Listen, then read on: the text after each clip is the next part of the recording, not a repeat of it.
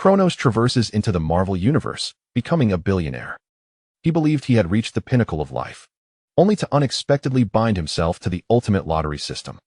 With a mere 10 draws, he summons formidable beings such as Sukuna, Zhongli, and Esdeath, along with the illustrious Holy Grail from the Fate universe. Utilizing the power of the Grail, Kronos summons powerful heroes from various realms to partake in a grand battle. A Holy Grail War featuring 14 legendary servants. Chapter 1, Kronos. In a clandestine facility in Hell's Kitchen, New York, a fierce contest has just concluded, drawing the attention of countless spectators. 5, 4, 3, 2, 1. The contestant has fallen and can fight no longer. I declare the winner to be our Tyrannosaurus Rex, Justin. As the referee's declaration echoes, the crowd erupts in cheers. Even the wild beast, Jack, has succumbed. Our contestant Justin has achieved 9 consecutive victories and is merely one step away from claiming the championship of this match. A grand prize of $100,000. A full $100,000. The commentator's impassioned voice stirs the audience. Ladies and gentlemen, now, please welcome our highly anticipated contestant, the reigning champion for 3 consecutive years, the undisputed ruler of the Inferno Fist Tournament, the Butcher, Chris. As the announcer's voice fades, the spotlight converges on a towering figure entering from the contestant's entrance. The crowd's cheers reach a fever pitch. Chris, Chris, Chris. Bathed in light, the Butcher Chris strides forward. Go, Justin. Take down that damned pig. Chris, I have wagered my entire fortune on you. The upcoming match will pit Tyrannosaurus Rex, Justin, against Butcher Chris. If Justin can defeat Chris, he will become the new champion. I hereby declare the match to begin. At the moment the commentator finishes speaking, the 2 imposing figures on the stage collide, exchanging blows with ferocity, as blood and sweat mingle. The audience, fervent and animated, chants in excitement. Meanwhile, in a prime viewing position among the audience, the mastermind behind this underground boxing event observes intently. Before him stands a subordinate, bowing and scraping to curry favor with an elderly man seated beside him. This elder, appearing around 60 years old, has graying hair, yet possesses a complexion as vibrant as that of youth. He strokes his grizzled goatee, watching the match with keen interest. He is Kronos Lin, the chairman of the Kronos Corporation, the financial backer of this underground boxing event.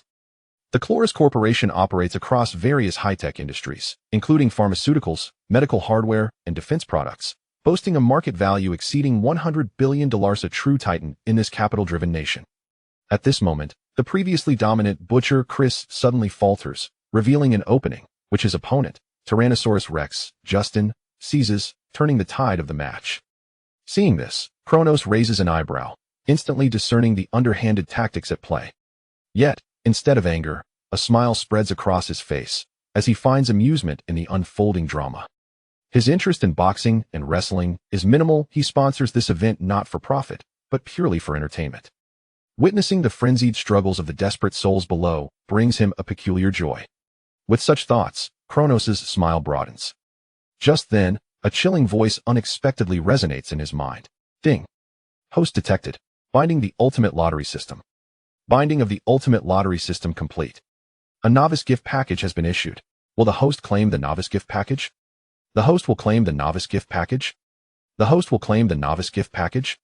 The cold, emotionless electronic voice reverberates in his mind, leaving Kronos momentarily stunned, nearly pulling out his beard in disbelief. Ha, ha ha ha. A broad smile breaks across his face, filled with unrestrained joy. Fascinating. Truly fascinating. Ignoring the incessant voice in his mind, Kronos' gaze remains fixed on the match below. He reminisces about long-forgotten memories, so distant that he nearly forgets he was once a mere traveler from another world. Originally an ordinary office worker on Blue Star, he perished from overwork, only to awaken as a newborn in a Chinese merchant family in America. Utilizing knowledge far beyond this era, he rapidly expanded the family business, ultimately establishing a globally recognized conglomerate. It has been ages since something so delightful has occurred. I sense this is merely the beginning. My mundane life is about to transform. To celebrate this wondrous commencement, he decides to make the match even more exhilarating. Chuckling softly, Kronos abruptly rises from his seat, seizing the civil staff beside him, and strides confidently towards the commentary booth. He kicks open the door to the commentary booth, interrupting the animated announcer, and without hesitation, snatches the microphone, proclaiming to the audience below, 1 million. The prize for this match has been temporarily increased to 1 million. His commanding voice resonates through the empty space, halting all activity at the peak of the match. Every gaze, whether from the contestants in the ring or the staff and spectators below, turns towards the imposing figure at the commentary booth. Direct the cameras towards me, Kronos commands without expression. The surrounding staff, taken aback by this sudden intrusion, appear bewildered, while the subordinate beside Kronos shouts, "Are you deaf? Follow Mr. Kronos's orders immediately." As the staff adjust the cameras, the large display within the room shifts from the match to the commentary booth, showcasing Kronos himself on the screen. Allow me to introduce myself. My name is Kronos, chairman of the Chloris Group and sponsor of this boxing event. You may know my name or have seen my likeness in newspapers and on television. Kronos surveyed the audience below. I trust none of you believe I lack the means to cover the prize for this match. Why is there such a lack of enthusiasm? Is the prize insufficient? Very well, let us raise it to 500. No, 10 million. $10 million. Furthermore, the rules of the competition will be altered from boxing to unrestricted combat. And all present, whether competitors, spectators, or staff, are eligible to partake in this contest. My schedule today is rather tight. As he spoke, Kronos glanced at his watch and continued, "You have 15 minutes. In this span, I care not what methods you employ but bare-handed combat, armed confrontation, or even the use of firearms. After 15 minutes, the last person standing in this boxing arena shall claim the $10 million prize. Now, let the countdown commence."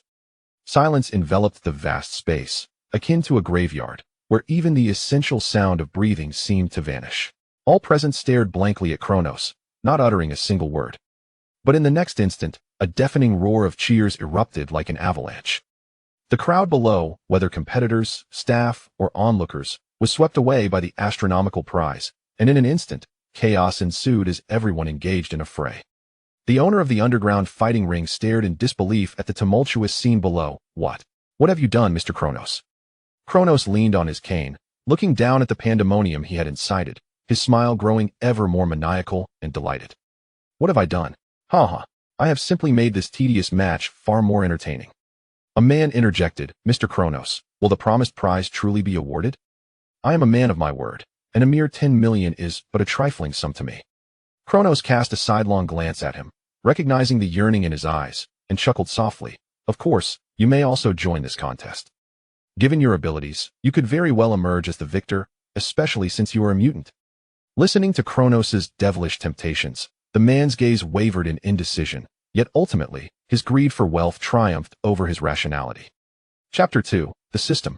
Will the host claim the novice gift package? Seated at the highest point in the underground arena, the cold electronic voice echoed incessantly in Kronos's mind. Nevertheless, he paid it no heed, remaining fixated on the chaotic struggle below, a smile still gracing his face.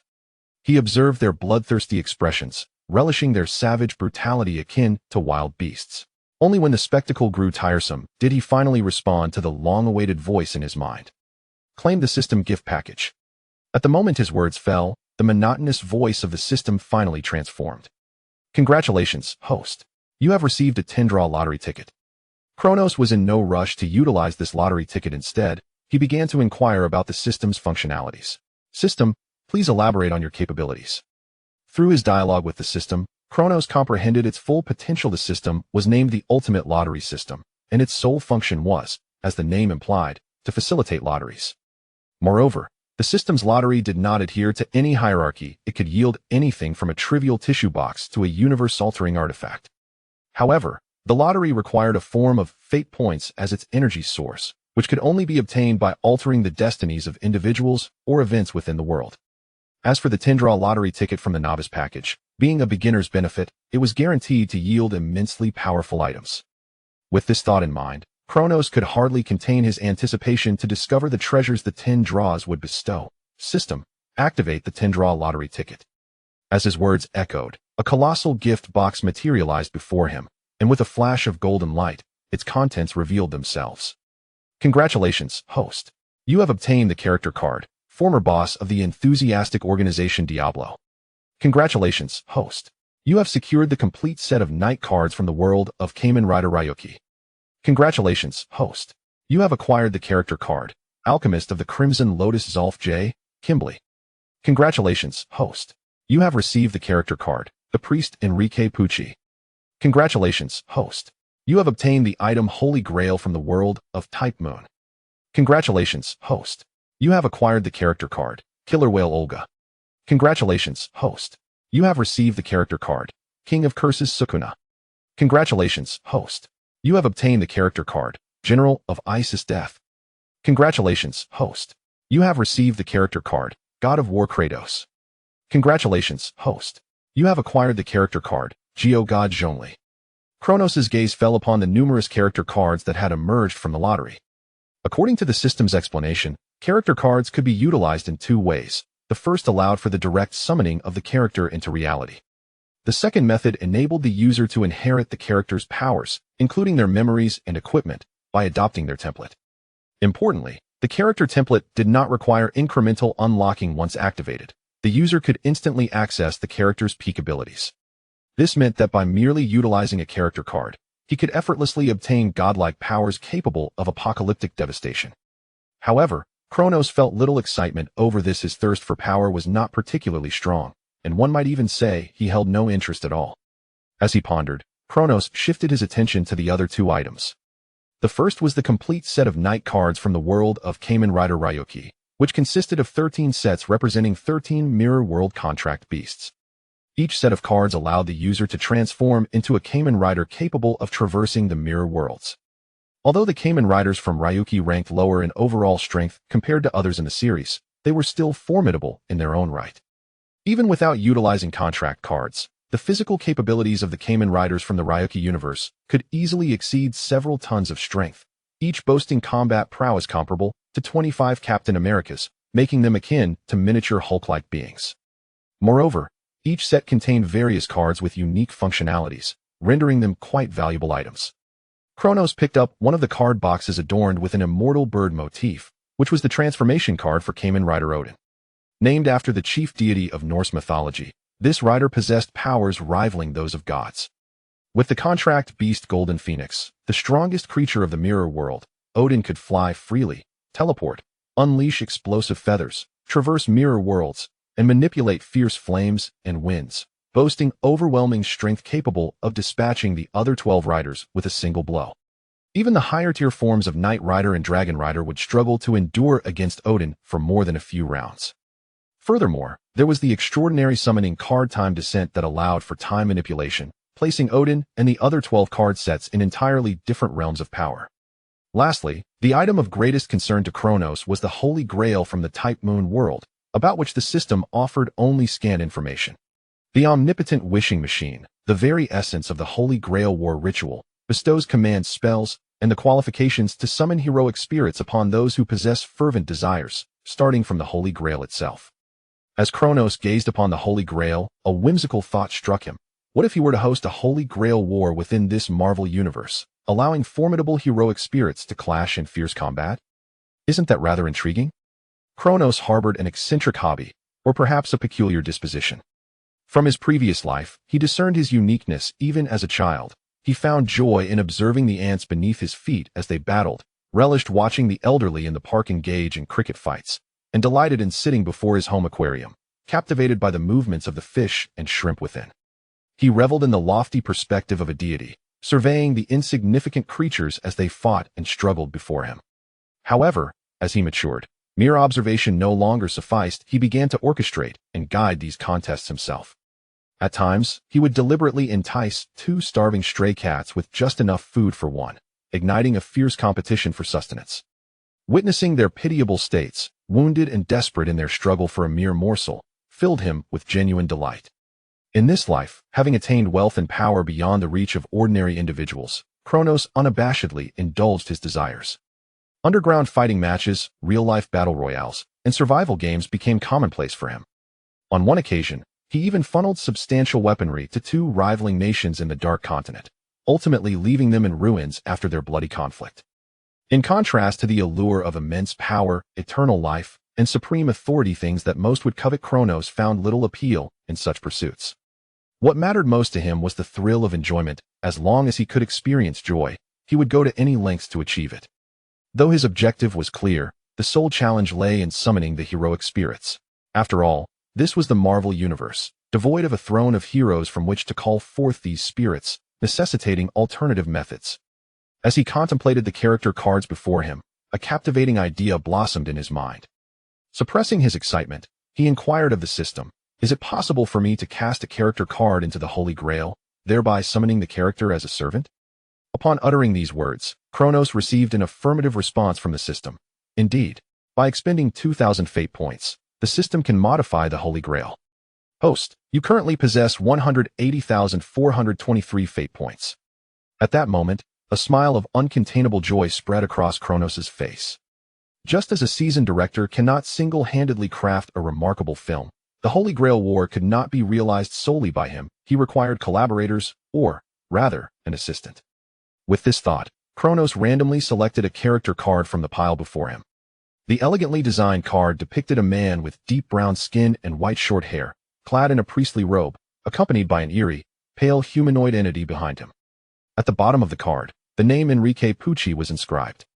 If it is he, our compatibility should be quite favorable. Among all the character cards he had drawn, Pucci's strength might be considered among the weakest. Nevertheless, Kronos opted for him. He believed Pucci to be the individual whose personality resonated most harmoniously with his own. Furthermore, the characters summoned from the cards were truly living beings, not mere puppets fabricated by the system to be manipulated at will.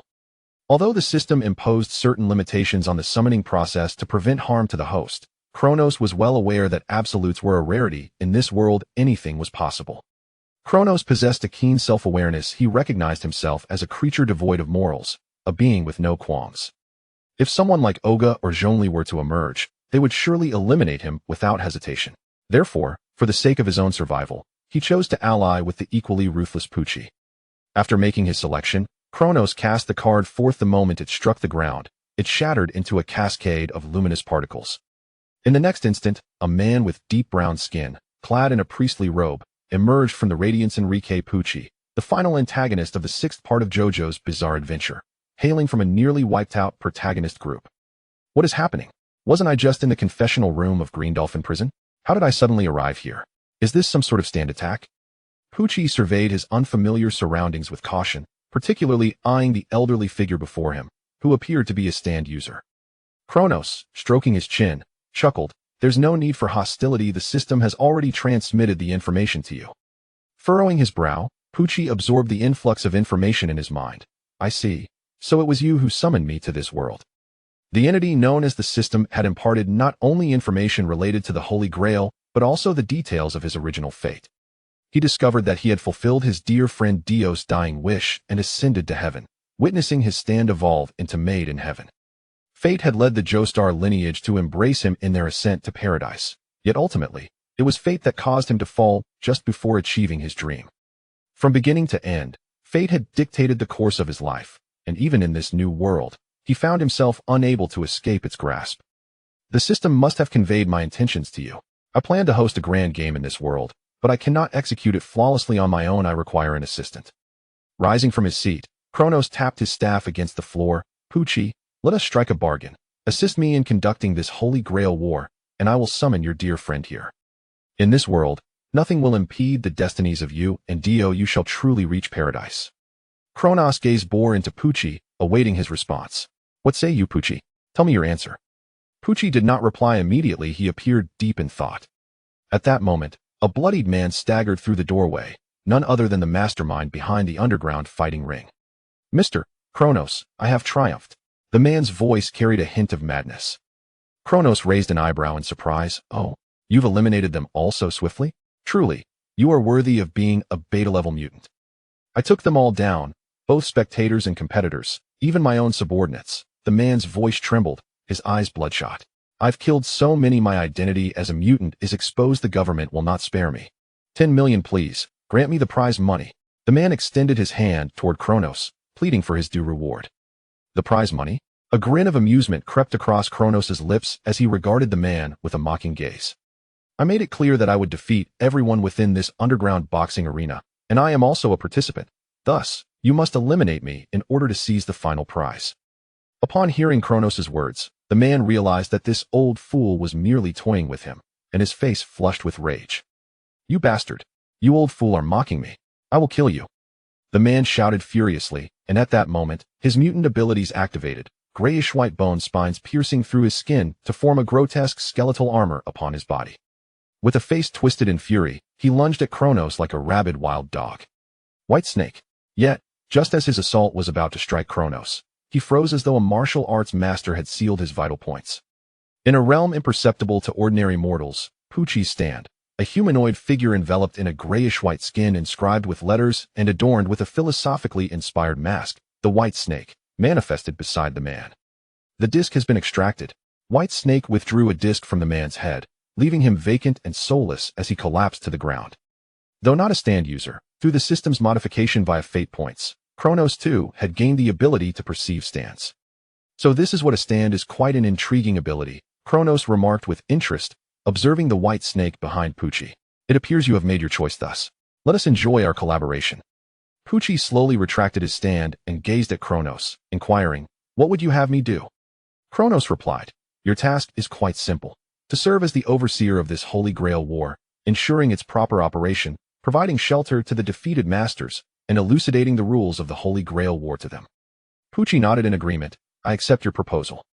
Kronos picked up the card box of Odin and chuckled softly. "Let us embark on this fascinating game together." Chapter 3. The Summoning of Spirits, Part 1. In the heart of New York. The Osborne Manor stood majestically as a luxurious automobile glided to a halt before its grand entrance. The car door swung open abruptly, and a young man hurriedly emerged, urgency propelling him forward. At last, he reached his destination. Harry forcefully pushed open the heavy door, leaning against the wall as he gasped for breath, his anxious gaze sweeping across the room's somber tableau. Within the confines of the chamber were but two figures, the steward of the Osborne family and Harry's father. Norman Osborne, the chairman of Osborne Industries, a titan who once commanded the American business landscape. He lay upon a hospital bed, his frail body resembling that of a withered tree, skin pallid to the point of translucence, marred by eerie green markings that crept over him like a malignant vine, inducing a shiver of dread. Harry's eyes fixated upon the grotesque patterns on his father's skin, a tempest of confusion and anxiety swelling within him. He turned to the steward, his voice quivering as he inquired, "What affliction has befallen my father? Why is it so grave?"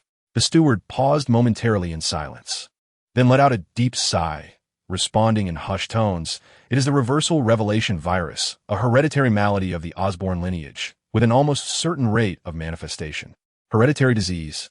Harry staggered back in shock. "Why has my father never disclosed this to me? What compels him to keep it a secret?" The steward bowed his head, his tone heavy with sorrow. "Your father has always feared that knowledge of this illness would burden you with unnecessary psychological weight. Hence he has chosen not to mention it. He has tirelessly pursued various avenues of research, striving to discover a cure for the reversal revelation virus. Yet all endeavors have ultimately met with failure." Has Harry arrived? Suddenly, Norman's eyes fluttered open, once bright and brimming with wisdom, now clouded and devoid of their former brilliance. Harry swiftly approached the bedside, clutching his father's parched hand in a firm grip. "Father, I am here." Norman's hand trembled slightly, as if summoning the last vestiges of his strength to grasp Harry's palm tightly. "Harry, do not relinquish hope. You must endure. You are the sole heir of the Osborne family. At any cost, you must survive." Before he could finish his thought, Norman's eyelids fell shut once more, surrendering to slumber. Harry felt as though an invisible hand had gripped his heart, and he turned to the steward, asking, "How much longer can my father endure?" The steward shook his head. "I fear the master has less than 3 months remaining. Furthermore, it seems the board of directors has been apprised of his condition. They may soon take action." Yet another heavy blow struck, and Harry felt a wave of dizziness wash over him, as if the very foundations of his world were crumbling. After a moment of silence, he merely nodded, murmuring, "You may go about your duties. I wish to remain here with my father." The steward exited the room quietly, leaving Harry alone to confront the stark reality of his father's frailty. As the door closed behind the steward, Harry could no longer maintain his composure, collapsing onto the floor, utterly drained of strength. The weight of his ailing father, the pressures of the corporation, and the sudden emergence of this hereditary affliction loomed over him like insurmountable mountains, suffocating him with despair. He was merely a child nurtured under the protective wing of his father, never having truly confronted such a weighty reality. Harry stared blankly at his father lying on the sickbed, his heart brimming with confusion and helplessness. He murmured softly, "What am I to do, Dad?" At that moment, a searing heat surged from the back of his hand, abruptly interrupting his thoughts. Harry looked down in horror, discovering a mysterious black pattern that had somehow manifested on his skin. "What is this thing?" His voice quivered with fear and bewilderment. That was the command seal, a token of entry into the Holy Grail War and a medium for summoning servants. Only those with fervent desires would be chosen by the Grail. Suddenly, a voice echoed from behind him, causing Harry to startle and turn around, only to find the space behind him empty. He shouted, Who's there? "I am here." Within the mirror of glass, the voice came again, and as Harry followed the sound, he finally discerned the true visage of its owner. In the reflective surface of the window stood a figure clad in golden armor. "Who are you? What is this command seal?" "My name is Odin. I'm the orchestrator of this Holy Grail War." The resplendent figure, Odin, stood with arms crossed, gazing at Harry from the mirrored realm parallel to reality. "As for your other inquiries, the Grail has already imparted the information to you." At the instant his words fell, Harry felt a sharp pain in his head as a torrent of information was forcefully thrust into his mind. The omnipotent wish-granting machine, heroic spirits, the 7 classes, command seals. At that moment, Harry comprehended everything about the Holy Grail War. Yet, it was precisely this understanding that left him in a state of indescribable shock, for the sake of that so-called Grail that could fulfill any wish. Summoning servants to engage in brutal combat, even at the cost of their lives. Whether you desire it or not, from the moment you are chosen by the Grail, you are ensnared in a vortex of desire from which no one can escape. If you do not kill them, they will kill you. Odin's voice was cold, devoid of any emotion, as if he were a deity looking down from on high. In this Holy Grail War, all you could do is fight. Fight to survive. By the way, here, take this. Your compatibility with it is remarkably high. It has chosen you. From this moment on, use it freely. As he spoke, Odin seemed to toss something toward Harry, and the mysterious object broke through the mirror into the realm of reality. Harry caught the item Odin had thrown, a black card box embossed with a bat design. What lies within? Are these cards? The interior of the box appeared to contain numerous cards, and with a tentative hand, Harry pulled one card from the box. This card depicts a mysterious bat with wings as sharp as blades. The moment Harry drew the card, he seemed to hear a piercing, resonant screech, and simultaneously, the name of this enigmatic bat materialized in his mind. Darkwing Bat. Hailing from the mirror world, it soars freely above, a hunter capable of slicing and shredding its prey with its razor-sharp wings. A formidable creature indeed. Harry raised the card box towards Odin and inquired, "Is this item a weapon?" From the mirror, Odin unambiguously replied, "You may perceive it as such. Both the servant and this card box are indeed instruments meant for battle. Tada open. Tada open. Without combat, survival is unattainable. Continue to fight until but one remains to grasp the holy grail of the victor." Odin's visage vanished from the mirror, yet his voice lingered in the air, leaving Harry gazing at the command seal on the back of his hand, his gaze drifting and uncertain. Chapter 4. The Summoning of Heroic Spirits, Part 2. At this moment, it was deep into the night. Jean was alone in his secret base, a place known to no one but himself. He sat on the sofa, watching a video on the screen, images of his family from times long past. Soft melodies accompanied warm visuals, evoking cherished memories spent with his wife and children. Even someone as seemingly cold-hearted and devoid of humanity as Jean could not help but wear a blissful smile. Only in this moment could the taut strings of his heart find a semblance of relaxation. At this instant, he was truly a man, not merely the unfeeling king of the underworld. However, the brief respite was soon over, and Jean retracted his gentle smile. His towering frame rose from the sofa, turning to step into the shadows where the light could not reach. Yet, in that fleeting moment of turning, he sensed a peculiar sound, an auditory sensation that could only be perceived through the sixth sense. This strange sound emanated from behind him, specifically from a mirror. Something was about to break through the confines of the mirror and enter reality. "Who is it?" Jean roared, spinning around, his muscles tense like steel, his fist hurtling toward the source of the noise with the force of a gale. "It is I." At that moment, a familiar voice resonated, revealing before Jin's eyes an individual he had never anticipated. An elderly Asian man clad in a brown trench coat, holding a staff, with a goatee and meticulously groomed gray hair. Jean, astonished, stared at the old man. "Mr. Kronos." "Jean, you seem quite taken aback by my presence here," Kronos said, narrowing his eyes with a gentle chuckle, as he pushed aside Jin's colossal fist with his staff, as if it were no more than a mere sandbag. "I have come to seek your counsel regarding a matter related to the game." As he spoke, Kronos crossed over to Jean and began to wander around the secret base, his curiosity akin to that of a playful child, surveying the surroundings. Jean observed the old man's retreating figure, his clenched fists relaxing as he suppressed the overwhelming intent to kill. He refrained from inquiring how Kronos had discovered his hidden sanctuary or how he had suddenly appeared there.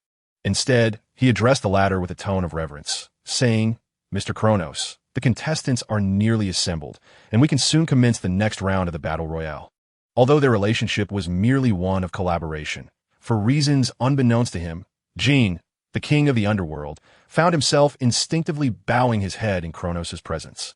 Listening to Jean, Kronos fiddled with an object in his hand, nonchalantly remarking, "Ah, you speak of those tiresome real-life chicken dinners. I have grown weary of them. There is no need to continue. I have discovered something far more intriguing, a game that could determine the fate of the entire world." Suddenly, Kronos turned to Jean, his voice escalating, his eyes filled with a maddening intensity. Jean had encountered numerous inhumane madmen and murderers, each devoid of ethics, some cruel and bloodthirsty, others disturbingly deranged. All the dark and vile traits of humanity were vividly embodied in them. Yet, none had ever evoked the visceral terror within him that Kronos did. The elderly man before him was immaculately dressed, his demeanor civilized and elegant, resembling a gentleman. However, beneath this polished exterior lurked a profoundly insane demon. He viewed humanity as mere ants and toys, relishing in the manipulation of words and interest to incite conflict among others, not for gain, nor out of hatred, but solely to satisfy his most depraved desires, akin to a child's pure malice. The Holy Grail War, summoning formidable spirits from another realm to engage in brutal combat within this world, with the ultimate victor obtaining the miraculous Holy Grail capable of granting any wish. Kronos raised his staff, pointing it at Jean, and proclaimed loudly, "And now, Jean, I have decided to grant you the qualification to participate." In an instant, a searing sensation ignited upon his skin. Jean lifted his right hand, only to discover a mysterious black symbol materializing on the back of his hand, while information regarding the Holy Grail War flooded into his mind. At that moment, his eyes brimmed with incredulous ecstasy, and he harbored no doubts about the information that had emerged within his consciousness. Perhaps overwhelmed by the sudden delight, Jean, the sovereign of New York's underworld, could no longer maintain his composure and stammered, "Can the Holy Grail truly grant any wish? Indeed, it can fulfill any desire. Even the resurrection of the deceased is a trivial matter for the Holy Grail." Kronos picked up the picture frame from the desk, gazing at the family portrait of Jean Bing, as if tempting the king of the underworld to succumb to his darker desires. Summoned forth. The time was now May 11th, at 4:08 p.m. The location was Zhongqing High School, bustling with students as the school day concluded. Andrew stood on the playground, brandishing a second-hand camcorder he had unearthed from a flea market, directing the lens towards the throng of students traversing the campus. His finger pressed gently on the record button, his gaze intent, as if through this modest device he could capture an alternate reality. However, this concentration was soon shattered. "Hey, Andrew, what are you filming, you little brat?" A coarse hand abruptly intruded into the frame, followed by Andrew being forcefully shoved to the ground, nearly losing his grip on the camcorder. He scrambled to protect it, but before he could react, a powerful hand seized his collar, hoisting him up. An irate face loomed before him, nearly touching his nose. The owner of this face was Lightning, a notorious bully at school who often preyed on weaker students, emboldened by his family's connections. Andrew was one of his favorite toys. "Andrew, I heard you got your hands on a piece of junk camera, filming everywhere, and dare to take candid shots of my girl?" Lightning glared menacingly at Andrew. Panicking, Andrew shook his head, his voice trembling. No, I didn't. I was just, didn't. Do you still dare to deny it?" Lightning interjected, delivering a sharp slap to Andrew's face. Darkness enveloped Andrew's vision. A ringing filled his ears, and his cheek burned with pain. A few of Lightning's cronies stood behind, stifling their laughter. "Andrew, don't you love filming? Come on, you lot. Point the camera here and capture the gallant demeanor of our classmate Andrew," Lightning sneered, gesturing for his followers to seize the camcorder. "Look at you now, so photogenic like a grand star." His tone dripped with mockery as he grasped Andrew's chin, forcing him to lift his head. "What expression is that? You look as if your entire family has perished. Smile. Laugh. Did you not hear me tell you to smile?" Another slap landed, and Andrew's face was already swollen and bruised. With great effort, Andrew managed to conjure a smile that was more sorrowful than joyful. "Always wandering around with that broken camcorder. What a weirdo," jeered Lightning's followers. "Look at that kid now. He resembles a dog." They cackled, their laughter echoing across the playground. Once they finally departed, Andrew slumped to the ground, gripping the camcorder tightly. The lens had shattered, the cracks spreading like a spider's web. His expression darkened ominously. His eyes fixated on the retreating figures of Lightning and his cohorts, lips trembling as he muttered under his breath, You scoundrels, why don't you all just perish?" After this tumultuous ordeal, Andrew found himself devoid of any motivation to continue filming. He cradled the broken camera and silently made his way home. "Andrew, have you returned?" A feeble voice echoed from within the room as he opened the door. Andrew paused, pushed the door ajar, and beheld his mother lying in bed. Her cheeks gaunt and pallid, the sound of the respirator piercing the silence of the room. "Come keep me company. I feel so lonely," his mother said in a frail tone, yet upon seeing her son, a flicker of solace seemed to grace her features. With a sigh, Andrew approached his mother's bedside, mustering a faint smile. "Was anything interesting happening at school today?" she inquired softly. "What could possibly be interesting at school?" "Just the same old routine. Hypnotic lectures from teachers and the incessant chatter of students throughout a mundane day," Andrew replied, his voice laced with fatigue. "What is that in your hands?" His mother's gaze fell upon the camera nestled in his arms. "I found this camera at a second-hand market for less than $50. I want to use it to document my life, much like keeping a diary," Andrew explained. "A habit akin to diary writing? Could you take a picture of me?" His mother's voice held a hint of anticipation. Andrew glanced down at the camera, the cracked lens evoking a sense of helplessness. "Well, it has a few issues and needs some adjustments." "What a pity. I can only wait until you have it repaired." A look of disappointment crossed his mother's face. After a brief moment of silence, Andrew gently squeezed her hand. "Once I fix it, you'll be the first person I photograph." After conversing with his mother, Andrew retreated to his room. He delicately tinkered with the camera, and after a series of adjustments, he finally managed to power it on. Watching the images flicker to life on the screen, he exhaled in relief, a glimmer of joy illuminating his face. Thankfully, it had not been irreparably damaged. However, this fleeting tranquility was soon shattered. "Open the door. Andrew, you little rascal, what are you doing in there?" A barrage of relentless banging and an enraged voice echoed from outside. "You better let me in. I know you're inside." Andrew furrowed his brow. Even through the door, he could detect the pungent stench of alcohol. That drunken fool had returned, reeking of spirits and ready to cause trouble. "Just a moment. I'm busy," Andrew replied impatiently. As was customary, he believed that if he could stall long enough, the man would eventually lose interest and depart. Yet this time, his delay proved ineffective. With a resounding crash, the already fragile door was violently thrust open. A middle-aged man stormed in, his face flushed and his eyes glassy, clearly inebriated. "I told you to open the door. Did you hear me?" The man seized Andrew by the hair and hurled him violently to the ground. "I heard your mother say you got a junky camera. Where did you get the money for that?" The man's voice was thick with anger and suspicion, as if Andrew had committed some heinous crime. "It's my own money." Andrew gritted his teeth, a hint of defiance lacing his voice. "What do you mean your money?" "All of your money comes from me," the man bellowed, delivering a vicious kick to Andrew's abdomen. Doubling over on the ground, Andrew groaned in agony, yet refrained from tears or pleas for mercy. Instead, he fixed his gaze on the floor, his eyes brimming with resentment. After exhausting his fury, the man staggered out of the room, muttering under his breath, "Useless waste, just like your mother." Lying on the floor, Andrew gasped for breath. His fingers clenched into tight fists. A surge of intense anger and helplessness welled up within him, yet he understood he could do nothing. Once the room fell entirely silent, Andrew slowly rose to his feet, brushing off the dust from his clothes. He cast a glance at the camera perched on the bedside. a flicker of complex emotions crossing his face. He resolved to take a walk. It was at least preferable to remaining in this stifling home, wandering aimlessly down the street. The dim lights lining the road appeared particularly murky in the night. His mind replayed the events of the day, the mocking laughter, the scolding and beatings from his father, and his mother's frail voice. He felt ensnared in an invisible cage, unable to escape. As he passed an intersection, he suddenly overheard a conversation. "Thank you so much. Father, without you, I truly wouldn't know what to do." "God bless you, Mrs. Mary."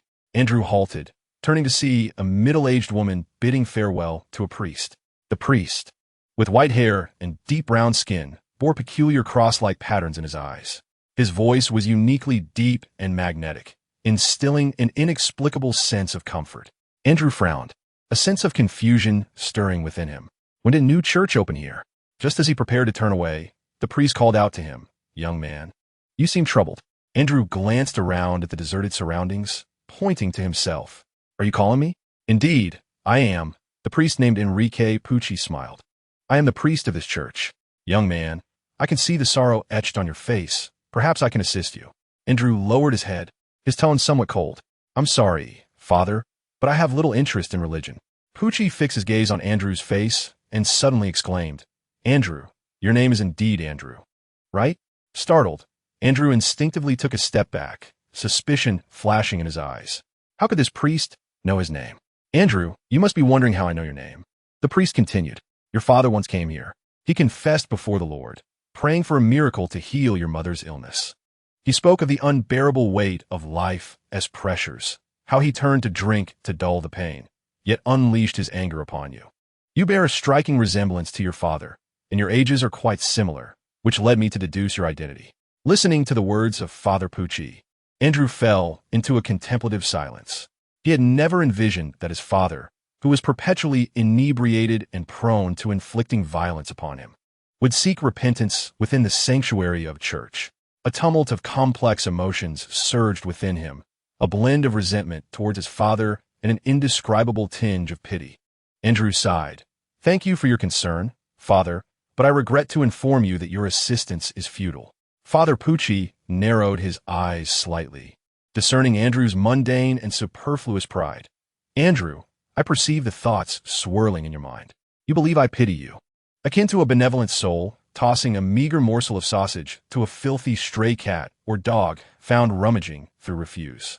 Andrew's fingers trembled slightly, yet he refrained from retorting.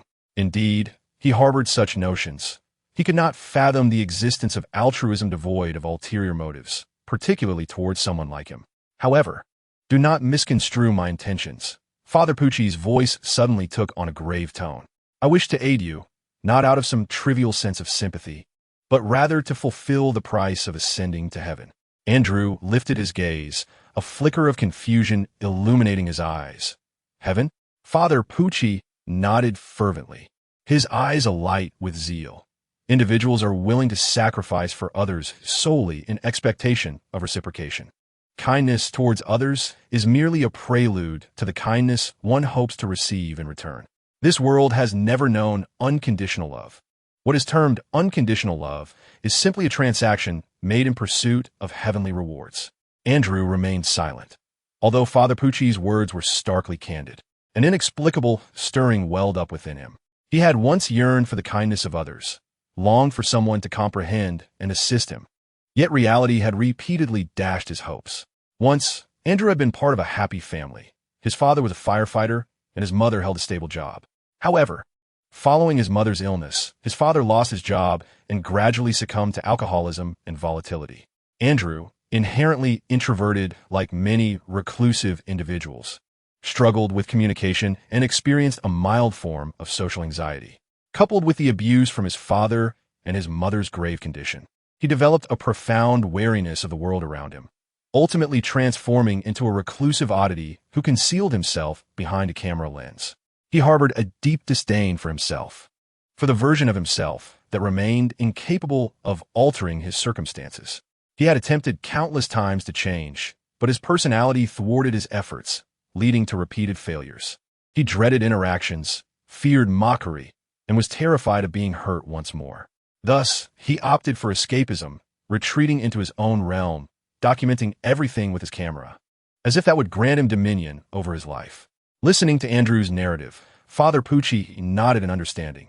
I see. You perceive your life as a considerable failure and desire to transform it. Andrew, you need not doubt yourself. Everyone possesses a unique talent. It is merely that you have yet to discover your own. But how does one go about this? A hint of confusion lingered in Andrew's voice. Puck closed the Bible in his hands, his silhouette standing in the shadow of the cross. His magnetic voice akin to a demon enticing one to fall from grace. Have you ever heard of the Holy Grail? Chapter 5. The Summoning of Heroic Spirits. Part 2. Andrew lay on his bed, his gaze fixated vacantly upon the dark mark on the back of his hand. The Holy Grail, he murmured, his voice barely audible. The conversation with Father Puck earlier in the day echoed in his mind. That enigmatic priest had revealed everything about the Holy Grail War to him. An omnipotent wishing machine, heroic spirits, 7 classes of servants, and command seals, concepts that sounded as if they had leaped from the pages of a comic book, yet were indelibly etched upon his hand. What a fool I am, he thought with a self-deprecating smile. How could something that sounds so much like a neon comic possibly be real? Yet, his gaze remained transfixed upon the command seal. His fingers absent-mindedly traced the mark, stirring something dormant deep within him. Should I give it a try? After all, his life had already descended into the depths of despair. His father was a drunkard, his mother gravely ill, and his introverted nature rendered him incapable of social interaction. At school, he was branded a freak, and even he regarded himself as worthless. The worst outcome would merely be becoming a laughingstock, a puppet to Father Puck's whims. With this thought, Andrew suddenly sat up in bed, a glimmer of determination flashing in his eyes, as if he had resolved something profound within himself. Since he had nothing left to lose, he might as well attempt it. He leaped from his bed and began rummaging through drawers for the necessary items for the summoning ritual. According to Father Puck, at midnight, during the full moon, the magical energy would be at its zenith, making it the optimal time to summon a servant.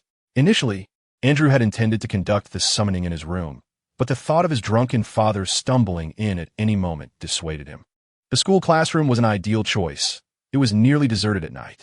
He quickly gathered his belongings, stuffing the summoning circle's diagram, watercolor pens, candles, and other assorted items into his backpack, then quietly slipped out of the house. The streets at night were eerily silent, with only the streetlights casting a dim glow in the darkness. Andrew's heart raced, a mix of anxiety and excitement coursing through him. His footsteps light and hurried, as if something were pursuing him. It was May 11th, 11:50 p.m. Andrew stood in the center of the classroom, adjusting the camera's angle to focus on the ground. Taking a deep breath, he began to draw the summoning circle on the floor with the red watercolor pen. The first step, inscribing the summoning circle. His fingers trembled slightly, yet his movements were remarkably focused. Each stroke was executed with precision, adhering strictly to the instructions on the diagram, not daring to err in the slightest. Overflow, overflow, overflow, overflow, overflow. After meticulously drawing the summoning circle, Andrew retrieved the parchment inscribed with the incantation from his pocket and began to chant softly. Cycle after cycle, followed by 5. When full, it becomes the opportunity for waste. However, just as he immersed himself in the ritual, a cacophony of footsteps and laughter erupted from outside the classroom. Lightning. Surely nothing is amiss at this hour? A familiar voice broke through. What is there to fear? No one is watching us anyway. Another voice replied with disdain. A chill gripped Andrew's heart, causing his movements to falter. He lifted his gaze towards the doorway, where he indeed spotted the last individuals he wished to encounter, Lightning and his entourage. Behind them trailed a group of flamboyantly dressed girls, evidently intent on engaging in some unspeakable revelry within the confines of the classroom late at night. Look who it is. Our classmate Andrew. Lightning strode into the room. A mocking smile plastered across his face. His eyes swept over the summoning circle on the floor, a smirk curling at the corners of his mouth. What is our little star up to? Drawing runes? Or perhaps conducting some sort of cult ritual? The color drained from Andrew's face in an instant, his instinct prompting him to conceal the parchment behind him. Yet Lightning was swifter. Give it back. Andrew attempted to snatch the paper, but Lightning deftly evaded him. Oh, someone else, quite anxious, Lightning taunted, waving the parchment in the air and dramatically reciting, What does it say about summoning a servant? Overflow, overflow, overflow, overflow, overflow. His voice echoed in the classroom, laced with an unsettling mockery. Andrew clenched his fists tightly, his nails digging into his palms, yet he refrained from acting rashly. Cycle after cycle, followed by 5. When full, it becomes the opportunity for waste. Lightning continued, his tone dripping with derision. I declare you to heed my call. My fate intertwined with your sword. Respond to the summons of the Holy Grail. If you wish to comply with this will, then answer. Enough. Andrew could no longer contain himself. A tremor laced his voice. Return the paper to me. Return it to you? Lightning chuckled coldly, holding the paper aloft. If you want it, come and take it. Gritting his teeth, Andrew lunged at Lightning in an attempt to reclaim the parchment, but Lightning's minions swiftly surrounded him, pinning him down. Let me go. Andrew struggled, but his strength paled in comparison to the combined force of several. TSK, TSK. How pitiful, Lightning observed from above, his gaze imbued with scorn. What do you think you are? A superhero? A magician? Dream on. Andrew, you're just a waste, and you always will be. With that, he tore the parchment into shreds, carelessly scattering the remnants across Andrew's face. Look at you, unable to protect even a single piece of paper. And yet you dare to summon a servant? Lightning crouched down, patting Andrew's cheek with a tone rife with mockery. Awaken, Andrew. Reality is no mere comic strip. A flicker of rage flashed in Andrew's eyes, yet it was overshadowed by a profound sense of helplessness. He understood that he could not resist Lightning, just as he could not alter the course of his dismal life. However, at that moment, Lightning's attention was drawn to the summoning circle on the ground, and a malicious grin spread across his face. Since you are so eager to summon, why not let me give it a try? Lightning declared, kicking Andrew aside and stepping forward to the summoning circle. Abundant, abundant, abundant, abundant, abundant. Lightning's voice echoed through the classroom, laced with an unsettling flippancy. Andrew's heart tightened. He knew that if Lightning truly completed the summoning ritual, the consequences would be catastrophic. Cycle after cycle. The second is for the 5 elements. The time of abundance heralds the moment of abandonment. I command you to heed my call. My fate entwined with your blade, in answer to the Holy Grail summons. If you wish to comply with this will, respond to these words of righteousness. Here I vow, I shall achieve all that is virtuous in this world, and I shall eradicate all that is malevolent. I am the one who holds the chains. You are bound by the 3 great words of the 7 heavens, hailing from the wheel of restraint, guardian of the scales. As the final syllable of the incantation fell, a blinding radiance erupted from the summoning circle. The brilliance was as intense as the sun, illuminating the entire space as if it were midday, and a mysterious figure materialized at the center of the summoning array. Chapter 6. The Alchemist of Crimson Lotus. As the light from the summoning circle gradually faded, a man clad in a white suit and adorned with a top hat emerged at its center. Every individual present was rendered speechless by this unexpected spectacle. Andrew's heart raced, excitement rendering him nearly breathless. It was real. The Holy Grail truly exists. I have actually summoned a servant. However, in stark contrast to Andrew's exhilaration, the expressions of Lightning and his companions resembled that of one who had swallowed a fly, their gazes instinctively fixated on Gilgamesh. Despite the fact that this servant did not deliberately exude an oppressive aura, the overwhelming presence emanating from him instinctively invoked fear. Good heavens! This fool Andrew has indeed summoned something extraordinary. A sense of foreboding surged within Lightning's mind. Amidst this chaotic scene, Gilgamesh stroked his chin and chuckled with interest. What a fascinating situation. It seems some unexpected event occurred during the summoning. Now, who among you is my master? Andrew, grasped by Lightning by the collar, quickly raised his right hand, displaying the command seal on the back of his hand, and exclaimed eagerly, Caster, I am your master. Although Lightning and his companions knew nothing about the white-suited man who claimed to be Caster, it was evident from his earlier reference to Andrew as his master that he was akin to a mythical demon or familiar, an entity that could be commanded by the summoner. Lightning and his companions could not have been more familiar with Andrew. The dark-hearted scoundrel would undoubtedly not let them escape. And how could these ordinary individuals possibly contend with such supernatural beings as the servants? It was imperative to restrain Andrew, the Aster. This was our sole chance of survival. A glint of ruthlessness flickered in Lightning's gaze as he tightly gripped Andrew's throat, attempting to coerce Jean Pulley into releasing them. However, Jean Pulley instantly discerned their intention. His movements were as swift as lightning. In an instant, he subdued Lightning and his minions with remarkable ease. The group fell to the ground, howling in agony, no longer capable of posing any threat. "Help! Please spare us!" Lightning cried out in desperation, his voice laced with panic, while his companions echoed his pleas for mercy. Yet, Jean Pulley refrained from further aggression, instead taking a step back with a gentle smile, assuring them, "Return to your lives. I shan't take your lives." The group scrambled to their feet, limping away in a frantic escape, and Jean Pulley truly did not pursue them. Andrew's eyes widened in disbelief as he witnessed this scene. How could this be? The caster was actually letting them go. Why? Why would he release them? If they were to leave just like this, they would undoubtedly divulge what they had witnessed. It would mean the end for him. Panic tinged his voice. His fingers clenched into tight fists as the command seals on the back of his hand shimmered ominously. Andrew raised his right hand, prepared to issue a command to the servant. "Caster, I command you with this command seal." At that moment, Jean Pulley grasped Andrew's right hand with a grip that was just firm enough to restrain him without causing pain. "Caster, are you planning to kill them?"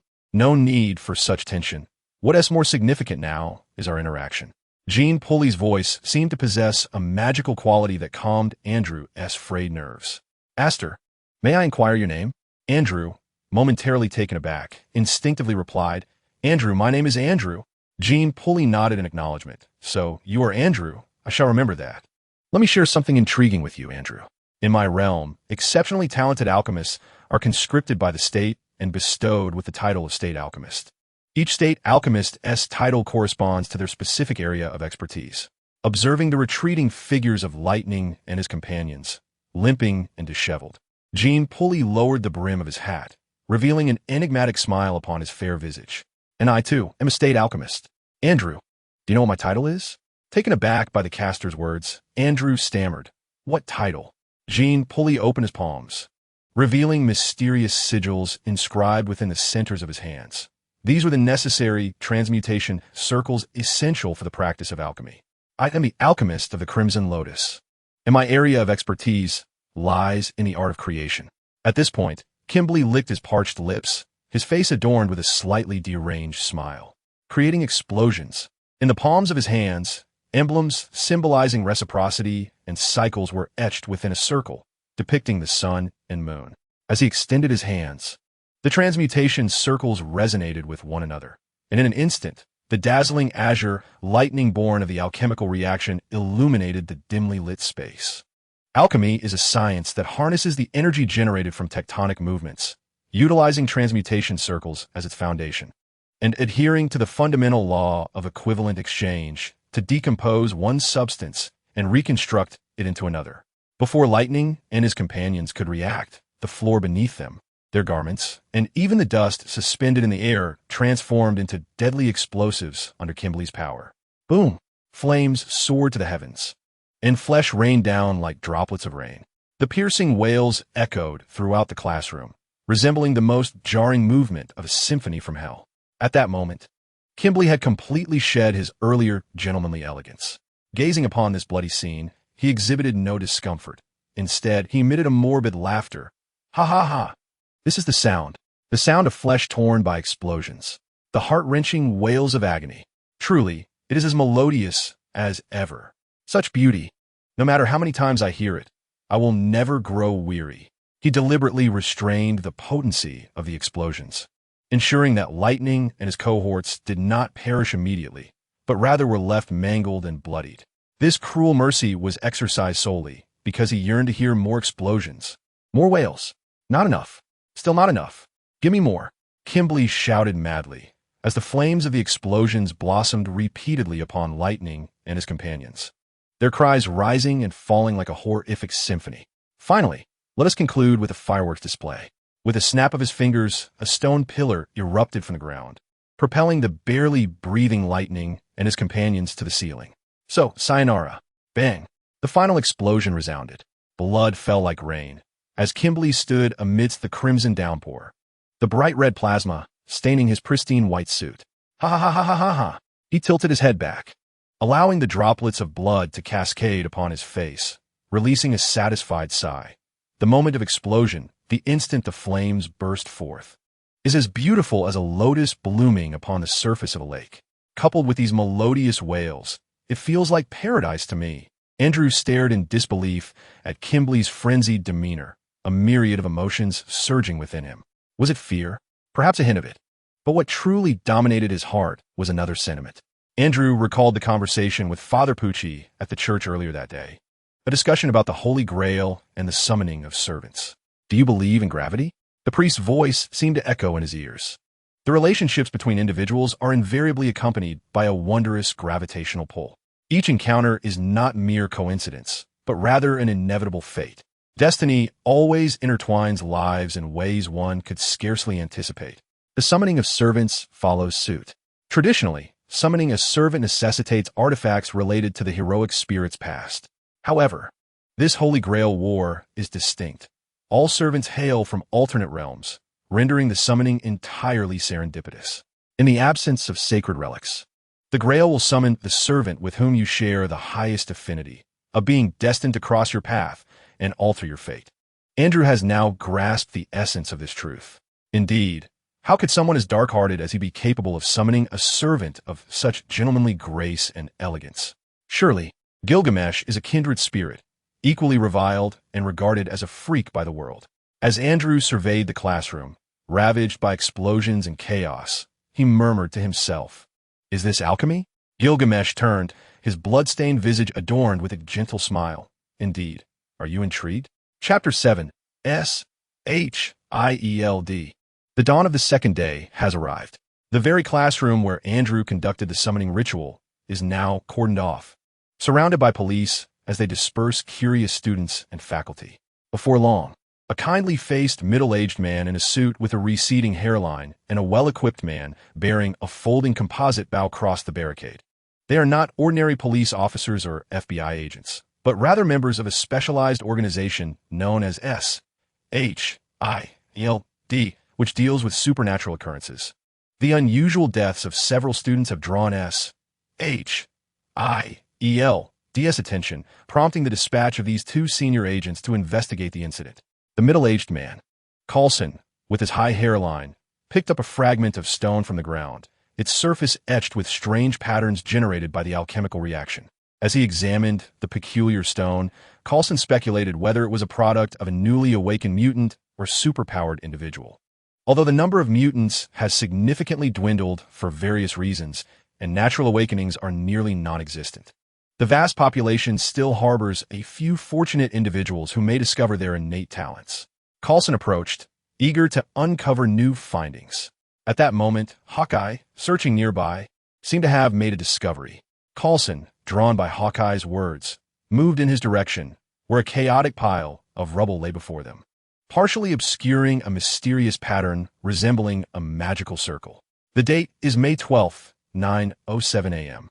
The location is my room, where I embark on my 23rd attempt at alchemy. As usual, Andrew records snippets of his life with a camera. Adjusting the camera's position, Andrew approached the meticulously drawn transmutation circle, inhaled deeply, closed his eyes tightly, and placed his hands upon the ground. He concentrated, attuning himself to the colossal energy generated by the movements of the Earth's crust, guiding it into the transmutation circle beneath him. In his mind, he envisioned the fundamental principles of alchemical equivalence, the cyclical dance of the sun and moon, and the decomposition and reconstruction of matter. Ultimately, accompanied by a cerulean arc of light that illuminated the dim space, the materials at the center of the transmutation circle began to react. Andrew gazed at the small, misshapen statue that barely resembled a human figure, excitement flooding his eyes. Have I succeeded? Is this alchemy? Beside him, the observer Kimpuri stroked his chin in surprise. In such a short span, you've achieved success. It seems, Andrew, that you possess considerable talent in alchemy. You're a genius. Listening to Kimpuri's words, Andrew pointed to himself in disbelief. Me? A genius? Kimpuri nodded, encouraging him with a smile. Indeed, you are a genius, Andrew. Never had Andrew contemplated that the day would come when he, who had struggled with everything throughout his life, would be hailed as a genius by others. Curiosity sparked within Kimpuri. I am intrigued, Andrew. What prompted you to participate in this Holy Grail War? Do you have a wish you hope to fulfill with the Grail? Watching Andrew, who was immersed in alchemy like a child with a new toy, Kimpuri posed this question. Andrew paused his actions, lifting his head with a look of confusion. I don't know. I lack grand ambitions or strong desires. I'm merely passed by that church, and the priest who called himself the supervisor bestowed upon me the command seal.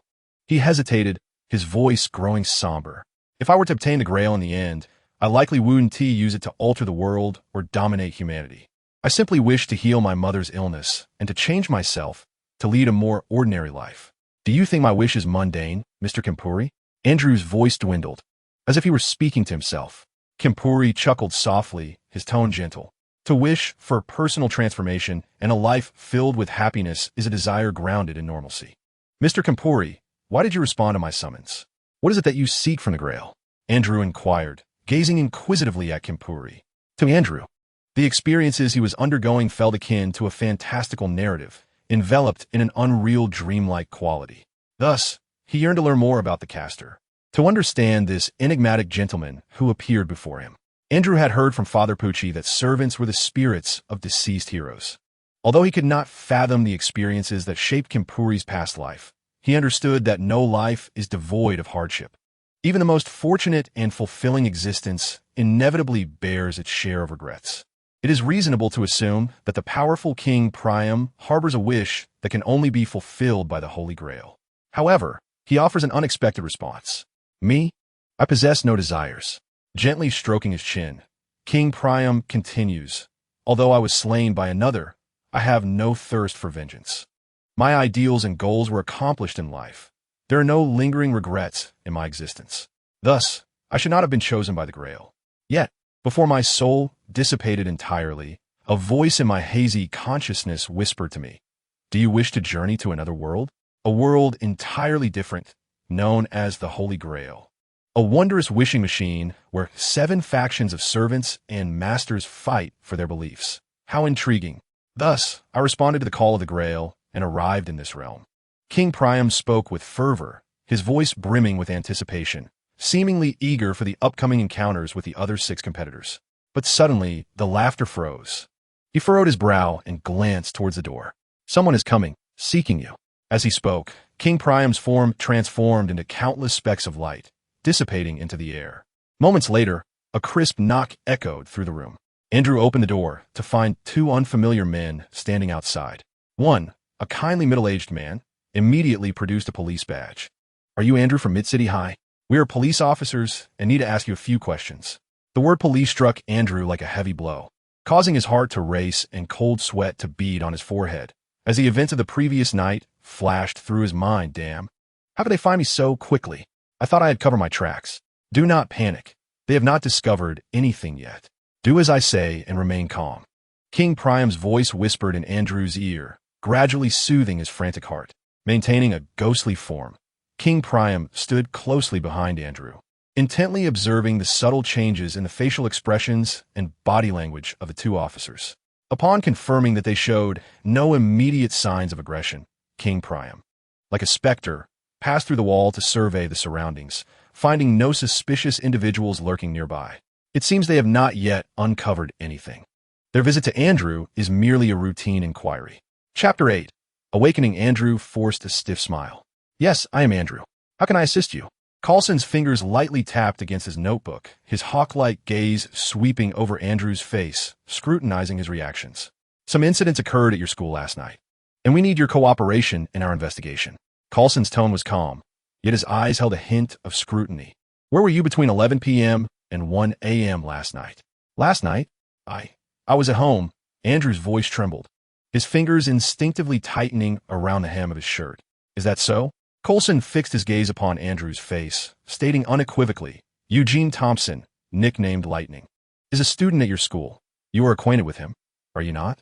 He swiped his tablet, revealing an image of Lightning, a vivacious smile illuminating his features. Andrew nodded. He is deceased. Are you aware if Lightning recently offended anyone? I do not know. Lightning has numerous adversaries at school. Andrew's voice grew somewhat frantic, as if eager to dissociate himself from any implication. Have you encountered any suspicious individuals at school recently? Andrew shook his head, his movements stiff, reminiscent of a marionette under control. Coulson's gaze settled upon the back of Andrew's hand, where faint black sigils were discernible. What happened to your hand? Huh? Andrew instinctively concealed his hand behind him, his voice laced with panic. It's just an allergy. The weather's been erratic. Coulson's brow furrowed slightly as he hastily jotted down notes. Andrew, should you recall anything, do not hesitate to contact us. He proffered a business card, his tone imbued with a subtle significance. Andrew accepted the card, his fingers trembling slightly. As the door closed once more, Andrew collapsed onto the floor, gasping for breath. They have finally departed, he muttered, his back drenched in cold sweat. Do not rejoice too soon. It is merely a matter of time before they find you. The figure of Jean Pulley materialized in the air. I meticulously erased all traces last night and avoided the cameras. Andrew's voice held a note of desperation. Jean Pulley approached the window, peering through the glass at the sparse street outside, where few pedestrians wandered and only a handful of cars passed by. Andrew, do you not understand? With the technological capabilities of this world, they will inevitably discover your whereabouts. In fact, it is more accurate to say they have already identified you. His voice was calm and analytical, as if dissecting a chess match.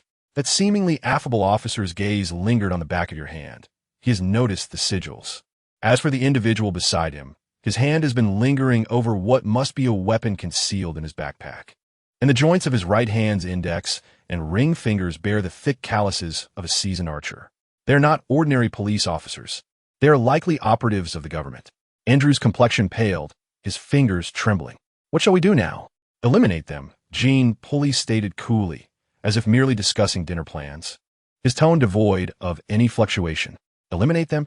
Andrew's voice escalated an octave, his face etched with disbelief. Indeed, they have begun to suspect you. The next time they come, it will not be just two of them. Andrew remained hesitant. But, Jean Pulley sighed, I understand your concerns. You fear that by eliminating these government personnel, your family may be implicated. Rest assured, after eliminating them, you shall be monitored by the members of this organization. While I will create similar tragedies disguised as cult sacrificial rituals in other parts of the city, thus temporarily diverting their attention. At this point, he paused, his tone growing grave. Moreover, what is of utmost importance now is the Holy Grail War. It concerns the other 6 teams of servants. We cannot afford to squander our time and energy on trivial matters. What a splendid idea. Upon hearing this, Andrew's face lit up with joy. Yet he was abruptly interrupted by Castor's cold words. It is you, Mr. Jimpuri, who must eliminate them. That is what you intended to convey, is it not, Andrew? Jimpuri turned, his gaze sharp as a blade, locking onto Andrew's eyes, compelling him to meet his stare. It is you who shall kill them. Andrew was taken aback, as if struck by lightning. Huh? What did you say, Mr. Jimpuri? With a stoic expression, Jimpuri reiterated, I will not intervene, Andrew. It is your responsibility to eliminate them. No. Panic and fear tinged Andrew's voice. How could I? I have never. Do not fear. You are now an alchemist. Utilizing alchemy to eliminate them is quite simple. No, I cannot possibly kill them. Andrew's voice dwindled, as if he were speaking to himself. Observing his Aster in such a state of ineffectiveness, Jimpuri sighed. Andrew, it seems you have yet to comprehend the current situation. Do you remember your first lesson? The fundamental principle of alchemy is equivalent exchange. Matter cannot simply vanish or be born from nothing. To obtain something, one must relinquish an equivalent entity. The Holy Grail can fulfill any wish, a universal wish-granting device. How could one acquire such an extraordinary object without a cost? Even merely participating in this Holy Grail War requires sacrificing everything. Jimpuri leaned closer, whispering in a grave tone. The Holy Grail War is no child's play. It is a brutal conflict. The moment you utter the summoning incantation, there is no turning back. You must be prepared to wager your future, your life. Everything you hold dear. If you maintain such a mindset, Andrew, you will undoubtedly lose, perhaps even be eliminated in the first round. Andrew's heart was in turmoil, his fingers trembling slightly. Kill them. Jimpuri's voice was low and enticing. This is your only choice. No, I cannot. Andrew, think of your mother. Jimpuri's tone softened, as if soothing a child. She needs you, and the Holy Grail can grant your wish. Images of his mother's frail form flashed in Andrew's mind, her breath shallow, her complexion pale. For Mom. Slowly, his hand lifted, the command seal on the back of his hand beginning to glow. Chapter 9. The assassination of Coulson alchemy is a craft that demands intricate rituals and profound scientific knowledge for mastery. Jean Pulley stood before Andrew, elucidating the essentials of alchemy with the poise of a university professor. The practice requires immense mental fortitude and willpower, particularly on the battlefield. Andrew cast his gaze upon his palm, where Jean Pulley had inscribed a pair of transmutation circles resembling those in his own hands. Employing alchemy in combat is exceedingly challenging. Amidst the rapidly shifting chaos of war, one must assess the situation in an instant and execute transmutation within mere seconds, Jean Pulley continued. Achieving such prowess necessitates not only experience, but also exceptional concentration and the ability to multitask, skills typically unattainable without extensive training. However, I have drawn a pair of auxiliary transmutation circles upon your palm, Jean Pulley remarked with a hint of a smile. With their assistance, even a novice like you can invoke alchemy in a remarkably brief span of time. The caveat of these simplified auxiliary circles is that they can only transmute specific substances. He paused, his gaze fixed on Andrew's face, seemingly gauging his reaction. Andrew raised his head, a flicker of confusion crossing his eyes. Auxiliary transmutation circles? What can they enable me to transmute? Jean Pulley chuckled lightly, laced with a touch of jest. Explosives, of course. Andrew's expression shifted. Explosives? Indeed, Jean Pulley nodded, his tone as calm as if discussing the weather. As long as you concentrate, any material you touch with your hands can be transformed into explosives. However, the potency of these explosives is roughly equivalent to that of a hand grenade. Yet, for you that should suffice. Andrew looked down at his palm, a tumult of emotions surging within him. He had never envisioned wielding such perilous power. Jean Pulley patted Andrew on the shoulder, offering encouragement. Now, give it a try. Andrew took a deep breath and pressed his palm against the ground. He closed his eyes, striving to focus. Moments later, the earth beneath him trembled slightly. Andrew opened his eyes to find that the stone beneath his hand had morphed into a volatile mass of explosives. I did it, he murmured, a spark of excitement gleaming in his eyes. Jean Pulley nodded in satisfaction. Excellent. Next, you must learn to wield it in battle. He leaned closer, his voice low and enticing. Imagine the moment when you transform your enemies into crimson blossoms, their wails becoming the most exquisite symphony, their flesh a resplendent display of fireworks. Andrew's heart raced, his palms damp with cold sweat. The night enveloped the city streets like ink. The preliminary investigation into the Mid-City High incident had concluded, and Coulson walked alongside Hawkeye on the silent streets, quietly deliberating the discoveries of the day. Coulson lowered his head, sifting through the documents in his hands, his brow furrowed and a hint of frustration evident on his face. The student known by the moniker Lightning was a notorious bully at school, having offended countless individuals. Among the suspects they had investigated today, he turned to Hawkeye and inquired, "Who do you believe is most likely responsible for the tragedy at Midtown High?" Without hesitation, Hawkeye replied, "That kid named Andrew seems suspicious." Coulson nodded in agreement, his gaze fixed on Andrew's profile displayed on the tablet. Moreover, I can't shake the feeling that the black pattern on the back of his hand is somehow linked to the mysterious symbols found in the classroom. He paused momentarily before continuing. We need to assign someone to monitor him closely. Just then, a crisp sound shattered the night silence, reminiscent of a solid object striking the wall. Both men halted, turning their attention to the source of the noise, only to see a smooth pebble rolling to their feet. Hawkeye quickly scanned the surroundings, but found no sign of anyone. Was it thrown down from above? Coulson bent down to pick up the stone for a closer inspection. But as he recognized the markings on it, his pupils dilated in alarm. The stone bore the same intricate patterns as the one discovered in the classroom. Suddenly, a faint sound of footsteps reached their ears. Instinctively, they looked up to see a mysterious figure clad in a black parka, with a hood obscuring their face, standing mere meters away from them. "Halt! Do not approach." Coulson and Hawkeye immediately assumed a defensive stance, drawing their weapons and aiming at the enigmatic figure. The stranger paused under the menacing glare of the guns, their body trembling slightly, betraying a hint of anxiety. Coulson demanded in a commanding voice, "Who are you?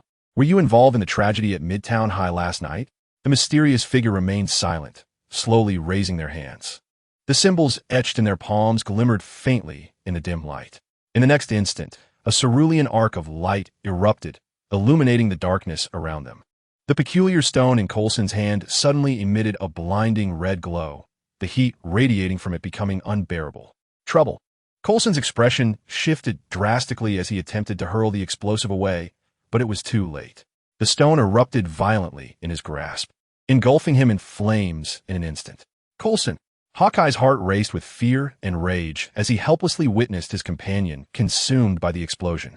He pivoted sharply, drawing his compound bow and aiming an arrow directly at the cloaked figure. Meanwhile, Andrew observed the chaos he had orchestrated, disbelief etched across his face. Did it actually work? Hawkeye roared, releasing the arrow which soared toward Andrew. Just as it seemed destined to strike its target, a mocking voice echoed, "Don't even think about it." The arrow detonated midair, transforming into a dazzling display of fireworks that dissipated into the night sky. Andrew, still shaken, lifted his head to find Jean Pulley emerging from the shadows, clad in a pristine white suit and holding Andrew's camera. The faint glow emanating from the alchemical circle in his palm indicated that he had intervened to prevent the recent explosion. "Mr. Jean Pulley," Andrew exclaimed in delight, as though he had discovered a pillar of support. However, Eagle Eye's expression darkened in an instant. "Damn it, he has an accomplice." Jean Pulley smiled slightly, directing the camera towards Andrew. "Well done, Andrew. I've recorded your every move." He then turned his gaze to Eagle Eye, his voice devoid of inflection. "Now, only one remains. Andrew, go and kill him." Eagle Eye's heart sank upon hearing this. Without hesitation, he prepared to strike first. Yet, as he attempted to draw the bowstring, the composite bow and arrows in his hands suddenly began to heat up, melting into molten iron and scalding his palms. Eagle Eye cried out in pain, looking down at the puddle of molten iron at his feet, his face twisting in horror. "Next, the use of bows and arrows is prohibited," Jean Pulley remarked with a light chuckle, aiming the camera at Eagle Eye, capturing the agonizing details of the agent's expression on film. Master Andrew, while he may be a fledgling alchemist, is merely an ordinary high school student with no combat experience. You, however, are a battle-hardened agent. It would be exceedingly unfair to Andrew if you could still wield ranged weapons. He paused, a hint of mockery in his tone. The subsequent rules are simple, one-on-one. Regardless of the means you employ, if you defeat Andrew, I shall spare you and your companion. Should you lose, however, taking a deep breath, Andrew slowly raised his hands. A cerulean arc of light encircled him, adorning him with an aura of mystery. His eyes reflected both tension and a flicker of determination. Eagle Eye glanced at the motionless Coulson in the distance, gritting his teeth as he drew a tactical dagger from his pant leg with his burned hand. Fixing his gaze on Andrew, he murmured, "Come on, kid. Show me what you're truly capable of." Chapter 10. The Death of Eagle Eye. Eagle Eye gripped the tactical dagger tightly. Despite his scorched hands, his gaze remained as sharp as that of a hawk. He coldly fixed his stare on Andrew. "Come on, kid. Show me what you're truly capable of." Andrew swallowed hard, striving to calm himself. "All right, let's not waste time. Let the battle begin." Jean Pulley's voice interjected, his camera poised to capture every moment of the impending clash. With a determined grit, Andrew surged towards Eagle Eye, attempting to close the distance between them. However, his movements were clumsy and frantic, lacking any semblance of strategy. Eagle Eye easily dodged, then countered with a swift motion, the blade of the dagger slicing through Andrew's sleeve, narrowly avoiding his arm. Andrew gasped in alarm and hurriedly retreated, his heart brimming with terror. "Is this all you are capable of?" Hawkeye spoke coldly, laced with a hint of disdain. He discerned that Andrew was not a warrior, but merely an ordinary individual thrust onto the battlefield. Overwhelmed by helplessness and panic, Andrew found himself at a loss for action. At that moment, the seasoned agent suddenly lowered his center of gravity. Andrew barely registered his movement before a gust of wind rushed towards him, accompanied by the deafening sound of metal clashing. Stumbling backward, he felt a sharp sting as a precise cut opened on his clothing, the searing pain radiating through his skin. Instinctively, he slammed his palm against the ground, and in an instant, the asphalt beneath him began to writhe as if alive. Boom! Debris and smoke erupted into the air. Just before the explosion, Hawkeye rolled to the side, yet the shockwave still propelled him several meters away. Seizing the moment to catch his breath, Andrew noticed that the agent had already knelt, a bloodied smile curling at the corner of his mouth, before he suddenly hurled a knife with his right hand. Andrew instinctively turned his head, the cold metal grazing his ear. Before he could regain his balance, his second dagger had already lodged itself into his shoulder. The excruciating pain blurred his vision, causing him to stumble against a streetlight, the icy touch of metal pressing against his back. It was over. Hawkeye's voice was ominously close. The terror of impending death surged like a tide, and amidst the agony, Andrew recalled the faint beeping of the heart monitor in his mother's hospital room, each beep resonating in his ears. He widened his eyes, his bloodied palm striking the streetlight with force. Bang! The shrill screech of twisted metal filled the air as a metal railing, propelled by the explosion, pierced through Hawkeye's abdomen. What? How is this possible? The agent's astonished expression froze in the blue glow as he struggled to reach for his backup weapon, but Andrew's right hand had already pressed against his tactical vest. I'm sorry, I do not wish to die. The formation glimmered with an unprecedented brilliance, and for a fleeting moment, the world fell silent in blinding blue light. When Andrew's vision refocused, warm liquid dripped down his chin. Bewildered, he wiped his face, his palms stained with thick, crimson blood. 5 paces away, a half-buried tactical knife clattered to the ground. Fragments of charred fabric swirled in the night breeze, mingling with the strange scent of burnt flesh. Andrew stood frozen, his hands trembling slightly, the formation in his palm still emanating a faint azure glow. His gaze was vacant, fixated on the scene before him. Hawkeye's dismembered body lay still, the air thick with the stench of blood and the acrid scent of gunpowder, evoking a sense of nausea. I killed him. Andrew stared in a daze, his mind blank. After a moment, he seemed to grasp the gravity of his actions. How could he die so easily? How could he be so fragile? His voice quivered, as if he were speaking to himself, a tumult of complex emotions surging within him, predominantly fear and unease, yet deep down, a shameful sense of relief emerged.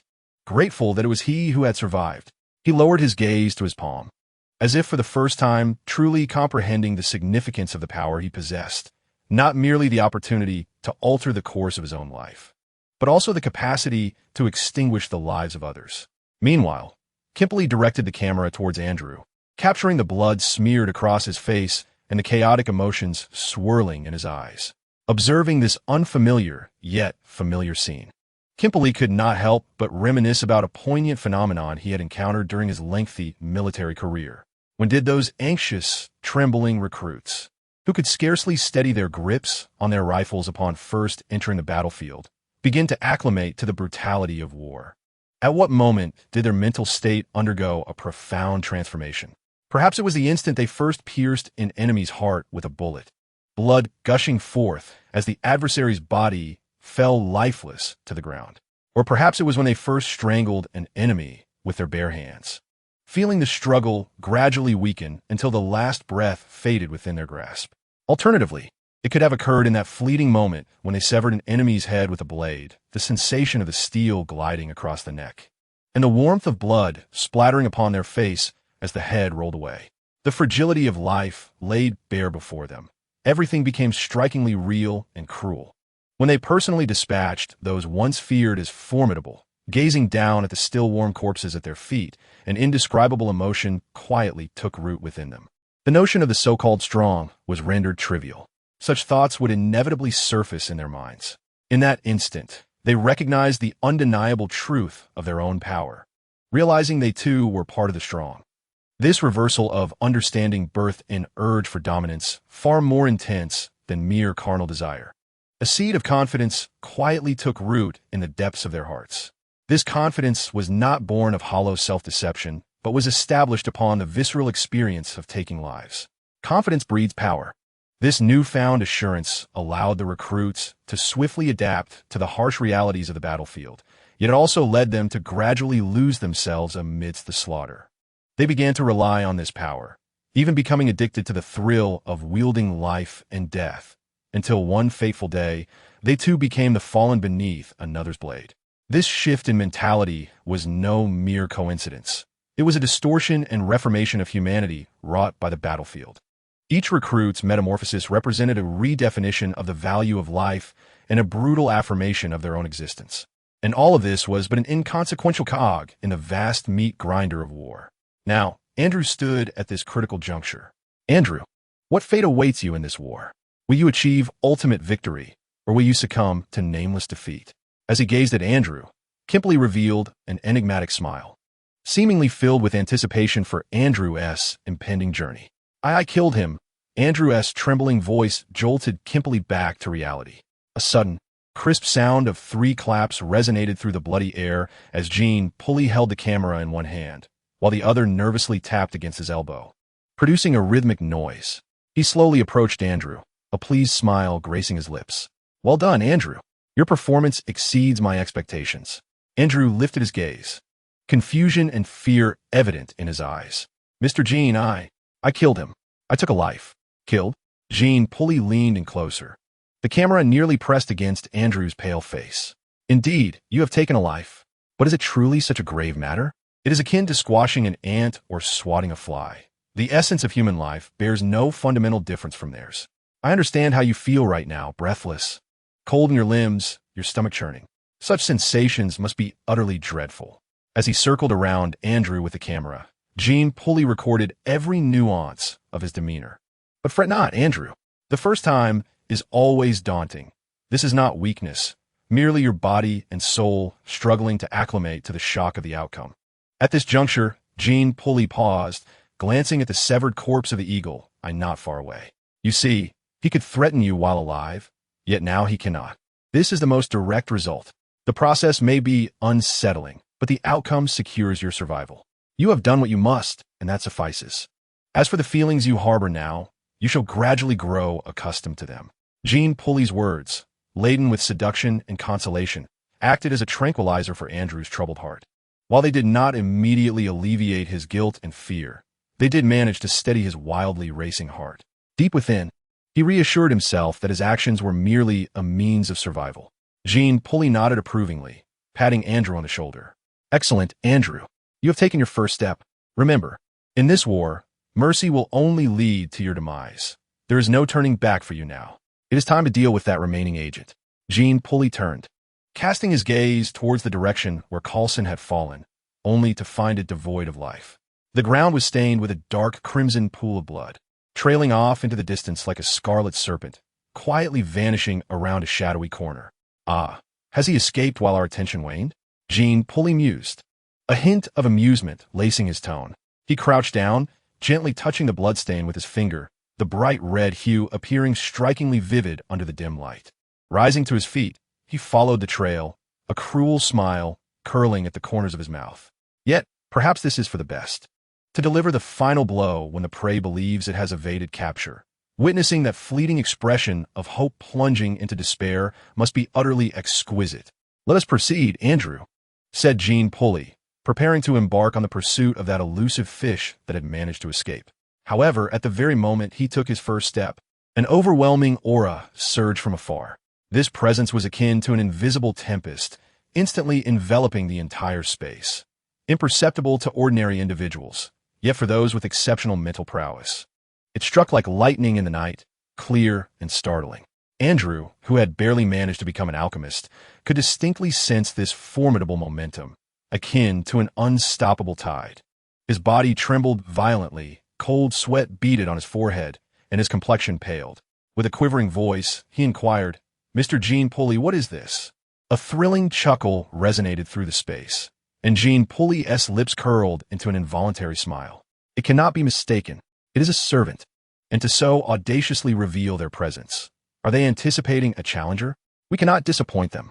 Come, Andrew, allow me to show you the battle among servants. Chapter 11. Esdeath. At this moment, the night had deepened, and the streets lay in silent repose, illuminated only by the faint glow of street lamps, which barely brightened the desolate road. A few inebriated ruffians ambled down the path, their arms draped over one another, mumbling incoherently to a discordant tune, occasionally erupting into coarse laughter. Their steps were unsteady, and their gazes were foggy, clearly intoxicated to the point of instability. Suddenly, the crisp sound of high heels shattered the night's tranquility, the sound approaching steadily, rhythmic and forceful. The ruffians, in their dazed state, staggered to a halt, swaying as they turned their bleary eyes towards the source of the sound. At the dimly lit end of the street, a tall figure approached with measured grace. It was a woman, clad in a well-tailored white military uniform, her ice-blue hair fluttering gently in the night breeze, while her epaulets and buttons shimmered with a cold brilliance under the streetlight. Her gait was elegant and composed, each step seemingly in harmony with an invisible rhythm, emanating an undeniable aura.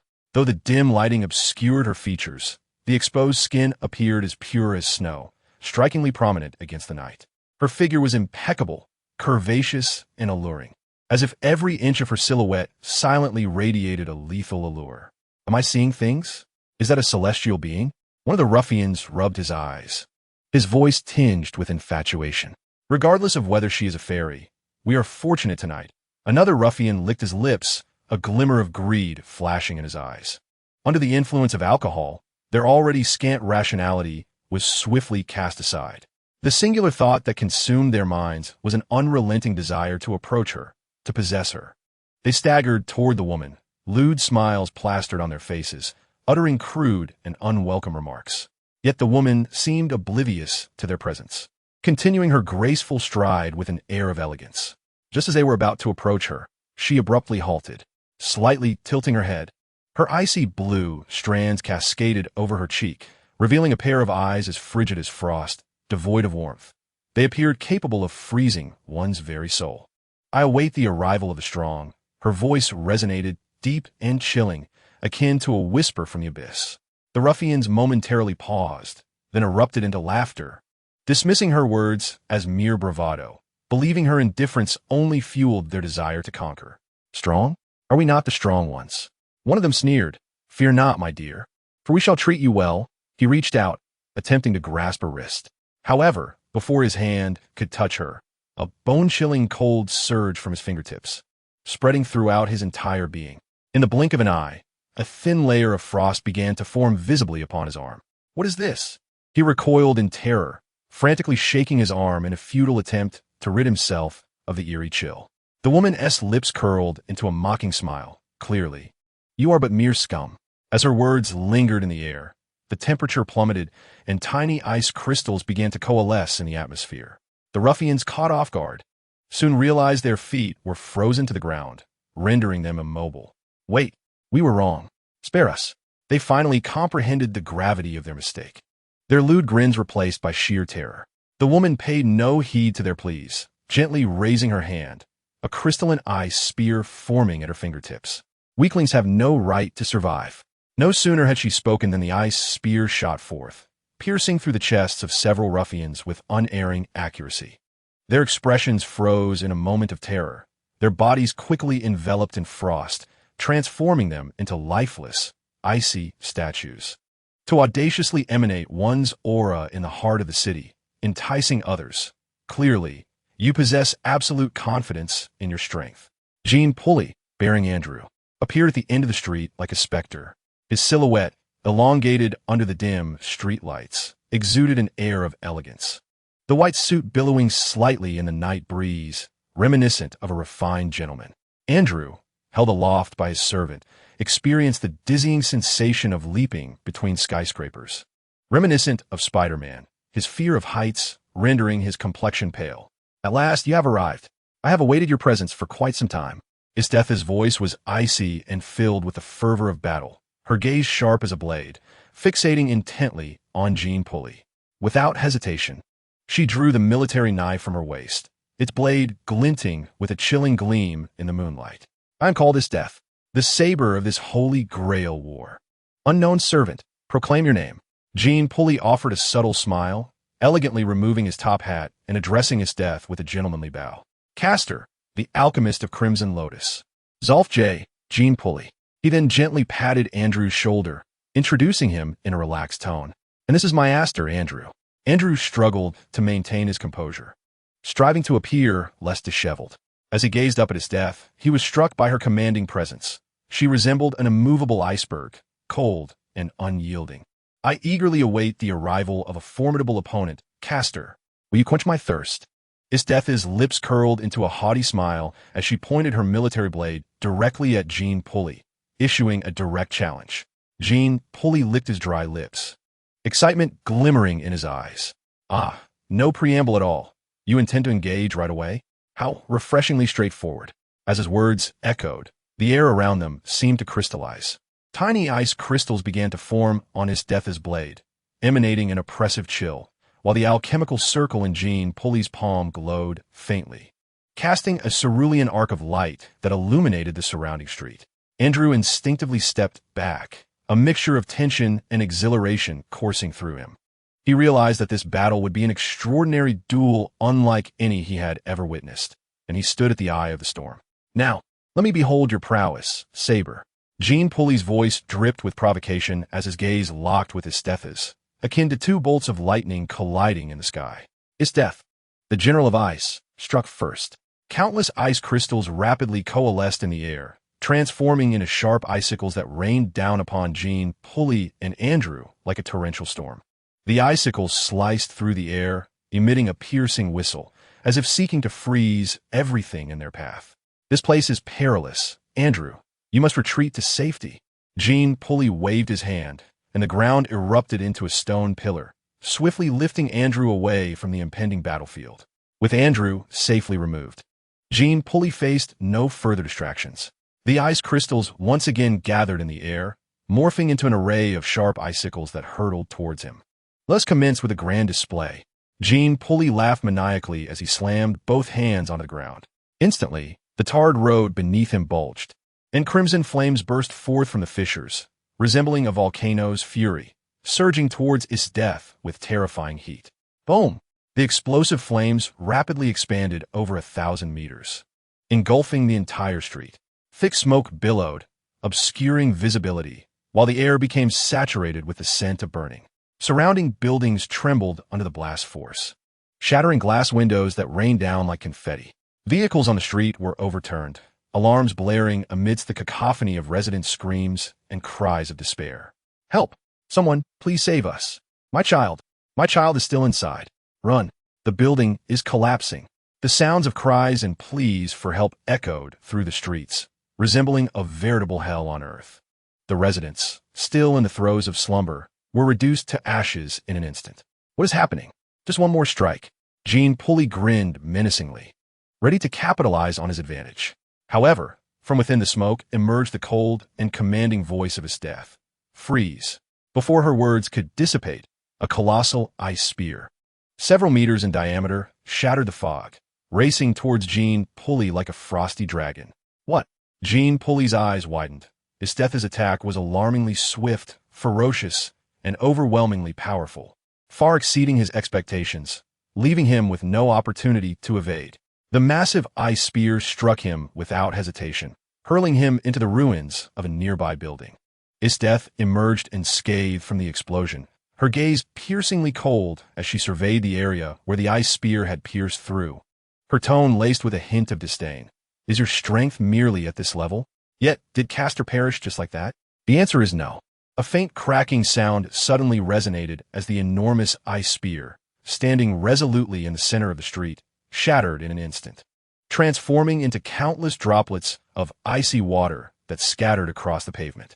Jean Pulley emerged, drenched from the ruins, appearing somewhat disheveled but still wearing that proud smirk. What a perilous lady. Had I not transformed the ice into water in the nick of time, I would have met my end. In the distance, Andrew gazed in shock at the battlefield, a tempest of emotions swirling within him. Is this the nature of battles between servants? The ability to reshape terrain and obliterate half a street is a force beyond mere mortals. Jean Pulley raised his hand, employing alchemy to evaporate the moisture clinging to him. His gaze fixed intently on Esdeath as he swiftly analyzed her abilities. Her ice powers are not merely about freezing. She can manipulate the moisture in the air and even convert the ground into a frozen wasteland in the blink of an eye. This ability poses a significant threat at both close and long ranges. However, it seems her powers depend on the moisture present in the environment. If I can control the flow of water, perhaps I can curtail her capabilities. Jean Pulley contemplated this quietly, his fingers twitching slightly as a subtle azure arc flickered to life, the power of alchemy quietly surging. With determination in his eyes, he bore a smile as he prepared to launch a surprise attack on Esdeath, akin to a hunting leopard. Aware of his disadvantage in long-range combat, he intended to strike at close quarters. Esdeath discerned Jean Pulley's intentions at a glance and couldn't help but chuckle lightly. Freeze! Esdeath laughed heartily, suddenly raising her leg and forcefully stomping her right foot clad in high heels onto the ground. Moments later, her brow furrowed slightly. Nothing had occurred. She had intended to freeze the water on the ground to thwart Castor's advance, but strangely, the water seemed to be obstructed by some peculiar force, refusing to solidify. What is the meaning of this? A flicker of confusion crossed Esdeath's mind. She had never encountered such a situation. The water beneath her feet, despite emanating waves of cold, remained in a liquid state. Now was the moment. The distance was adequate. Seizing the instant when Esdeath was momentarily distracted, Jean Pulley swiftly advanced to her side, poised to unleash a lethal strike. However, Esdeath merely smirked with disdain. If this level of power is insufficient to freeze, shall I then increase it? In an instant, frost rapidly spread from beneath her feet, transforming the entire street into a vast expanse of ice in the blink of an eye. The chill permeated the air, as if time itself had been frozen. Jean Pulley was taken aback and quickly activated his alchemy. The rubble and metallic debris on the ground swiftly reassembled under his alchemical influence, forming a heavy metal shield that stood before him. Boom! Enormous ice spikes surged violently from the ground, colliding with the shield and producing a sharp, cracking sound. Although the shield absorbed the impact of the ice spikes, Jean Pulley was still jolted back several steps, the ice beneath him fracturing into a web-like pattern. Castor, what did you just do? Why does the water on the ground require me to exert greater force to freeze? Esdeath inquired coldly, a flicker of curiosity dancing in her eyes. Jean Pulley shrugged, a wry smile gracing his lips. I merely mix substances like calcium chloride into the water using alchemy, lowering its freezing point. I did not anticipate that your power could instantaneously drop the temperature to such a degree, to transform the earth into a bomb, disassembling ice into water upon impact, and effortlessly transmuting other substances. This is what one calls alchemy? There was a hint of excitement in Esdeath's voice. Your alchemy is indeed intriguing, but it is still insufficient. The time for play has ended. Her tone suddenly turned frigid, and her figure vanished from sight once more. In the next moment, she had appeared directly before Jean Pulley, her military blade poised at his throat. Jean Pulley's pupils dilated in shock, and he instinctively recoiled, narrowly evading the fatal strike. Yet, the edge of the blade still grazed his chest, blood trickling down his suit. Drip, drip, crimson droplets fell from the sharp blade onto the ground. Esdeath regarded the distant Jean Pulley, remarking, "Did you escape by mere instinct at the last moment?" Jean Pulley, still shaken, glanced down at the wound on his chest, his palm stained with blood. He had never imagined he would find himself in such a precarious position at the hands of a woman. Esdeath's strength, speed, and combat awareness far exceeded his expectations. Even the most formidable foes he had previously faced could not be compared to her. This woman was nothing short of a monster. Yet, as these thoughts crossed his mind, Jean Pulley's expression did not reflect despair. Instead, an uncontrollable excitement bubbled within him. Was this the Holy Grail War? The emergence of such extraordinary beings beyond his comprehension, responding to the call to this world, was truly magnificent. Your strength is commendable, but it is still insufficient, Esdeath declared coldly, a trace of disdain lacing her words. Step aside. You are not qualified to participate in the ensuing battle, even when being dismissed as worthless by Esdeath. Jean Pulley remained unperturbed, obediently stepping aside. Esdeath gazed at the ruins of the street, addressing the figure lurking in the shadows. Observing their battle. How long do you intend to watch? A sinister voice suddenly emerged, accompanied by an aura as formidable as Esdeath's own. Undoubtedly, the one concealed in the darkness was the third servant of this Holy Grail War. In the ruins, a young man with black hair donned in a loose white kimono sat casually. The garment hung loosely, slightly open at the collar, revealing a muscular chest adorned with bizarre black markings. The most striking feature of the youth was the pair of crimson, otherworldly eyes that flared beneath his gaze. Rising to his feet, he looked down upon the two below with an air of arrogance, declaring, "I've been watching you two for quite some time. and your battle has bored me to the brink of slumber. If the servants in this Holy Grail War are of your caliber, I shall conclude this tedious game tonight. With that, the young man leaped from the high ruins, landing deftly on the shattered street below. Observing this enigmatic figure in a kimono, Jin Pulley licked his lips. Excitement radiating from his expression, the third servant. This is becoming increasingly interesting. Esdeath pointed her military blade at the black-haired youth, demanding, "You, with those peculiar tattoos on your face. Are you the next challenger?" The youth raised an eyebrow, retorting, "Challenger? You certainly possess a bold tongue, for you are the challenger in my eyes." At that moment, he paused, an inexplicable image of a white-haired figure with azure eyes flashing in his mind. That individual had uttered similar words before the battle commenced. Remembering the white-haired figure's fate, Sukuna realized he had unwittingly bestowed upon himself an unfavorable buff. "Allow me to introduce myself. My name is Sukuna, the King of Curses." With a grin, he surveyed the two servants present. "My class is rider, though I possess no riding skills nor steed.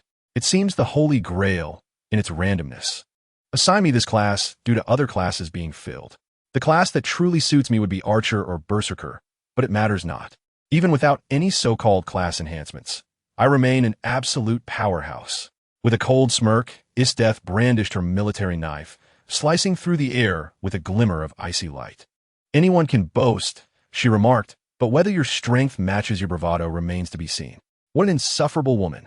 Sukuna, revealing a flicker of coldness in his gaze, refrained from further words.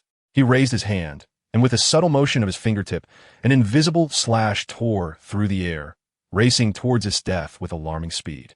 That was the power of resolution, capable of cleaving through steel as if it were mere tofu, its velocity nearly imperceptible to the naked eye, closing in on Esdeath in an instant. Yet, she merely waved her military knife, causing the temperature around her to plummet as a towering wall of ice materialized, intercepting the strike. With a crack, the ice wall bore a fissure from the slash, yet the force of the attack was entirely nullified. Sukuna narrowed his eyes, a flicker of surprise gleaming in his four crimson pupils. "Oh, you managed to withstand my resolution." Esdeath's laughter was frosty. "An attack of this caliber hardly warrants my serious consideration."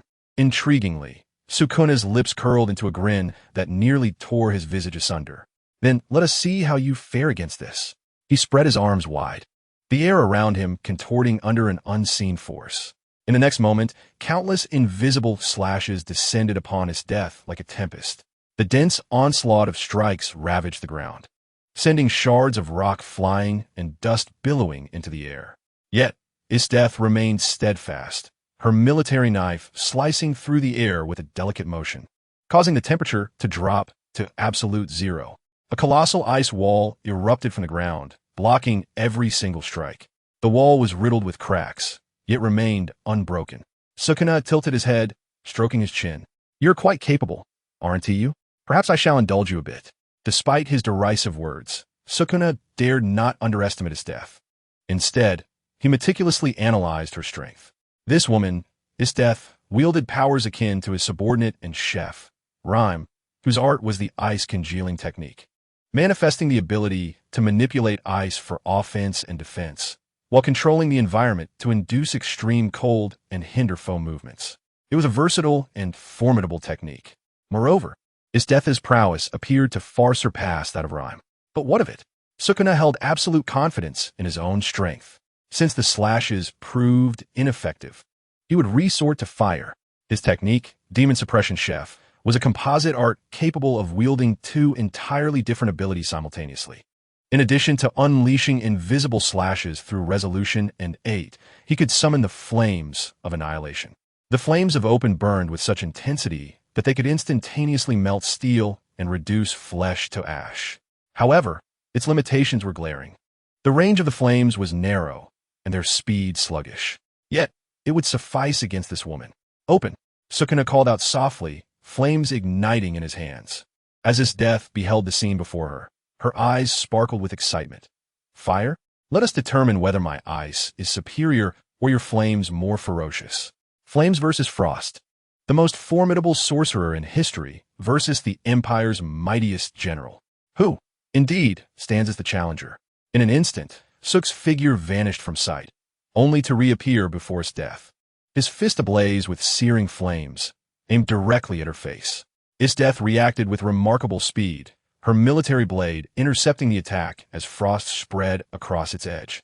Bracing against the force of the blow, the impact echoed with a resounding crash, steam erupting from the clash of fire and ice. Yet Esdeath remained steadfast and unmoving. Suk grinned widely, the 4 crimson eyes glinting with fervor.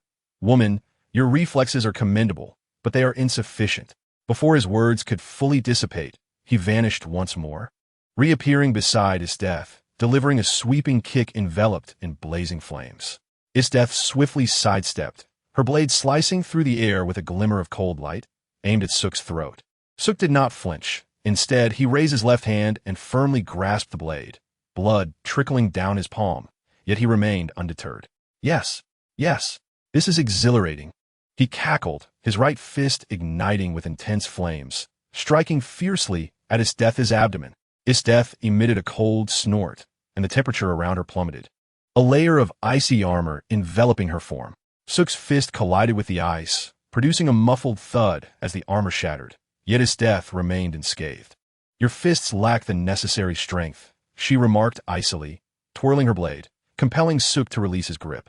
Suk staggered back a few steps, shaking the blood from his hand, his battle spirit intensifying. "Fascinating, utterly fascinating. I did not anticipate you could reach such heights. Woman, witness as I reduce you to ashes." Suddenly, Suk erupted into wild laughter, the 4 scarlet eyes ablaze with terrifying light, flames no longer confined to his hands, surging forth from his body like a volcanic eruption. The surrounding air warped under the searing heat, the asphalt beneath melting rapidly, transforming into rolling crimson magma, the acrid scent of sulfur permeating the atmosphere. The wave of fire swept towards Esdeath with cataclysmic force, vaporizing the remnants of ruins in its path, even steel liquefying into molten streams. Yet, in the face of this calamity resembling a natural disaster, Esdeath exhibited no fear, but rather a dismissive smirk, her gaze akin to one observing a lackluster fireworks display. "Is this all? A feeble spark unworthy of igniting my warmth." Freeze! In the next moment, an extreme chill radiated from Esdeath, enveloping her in a frosty aura. The roaring tide of flames, upon contact with this chilling domain, was effortlessly devoured and obliterated. What? The flames engulfing Suk's body were instantly encased in a layer of ethereal blue ice, rapidly spreading toward his arms. As he witnessed this scene, Sukuna's eyes flashed with a hint of astonishment. Before his body could be completely encased in frost, he swiftly retreated beyond the reach of the chilling aura. The obliterating flames of the opening transformed into a lifelike ice sculpture under Esther's power, suspended in midair, only to shatter with a crack, scattering countless ice crystals upon the ground. In that fleeting moment, Sukuna realized a profound truth. The disparity in strength between him and Esther's techniques was of an entirely different caliber. This woman's power far exceeded his expectations. "I underestimated you," Sukuna murmured, then suddenly burst into wild laughter. "Ah, how fascinating, truly fascinating. I never anticipated you could achieve such a level." His laughter echoed through the ruins, brimming with excitement and battle intent. 4 scarlet eyes fixated intently on Esther's, resembling a furious beast. "Your name is Esther's, is it not? You merit my full attention in battle." Sukuna's voice resonated with arrogance and provocation. This woman before him was no mere insect for him to toy with, but a formidable adversary of equal stature. Chapter 14. The Duality of Sukuna, Part 2. "Your name is Esther's, is it not? You merit my full attention in battle." Sukuna stood amidst the ruins of the street, surveying the other 2 participants with a manic laugh. "Hey, Alchemist, you should join in as well." Kempuri brushed off the dust from his clothes and stepped forward with a light chuckle. "Perfectly agreeable. I shall also engage in some fun with Mr. Ryder." Esther's remarked. "What an arrogant man." Setting aside the alchemist for the moment, Esther's freezing abilities posed a significant threat to him, yet it mattered not. Sukuna was currently inhabiting the body of a young man named Fushiguro Megumi, not his original form. Within this body resided a family heritage technique from one of the 3 great sorcerer clans, the Zenin family, the 10 Shadow Techniques.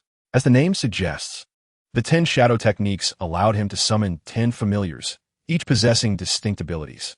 The Shikigami, the Jade Dog, the Great Serpent, and the Full Elephant among them. The most formidable Shikigami could easily render Esther's inconsequential. With this thought, Sukuna suddenly extended his fists, chanting the summoning incantation, Burabura. The moment the words left his mouth, the shadows beneath him began to twist and elongate, as a colossal figure reminiscent of a demon emerged from the darkness. Towering at 3 meters, its form resembled a mountain. Its pallid skin etched with black sigils. Its head was devoid of eyes, adorned with 4 wing-like appendages on either side, and a tail extending from the back of its skull, while its right arm wielded a sword radiating positive energy, a weapon of exorcism. Most strikingly, a golden wheel resembling a ship's helm floated above its head. Upon witnessing this terrifying creature, both Esther's and Kimpuri instinctively tensed. This entity was undoubtedly formidable. Standing before this fearsome demon, Sukuna observed their astonished expressions, a faint smirk gracing his lips. The strongest Shikigami, Mahazura, roar. In the moment when Sukuna's words fell, the monstrous presence behind him, Emo Shulaw, let out a deafening battle roar, and a terrifying surge of cursed energy swept around like a raging tempest. Even from a kilometer away, Andrew, a mere spectator, was shaken by the dreadful aura, his body instinctively trembling and his complexion paling. What on earth is this thing? It bears no resemblance to any ordinary creature. What kind of monsters are summoned in the Holy Grail War? Sukuna laughed maniacally. Now it's a 2-on-2 match. With a fierce roar, Emo Shulaw charged towards its death. Simultaneously, a cerulean arc of lightning flickered in Jean Pulley's palm, causing the ground to erupt in an instant, sending debris flying. Sukuna effortlessly evaded the explosion, a mocking smile gracing his lips. Is this all the alchemist is capable of? Almost there. You nearly grazed me. Jean Pulley chuckled softly, pressing his right hand against the wall as the flames from the explosion surged towards Sukuna.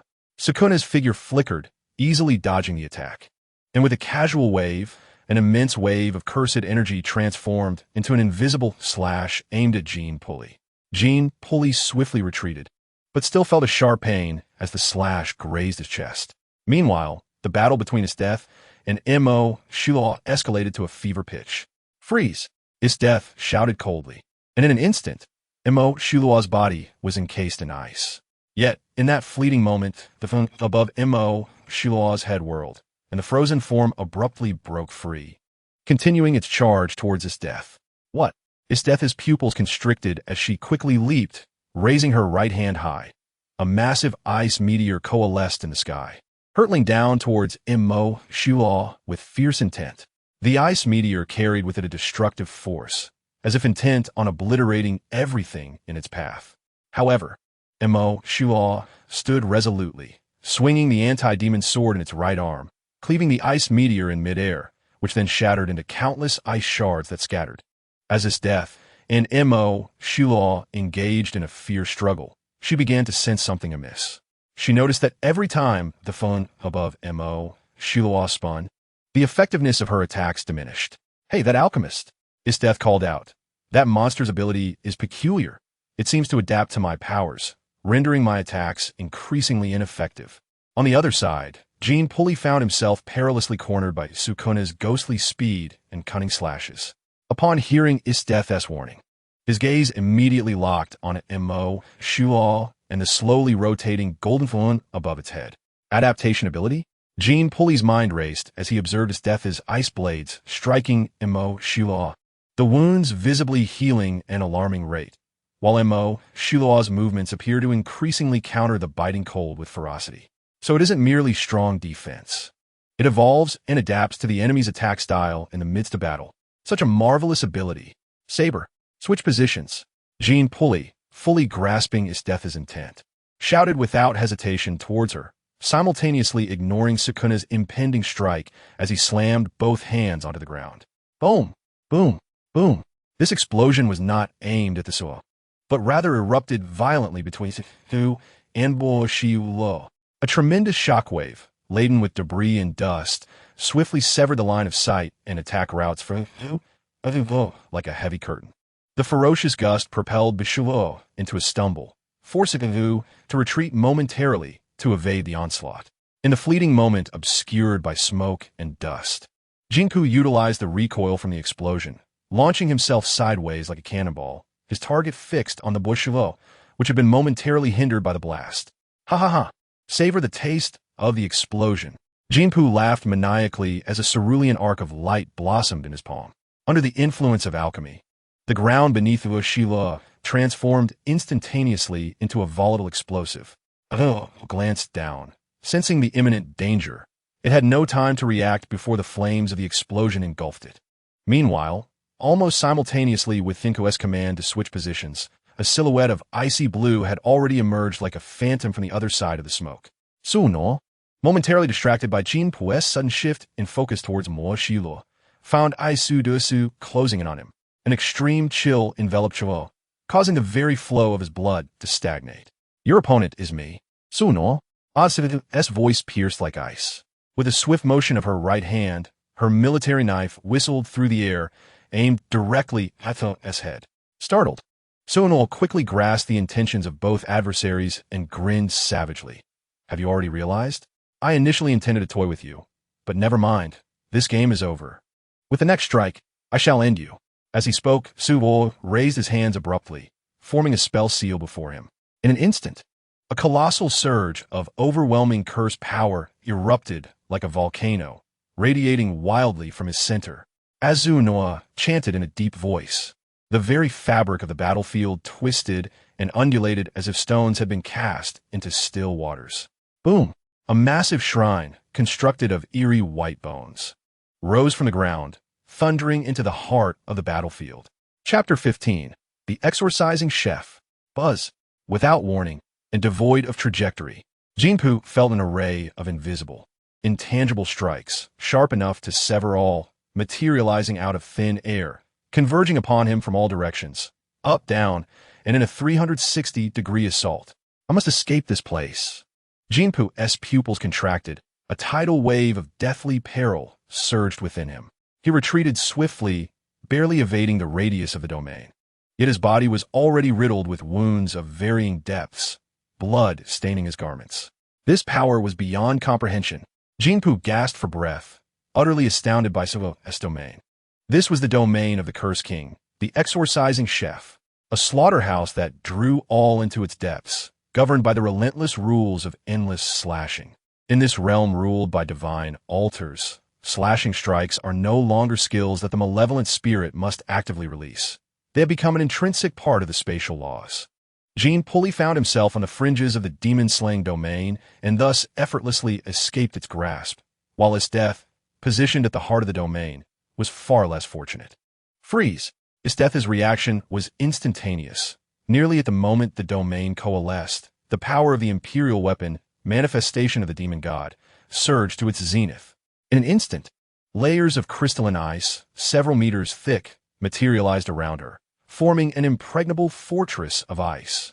Yet, the ice shield forged by the imperial weapon did not withstand even a second before being shattered by the relentless barrage of slashes from the demon-slaying chef, and, subsequently, the strikes of 8 descended upon her without reservation. Her body felt as though pierced by countless searing steel needles. Blood gushed from her chest, back, arms, and thighs, instantly staining her pristine white military uniform. There was no evasion or defense against this onslaught. I will die. In this life and death moment, her pupils constricted sharply, a sense of unprecedented peril surging within her heart. In that fleeting instant, Esdeath realized that every attack within this domain was unerringly accurate, under the relentless rain of slashes. All defense and evasion proved utterly futile. Would Esdeath truly be defeated? Would she succumb to the overwhelming might of the malevolent spirit? Esdeath's imperial weapon, or rather her treasure, was named Manifestation of the Demon God, essence of evil, forged from the blood of a legendary super-dangerous entity dwelling in the far north. This imperial weapon granted Esdeath the ability to manipulate ice at will, enabling her to freeze foes in an instant or conjure ice meteors, colossal ice pillars, and countless ice arrows. What was the extent of this power's limits? As Mahabot Mo's voice resonated, everything around her was instantaneously encased in ice. The air, the ground, even time itself halted at that moment. Mahabot Mo's power froze the domain of the demon-slaying chef, temporarily halting the malevolent spirit's assault. The sound of blood dripping echoed like a fountain in this desolate space, as Esdeath chuckled softly within the frozen time, her voice brimming with exhilaration. Malevolent spirit, your strength is indeed astonishing, to the extent that it compels me to unleash this power. Mahabot Mo, the ultimate secret of my imperial weapon, manifestation of the demon god, freezes everything, even time itself. This is my most formidable strength, my final trump card. The drawback of this technique is its immense physical toll. In my living form, I could only activate it once a day. However, now that I exist in this servant body, I can replenish my magical power by consuming souls, thus compensating for this limitation. Before my arrival, I had consumed dozens of individuals. Now, the reservoir of magical energy within me should still allow for 2 or 3 more bursts. She slowly approached Sukuna, her military blade glinting with a chilling radiance. At that moment, time seemed to stretch infinitely, with Sukuna's expression frozen in a manic laugh, rendering him immobile. Faravel, arrogant man, Esdeath whispered, as the blade unhesitatingly plunged into Sukuna's heart. Esdeath gradually withdrew the knife, the blood upon it gleaming ominously in the frigid light. Time resumed its flow, shattering the moment of suspension, as Sukuna's expression shifted from manic laughter to astonishment, followed by disbelief. He suddenly looked down, realizing that his chest had been pierced without his notice, blood gushing forth. How is this possible? Sukuna exclaimed in shock, swiftly retreating while activating a reversal technique. The wound on his chest visibly healing at an astonishing pace. Esdeath was equally astonished, a flicker of incredulity passing through her gaze. How could this man, pierced through the heart, still be alive? What manner of creature is he? What had that woman done to facilitate such a feat? How did she manage to instantaneously move beside me and pierce my heart within my domain? Sukuna muttered to himself.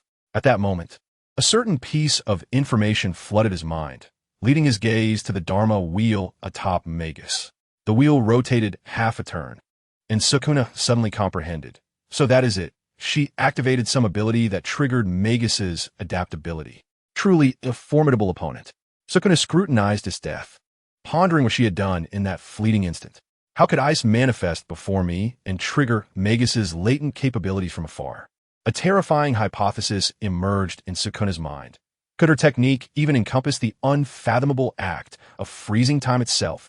Observing Sukuna's horrified expression, Esdeath realized that he had likely deduced her power, but so what? It seems that as long as I do not sever your head, you will not perish. Esdeath's blade pointed unwaveringly at Sukuna, her eyes ablaze with the fervor of battle as she laughed maniacally. Sukuna, Gulme, let us continue our duel. Let us dance once more. Sukuna paused for a moment before bursting into wild laughter. Esdeath, you truly delight me. Then let us proceed. As the words left his lips, the two figures instantly surged forth, colliding with one another. Standing nearby, Jinpool observed intently as Esdeath and Sukuna clashed, finding it exceedingly difficult to discern their movements with his current prowess. Indeed, they were two formidable beings. Jinpool's current form, a servant, possessed strength and alchemical prowess far exceeding his human life. Yet before the monstrous might of Esdeath and Sukuna, capable of obliterating city blocks and moving at supersonic speeds, he felt utterly inadequate. With the current capabilities alone, it is utterly impossible to compete with such monstrous beings, unless that miraculous object capable of shattering the principle of equivalent exchange, the Philosopher's Stone, is reclaimed. At this moment, as the battle between Esdeath and Sukuna reached a fever pitch, a long spear gleaming with a chilling light suddenly descended from the heavens, embedding itself firmly in the ground between the two combatants. Immediately thereafter, the spear erupted in a violent explosion, sending powerful shockwaves that overturned the surrounding ruins, raising clouds of dust and sweeping across the battlefield. Both Esdeath and Sukuna retreated several steps, their eyes alertly scanning the direction from whence the spear had come. Jinpuri also swiftly withdrew to the side, squinting in an attempt to discern the identity of the newcomer. As the dust gradually settled, two figures emerged slowly. Leading the pair was a tall youth, followed closely by a towering figure wielding a spear that radiated an enigmatic brilliance, its tip shimmering with a heart-stopping icy light. Chapter 16. The crimson command, the morning sunlight filtered through the gaps in the curtains, spilling into the room as Peter groggily opened his eyes, raising a hand to rub his swollen temples. Glancing at his watch, he realized it was almost time for school, prompting him to throw off the covers and prepare to rise. However, as he lifted his hand, he suddenly noticed something peculiar on the back of his right hand. Squinting in the morning light for a clearer view, Peter was taken aback. What was this? It had not been there the previous night. He stared intently at the glaring red pattern on his hand, his brow furrowing in perplexity. He distinctly remembered that there had been nothing on his hand before bed. How could this strange mark have appeared overnight? Was it a prank? But who would sneak into his room in the dead of night to draw such a thing on him? Moreover, the design appeared to be more like a manifestation from within his skin rather than something painted on. Peter jumped out of bed and rushed to the bathroom, turning on the faucet and scrubbing the back of his hand vigorously, even resorting to soap and a brush, yet the pattern remained stubbornly in place, as if deeply seared into his flesh. Peter, are you not ready yet? It's already 7. If you don't hurry, you'll be late. Aunt May's voice echoed from the kitchen. I'm coming, Aunt May. Peter called back, quickly drying his hands and departing the bathroom. Unbeknownst to him, at the very moment he turned, a golden figure darted past in the bathroom mirror, leaving behind a low, resonant whisper that lingered in the air. Peter hastily finished his breakfast, slung his backpack over his shoulder, and dashed out the door, consumed by a singular thought. He must catch that bus. Otherwise, he would face the teacher's scolding for the entire day. Just as he was nearing the bus stop, he encountered a man clad in a priest's robe, with deep brown skin and a closely cropped white haircut. As they brushed past each other, the priest's deep voice resonated in Peter's ear. If you do not summon it soon, you will perish, young man. Peter paused in surprise, his footsteps involuntarily slowing. What did that mean? Was the priest speaking to him? Peter cast a glance back at the peculiar priest, his mind awash with perplexity. However, the blaring horn of the bus jolted him back to reality. Time was of the essence. Without further contemplation, he quickened his pace towards the bus station, managing to board just before the doors closed. Upon arriving at school, as Peter stepped into the tutorial building, he sensed an unsettling atmosphere in the corridor. The normally boisterous hallway was eerily silent, with students huddled in small groups, murmuring amongst themselves. Following their gaze, he noticed a classroom cordoned off with yellow police tape, surrounded by several officers whose expressions were grave. As he approached, peering through a window, he was struck by a chill. The classroom lay in disarray, desks and chairs toppled, the walls marred by deep cracks as though ravaged by some colossal force. Strange, charred markings lingered on the floor, resembling blackened imprints. What could have transpired? Peter's mind brimmed with questions. Just then, 2 men brushed past him. One had a high receding hairline, a kindly demeanor, and wore a somewhat wrinkled suit. Clutching a thick notebook, the other exuded an air of competence, his robust build and sharp gaze reminiscent of a hawk. They engaged in hushed conversation, and Peter discerned phrases like anomalous energy fluctuations. Instinctively, he stole another glance at them, but soon became engrossed in the murmurs of the surrounding students. He caught mention of Lightning, and his heart tightened. Lightning was notorious as the school's bully, reigning with an iron fist, and no one dared to cross him. Could this incident be connected to him? Laden with questions, Peter entered the classroom, enduring a day of lessons with great difficulty. After school, as he exited the tutorial building, he spotted a striking blonde girl and a somewhat melancholic young man waiting for him at the gate. Hey, over here, Peter, Gwen waved. He jogged over, breathless, inquiring, What's going on? Why are you waiting for me? Harry and I just happened to be passing by and decided to wait for you, Gwen replied, her expression suddenly turning serious. By the way, Peter, have you heard? Something happened at school last night. Peter nodded, softly asking, Is it about Lightning? Gwen's expression darkened as she confirmed, Yes, Lightning and a few of his cronies are dead, and their demise is shrouded in mystery. It said that when their bodies were found, they were utterly mangled, and strange symbols resembling magical circles were discovered in the classroom. The school has suppressed the news, but whispers abound that some supernatural force wreaked havoc there. A jolt coursed through Peter, and he instinctively clenched his right hand, sensing a faint warmth emanating from the pattern on his knuckles. He quietly inquired, Have the police uncovered anything? Gwen shook her head, Not yet, but I heard that some special department is investigating. Pausing, she added in a serious tone, Peter, you must be cautious in the coming days. Steer clear of that area. I have a feeling this matter is far from resolved. Peter nodded, his unease intensifying within him. After a moment's hesitation, he decided to refrain from mentioning the pattern on the back of his hand. Noticing the atmosphere growing increasingly silent, he resolved to shift to a lighter topic. By the way, Gwen, have you heard about the newly emerged superhero, Ghost Spider? Peter exclaimed, his eyes sparkling with admiration. Not long ago, I was mugged by some gangsters, and Spider-Man descended like a savior, swiftly dispatching those thugs with a flurry of punches and kicks. Her moves were simply incredible. Moreover, the news recently reported that Spider-Man thwarted a gang in Hell's Kitchen and saved numerous people. Gwen's cheeks flushed slightly at this, and she lowered her gaze, her fingers unconsciously curling around her hair ends. Oh, really? I don't think she asked that impressive, she replied. But Peter continued, growing more animated. I truly believe Spider-Man is the most formidable superhero. I'm her ardent fan. Long live Spider-Man. He laughed. Gwen offered an awkward smile, her voice diminishing. Yet the redness in her ears became increasingly prominent. Unaware of her discomfort, Peter enthusiastically recounted the heroic feats of Ghost Spider. Meanwhile, Harry leaned against the railing, lost in thought, his gaze wandering, seemingly oblivious to their conversation. His mind was a tumultuous whirlpool, consumed by everything pertaining to the Holy Grail War. Noticing Harry's silence, Peter sought to engage his friend, casually inquiring, Harry, what do you think? How about Spider-Man? Harry snapped back to reality, casting a dull glance at Peter, his tone calm. Oh, she's all right, I guess. But I think she might just be someone who enjoys the spotlight. Just as Peter was about to retort, he suddenly noticed a similar black pattern on the back of Harry's hand. Harry, why do you have a pattern on your hand that looks quite similar to mine? What do you mean by similar?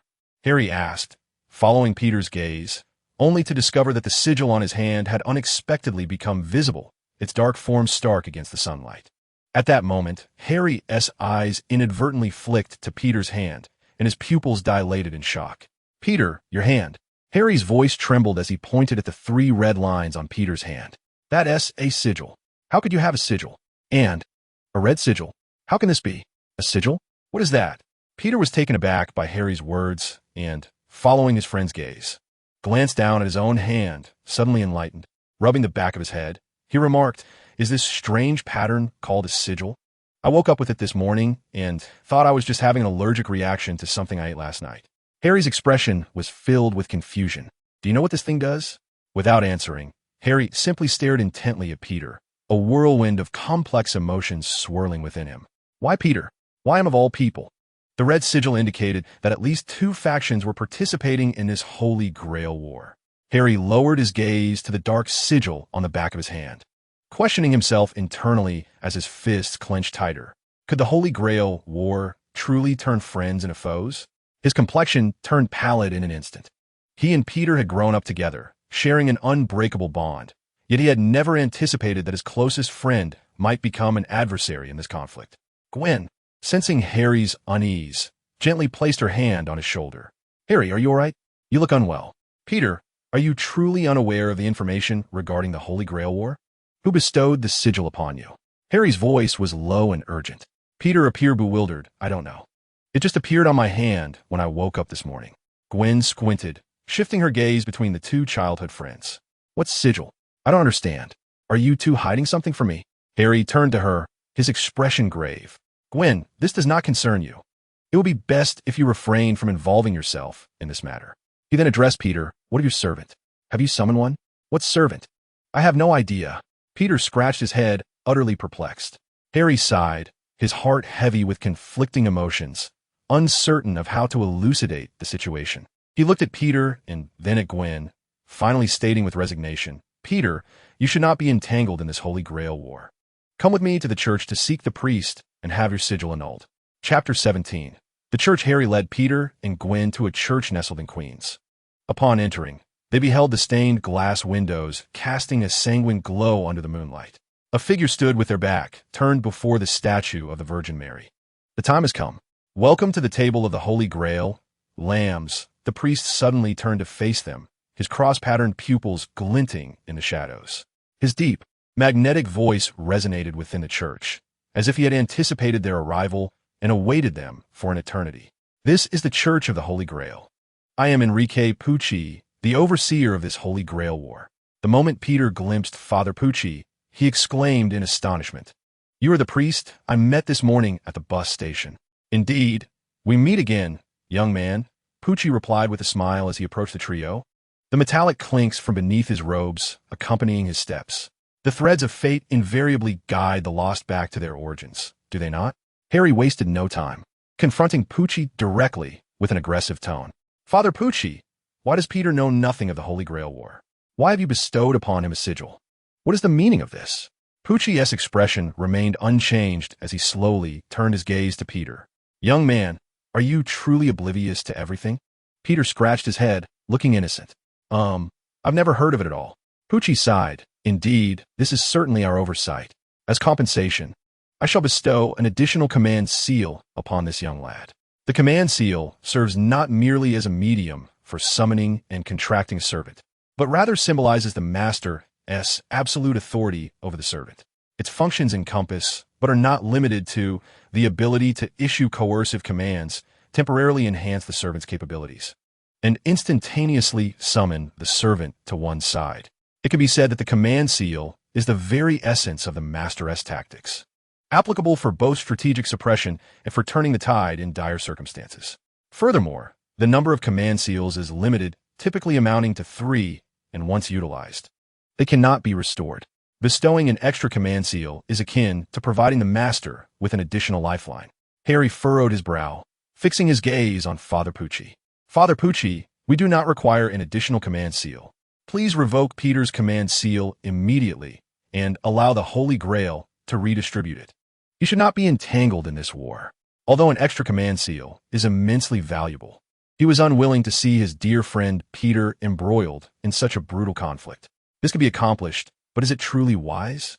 Father Pucci gazed deeply at Harry, a faint smile gracing his lips, and a fleeting, inscrutable light flickered within his uniquely patterned eyes resembling a cross. The Holy Grail is, after all, an omnipotent wish-granting device, capable of fulfilling any desire, be it boundless wealth, the cure for incurable ailments, the alteration of the world's fate, the attainment of eternal life, or the acquisition of power rivaling that of deities. All of this lies within the realm of the Holy Grail's power. As long as one can vanquish others and emerge victorious in this Holy Grail War, they shall earn the right to realize their wishes. Peter, akin to a student eagerly awaiting a teacher's question, raised his hand and exclaimed, "Wait a moment, Father Pucci, you've said so much. But what exactly is the Holy Grail War?" Father Pucci turned to face the three of them, commencing a detailed explanation of the various rules and settings of the Holy Grail War. Upon hearing this, Gwen's brow furrowed with anxiety, her voice tinged with unease. The so-called Holy Grail War is essentially a contest where a group of individuals summon powerful servants to engage in combat until only one remains. And this Holy Grail possesses the power to alter the world, to place the fate of all humanity into the hands of one individual through such brutal slaughter seems utterly frivolous. Peter nodded in agreement. Exactly. To obtain the Holy Grail through the murder of others is simply outrageous. Suddenly, Peter turned to Harry. "You must have a wish you want to realize with the Holy Grail, right? Then I shall team up with Harry to help him win this Holy Grail War." Pucci shook his head. "That is impossible. This Holy Grail War comprises 2 teams of 14 individuals. Young man, you belong to the red faction, while that young lad belongs to the black faction. You two are destined to be adversaries." Upon hearing this, Peter scratched his head, displaying a bittersweet smile. "Well then, never mind. I certainly do not wish to face Harry.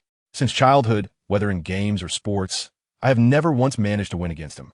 If I were to confront him, I would undoubtedly suffer a crushing defeat. Thus, I resolved to withdraw." Yet before Peter could articulate his thoughts, the priest suddenly spread his arms wide, the dark sleeves releasing a Bible ensnared in chains, its pages fluttering wildly despite the stillness of the air. However, Father Pucci seemed unfazed by such trivialities, fixing his gaze upon Peter's face as he proclaimed, "The power of the Holy Grail can alter everything. Your desires can all be fulfilled through the Grail." The weathered pages of the Bible settled upon the chapter of Genesis. The illustration of Cain slaying Abel illuminated distinctly in the moonlight. Even the irreverent longing for the resurrection of the dead would be devoured by the Grail without prejudice. Resurrection of the dead. This phrase struck Peter like a thunderclap, reverberating in his ears. His pupils constricted sharply, and the visages of his parents flashed vividly in his mind. Those memories, long entombed by the passage of time, surged forth like a tidal wave. The laughter of his parents, their warm embraces, and the sudden calamity of a plane crash. Time had dulled the clarity of their faces, yet the emotions endured, unyielding against the erosion of time. Their departure remained an eternal ache within Peter's heart. Resurrection of the dead, Peter murmured, a flicker of uncertainty crossing his gaze. But soon, he regained his composure. Instinctively glancing at his friend beside him, should he choose to partake in the Holy Grail War, he would have to stand against Harry. Yet, Harry averted his gaze, enveloped in silence, his heart a tumult of conflicting emotions. He was uncertain of the motives that had compelled him to bring Peter to this church. Perhaps it was a concern for his friend's safety amid the Grail War. But more likely, it was the fear of competing against Peter for the Grail itself. In this war, only one individual would grasp the Grail, and only one would realize their wish. Every chosen contender would possess fervent desires, and none would relinquish their claim to partake in this contest. He wished to avoid confrontation with Peter, to not become adversaries with a friend he had grown up alongside. Peter understood this truth as well. He glanced at the silent Harry, and then at the deep crimson command seal upon his own hand, resembling blood. Finally, he inhaled deeply. No, Father. I harbor no wishes that the Grail can fulfill. I do not seek its power. Please, release my command seal immediately.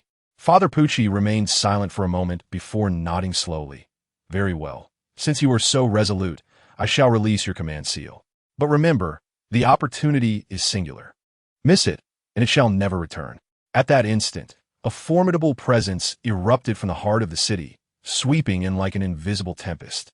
Harry abruptly turned to gaze out the window, his pupils reflecting the faint, icy blue glow shimmering in the distant sky. Simultaneously, a low, slightly raspy voice echoed in Harry's ear.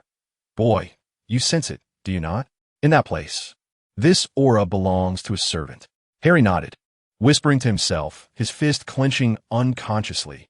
Peter and Gwen followed his gaze, but beheld nothing. Pucci gazed into the distance, seemingly perceiving something. It appeared that the Holy Grail War had officially commenced. Peter, Gwen, I must attend to a matter briefly. You two remain in this church and do not venture anywhere. It is the safest place, Harry declared before turning to exit the church. Peter shouted, Harry, where are you going? Are you going to fight against the other masters? Take me with you. I can assist you. It's unnecessary. Peter, you must not involve yourself in the Holy Grail War. Even if you do not accompany me, I will stealthily follow you, Peter insisted. You know my nature. I will certainly do so.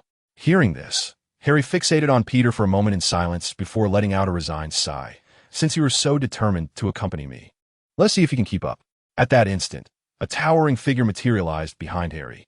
The three instinctively turned their gaze toward the silhouette, revealing a bald man with a scruffy beard. His physique was akin to that of iron, muscles densely coiled, and his skin bore an unnaturally ashen hue, marked by a vicious scar at the corner of his right eye. Peter tilted his head to meet the bald man's gaze.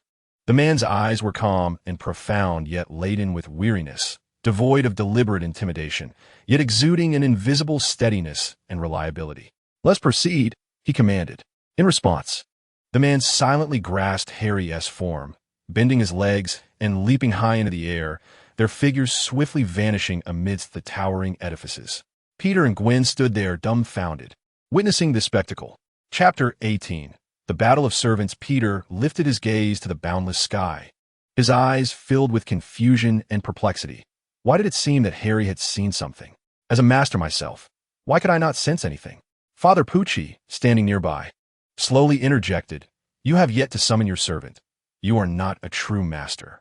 Only when you establish a contract with a servant can you genuinely perceive the presence of other servants. Pucci's gaze shifted from Peter to the distance, as if his sight transcended space and fell upon the silhouettes of Harry and the bald man. After a brief moment, he turned back to Peter and said, Young man, let's resume our unfinished business. Extend your hand. I shall reclaim the command spell and revoke your status as a master. Peter hesitated for a moment, then shook his head, a hint of reluctance in his tone. Wait, Father, I do not wish to revoke the command spell just yet. Pucci raised an eyebrow, a glimmer of amusement in his eyes. Young man, you seem quite curious about the Holy Grail War. No, Peter countered. I am merely concerned for Harry. If he encounters any foes, I can summon a servant to assist him. Pucci regarded him meaningfully. You actually wish to aid him. That boy who stands in an entirely different camp from you. Harry and I are good brothers. How could I possibly let our differing factions? Peter instinctively retorted. But as he spoke, he abruptly halted, the image of Harry's silent silhouette surfacing in his mind. He understood that Harry must have a wish that could only be fulfilled with the Holy Grail. A desire so profound that even if it meant standing against his dear friend, he could never relinquish it. At that moment, Gwen suddenly broke the brief silence, asking, Father Pucci, can Peter's command spell be lifted at any time, or are there certain conditions? Pucci turned his gaze to Gwen, responding, There are no conditions. As long as the servant has not been summoned, the Master's qualification can still be revoked. Gwen nodded. Is that so, Father? Then please share with us the method of summoning a servant. A knowing smile crept upon Pucci's lips as he replied, Very well. I will disclose all the methods of summoning a servant to you. Peter looked at Gwen with surprise. Gwen, what are you planning? Why must we allow Harry to fight alone? Gwen interrupted him, her tone resolute and powerful.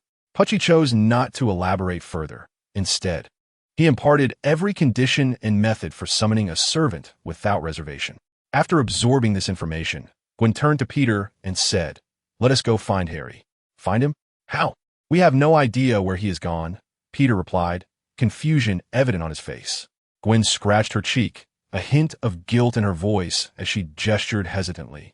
Well, actually, I can sense the presence of the servant a little bit. Her voice trailed off, although Gwen could not see the immense magical energy in the sky. Her spider sense had been frantically alerting her when that terrifying aura, akin to a monster, emerged. She could perceive the location of his presence, somewhere within the city. Peter's eyes widened. You can sense the servant's aura? Gwen, are you also a master? No, not at all. I'm not a master. Gwen quickly shook her head in denial, a trace of panic in her tone. I merely possess a slightly enhanced ability compared to ordinary people. You have superpowers. Peter exclaimed in disbelief. No, it's just a stronger perception than the average person, Gwen explained softly, a hint of helplessness crossing her face. Peter furrowed his brows, a note of reproach in his voice. Gwen, why have you never mentioned this to us? And Harry, too. If I hadn't discovered that he also has a command spell, he would surely have kept it from us. You two have kept everything from me. I thought we three were lifelong friends, but it turns out it's just a superficial brotherhood. Gwen rolled her eyes, defiantly retorting, And what about you? You were clearly planning to keep your command spell a secret from us as well, right? Peter was momentarily speechless, awkwardly scratching his head. This isn't my fault. As their bickering faded into the distance, Pucci stood at the church entrance, squinting as he watched their retreating figures. Mr. Kronos, I never expected you would relinquish that card. It is, after all, the most powerful servant. The voice of Kronos echoed through the stained glass of the church. That lad is most suitable for his master. After all, they're both equally tedious individuals. Together, these two tiresome beings cannot accomplish anything of significance. Pucci chuckled softly, his gaze drifting once more to the horizon, his voice reverberating in the empty church. The prowess of that one is on an entirely different level compared to the other servants that have appeared. Are you not concerned that this game may conclude prematurely by dispatching the strongest card so early? Kronos' voice resounded again, laced with a hint of disdain. Conclude? No. This is merely a small prologue. The true game has only just begun. Time shifted back to the present in a certain location within the city, now reduced to a desolate battlefield. The air was thick with the acrid scent of gunpowder and scorched earth, and shattered remnants of buildings lay strewn about as if a cataclysm had just transpired.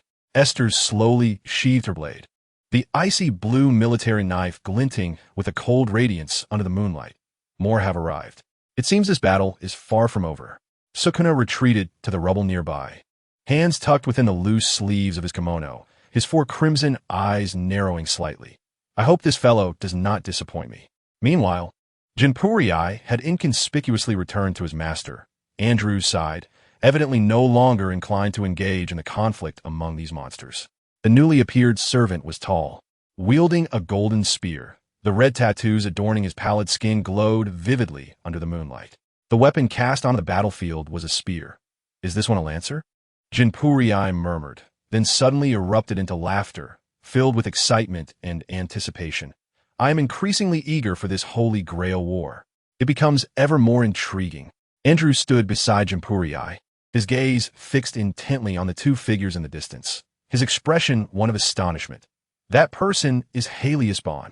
Oh, Jinpuri raised an eyebrow, turning to Andrew with a hint of surprise in his tone. Andrew, do you know the master of the Lancer? Andrew nodded, his eyes still locked on Helios in the distance. Heliosbon is a well-known rich heir from our school, the successor of the Osborne group. He usually keeps a low profile, but I have encountered him a few times, which is why I recognize him. At that moment, in the center of the battlefield, Helios stepped forward, with a Lancer standing before him. Chapter 19. The live stream Helios' gaze swept over the three servants present, and he leaned towards the Lancer, quietly asking, Lancer, what do you make of the strength of these three servants? The Lancer shook his head, his voice low and gravelly. I cannot ascertain the disparity of their strength based solely on their presence, but I can affirm that the two at the center of the battlefield are not inferior to me. Helios nodded gravely in acknowledgement, as Harry's servant confronted Esdeath and Sukuna. In the ruins at the edge of the battlefield, Eddie Brock was hiding behind a shattered wall, secretly capturing every moment on his phone. Having just finished a shift at the newspaper, he stumbled upon the horrific scene of Jean Pulley using alchemy to obliterate an entire block on his way home, miraculously surviving. He witnessed the extraordinary battle before him, listening to incomprehensible discussions about the Holy Grail War and servant classes. Yet, as a journalist, Eddie instantly recognized this as a golden opportunity. This was monumental news. He whispered in excitement, swiftly opening a live-streaming app and cautiously extending his phone's camera beyond the wall to commence the broadcast. Before long, the explosive visuals of the servants' battle attracted a plethora of viewers to his stream, with comments flooding in like a tidal wave. What is this? A special effects blockbuster? My goodness, are those people monsters? Streamer run? It's too dangerous. Eddie, watching the rapidly increasing viewer count and the incessantly refreshing comments, was nearly leaping with joy. I'm going to strike it rich. This time, a promotion and a raise are assured. He meticulously adjusted the angle of his phone, striving to capture every detail of the battlefield.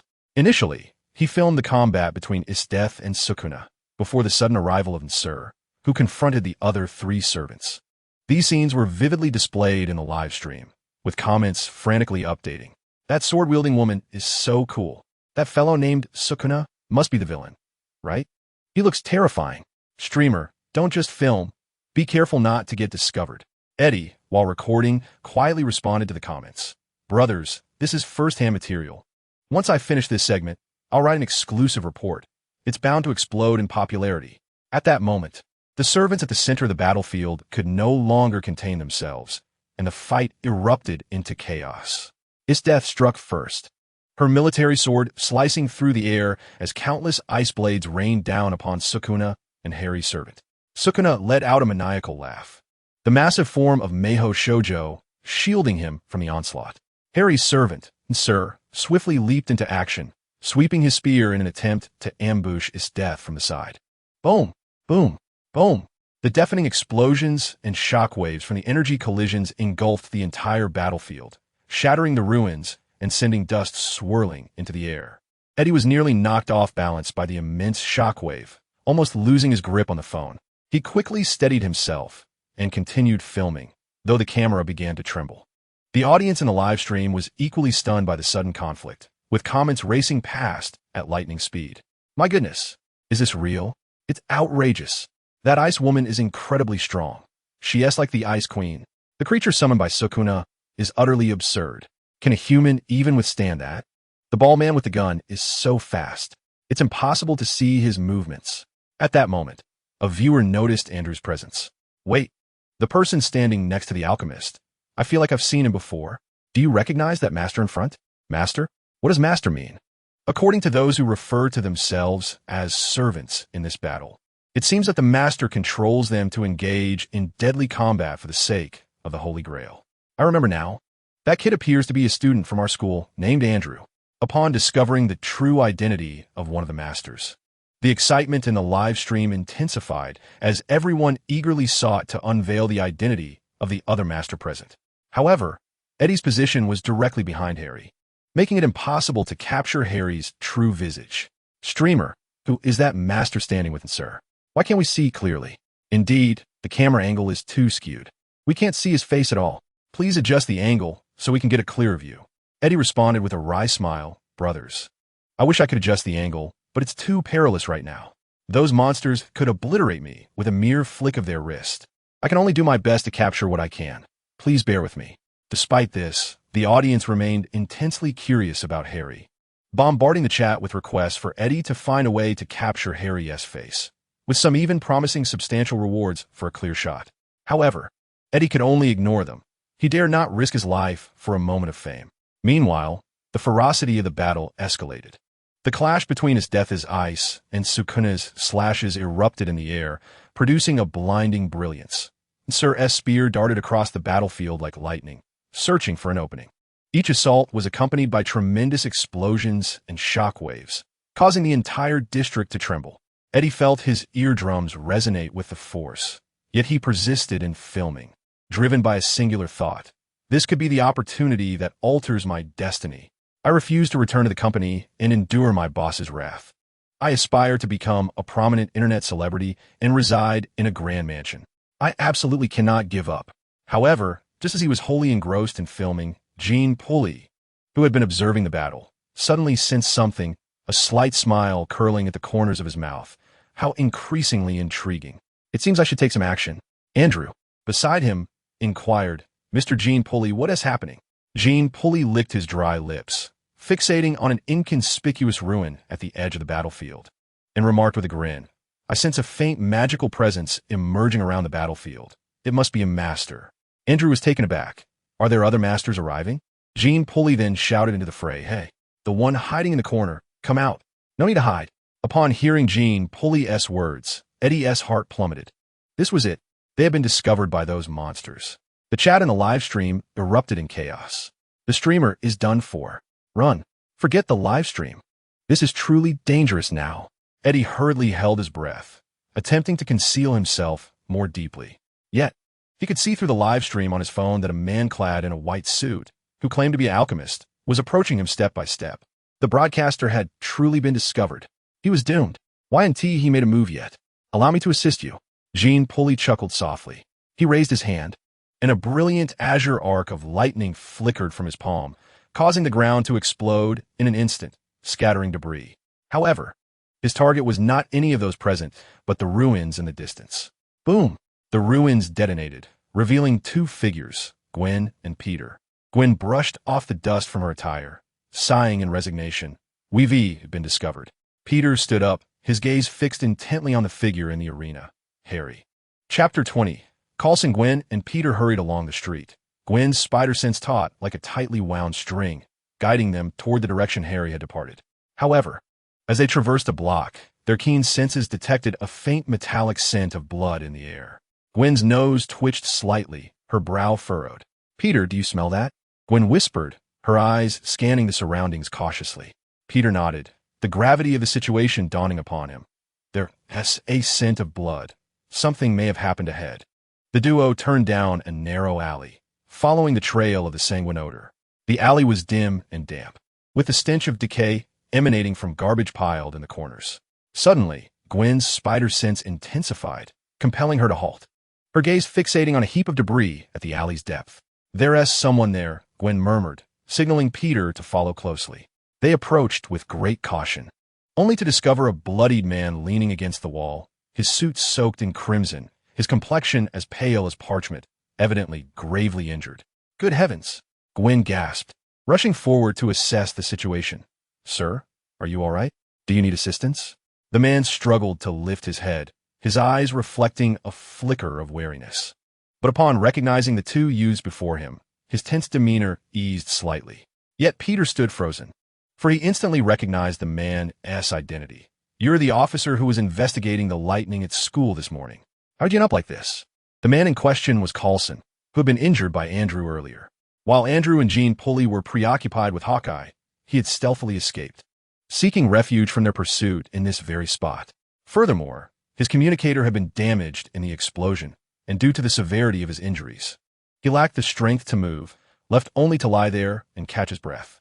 "You're students from Midtown High?" Coulson slumped against the ground, his voice hoarse and weak, clearly exhausted. "We were just passing by and saw you were injured. Do you need us to take you to the hospital?"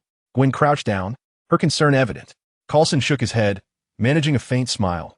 "No, that won't be necessary. My communication device has malfunctioned. May I borrow your mobile phone?" Without hesitation, Peter retrieved his phone and handed it to Coulson, saying, "Of course, here you go." Coulson accepted the phone, his fingers trembling as he dialed a number. When the call connected, he spoke softly, "Director, it's me, Coulson." Taking a deep breath, he suppressed the pain and continued, "Director, I have encountered a perilous target during this mission.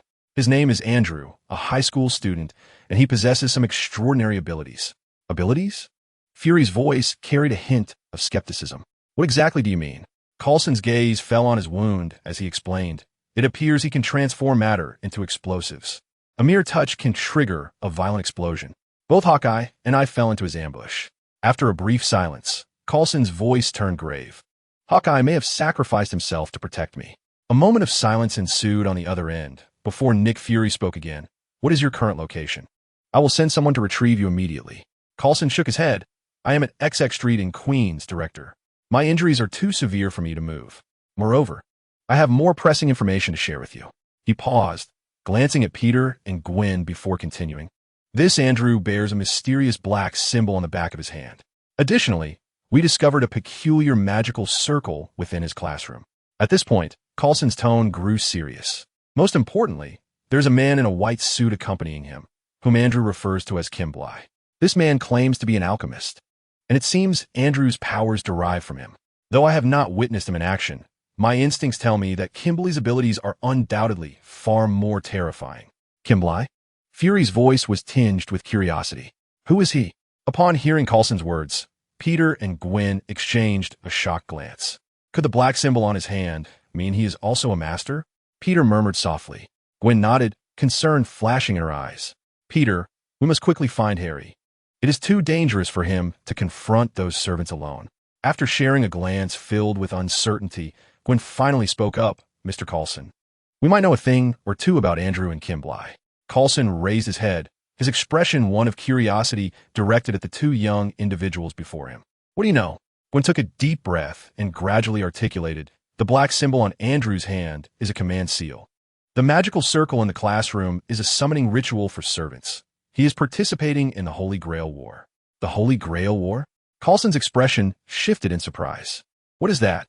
Gwen continued her explanation. "The Holy Grail War is a battle for possession of the Holy Grail. The Holy Grail is a universal wishing machine capable of granting any desire. Those who partake in this war are known as masters, who summon powerful spirits from another realm to fight on their behalf. Ultimately, only one pair of master and servant can claim the Holy Grail." Coulson's expression grew increasingly grave. "How did you come to know of this?" Peter hesitated momentarily before extending his right hand, revealing the crimson sigil on the back with unreserved candor. "Because I too am a master." Just then, a violent explosion erupted in the distance, shattering glass and sending flames skyward. Peter and Gwen's faces blanched in an instant. "It's in the direction Harry went," Peter exclaimed. Gwen gritted her teeth, her eyes brimming with urgency. "We must hurry." The two bid a hasty farewell to Coulson and dashed towards the source of the explosion. As they ran, Peter attempted to reach Harry on his phone, but the call went unanswered, and his heart grew heavier with each passing moment. "Peter, look!" Gwen suddenly halted, pointing ahead. Following her gaze, Peter beheld Harry's figure walking alongside a tall, bald man at the far end of the street. "Harry!" Peter shouted, striving to attract his attention. Yet, Harry seemed oblivious, continuing forward until he vanished around the corner. Their expressions darkened as they gritted their teeth and pressed on in pursuit of Harry. After some time, they finally arrived at the devastated neighborhood. The sight before them was shocking.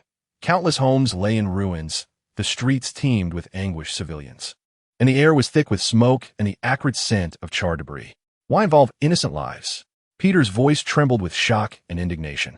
Was it truly permissible to inflict harm on others in the pursuit of that so-called omnipotent wishing machine? These individuals had no inkling of the chaos unfolding, yet they had become casualties of this war. Gwen furrowed her brow, her eyes aflame with fury, Yet she recognized that this was not the moment for emotional outbursts. They pressed on, when suddenly they heard a faint cry for help. "Is anyone there?" The voice emanated from a nearby ruin. Gwen and Peter rushed over to discover a young boy trapped beneath a collapsed wall, bloodied and struggling in agony. Without hesitation, Gwen extended her hands and exerted her strength to lift the heavy stones. Her power surpassed that of an ordinary person, but Peter felt no surprise. He merely stood silently by, his heart weighed down by the gravity of the situation. He increasingly believed that this Holy Grail War should never have occurred. "Thank you," the boy uttered weakly, his eyes filled with gratitude. Gwen forced a faint smile. "Don't be afraid. We will get you to safety." After ensuring the boy was secure, they continued toward the battlefield's edge. At last, they spotted Harry amidst the ruins, accompanied by Sir. Their gazes were icy, seemingly indifferent to the devastation surrounding them. Peter yearned to confront Harry, but Gwen firmly grasped his arm. "Wait, Peter. Don't act rashly." "Why? How can he?" Peter's voice was laced with anger and confusion. Gwen shook her head, her eyes filled with vigilant scrutiny as she gazed at the servants on the battlefield. "Do you not sense it? Each one of those servants exudes a lethal aura. They're all monstrous entities of formidable strength. They are far beyond our capacity to confront. Should we act recklessly, it would only lead to our demise." Peter fell silent, recognizing the truth in Gwen's words. Yet, as he surveyed the chaotic scene before him, his heart brimmed with a sense of helplessness and fury. "Why don't you emerge? How long do you intend to hide? Allow me to assist you." At that moment, a voice laced with mockery echoed, causing both Peter and Gwen to gasp in alarm, immediately seeking to flee the scene. However, before they could make their escape, the ruins that had served as their shield were obliterated in an instant, leaving their figures completely exposed to the gaze of everyone on the battlefield. The sudden intervention of Kimberly drew the attention of all present. Harry also turned to look, and in that moment, he once again beheld the familiar silhouette, Peter.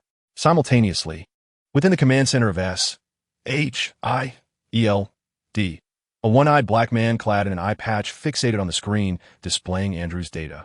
His expression darkening ominously. He was already of a deep complexion, but now he resembled nothing short of a blackened egg. Now, he found himself incensed by the sacrifice of a mere high school student and some wretched alchemist. With his capable agents now lost, Nick Fury could scarcely contain his ire. "Damn it," he muttered under his breath, the anger palpable in his tone. "Coulson, what the hell happened? Hawkeye was my most competent agent, and just like that, he has gone? Director, what should we do now?" Came a voice, evidently sensing Nick Fury's wrath. "Yes, Director." Agents swiftly began to mobilize, activating DS resources in an attempt to locate Andrew S. whereabouts. Just then, the command center's large screen suddenly flashed with a crimson alarm, the piercing siren igniting tension among the personnel. "Director, a massive explosion has erupted in the Brooklyn area, with energy readings far exceeding conventional weaponry," an agent reported urgently, his voice tinged with unease. "What the hell is going on today?" "Fury mutated, frustration evident." "Immediately pull up the surveillance footage from the explosion site." The agent complied rapidly, but soon his expression grew grim. "Director, all surveillance in the explosion zone has been destroyed. The satellites cannot penetrate the dense smoke. We have completely lost visual contact." "Damn it." Fury's brow furrowed deeper, a flicker of rage igniting in his lone eye. "What is happening? Which reckless terrorist organization is conducting this attack?" At that moment, another agent suddenly looked up, his tone laced with surprise. "Director, someone is live streaming from the explosion's epicenter. The footage has just come through." "Live streaming?" Fury's eyes widened in astonishment. "Bring it up immediately." The large screen shifted, revealing a live broadcast. The scene depicted thick smoke and rampant flames, the streets utterly devastated. A familiar figure caused Nick Fury's pupils to constrict slightly. "That was said by Coulson," Andrew murmured softly. He turned to another agent and instructed, "Immediately retrieve information on this broadcaster. I want to know who he is and why he was present there. It is improbable that he orchestrated the explosion." The agent swiftly complied and moments later reported, "Director, we have obtained the broadcaster's information.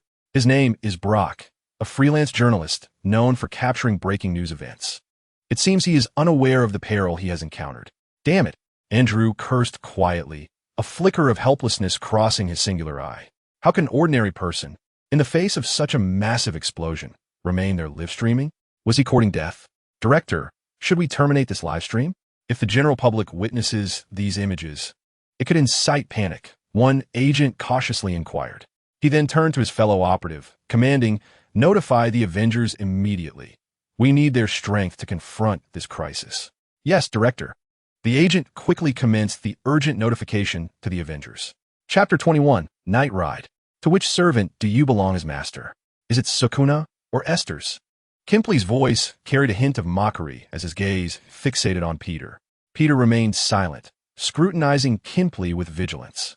"Might I request that you refrain from drawing closer?" Gwen interjected, stepping protectively in front of Peter, her eyes warily assessing the man before them. Although Kimpley presented himself as a gentleman, his presence on this battlefield was unsettling. "You need not fear an attack from me. While eliminating the opposing master is the simplest path to victory in the Holy Grail War, I assure you, I shall not resort to such measures. Allow me to introduce myself. I am Caster Zolf J. Kimpley. My purpose in the Holy Grail War is not to obtain the Grail. I merely wish to witness the unfolding of this game and the clash of wills," Kimpley declared, his voice infused with fervor as he became enraptured in his own world. Before Kimpley could continue, he suddenly paused, his eyes widening in astonishment. It seems I have stumbled upon something remarkable. How extraordinary that is red," he exclaimed, bursting into laughter. "Forgive my intrusion, but I must pose a small question. Which side do you represent? Are you black or red?" In response to Kimpley's inquiry, the gathered individuals exhibited no particular reaction, save for Harry, whose expression gradually darkened. Yameo House has released a new chapter. Sukuna crossed his arms, impatience tinging his tone. "Hey, Alchemist, what do you mean by that?" Kimpley replied with a smile. "I mean it in the literal sense. The command seal on the back of my hand is black." He pointed towards Andrew, who instinctively glanced at the command seal on his hand. The young gentleman is also an Aster, yet his command spell diverges from ours. With a snap of his fingers, Kimpuri conjured a surge of azure radiance. Gwen attempted to intervene at that very moment, but it was already too late. An explosion erupted beside her, forcing her to retreat. Instantly, the ground beneath Peter's feet melted into tendrils that ensnared him. The tentacles constricted tightly around Peter, causing him to grimace in pain. Yet he gritted his teeth and shouted to Gwen, "Gwen, don't worry about me. Run." Gwen rushed forward, intent on rescuing Peter, but Kinpuri, with a gleeful smile, unleashed alchemy once more, igniting the ground around them.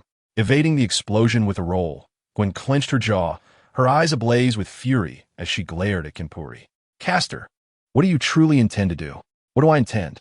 "Naturally, to showcase this fascinating spectacle to everyone," Kinpuri chuckled lightly, simultaneously commanding the tendrils binding Peter to retract and raise his right hand high.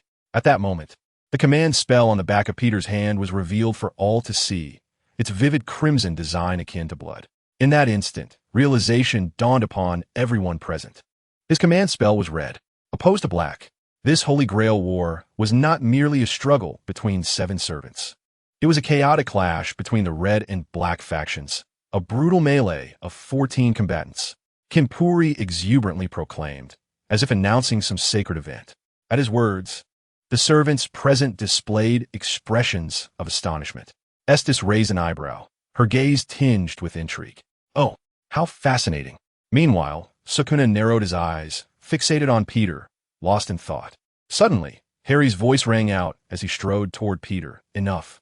Caster, release him." Peter, bound and helpless, felt a surge of emotion at the sight of his friend coming to his aid. "Harry." Kimpuri turned to regard Harry. "What?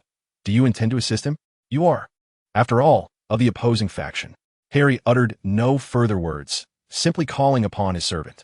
In the instant his words fell, Sir's figure shot towards Kinpuri like a bolt of lightning. Kinpuri's expression shifted dramatically, yet an icy wall suddenly materialized before Nsir. Estes had appeared nearby, wielding her military blade, her face adorned with a wild grin. "Sir, shall we have some fun together?" Seeing this, Kinpuri sighed in relief, glancing at Harry with a smirk. "Now your servant is also held up. Do you still wish to rescue him?" Harry offered no response, but slowly raised his hand, grasping the card box adorned with a golden bat emblem. In the next moment, a peculiar silver metallic belt appeared around his waist. Kinpuri was momentarily taken aback, clearly unprepared for this turn of events. Transformation. A deep voice echoed through the still air as Harry swiftly inserted the card box into the belt. Henshin. His head was adorned with a silver mask reminiscent of a medieval knight's helmet, embellished on either side with silver patterns resembling bat wings, symbolizing a connection with the contract beast, the dark wing bat. The chest armor was intricately engraved with elaborate silver designs, evoking the image of bat wings unfurling under the moonlight. His arms and legs were sheathed in sleek armor, creating a striking fusion of knightly, bat-like, and vampiric elements. Kamen Rider Night made his entrance. Gwen's eyes widened in disbelief as she gazed at Harry, her voice tinged with astonishment. "Harry, is that really you?" Though Peter was ensnared by tentacles, he too was rendered speechless by the spectacle before him. How could his dear friend transform into such an incredibly handsome, armored figure? It was infuriating. He felt an overwhelming sense of envy and longing. Meanwhile, Eddie, who was secretly filming from the ruins, was taken aback the moment Harry transformed, his eyes widening in shock. The live chat erupted in excitement. "What is this armor? It's so cool. That silver armor is stunning. I want a set too. Which tech company created this? Or is it a military secret weapon?" Eddie murmured, "I want one too." Jean Puri observed Kamen Rider with a flicker of surprise in his eyes, quickly replaced by a hint of exhilaration. Oh, what intriguing development. Has technology in this world advanced to such an extent? It seems the surprises of this night are far from over. Night offered no reply. Instead, drawing a card from the holster at his waist and inserting it into the sword-shaped device known as the Dark Summoner. "Swaltavon, weapon descends." The cold, mechanical voice resonated as a colossal dark bat swooped down from the sky, its tail shedding and transforming into a uniquely designed shotgun named the Winged Spear, which landed in Night's grasp. Harry's voice emanated from the armor, imbued with a chilling tone. "Caster, your game ends here." Chapter 22. Summoning the servant. Seizing the opportunity while Jean Puri and Night clashed, Gwen rushed to Peter's side. "Peter, hold on. I'll save you." However, just as she was about to reach him, a figure appeared before Peter like a wraith. It was a man clad in a black kimono, adorned with eerie tattoos. This was the dormant Shikigami, who had now suddenly manifested before Peter with ulterior motives. Shikigami fixated on the red command spell on Peter's hand, a sinister smile creeping across his face as he unleashed a strike that severed the tentacles binding Peter with the swiftness of lightning. Peter crashed heavily to the ground, struggling to raise his head to discern the figure before him. "You raise your head too high. Who permitted you to look at me?" Shikigami coldly retorted, followed by another swift strike that instantly severed Peter's legs. Peter let out a heart-wrenching scream, blood staining the ground. Gwen's complexion instantly turned pale upon witnessing the scene, her voice quivering slightly as she called out, "Peter!" She yearned to rush forward and save him, but Sukuna merely cast a cold glance in her direction and nonchalantly summoned several Shikigami from the 10 shadow techniques to obstruct her path. "Blonde girl, do not meddle." Sukuna's tone dripped with disdain, as if Gwen's presence were utterly insignificant. Harry, witnessing Peter's dire state, was consumed by a mix of fury and helplessness. He attempted to charge ahead, but Ginny stood resolutely in his way, arcs of cerulean electricity flickering in her hands. "Your opponent is me. Do not divert your attention." Ginny cackled maniacally, employing alchemy to transform the surrounding matter into explosive projectiles, launching a fierce assault on Harry. Harry's expression darkened as he drew another card from his belt's compartment. Guard vent. Defense descends. The contract beast, the dark winged bat, materialized behind him, transforming into a cloak. Harry raised the cloak before him, absorbing the full force of the explosion. Meanwhile, Peter lay sprawled on the ground, the excruciating pain in his legs nearly rendering him unconscious. "It hurts. So much pain. What has happened? Why can't I feel my feet?" Trembling, Peter lowered his gaze to his legs. In that moment, his pupils constricted sharply, his heart seemingly gripped by an invisible hand. His legs had been severed cleanly below the knees, blood erupting like a fountain and staining the ground beneath him. "By now, your servant has yet to appear. You must not have summoned them yet," Sukuna observed from his elevated position, his voice laced with mockery. 3 minutes. I shall grant you but 3 minutes. Summon your servant within this time. If you fail, I shall take your life." Peter remained silent, tilting his head back defiantly to fixate on Sukuna. His eyes were filled with rage and hatred, but more so with fear. Sukuna pressed his forehead, laughing maniacally. "Ha, amusing. It appears you are not afraid of death." At that moment, Sukuna's laughter abruptly ceased. He coolly regarded Peter, and with another swift strike, Peter's left hand was severed in an instant.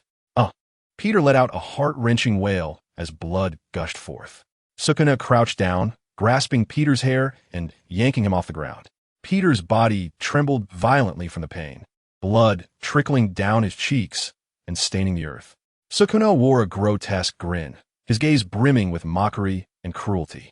Leaning closer to Peter's ear, he whispered coldly, "Listen closely, boy. If you have not summoned your servant in 3 minutes, I will first kill that blonde girl, then the one called Harry over there, and finally, I shall torment you slowly until you beg me for death." The words echoed relentlessly in Peter's mind, fear surging like a tidal wave, nearly drowning him. His breathing quickened. His heart raced violently, as if it might leap from his chest. Sukuna casually tossed Peter onto the ground, uttering, "Let us begin. Time is of the essence." Peter fell heavily, his body weakened from excessive blood loss. Yet, driven by a profound fear of Sukuna and an instinctual desire to survive, he shakily dipped his remaining right hand in his own blood and began to draw a summoning circle on the ground. In the distance, Andrew watched this scene unfold, his heart laden with conflicting emotions. He knew Peter, renowned in school for his kindness. Many had benefited from Peter's generosity, himself included. Though Andrew felt a twinge of sympathy and reluctance, he understood that he was powerless to intervene and could only turn away, unable to bear the sight. Meanwhile, in Eddie's live stream, the previously lively chat descended into silence, all viewers struck dumb by the harrowing spectacle before them. The gruesome and brutal imagery left the audience breathless. After a long pause, someone finally broke the silence. "This is utterly cruel. That guy named Sukuna is nothing short of a demon. How can he possibly survive this? I can't bear to watch. It's too bloody. Who is Sukuna, and why is he so merciless?" Simultaneously, in SHAKIELI. Nick Fury observed the live feed, witnessing Sukuna's cruel methods and Peter's horrific fate as he had his legs and left arm severed. Yet, Fury felt little emotional upheaval. As the director of SHIELD, he had long been desensitized to the harsh realities of life and death. Although the scene was bloody, it was insufficient to stir his emotions. He merely urged his agents to hasten the Avengers' arrival, fearing they would be too late. The agents replied that their arrival might not be as swift as hoped. "Damn it," Nick Fury muttered under his breath, frustration and anger lacing his tone as he watched the combat between the servants unfold. What were these beings? Each one was absurdly powerful. Monsters, all of them. On the other side, Peter's movement slowed, his consciousness fading. His mind flashed with countless memories. He recalled the day's events, once believing it would be just another ordinary day. He had gone to school, as usual, chatting with Gwen and Harry about mundane matters. But when did everything begin to change? Perhaps it was the moment the curse was placed upon him that his tranquil existence vanished forever.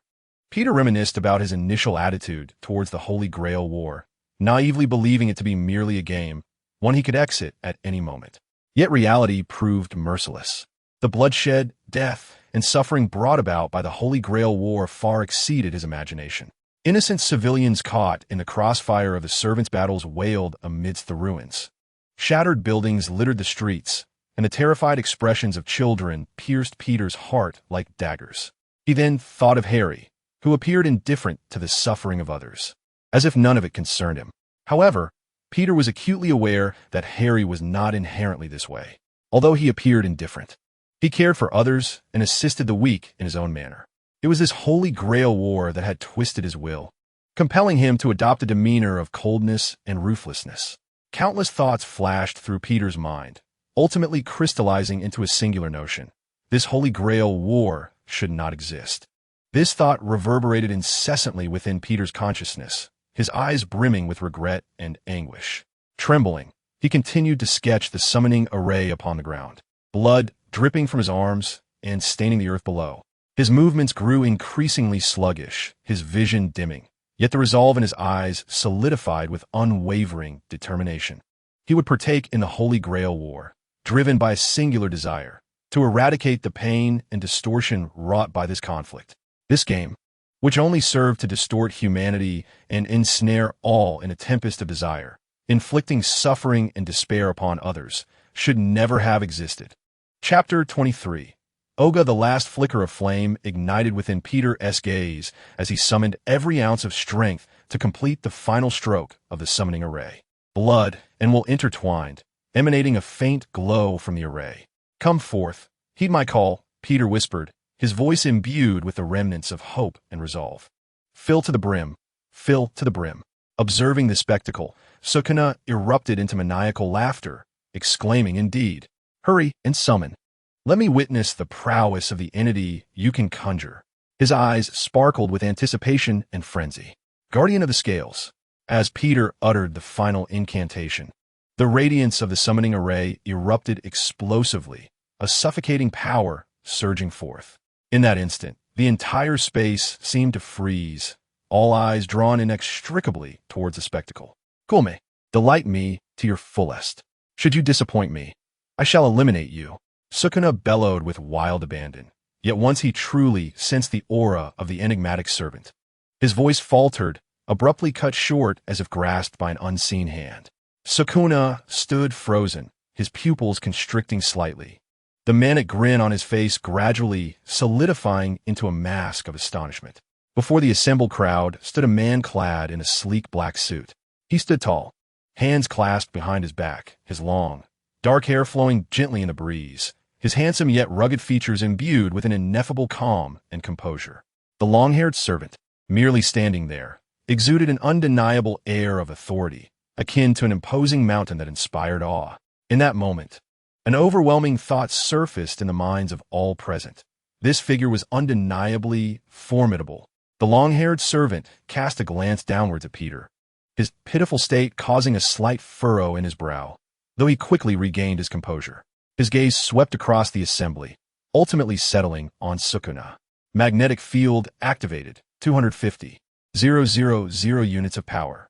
The long-haired servant slowly raised his right hand, fingers together, forming a fist. In that instant, everyone felt an unprecedented wave of pressure, as if the very fabric of space trembled beneath his might.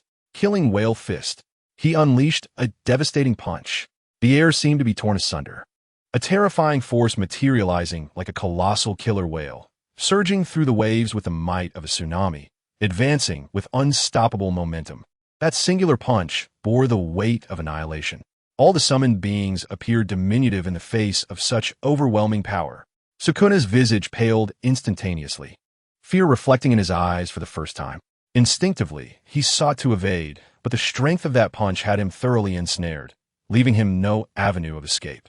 "Makuro, block him, please," Sukuna cried out frantically, attempting to summon the most formidable Shikigami in history.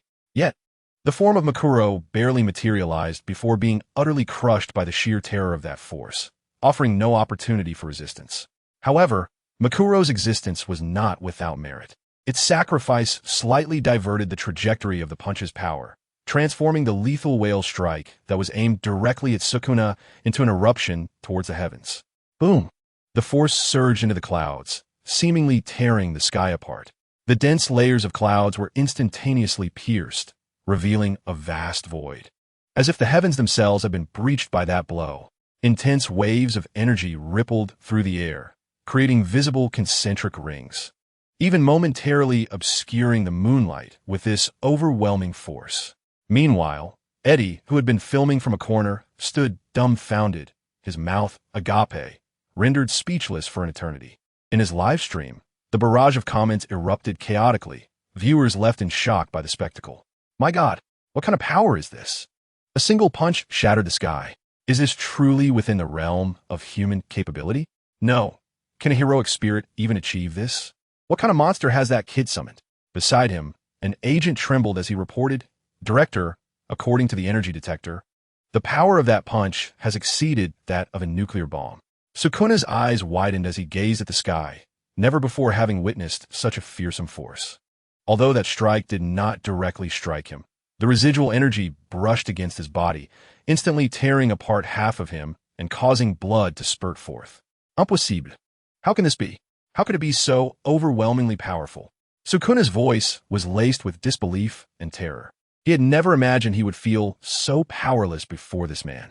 Clenching his teeth, he summoned every ounce of strength to use his reverse technique to regenerate his torn body, turning to flee with frantic desperation, lacking even the courage to glance back.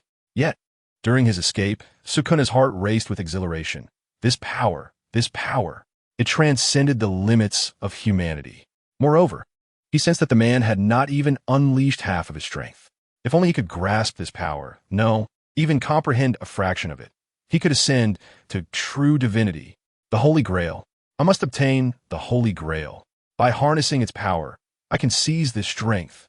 All present were rendered speechless, utterly awestruck by the scene unfolding before them. Gwen, Harry, Andrew, and even Kimpri instinctively took several steps back, their faces filled with shock and terror. What kind of power is this? Esther's murmured, her voice tinged with a tremor. To summon a being of such caliber. My anticipation for this Holy Grail war grows ever more intense. Kimpri erupted into maniacal laughter, only to suddenly unleash alchemical forces that shattered the surrounding ruins, enveloping the area in a cloud of dust. He then seized Andrew by the collar, retreating rapidly. Come on, Andrew. That servant is beyond our capabilities. Upon witnessing Kimpri and Andrew flee, Esther's two vanished from the battlefield's periphery. Only Harry and Sir remained. The long-haired servant cast his gaze upon them. It appears only you two are left. Gwen, standing at a distance, urgently shouted, They are not our enemies. Peter, quickly tell him. Peter weakly lifted his head and addressed his servant. They are not our enemies. Harry glanced at Peter with a complex expression, but ultimately said nothing as he left the battlefield alongside Sir. Gwen rushed to Peter's side, her eyes filled with concern. Peter, how are you? I'll take you to the hospital right away. The long-haired servant glanced at her and replied, There is no need. Magnetic field rotation, cellular recombination. An invisible force lifted Peter's body, and then the long-haired servant shouted, pressing one hand against Peter's chest. A high-frequency buzzing erupted in the air, and blue-white magnetic patterns entwined around Peter like living entities. Crack! The sound of bones growing was distinctly audible from Peter's shattered knee. His white leg bone protruded at a visible speed, while nerves and blood vessels reconnected as if operated by a precise instrument. More disturbingly, the blood scattered on the ground began to flow against gravity, returning to the wound. Even the blood that had soaked into the earth was drawn back into Peter's body by the magnetic field. Gwen watched in disbelief. What is happening? How can Peter, the long-haired servant, did not respond? He slowly retracted his hand, as if casually repairing a broken tool, looking down upon the boy before him. So you're my Aster? What is your name, lad? Peter propped himself up from the ground, fingers digging deeply into the still warm asphalt. The burning sensation from the rapid regeneration coursed through his veins, yet he struggled to raise his head and meet the gaze of the divine presence before him. Peter, my name is Peter Parker. The long-haired servant, or rather, Olga, revealed his true name. Remember this, lad. My true name is Olga, and my class is Berserker. At that moment, a cold, emotionless voice suddenly echoed in the air, seemingly emanating from all directions. Peter Parker, you truly disappoint me. The onlookers turned towards the source of the voice, only to discover that it originated from an unassuming puddle on the ground. The water surface reflected the form of a golden-armored figure, whose armor bore a striking resemblance to Harry's Knight Rider, yet was even more magnificent and imposing. It was none other than Kamen Rider Odin. Odin's voice continued to resonate from the puddles. I have deliberately bestowed upon you the mightiest card, and yet you find yourself in such a predicament. Truly disappointing. Peter and Gwen's pupils dilated in shock. The mightiest card? Could it possibly refer to a servant? If so, then what on earth is the identity of this enigmatic being? What a charade. Whale Killer Fist. Olga snorted coldly. His right fist infused with an immense force of 250,000, crashing toward the water surface. Bang! The water vaporized into a vacuum with a diameter of 20 meters, yet the figure clad in golden armor appeared upon the glass, shards 100 meters away. In the mirror, Odin wielded a staff adorned with the sculpted image of a golden phoenix, his mask's eye sockets glowing red as he gazed at Olga's silhouette. Feudal, Berserker. I exist between all mirrors. Your assault cannot affect me. A glimmer of coldness flashed in Olga's eyes, yet he refrained from further attack, instead fixing his gaze upon the reflection in the glass shards. Peter gritted his teeth, struggling to rise, and demanded, "Who are you? What do you mean by giving me the mightiest card? What connection do you have to this Holy Grail? I am the host of this Holy Grail War, Odin." No sooner had he spoken than Odin's figure suddenly vanished from the glass shards. In its place, a scarlet card box burst forth from the void, landing in Peter's hands. He looked down at the card box, noticing its striking resemblance to Harry's transformation card box. Yet this one bore the emblem of a fearsome dragon's head. Indeed, it was the transformation card box of Kamen Rider Ryuki. A tremor of excitement tinged Peter's voice. Odin's voice echoed once more, this time imbued with a fervent intensity. "Tataki, Tataki, continue to fight, until but one remains to grasp the Holy Grail of victory." As the voice faded, Odin's presence dissipated entirely, leaving Peter, Gwen, and Olga standing in place, the air thick with an oppressive and tense atmosphere. Whale Killer, Olga, from Sea Tiger, Chapter 24. Eddie Brock felt he had struck gold this time. He murmured to himself, envisioning a future brimming with promise.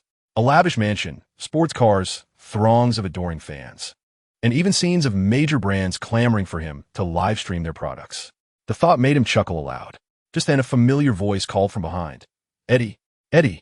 Eddie's steps halted abruptly, and the smile on his face froze. Was that Lisa? What was she doing here? Moreover, her tone seemed somewhat off. Lisa was his colleague. They had just spent the evening working late and sharing drinks at a nearby bar before heading home. "I'm here," Eddie replied slowly, his unease growing. His gaze swept over the dimly lit street, finally settling on Lisa. She stood beneath the street lamp, her figure appearing somewhat rigid, her expression vacant and numb. Although Lisa appeared somewhat off, the sight of the familiar Eddie brought her a momentary sense of relief. Indeed, it was her. No, it was him. Just then, a man clad in the robes of a clergyman, with brown skin and short white hair, emerged from behind Lisa, gripping her head firmly. It was Father Pucci. Eddie's pupils dilated in shock, his heart racing as if it might leap from his chest. Father Pucci's hand clutched Lisa's head, lifting her into the air like a lifeless doll. Her body hung limply, as if all consciousness had fled. The voices of Father Pucci and Lisa overlapped in a chilling, eerie resonance. He slowly raised his gaze, locking it onto Eddie with an intensity that made Eddie's throat dry. He yearned to flee, yet his legs felt as heavy as lead, immovable. His eyes were fixed on Father Pucci, a single thought echoing in his mind. Something was amiss. Everything felt wrong. Father Pucci seemed unfazed by Eddie's reaction. He raised his other hand, and from a realm imperceptible to ordinary mortals, a grayish-white, philosophically infused humanoid entity materialized behind him. It was his stand, Whitesnake. The ethereal hand of Whitesnake glided over Lisa's head, and a blank disc ejected from her mind. "The disc has been extracted," Father Pucci murmured, casually discarding Lisa's body as if it were refuse, before inserting the shimmering memory disc into his own head. With his eyes closed, Father Pucci savored the experience as if relishing a delicacy. As a reporter for the Horn Daily, you had formed an impression of this woman named Lisa as someone filled with a sense of justice, dedicated to exposing societal injustices. Suddenly, realization dawned upon Eddie, causing his pupils to constrict, his body trembling in fear. Was he reading Lisa's memories? You often enjoy sharing risque jokes with your female colleagues, frequently boasting about your dreams of wealth, residing in a villa, and driving a sports car. Father Pucci's voice carried a hint of derision. Her assessment of you is that you are a good person. No other useful information remains. With that, Father Pucci extracted the memory disc from his head and tossed it aside. He then turned to Eddie, while the spectral form of Whitesnake loomed behind him, its two pairs of eyes fixed on Eddie. "That was you broadcasting the servant battle just now, Eddie Brock." Eddie's mind raced with a singular thought. This was the end. He was truly finished. Having survived the relentless bombardment of the servant battle, he now faced his demise here. No, he had yet to fulfill his wishes. His mansion, his sports car. Whitesnake interjected impatiently. Must it be so convoluted? Why not just knock him out and take him back? Ignoring Whitesnake's complaint, Father Pucci continued addressing Eddie. "The organizer of this Holy Grail War is quite intrigued by your broadcasting activities. He wishes to meet you." Eddie's legs weakened, and he nearly collapsed to the ground. He yearned to plead for mercy, yet his throat felt as though it were obstructed by some unseen force, rendering him voiceless. Father Pucci approached Eddie with measured steps, the ethereal semblance of a white serpent flickering behind him, poised to strike with lethal precision. Before his words could dissipate into the air, the serpent's hand pressed firmly against Eddie's forehead. A searing agony surged through his mind, causing his consciousness to wane. The last image imprinted upon his vision being Father Pucci's indifferent gaze. As Eddie's awareness gradually returned amidst the fog, indistinct voices floated to his ears. Pucci, why is he not awakened yet? Have you damaged his mind?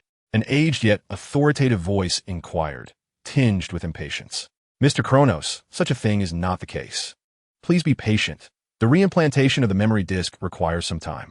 Eddie's mind was a tempest of chaos, as if forcibly torn apart and painstakingly reassembled. He struggled to open his eyes.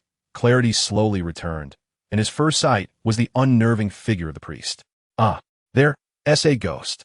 Eddie leaped from the ground, instinctively retreating until he collided with the wall behind him. What has happened to him? Has his mind truly been damaged? It shouldn't be the case. The two onlookers exchanged bewildered glances as they observed Eddie's reaction.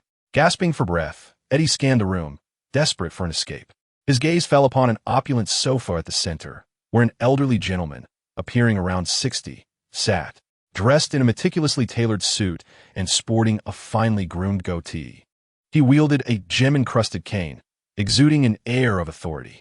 As Eddie discerned the elder's features, his pupils constricted in recognition, revealing his awareness of the man's identity.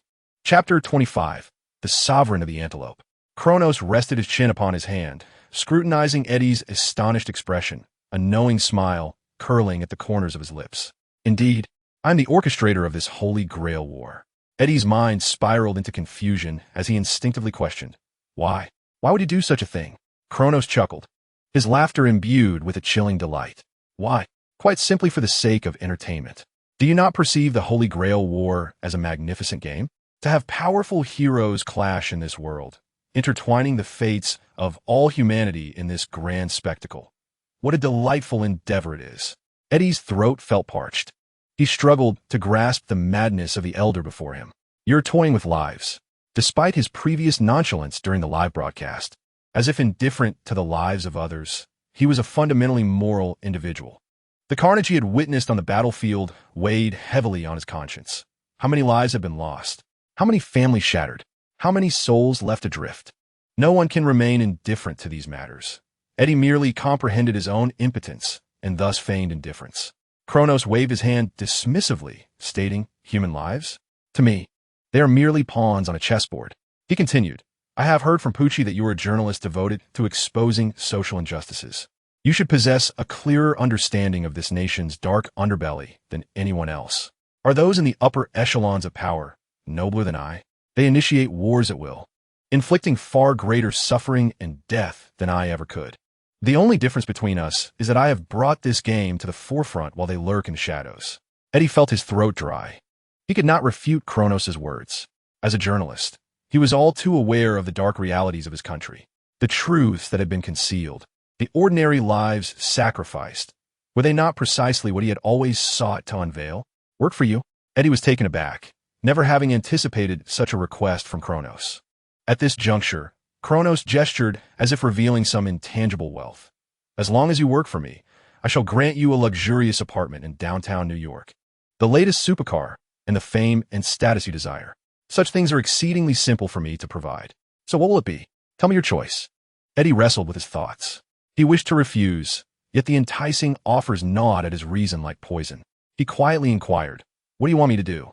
Kronos observed Eddie's expression, fully aware of humanity's frailties. Tempting others to fall from grace was a pleasure for him. With this thought, a deeper smile crept upon his lips. I shall not ask you to do anything that contravenes your principles. Your task is simple. During a certain phase of this Holy Grail War, you will conduct a live broadcast, allowing the entire world to witness this game. That is all. Eddie remained silent for a moment, persuading himself that he was not truly participating in this game, merely broadcasting it. The Holy Grail War was merely a means for him to earn money, nothing more.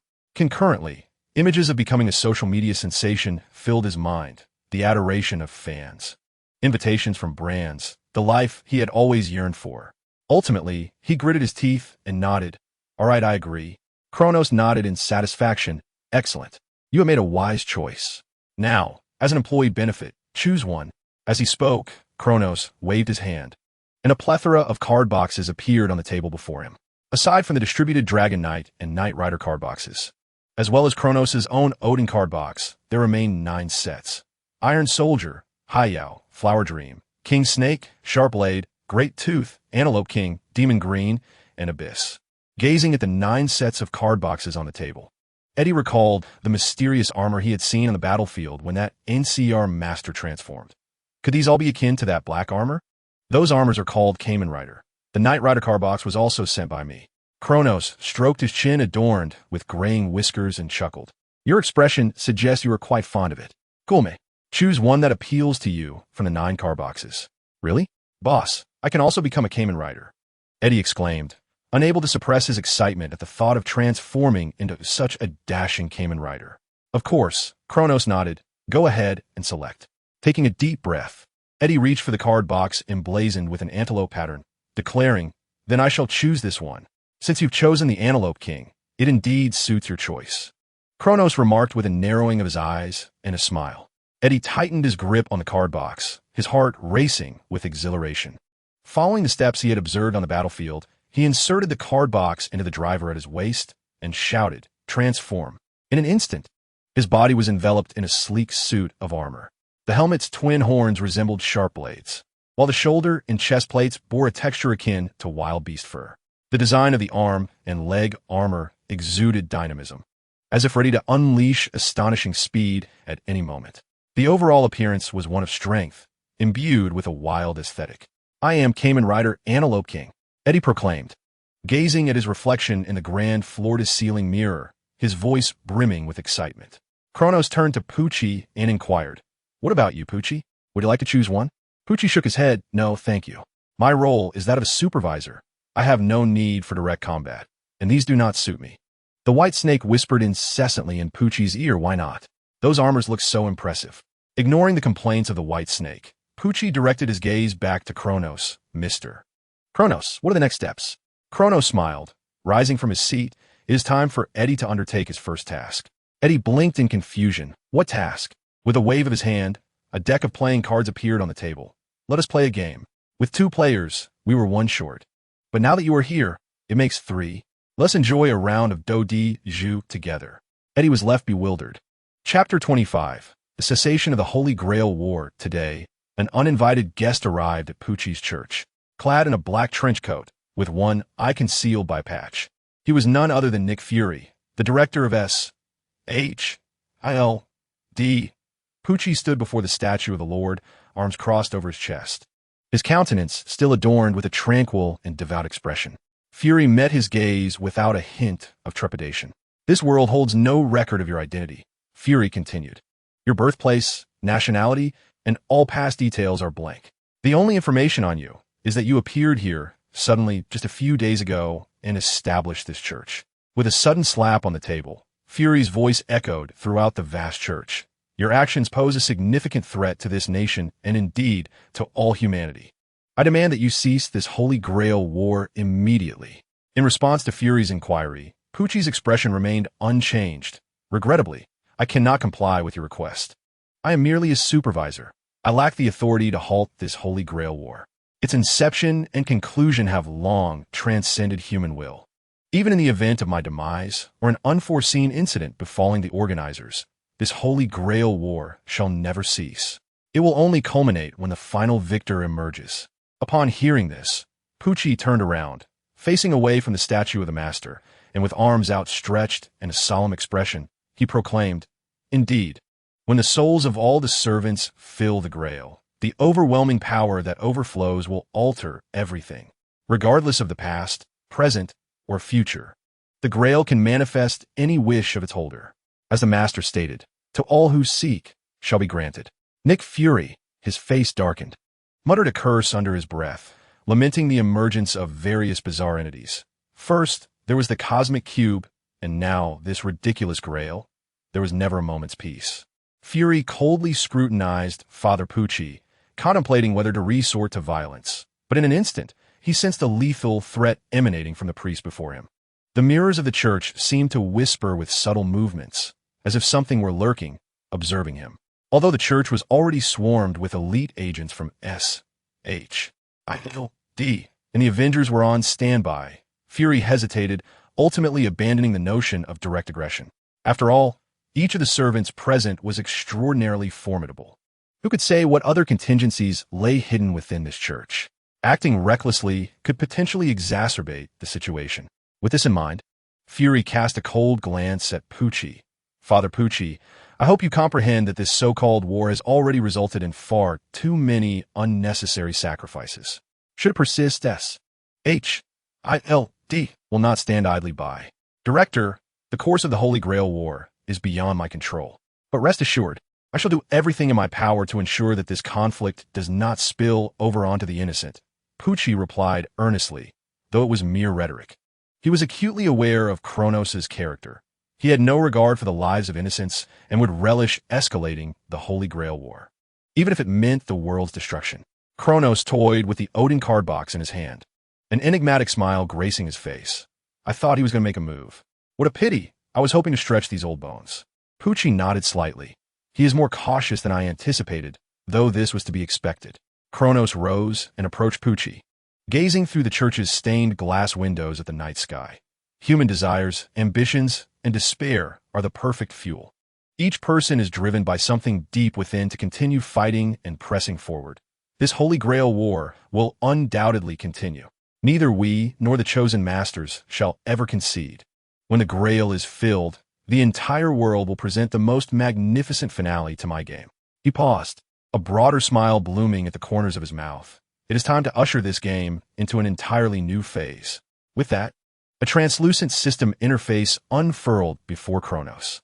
During this period, he has amassed a considerable amount of fate points through the Holy Grail War. And now it is time to initiate a new lottery. However, before proceeding, he decided to distribute the remaining cards. With a mere thought, a character card materialized in Kronos' hand.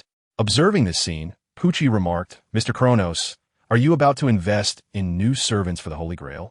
The system has undergone a transformation, turning the Holy Grail from a mere medium and transit point for summoning servants into a crucible for the conversion and containment of heroic spirits.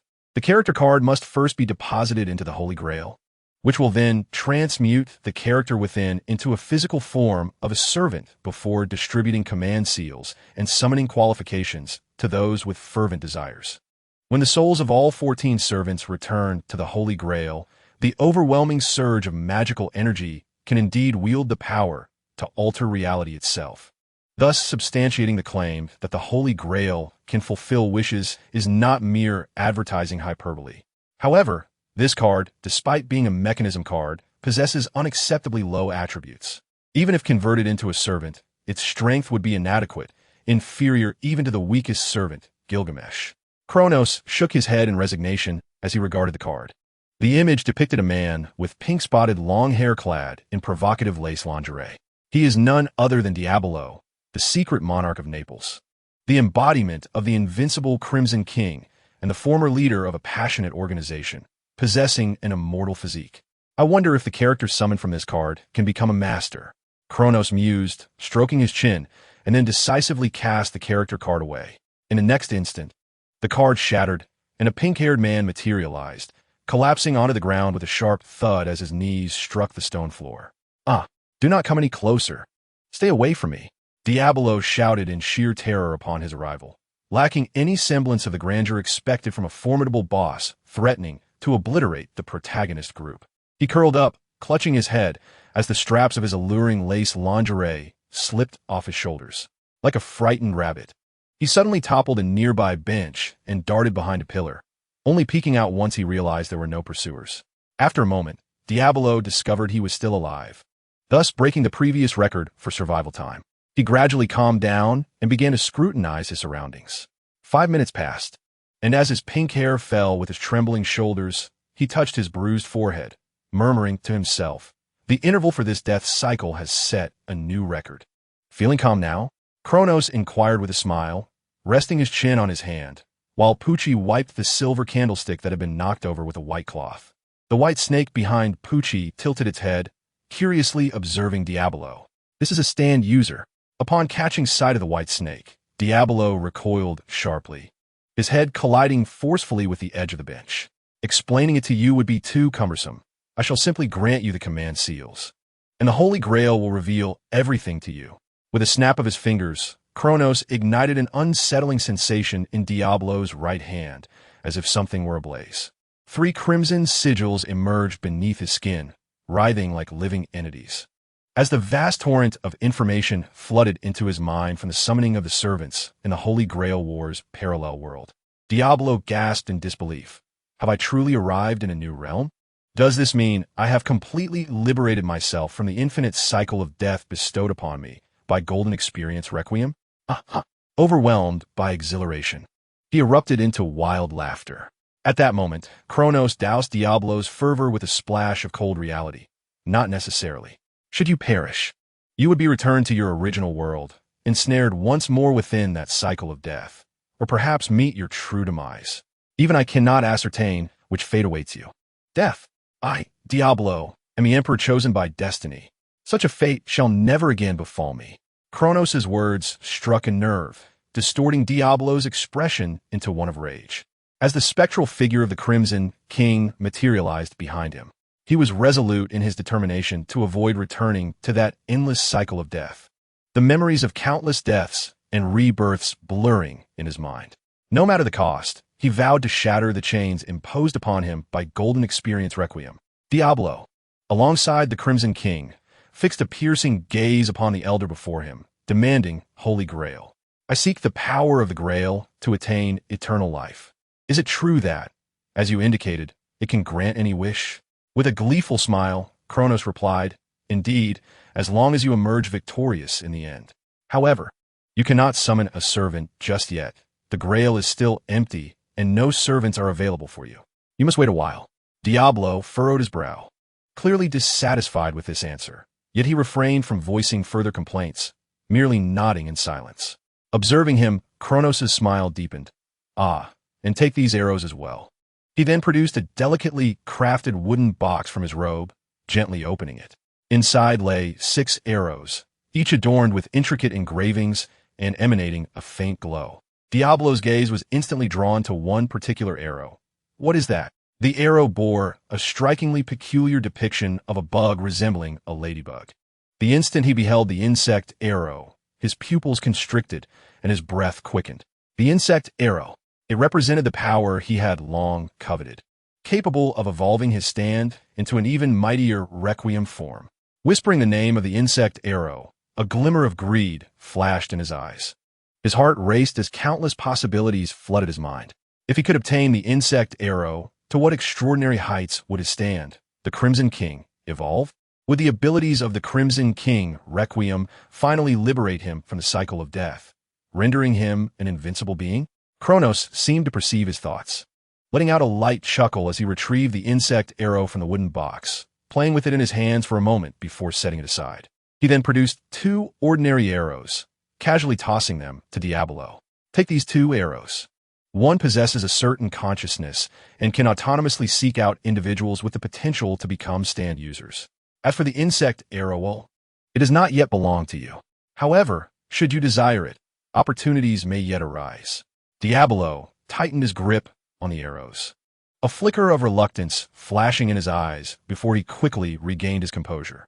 The allure of the insect arrow's power was undeniable, yet the time for contention had not yet come. Very well, you are free to move about. Kronos waved his hand dismissively, as if bidding farewell to an inconsequential passerby. Do as you wish, even if it means bringing about the world's destruction. Chapter 26, Diablo, New York, Hell's Kitchen. As night fell, the city's darker side was illuminated by the glaring neon lights. The streets were teeming with gangsters, addicts, beggars, and streetwalkers, the air thick with the stench of alcohol, drugs, and decay. This was the most chaotic corner of New York, a veritable breeding ground for vice. In a narrow alley, a figure swathed in a black cloak stood silently in the shadows, observing everything with a cold indifference. His pink hair was concealed beneath the hood, revealing only a pair of piercing eyes. This enigmatic figure was none other than Diablo, the former kingpin of Naples. Hell's Kitchen, Diablo murmured softly. It was only after leaving the church that he realized he was on the other side of the ocean, in America. After wandering through the oil-rich land of America for half a day, Diablo suddenly recognized a pressing issue. He seemed to be devoid of funds. With no other recourse to satiate his hunger, he resolved to return to his former profession, to resurrect his passion, and reclaim his throne as the kingpin of the underworld. As for working a mundane job, absolutely not. Diablo was a sovereign in his own right. How could he stoop to become a mere pawn at the beck and call of others? He had gathered intelligence that Hell's Kitchen was the most tumultuous place in New York, the perfect starting point for him to rebuild his empire. The only drawback was that this territory already had an emperor. To expand his passion and solidify his power in the underground world of New York, he first needed to eliminate this obstacle. With this thought, a cold smile graced Diablo's lips. Just a mere mortal, he mused. His gaze swept across the street. Searching for suitable prey, he required subordinates, a cadre of pawns willing to serve him. By utilizing the 2 arrows in his possession, which could bestow ordinary individuals with stand abilities, he could swiftly amass enough power to challenge the current emperor. Diablo opened his palm, resting the arrows within it, and spoke in a hushed tone. Go forth. Seek out those with potential. As his words faded, the arrows trembled slightly, as if sensing something, their tips slowly rotating to point in a specific direction. Diablo followed the guidance, treading slowly along the desolate street, his footsteps echoing in the emptiness. Suddenly, the sound of his steps ceased. He halted, his gaze directed toward a dimly lit corner. There, a middle-aged man was being ruthlessly beaten by a group of thugs. Please, I truly have no money left. No money? Sneered a tattooed man, raising a steel pipe to strike the victim's knee. Then let your organs serve as repayment. The assaulted man let out a grunt, curling into a ball, his work clothes stained with oil and blood. Yet, within his deeply sunken eyes, something was ablaze. Do you desire power? The sudden voice startled both the middle-aged man and the thugs, causing them to turn toward its source. The sound of heavy footsteps echoed from the darkness, as a figure clad in a black cloak slowly emerged into the dim light. His face was obscured by the hood, shrouded in shadow, revealing only a pair of eyes that gleamed with a dangerous light. I ask you again, do you desire power? Hey, who the hell are you? The tattooed man shouted, brandishing his steel pipe and charging at Diablo. The pipe whistled through the air, aiming directly for Diablo's head. A smug smile spread across the tattooed man's face, as if he could already envision the scene of his opponent bloodied and broken. However, just as the pipe was about to strike Diablo, he parted his lips, seemingly murmuring something. Crimson King. Clang. The sound of metal striking the wall reverberated through the space. The tattooed man's smile instantly froze, replaced by sheer astonishment. His eyes widened in disbelief, mouth agape, as if witnessing the impossible. What just happened? The pipe was supposed to hit its target, but the cloaked figure vanished like a ghost, leaving the steel pipe to crash heavily into the wall, numbing his arm. That guy, is he a ghost? How'd he just disappear? The tattooed man frantically looked around, beads of cold sweat forming on his forehead. I shall ask once more, do you desire power? The power to alter your fate, to crush those who have tormented you. Diablo's voice resonated again, but this time, he appeared beside the middle-aged man, holding an arrow that shimmered with an eerie light. The man lifted his head, a flicker of shock crossing his face. He could not comprehend what this man had just done, yet his instincts told him it was no mere trick or illusion, but something far beyond his understanding. He stared intently at Diablo, his voice hoarse and low. Who? Who are you? Why are you helping me? Diablo looked down at the middle-aged man. Who I am is of little consequence, and your grievances do not pique my interest. You need only to understand that I possess the power to grant you strength, sufficient to alter your fate. The price, however, is the surrender of your soul to me. Hey, you black-robed specter, shouted a few ruffians. Silence. You wretched fools are unworthy to bark before me.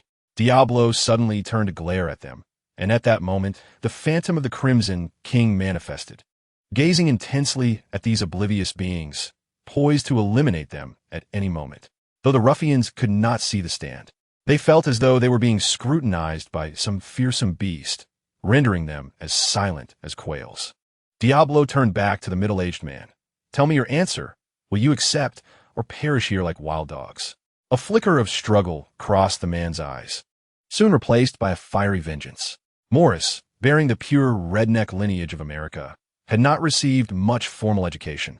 Yet he staunchly believed that hard work could provide for his family and that sweat could earn him dignity. Until that fateful day when the scaffolding at his construction site collapsed without warning, the sound of steel pipes crashing resonating simultaneously with the shattering of his leg. When he awoke from the excruciating pain, he was met with the cold visage of the contractor and a termination agreement. An accident? Who would prove it was a work-related injury? Sign it, take the money, and leave. There was no insurance, no compensation. The unscrupulous contractor shifted all blame onto him, delivering a frigid verdict of operational negligence that cost him his job, casting him out as one discard's refuse. Morris reported the incident to the authorities and sought legal counsel, but to no avail, as the contractor's protective shield loomed ominously large. His fractured right leg required funds for healing, and the family's table needed filling. In desperation, he turned to Kyle, the loan shark of Hell's Kitchen. Razor Kyle, wearing a seemingly benevolent smile, handed him a sum sufficient to provide temporary relief from his suffering. Little did he know, that stack of lightweight bills bore a weight far inferior to the forthcoming burden of debt that would crush his destiny. Though the money Kyle provided was ample, Morris ultimately succumbed to a disability due to missing the critical window for treatment. With a broken body, he could not secure a respectable job, and the accumulating debt snowballed, compounding relentlessly. The cries of his wife, the hunger of his daughter, and the daily harassments from debt collectors culminated in the disintegration of what was once a warm home. As he huddled beneath the cold bridge, watching Kyle's henchman remove his last piece of furniture, he was cornered in an alley for his inability to repay the interest, feeling fists and humiliation rain down upon him. Everything within this man, his hope for justice, his visions for the future, had been utterly crushed alongside his life. Yet now, something darker was rekindling in the ashes deep within his pupils. "I am willing. What is your name?" Diablo's smile deepened, as he slowly aimed the arrowhead at Morris's heart. "Then, Morris, accept this gift." Rip. The restless arrow was released, piercing directly into Montis's heart. Blood gushed forth like a fountain. Montis's body shuddered violently, then fell back to the ground, motionless. His eyes widened in shock, his mouth slightly agape, a lingering expression of pain and astonishment etched upon his face. As blood flowed from his chest, staining the earth crimson. Was he truly dead? Witnessing this scene, the young ruffians finally exhaled in relief, mocking Diablo. "Ha, I thought you were up to something grand, but it turns out you just wanted to kill him. You should have said so earlier. What a charade for nothing. You gave me quite a fright, truly a madman." Ignoring the foolish young ruffians, Diablo fixed his gaze upon Montis's lifeless body, a gleam of excitement dancing at the corners of his mouth. It worked. Just as they relaxed, an eerie atmosphere enveloped the air. Thud, thud, thud, sudden. Colossal heartbeat reverberated, startling the ruffians, who quickly turned to the source of the sound. The strange noise emanated from the corpse lying in a pool of blood, its heart pierced by the arrow. Yet at that moment, the powerful heartbeat resonated from the shattered heart, roaring like a car engine. "Hey, what's going on?" The tattooed man was the first to react, his earlier mockery replaced by disbelief. "Isn't that guy dead?" "No, don't scare yourself," a mohawk-headed ruffian stammered, his voice trembling even as he instinctively took a step back. Thud, thud, thud. The heartbeat accelerated suddenly, becoming clear and forceful, as if a hammer struck each ruffian's eardrums and nerves. Montis's body twitched, then, as if controlled by an invisible force, slowly stood up, his movements stiff and puppet-like. Simultaneously, a twisted, grotesque shadow began to coalesce behind him. This was a creature born of flesh and cold metal, its skin revealing whirring gears and pulsating veins. Every minute motion emitted a grating metallic sound. A stand had been born. What on earth is happening? The ruffians recoiled in terror, their faces paling instantly. Though they could not see the stand with their naked eyes, they sensed the presence of something horrifying. "Quick, what are you standing around for? Run!" the tattooed leader shouted, turning to flee without hesitation, prompting the others to panic and follow suit. At that moment, one of the slowest ruffians felt a chill run down his back. The stand had inexplicably caught up to him, its massive fist of flesh and metal penetrating his chest as effortlessly as a hot knife through butter. Blood and viscera splattered across the faces of the other ruffians. Alas, the residual force of the stand's punch unleashed a tempest, sweeping away Diavolo's hood, revealing his pink hair dancing wildly in the wind, his visage laid bare for all to see. A wave of sheer terror engulfed the remaining individuals, compelling them to flee in a frantic scramble, their survival instincts ignited. Diavolo observed this scene with an icy indifference, remarking, "Will you not eliminate them all? It is within your capabilities." Monty slowly turned his rigid body, his gaze still clouded with confusion. "I can sense this power continuing to grow. It requires a bit more time." He attempted to fully pivot towards the benefactor who had bestowed this strength upon him. But at that moment, a crimson figure, adorned with an eerie grid-like pattern and possessing a dual visage, suddenly materialized before him. This was Diavolo's stand. K.G. Crizin, the Crimson King. "I command you to cease." At this moment, the four eyes of the Crimson King fixated upon him, freezing Monty's blood in his veins. He stood immobilized, his breath nearly stilled. He harbored no doubt that a mere twitch would lead to a fate far worse than death. Diavolo leaned closely behind Monty, whispering, "Monty Gray, I loathe having my face seen by others. Should you dare to turn and behold my true visage." At this point, Diavolo's voice plummeted to a chilling whisper. K.G. Crizin's crimson form leaned slightly forward, its two twisted and malevolent faces staring intently at him. "I shall end your life. Do you comprehend, Monty? I am profoundly sorry." Monty's voice trembled with fear and reverence, maintaining his awkward half-turned position, utterly motionless. In the depths of Hell's Kitchen, a few luckless thugs, having narrowly escaped, scrambled back to their hideout, screaming in terror. "There's a monster. A monster!" The leader, a tattooed man with his companion's warm blood still staining his face, incoherently gestured as he recounted the events to the others within the hideout. "Yes, that guy transformed into a monster. And that devil in the black robe." Another thug collapsed to the ground, his body quaking uncontrollably. The atmosphere in the gang's hideout, usually filled with smoke and noise, froze instantly. The formidable gang leader, Razor Kyle, with a grotesque scar etched across his face, furrowed his brow. He extinguished his cigar in the ashtray and glared at his incompetent subordinates, berating them vehemently. "Nonsense. I sent you to collect a debt, and you return empty-handed to spout such drivel? What monsters?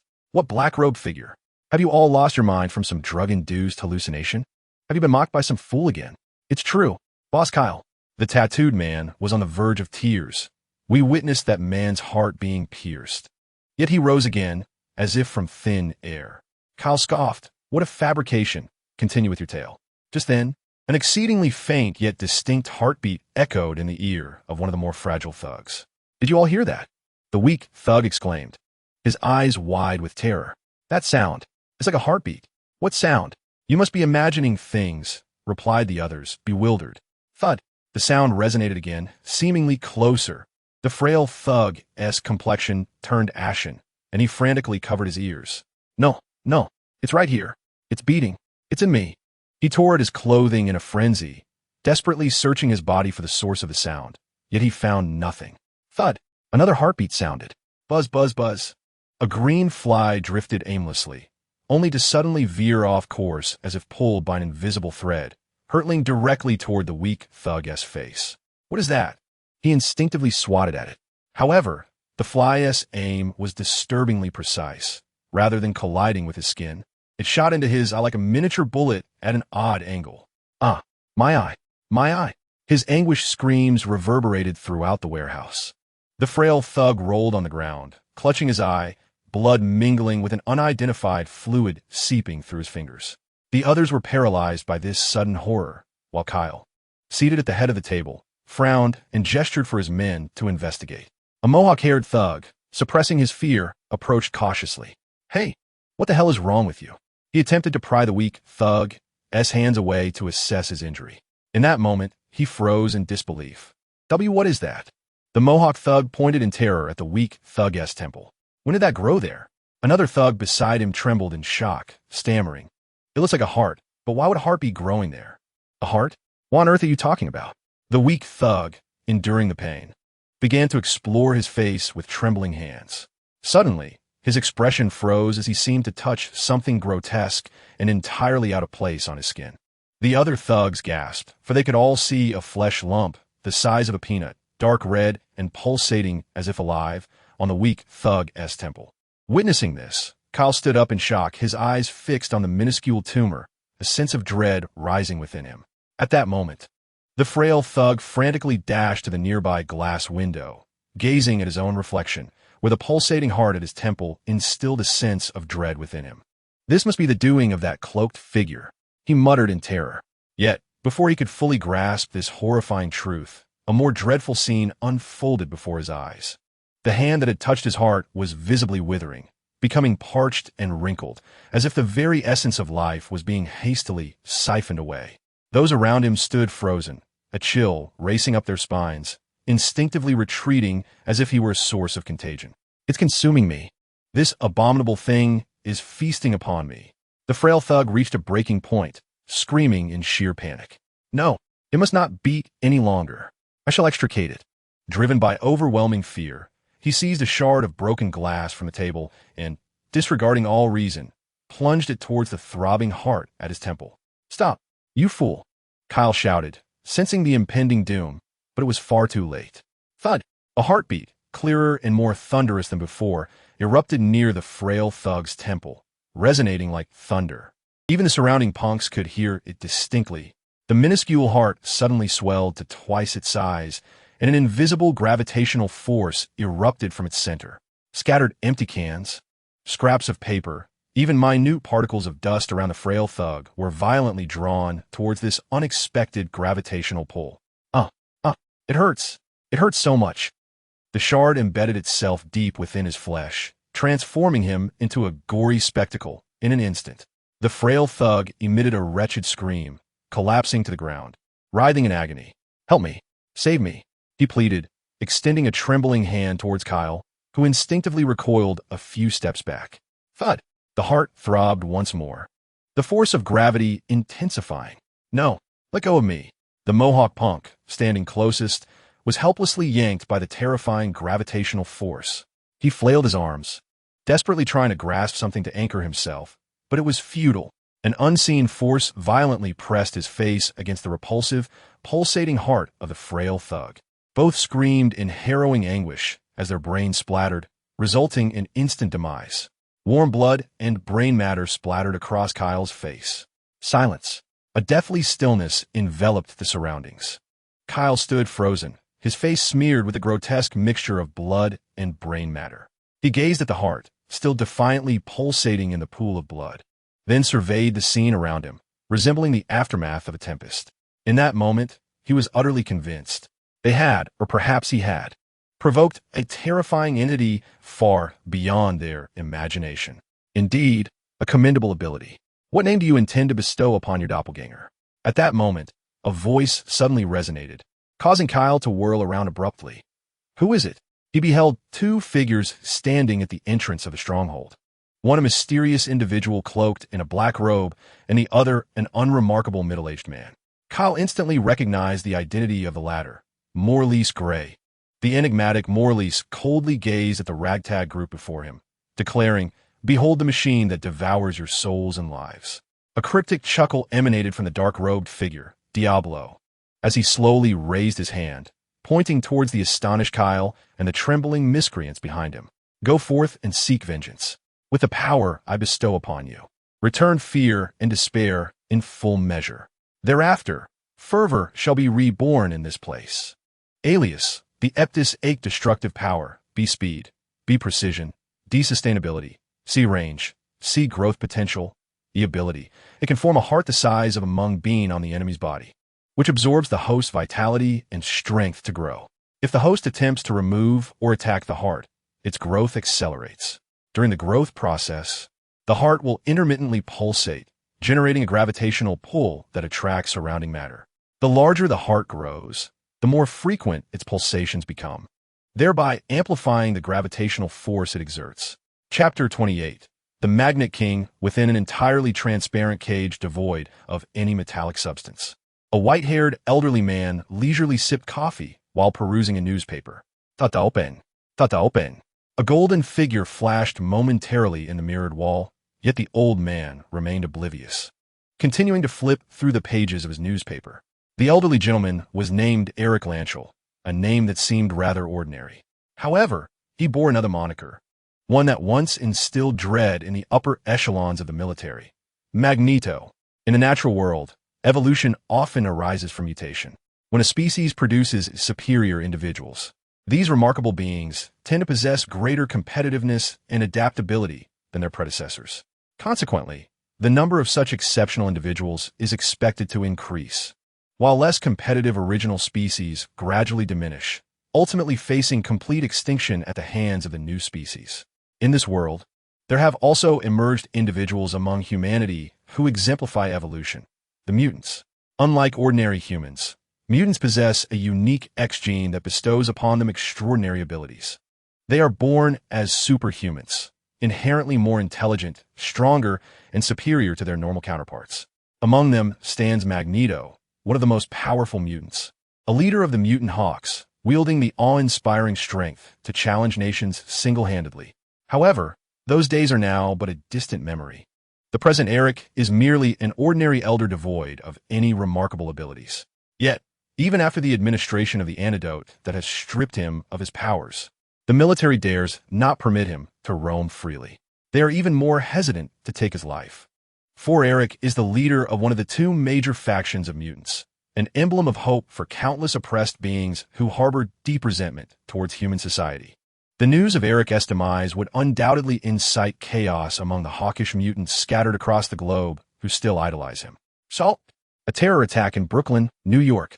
Eric perused the newspaper in his hands, its sensationalist headlines echoing the same tired rhetoric, the content having been diluted with superfluous embellishments. As he reached for the cup of coffee on the table, a disconcerting sound of shattering glass pierced the air at that very moment. Eric glanced down, bemused, to find the once pristine coffee cup reduced to shards, with a steaming dark liquid cascading across the tabletop. It was difficult to fathom that this seemingly frail elder possessed the strength to crush a coffee cup with his bare hands. Yet Eric felt no surprise. From a certain moment, he had sensed a peculiar shift, an alteration perceptible only to him. The magnetic field of the Earth, indeed of the entire solar system, had been transformed by the emergence of a formidable presence. The change in the magnetic field was minuscule, detectable solely by someone like Eric, a born master of magnetic forces, and its impact on the Earth and human civilization was nearly negligible. Nonetheless, this subtle alteration served as the key to unlocking extraordinary power. With this thought, Eric clenched his fist. The sharp glass fragments could not pierce his skin, but instead crumbled to dust beneath his might. The antidote could no longer suppress his abilities. His bodily structure and the X gene within him were evolving due to the magnetic fluctuations. Once Eric fully acclimated to the altered magnetic environment, his powers would not merely return, but ascend to an unprecedented pinnacle. "Hey, old man, it's time to eat." The prison guard outside the cage wrapped his thick baton against the glass wall, sliding a tray of food through the narrow observation window. The guard's boisterous call drew the elder's attention. Magneto cast a glance at the guard and the two-armed security personnel nearby. It would take some time for his body to completely adjust to the changes in the magnetic field, yet his impatience was palpable. With this in mind, Eric raised his hand, and a dark sigil manifested upon the back of it. Indeed, it was the command seal. Here, he would summon forth the strength of a servant to escape this confinement. Rising from his chair, Eric grasped the tray and strode towards the dining table. At this moment, Eric was not a prisoner. Rather, he exuded an aristocratic elegance as he deftly employed the specially crafted plastic knife and fork to savor his steak, taking deliberate bites. However, the elderly man had barely consumed a few morsels when he suddenly collapsed to the ground, convulsing violently and frothing at the mouth. "Hey, old man, old man." The prison guards outside the cage, taken aback by the scene, called out urgently, but the old man showed no signs of response, continuing to writhe on the floor. The guards hastily retrieved their keys to unlock the transparent prison door and rushed inside to assist the fallen elder, shaking Eric's shoulders vigorously in an attempt to rouse him. "Hey, old man." Eric Lancel. Abruptly, the seemingly unconscious elder opened his eyes wide, seizing the plastic dinner knife and plunging it directly into the guard's heart. The guard fell lifelessly, and the two officers outside, witnessing this shocking turn of events, paled in horror, aiming their specialized plastic tranquilizer guns at Magneto, preparing to pull the trigger. After conversing with the entity that called itself Odin, Eric had come to a profound understanding of the true nature of the powers and magnetic fields manifesting within him. The magnetic field was in motion. It represented a latent gift residing within humanity, a force that, when fully realized, could touch upon the fundamental cosmic laws of fate, causality, time, space, and life. A formidable power that even deities would fear, one that could instill dread in the heart of God himself. Eric was a natural master of magnetic fields, and his talent in this realm had reached extraordinary heights. The moment the magnetic environment shifted, he could instantly adapt to wield a force equivalent to at least 500,000 horses. Yet, the antidote had suppressed his abilities and the X gene within, preventing Eric from fully adjusting to the magnetic fluctuations in a short span of time, compelling him to progress step by step through the preliminary abilities of magnetic manipulation, animal powers, and electrical propulsion.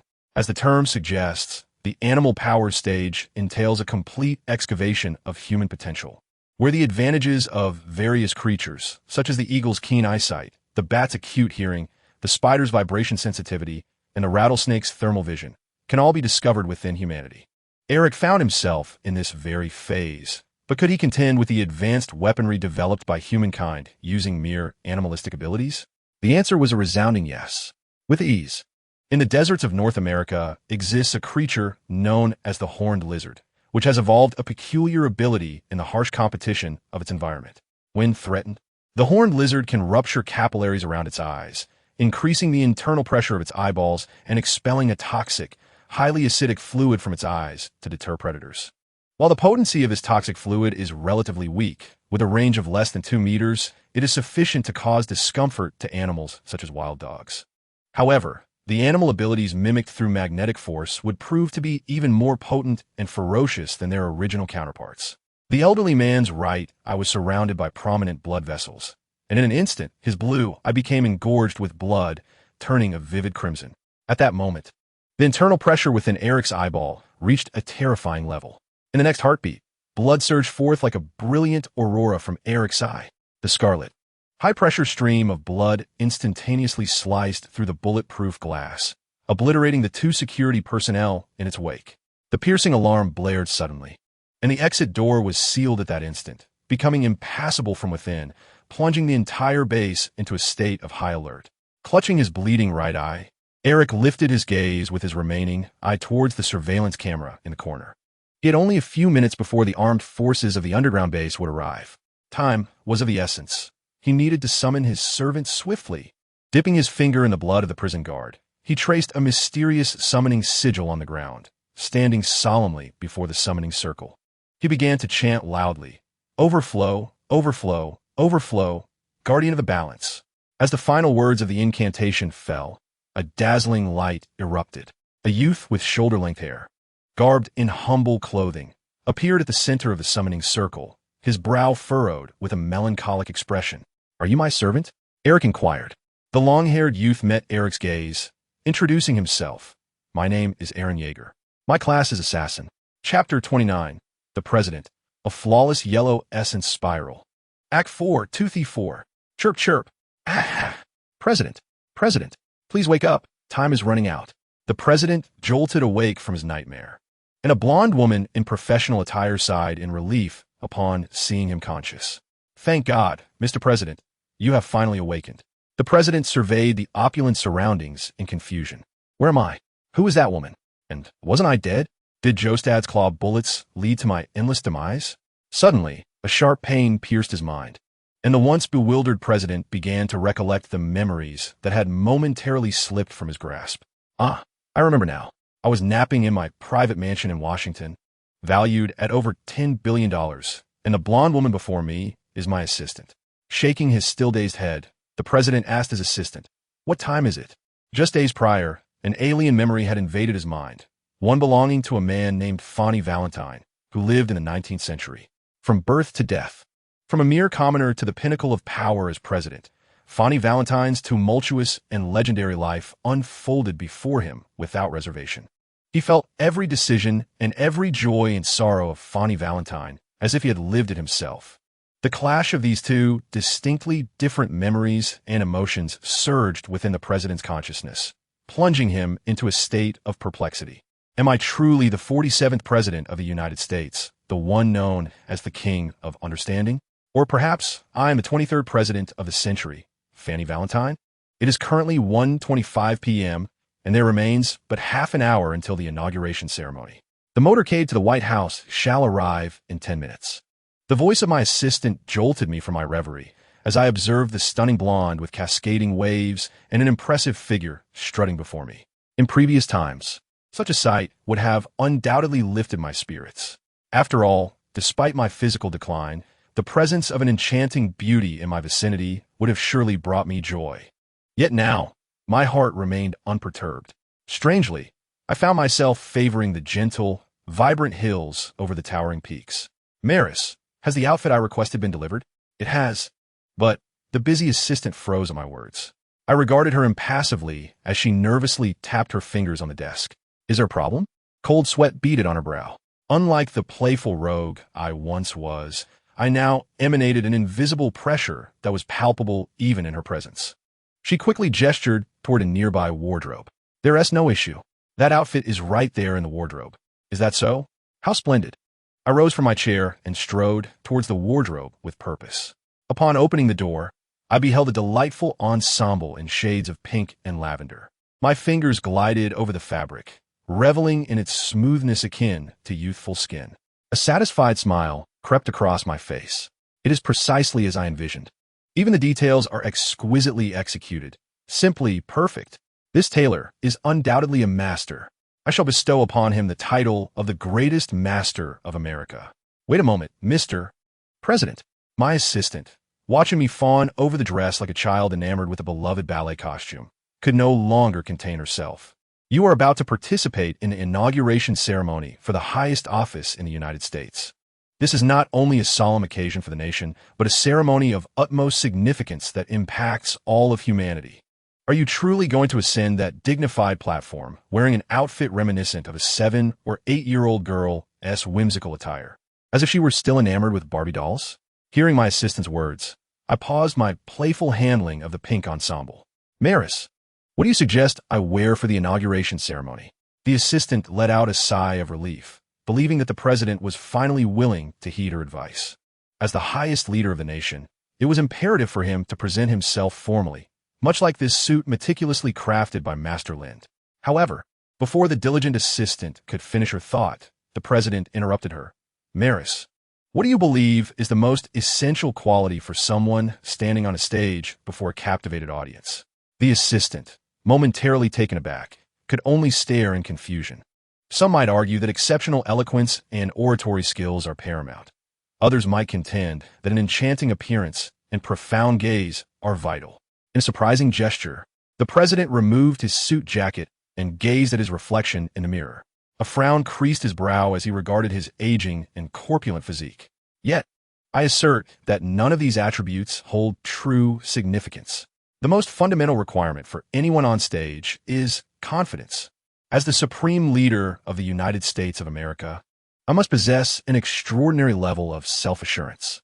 Clad in this pink attire, which conceals my aging body, I see in the mirror a figure that, while eccentric, radiates an infectious confidence and composure from within. Moreover, everyday attire is also an expression of confidence.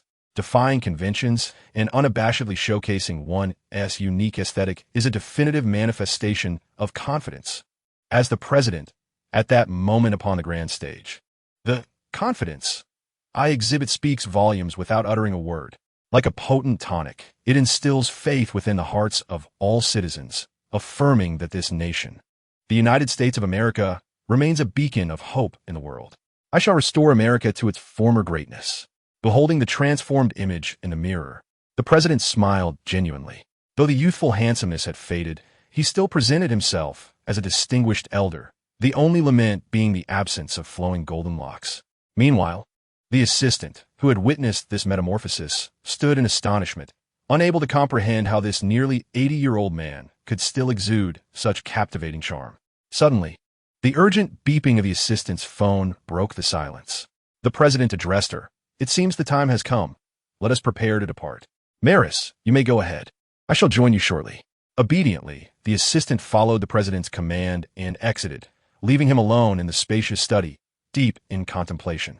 His old rival, Old Dengtu, and the Democratic Party behind him would not simply allow him to reclaim the presidency unchallenged. Although the presidential candidacy had been determined, he had yet to officially assume the position. Old Dengtu and the Democrats' final opportunity lay in attempting to assassinate him before he could take office. Should he perish, a new presidential election would inevitably ensue. The president rose from his seat to draw back the curtains behind him, gazing out at the security team that had been waiting at the entrance of the villa for an extended period. This escort was of the highest caliber, equipped with the most advanced weaponry available in the world today. However, the president did not believe that they alone could thwart the impending attack. He required a more formidable force. With this thought in mind, he raised his right hand and removed his glove, revealing a deep crimson, enigmatic sigil etched upon the back of his hand. This sigil, known as the command seal, had manifested following his receipt of the memories of Fani Valente. As the Holy Grail recognized his fervent patriotism and his unwavering resolve to restore the greatness of America. Clenching his right fist, the scarlet command seal emitted a radiant glow. Caster. At the moment his words echoed through the air, magical particles began to coalesce, and in an instant, a figure clad in a black leather coat and adorned with a mask, bearing a badge resembling two hands pressed together like a white shell, materialized before him. The president fixed his gaze upon the newly arrived servant, commanding, Caster, Dawn's herald Padaldu, I entrust my safety to you from this moment forth. The caster, known as Padaldu, placed his right hand upon his chest and bowed slightly, expressing his reverence to his master, the supreme leader of America. Rest assured, Aster, your safety is now in my hands, or rather, I should say in ours. The vertical stripes on the mask of Padaldu radiated a purple luminescence, and at that very moment, countless other masked figures of varying forms emerged behind the caster. They were all Dawn's herald. At precisely 1:35 a.m., outside the opulent villa of the esteemed leader, the long-awaited escort team commenced their timely departure. Meanwhile, several hundred meters away, within a building, a tall man observed the presidential convoy through a pair of binoculars. Clad in advanced tactical gear and sporting a white skull mask, he was none other than Crossbones, a high-ranking operative of Hydra. Since Hydra infiltrated this nation through S.H.I.E.L.D., they have relentlessly eroded and permeated the power structures of the country. Decades have passed, and the extent of Hydra's infiltration has reached a terrifying level. One of the nation's two major political parties, the Democratic Party, has effectively fallen under Hydra's dominion, with agents embedded even among congressional members and high-ranking military officials. It can be said that Hydra has become inextricably linked with America. Should the representative of the Republican Party, the esteemed leader, ascend to power once more, it would undoubtedly have unpredictable repercussions for the interests of the Democratic Party and the subsequent plans of Hydra. It is imperative to eliminate him before he regains power and to elevate one of their own in his stead. Gazing at his fully armed subordinates behind him, the face concealed beneath the skull mask revealed a cruel smile. Let us bestow a surprise upon our dear president, he commanded with a steely gaze. All units advance. No sooner had he spoken than the Hydra task force surged forward, their movements swift and powerful, akin to a pack of hunting cheetahs. At that moment, the void ahead distorted, mysterious points of light coalescing in the air. Suddenly, a fully armed battalion, all donning eerie masks, appeared to materialize from the ether. Crossbones, witnessing this unforeseen occurrence, paled and urgently shouted, Wait. Everyone halt. I cannot allow you to pass. Dawn approached slowly, flanked by countless figures adorned in white robes etched with blue patterns. Meanwhile, the Hydra's upper echelons, observing the scene through Crossbones' helmet-mounted display, exchanged startled glances. This entrance was all too familiar to them. It was the distinctive ability of the servants, spiritual manifestation. The corporeal form of a servant is not a true flesh-and-blood entity, but rather an energy construct formed from densely concentrated magical power. Maintaining a tangible presence in reality for an extended duration is exceedingly taxing on magical reserves. Therefore, to conserve magical expenditure, servants typically exist in a ghostly, imperceptible form, spiritual manifestation. In this state, magical consumption is negligible, and the manifestation can be dismissed at will. Given the manner in which they emerge from the void, It was undeniable that the figures now, before Crossbones and his team, were servants. The Hydra hierarchy, observing Dawn and the enigmatic figures behind him, were struck with dread. Could it be that this mysterious battalion consists entirely of servants? The individuals adorned with blue pattern masks were members of Dawn's excavation team. The Hands of Prayer. These hands were auxiliary bodies created by Dawn through a unique relic, the mental subjugation device, imbued with a fragment of his consciousness. Thus, they were deemed by the Holy Grail as part of Dawn's noble phantasm, summoned to this realm alongside him. The Hands of Prayer were categorized into two types: the black-clad research variants and the white-clad combat variants. At present, all the figures behind Dawn were combat variants, each a formidable warrior capable of surviving and battling within the treacherous environments and formidable monsters of the abyss. After a moment of contemplation, the shadowy mastermind resolved to test the abilities and combat prowess of this suspected servant unit. He promptly established a covert communication channel to issue a directive to Crossbones: eliminate them. Upon hearing the command, Crossbones immediately ordered the attack, while the surrounding cultists swiftly positioned themselves to shield Dawn Qing. Subsequently, one of the cultists, wielding a peculiar cleaver, resolutely severed his own arm. The severed limb, upon hitting the ground, resembled a seed that took root and sprouted, rapidly transforming into a colossal wall of flesh and blood. This immense barrier effectively thwarted the onslaught of artillery, regenerating at a visibly rapid pace whenever damaged. Neither bullets nor explosive shells could utterly dismantle this bizarre wall. Clear the way. Watch as I shatter this wall with a single punch. Crossbones bellowed, commanding his subordinates to retreat. He clenched his fist and charged forward, his gauntlet radiating with an otherworldly glow. This gauntlet was not a mere tactical device, but a piece of advanced technology conceived within the ranks of Hydra. It was rumored to be inspired by the superpower of an agent codenamed Vibranium from S.H.A.L.D., capable of unleashing powerful shockwaves. With full power, a single punch could topple a main battle tank weighing several tons and shatter a solid concrete pillar a meter thick. As Crossbones unleashed his punch, the once indestructible wall of flesh was obliterated in an instant, sending debris flying. Incredible! Just a gauntlet-sized device can emit shockwaves potent enough to demolish the wall of flesh. Dawn Qing exclaimed, emerging from the remnants of the grotesque barrier.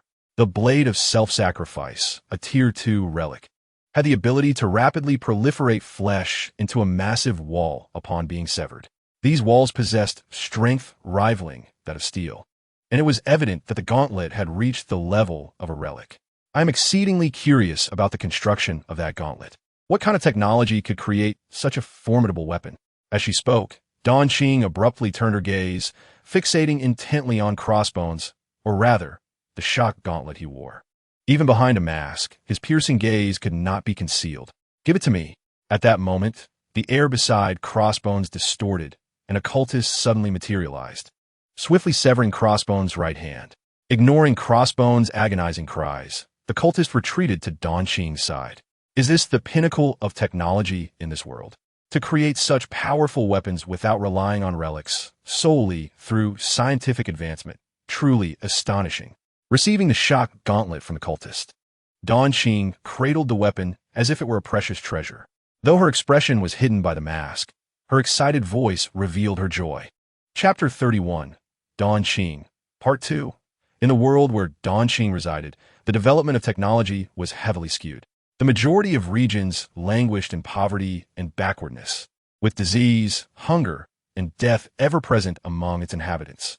In contrast, even the relatively developed and affluent nations fare little better. In that world, the means of transportation that can traverse the skies and depths, along with various artifacts possessing unfathomable powers beyond human reach, are all products crafted from the relics of ancient civilizations that emerged from the abyss. Moreover, the majority of these relics remain incomprehensible in terms of their operational principles. All that can be achieved is secondary processing and utilization of these artifacts. One could assert that the civilization in which Dawn Qing resides has burgeoned like a mosquito, feeding off the corpse of its predecessors without a profound understanding, incorporating these relics extensively into its societal framework. There exists an ingrained reliance on the relics of past civilizations, leading to a mindset that eschews the pursuit of independent technological development. Should this continue, humanity risks forfeiting its potential for autonomous innovation. Yet within this diminutive shock gauntlet, Dan Qing perceives the essence of human ingenuity and possibility. Even without external aids, humanity possesses the capacity to create tools that rival the relics, relying solely on its own intellect and technology. While I am immensely grateful for the invaluable research materials you have provided, in the interest of safeguarding Aster, I shall have no choice but to eliminate you all.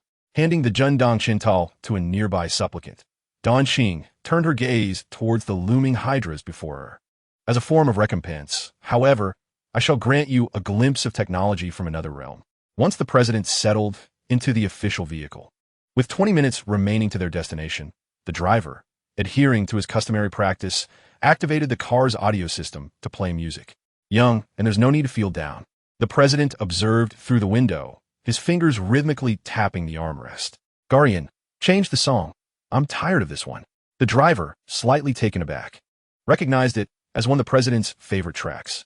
Certainly, Mr. President. Following the president's directive, the driver began switching through popular songs.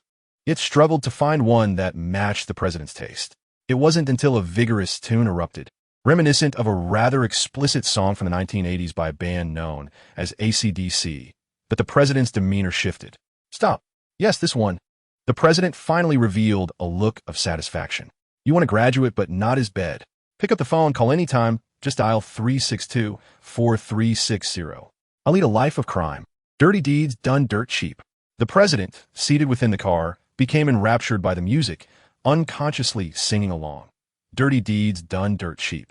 Vile acts are far too easy to commit. Far caress. Countless black tendrils erupted from the peculiar device in the right hand of Dan Qing, binding the members of Hydra tightly. Tendrils of the moon, a D-rank noble phantasm, crafted from the flesh and blood of unique beings produced in the abyss. This artifact commanded numerous tendrils, which were so resilient that even chainsaws and explosives could not sever them. Observing this through surveillance cameras, the high-ranking officials of Hydra commanded Crossbones. Crossbones, you cannot hope to match that servant. Retreat at once to avoid unnecessary losses. Damn it. Crossbones, unwilling to concede, shouted to his subordinates. All units, retreat. Oh no, you shall not escape. The response was swift. Dirty deeds done dirt cheap. Gangway, ascend the star. A finger caressed the purple stripes on the mask, and in an instant, a radiant purple brilliance coalesced into beams of light. Witnessing the beams approaching from behind, Crossbones shouted in alarm. Quick, take cover.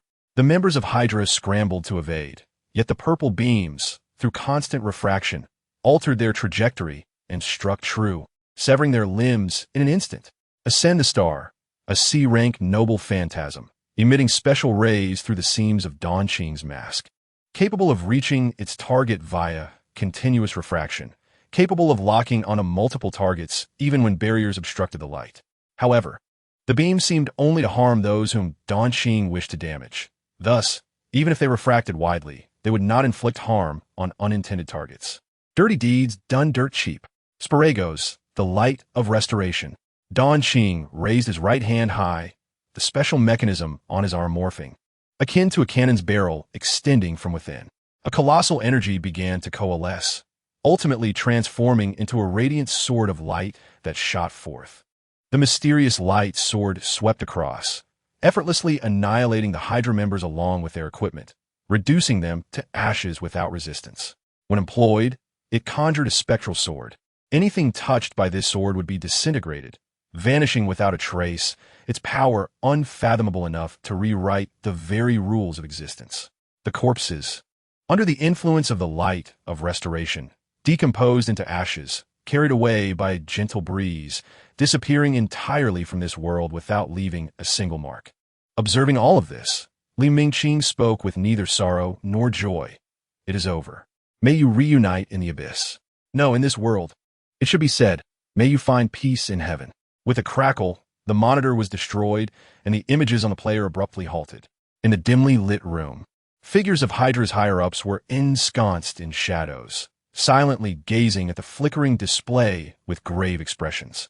Indeed, Ordinary combat prowess proved utterly ineffective against the servant. He muttered to himself, a hint of resignation in his tone.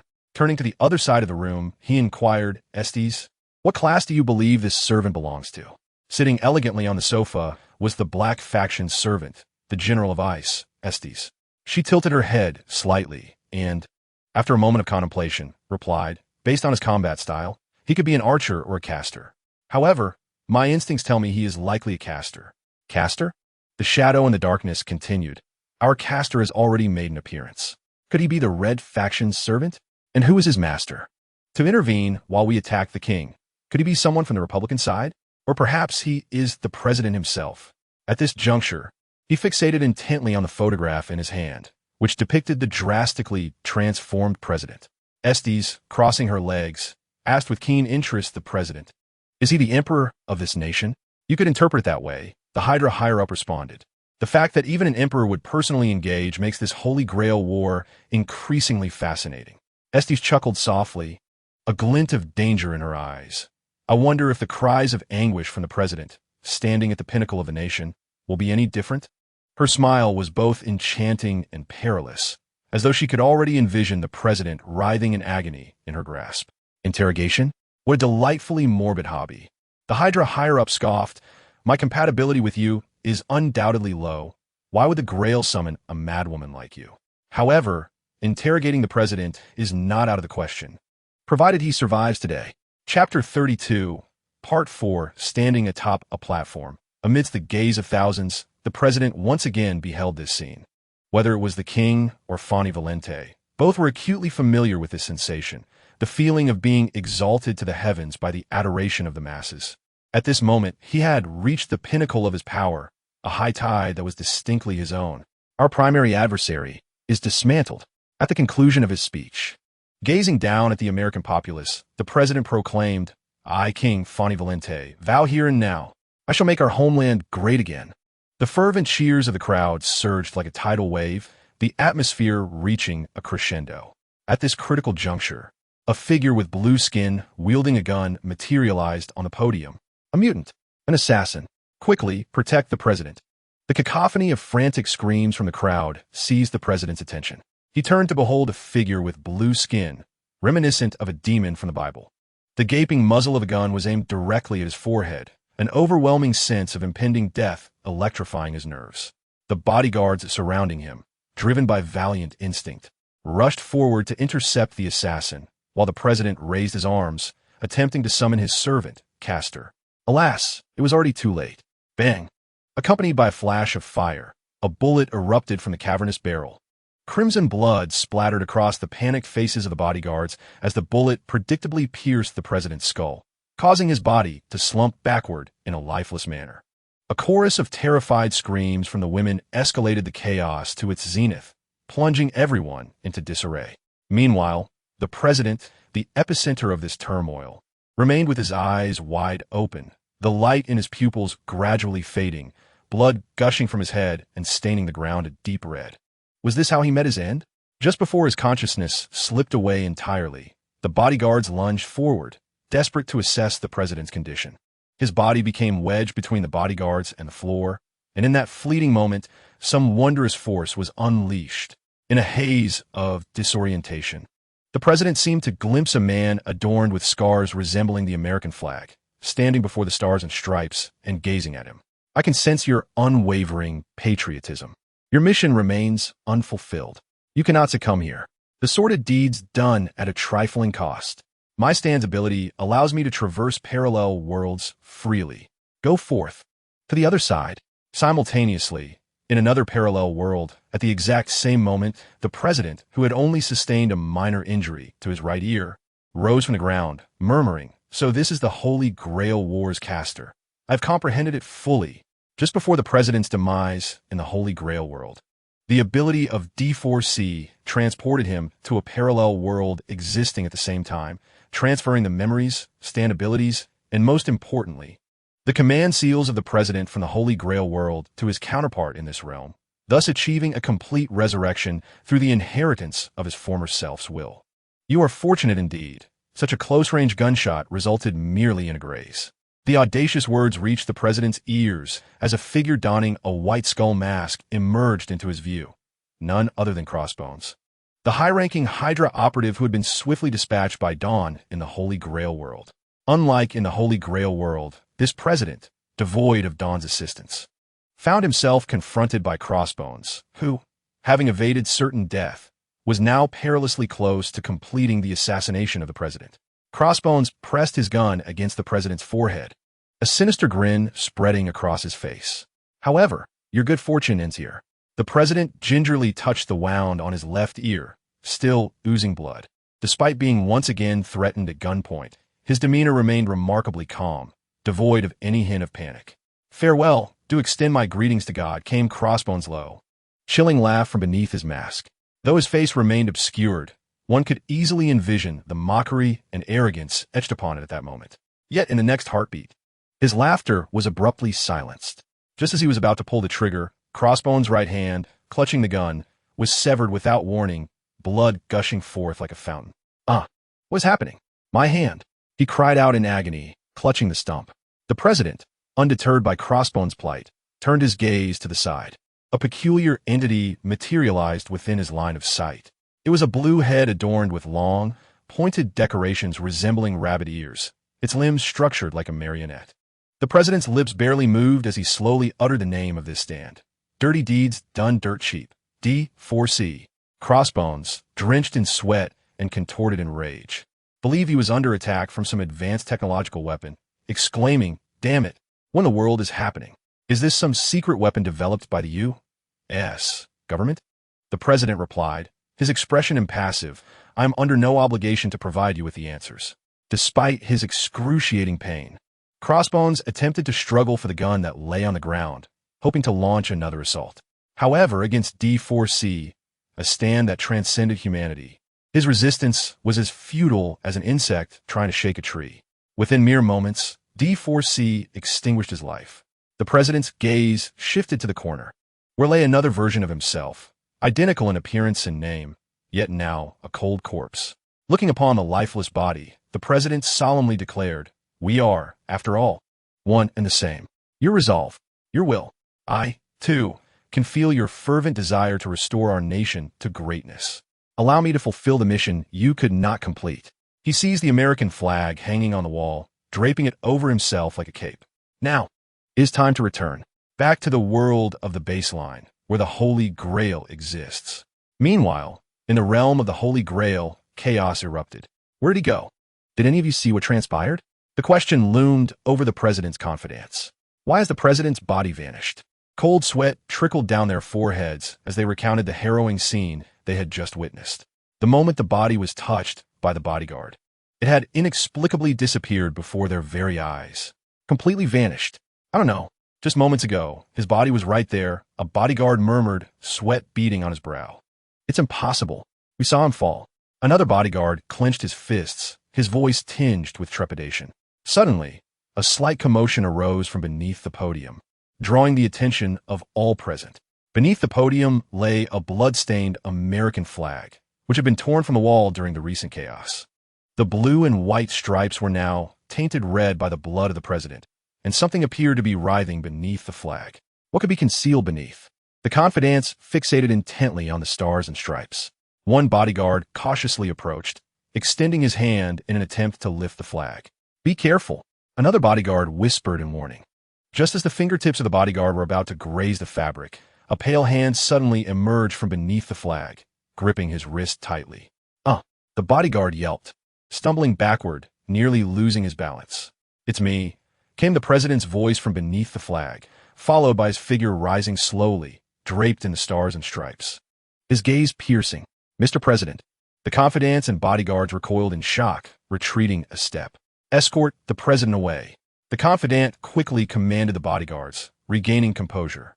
Although the nature of the president's ordeal was unclear, the foremost priority was to ensure his safety.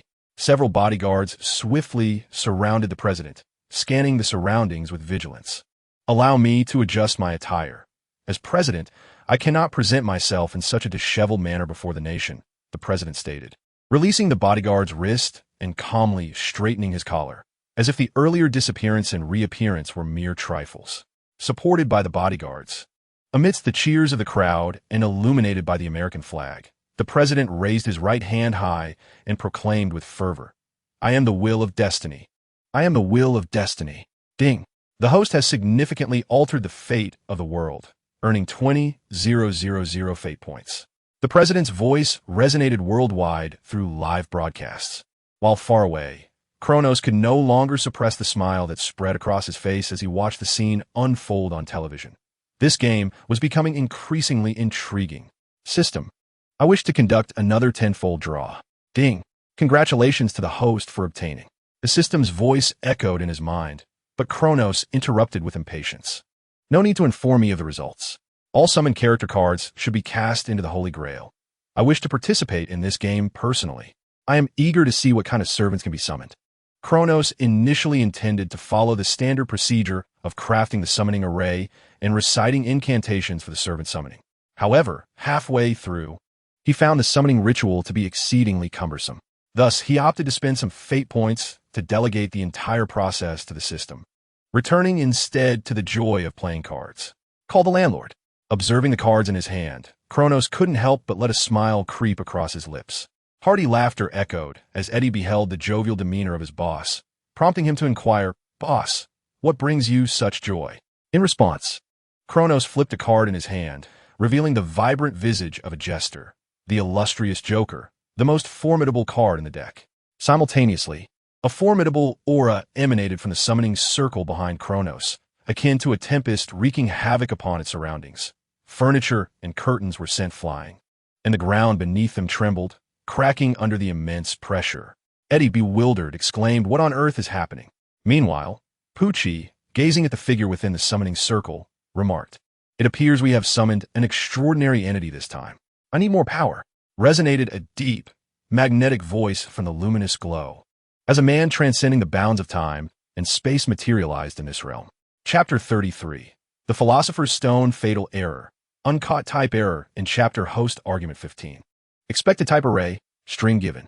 Called in Root Big 5 Debug Group, Saiji, Chapter Saiji PHP, on line 143, and defined in Root Big 5 Debug Group, Fun Article, Fun PHP, on line 192. Stack trace, 0 in Root Big 5 Debug Group, Saiji, Chapter Saiji PHP, on line 143. Chapter 39. The Gift of Alliance. As night fell, raindrops pattered against the neon signs. The trio took refuge in a dilapidated 24-hour diner, where the greasy sign flickered ominously, the letters Joe's Diner barely illuminated. Upon pushing open the creaking glass door, the bell above emitted an unpleasant chime. 2 burger meals and a children's meal were ordered, and Eric extracted a few crumpled bills from a wallet he had pilfered from a small-time thug, handing them to the waitress. The waitress, lifting her puffy eyelids to glance at them, visibly recoiled upon noticing the blood-stained military jacket worn by Polaris. Alan, observing her reaction, subtly shielded the girl behind him. The trio settled into a corner booth, and as they awaited their food, Eric sighed while gazing at the timid girl seated across from him, gently inquiring, "Child, would you care to share your circumstances?" In the laboratory, Polaris tugged at the jacket she had stripped from a deceased soldier, a fleeting shadow crossing her emerald eyes. "I was raised in a lab." Her voice was barely above a whisper, as if emanating from a distant realm. "Those clad in white coats claim we are clone beings devoid of parents, mere products unworthy of names." Alan furrowed his brow. "You all?" "Yes," Polaris nodded. "There are many test subjects like me in the laboratory. They assign us numbers, assessing our abilities. X66 is my designation." At that moment, a server arrived with 3 burger meals, and Polaris mimicked Eric's actions, tearing open the packaging, only to pause in astonishment as she took her first bite. "What is it?" Eric inquired. Her youthful voice trembled. "I never knew real food could be warm." Polaris gulped down her soda in one go and wiped her mouth before continuing. "In the lab, we were given only 1 meal of nutritional paste a day, and sometimes not even that." Alan's brows knitted together. "They don't provide you with meals?" "Only when we perform well." Polaris absent-mindedly stroked the glass cup. "If we cry or resist during experiments, we are confined to the silence room." "Where's this laboratory?" Eric's expression remained stoic as he tapped his finger on the table, though those familiar with him knew this was a precursor to his anger. "I don't know." Polaris shook her head. We have never seen the outside world. I only saw the sky for the first time on the day we escaped. Polaris continued. Recently, the lab intends to transfer us to another facility. But Thomas warned that if we do not escape, we will surely perish this time. Is this Thomas your companion? Alan asked, biting into his burger. Polaris nodded. He enjoys watching Thomas the tank engine, so we all call him that. He often claims to be the real Thomas, imagining himself racing freely along the tracks like the train. A fleeting smile graced Polaris's lips as she recalled a cherished memory during brainwave tests. He would envision himself as a blue train in the scanner. Thomas possessed the sixth sense, his intuition eerily accurate, never having erred. And where is Thomas now? Eric asked. Polaris's lashes fluttered as her voice dropped lower. He was torn apart by that clone. Eric recalled the taunts of the cloned Wolverine, his gaze darkening like iron. We seized the opportunity to escape during transportation, aided by Thomas's ability, but became separated along the way. Besides Thomas, there were two others. I do not know their fates. Silence enveloped the trio. The sound of rain outside grew distinctly audible, and the greasy aroma of fried food mingled with the scent of disinfectant in the restaurant, tightening their throats. So, the so-called mutants are humans endowed with various superpowers? Suddenly, Alan broke the silence with a nonchalant tone, though his fingers discreetly crumpled the soda can. Although he had yet to fully comprehend the plight of mutants in this world, the information he had gathered over time made it evident. Mutants, much like the Eldians, were feared, exploited, and confined behind walls due to their differences. He recalled the concentration camps in Marley, where Eldians injected with spinal fluid became mindless titans. Don't you know? Alan's words caused Polaris to pause. How should I put this? Mutants are at that moment. Eric gently tapped the dining table, causing a metal knife to rise and dance a waltz on the surface. Just like this. The elder rarely displayed a playful smile, and the wrinkles at the corners of his eyes unfurled. Polaris blinked her moist eyes at Alan. Aren't you a mutant, big brother Alan? Setting aside his unfinished hamburger. Alan's expression grew serious. I'm not a mutant. I am a titan. A titan? Observing the girl's puzzled demeanor, he lowered his voice deliberately. Indeed, I'm a titan. Suddenly, Alan leaned closer, contorting his face in an exaggerated grimace. I am a man-eating titan, and I particularly enjoy devouring children like you. Polaris recoiled in shock, only to collide with Eric's outstretched arm. She froze for a moment before bursting into laughter, her green hair shimmering like flowing metal under the light. Eric chuckled softly, warmth filling the creases of his face. Alan pretended to adjust his collar, concealing the faint blush on his ear tips. How embarrassing. I truly am not adept at such antics. Just as the atmosphere turned harmonious, a cool female voice interrupted from behind. The three turned in unison to see a woman with ice blue hair leaning against the partition of the neighboring booth. She toyed with a crystal in her elongated fingers, the silver buttons of her military uniform glinting coldly in the dim light. Behind her stood a pair of identical twins, one with red hair and the other with silver, standing quietly like guardians. Upon seeing this woman, Eric sprang to his feet, his muscles tensing instantaneously. She emanated the same inhuman aura as Alan. She was a servant. Alan regarded the mysterious servant with equal trepidation, discreetly piercing his palm with a knife, prepared for transformation. My name is Esdeath, the saber of the Black Faction, the woman declared. Yet, she seemed entirely oblivious to their cautious demeanor as she leisurely pulled out a chair and sat down. There's no need to be so tense. I'm an ally, and I want to do anything to you for now. Propping her chin on her hand, Esdeath scrutinized Polaris with keen interest. Is this little girl your new companion? Polaris felt as if those ice-blue eyes could see through her, reminiscent of the cold instruments and even colder gazes in the laboratory, prompting her to shrink back behind Eric. I know what you were searching for, Esdeath suddenly declared. The old man squinted. The location of the laboratory? Indeed, Esdeath replied, snapping her fingers and casually tossing a USB drive towards Eric. Polaris watched anxiously as the small black object arced through the air, fearing it might transform into something dreadful at any moment. Eric caught the USB drive steadily, frowning as he inquired, Why assist us? This is a gift of alliance. Esdeath rose, her military boots echoing crisply against the floor, or perhaps a token of trust. After all, we are of the same faction. The USB contained detailed coordinates and security layouts of the laboratory. However, I advise you not to create too much commotion. Why? Eric flipped the USB in his fingers, the metallic casing emitting a faint hum under his manipulation. Because at present, we lack the strength to contend with the most formidable servant. Esdeath's expression grew grave, and Polaris noticed her fingers unconsciously caressing the hilt of her military blade, revealing a hint of tension. Chapter 40. The laboratory guided by the USB Esdeath had provided. The trio arrived at a seemingly ordinary warehouse district on the outskirts of the city. Under the moonlight, the rusted iron storage buildings stood silently, surrounded by an eerie stillness. "This is the place," Eric whispered, the metallic USB spinning gently in his palm. Polaris nervously clutched the hem of her clothing, her green hair fluttering softly in the night breeze. "Do you have a plan?" she asked quietly, her voice trembling noticeably.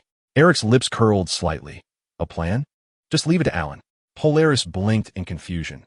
"Is it just Brother Alan alone?" Eric patted the girl's head with a smile. "Don't worry, little one. Alan is a servant. His power far exceeds that of ordinary armed forces." Alan, upon hearing this, furrowed his brow and glanced at the old man with concern. "I have no issue, but can you withstand this, old man? Given that most of the masters in this Holy Grail War were ordinary individuals without special abilities, Kronos had deliberately modified the servant's mana supply. The sources of a servant's mana primarily include 3 pathways. First, the meager daily allowance provided by the Holy Grail, sufficient for daily existence and normal combat. Second, external consumption, which requires devouring human souls, a method both Alan and Eric vehemently rejected. Third, mana supply by the master themselves, which depletes the master's strength. An ordinary person without mana can only expend physical and mental energy. Furthermore, Alan's ability to transform into a giant consumes vast amounts of mana, categorizing him as a high-energy servant. Coupled with their constant evasion from the military and frequent battles, they could hardly conserve any surplus mana. Given that Eric's abilities had yet to fully recover, Alan was genuinely concerned that the old man's body might not endure. "Do not underestimate this old frame. Although I am in my 70s, I am still as sharp as ever."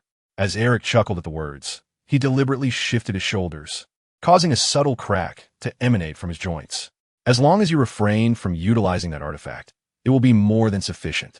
Alan took a deep breath and nodded, raising his right hand to reveal a fresh wound on his palm, blood dripping from his fingertips. "Are you prepared?" Eric shielded Polaris behind him. At any moment, Alan's gaze hardened. In the next instant, the heavens shifted. Boom! A dazzling bolt of golden lightning descended from the sky, its blinding brilliance forcing Polaris to shut her eyes. When she opened them again, the sight before her made her tremble. Alan's form was enveloped in a sudden surge of flesh and blood, his stark white bones rapidly growing and fusing as if animated. Muscle fibers entwined around a skeletal frame like creeping vines, while veins spread out like roots. The entire transformation was astonishingly swift, yet vividly clear, within mere 3 seconds. A colossal giant, 15 meters tall, had emerged. Roar! Amidst the thunderous roar, the giant leaped high, the moonlight casting a terrifying shadow over his vast body. He descended as if a demon had arrived from the heavens, his immense form crashing down towards the warehouse. Bang! The reinforced concrete shattered like paper, dust billowing into the sky. The alarm blared through the night, red warning lights bathing the area in crimson. Enemy attack! Enemy attack! Fully armed security personnel surged from various exits, but upon seeing the giant, they froze in place. "Oh God, what manner of beast is this?" The giant, embodied by Alan, offered no time for them to react. His massive hands swept across, sending 5 security personnel flying like puppets. The remaining soldiers fired frantically, yet their efforts proved utterly futile. "Go!" Amidst the chaos, Eric grasped Polaris's wrist, and the two swiftly made their way toward the laboratory entrance. The ground trembled violently beneath the giant steps, cracks in the walls spreading like spider webs. Boom! Another deafening crash resounded as a sharp crystal suddenly erupted from the ground, narrowly missing Polaris's garment. This was a crystal forged from Alan's power as the Warhammer Giant, breaking through the laboratory's defenses. "Be careful." Eric pulled Polaris behind him, as metallic debris formed a barrier before them, shielding them from the flying rubble. Polaris's complexion paled, her emerald eyes wide with shock. "Is this the power of a servant?" The two leaped down the channel opened by the giant. The metallic staircase, under Eric's control, folded and morphed into a slide for them. The grim scene of the underground laboratory slowly came into view. Shattered incubation pods, walls splattered with blood, and silhouettes locked within the experimental chambers. Polaris trembled, tears welling in her eyes. This is where they are. This is where they are. Eric's gaze darkened like iron.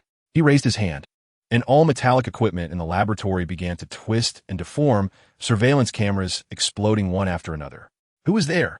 A team of researchers clad in white coats rushed around the corner in a state of panic, but their expressions shifted dramatically upon catching sight of Polaris. X-66. How could you?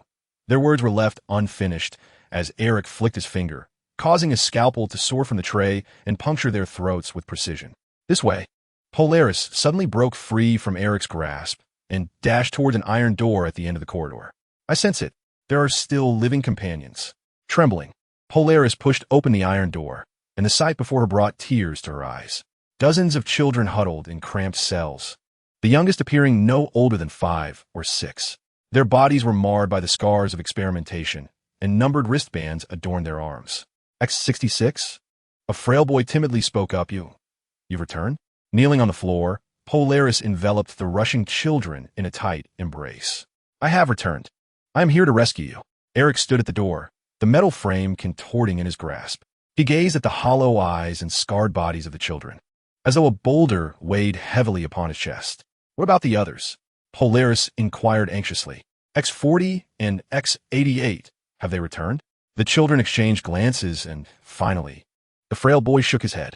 No, Thomas and the others were taken away, and no one has come back since. Eric crouched down, gently caressing the needle marks on a girl's arm. At the moment of contact, a sharp pain suddenly pierced his mind. The cold, dark metallic table, the blinding surgical lights, and the indifferent voices of the white coats echoed. Increase the voltage, record the brainwave response. Eric quickly withdrew his hand, cold sweat beading on his forehead. Old man? Polaris looked at him with concern. Eric shook his head, but the fury within him surged like molten lava. This was not an illusion. He could truly feel the painful memories of these children. Each scar on their bodies burned through his sanity. Alarm! Alarm! Experimental subjects in revolt. Activate X-weapon protocol. The shrill announcement blared suddenly.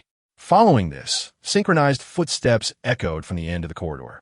A dozen hollow-eyed mutants marched forward, their bodies transformed into killing machines, the reflection of metallic skeletons glimmering beneath their skin. Back away. Eric shielded the children behind him, preparing to confront the brainwashed killing machines. Initially, he attempted to manipulate the metallic substances within these X-weapons, but to no avail. Evidently, the metals in their bodies had been specially treated to thwart mutants like Eric and Polaris who could control magnetic fields and metals. With no other option, Eric was compelled to engage the X-weapons in direct combat. Yet the enemy was overwhelming, and his powers had not fully recovered, rendering him outmatched and forcing him to retreat. Polaris led the children towards the emergency exit, with Eric covering their rear. An energy projectile grazed his shoulder, instantly soaking his shirt in blood. The pain momentarily blurred his vision, yet the fire of his rage blazed ever brighter within him. In a state of frantic desperation, they fled into a room labeled as the specimen chamber, where the horrific sights rendered them frozen in place. The walls were adorned with grotesque specimens of mutated organs, and various dismembered limbs floated within glass jars. On the operating table lay an unattended corpse, its chest marred by a ghastly Y-shaped suture. A child, overwhelmed by the scene, retched violently. How could they endure this? The voice of Polaris was fragmented. Witnessing the inhumane reality before him, Eric clenched his fists so tightly that they cracked. His temples throbbed as his vision turned crimson with rage. In that moment, a cacophony of screams erupted in his mind, memories of those children flooding back, electric shocks, drug tests, vivisection, each recollection sliced through his heart like a dagger. It was not solely the fear of the children before him that haunted him, but also the wails of the departed souls. Chapter 41. The magnetic field turns a surge of fury ignited within him, threatening to reduce his dwindling sanity to ashes. The sound of approaching footsteps grew louder. Eric abruptly lifted his head, the blaze of anger in his eyes almost palpable. 12 X-weapons crashed through the door. their metallic skeletons glimmering beneath their skin, pupil-less electronic eyes locking onto their target, the ominous ticking of activated kill protocols resonating eerily in the silence. "Old man," Polaris called out, eager to assist, but Eric's sharp command cut through the air. "Protect the children." With rage consuming his reason, Eric roared and charged forth, shards of metal raining down upon the enemy. The first strike came from the left. Eric barely managed to sidestep, claws grazing his side and drawing a line of blood. He retaliated, sending the scalpel from the operating table hurtling towards his foes, only for it to be repelled by an unseen force upon contact with the ex-weapon's skin. The second strike came from behind. Eric stumbled forward, searing pain lancing through his back. He toppled a specimen rack, glass jars shattering above him, formaldehyde raining down like a deluge.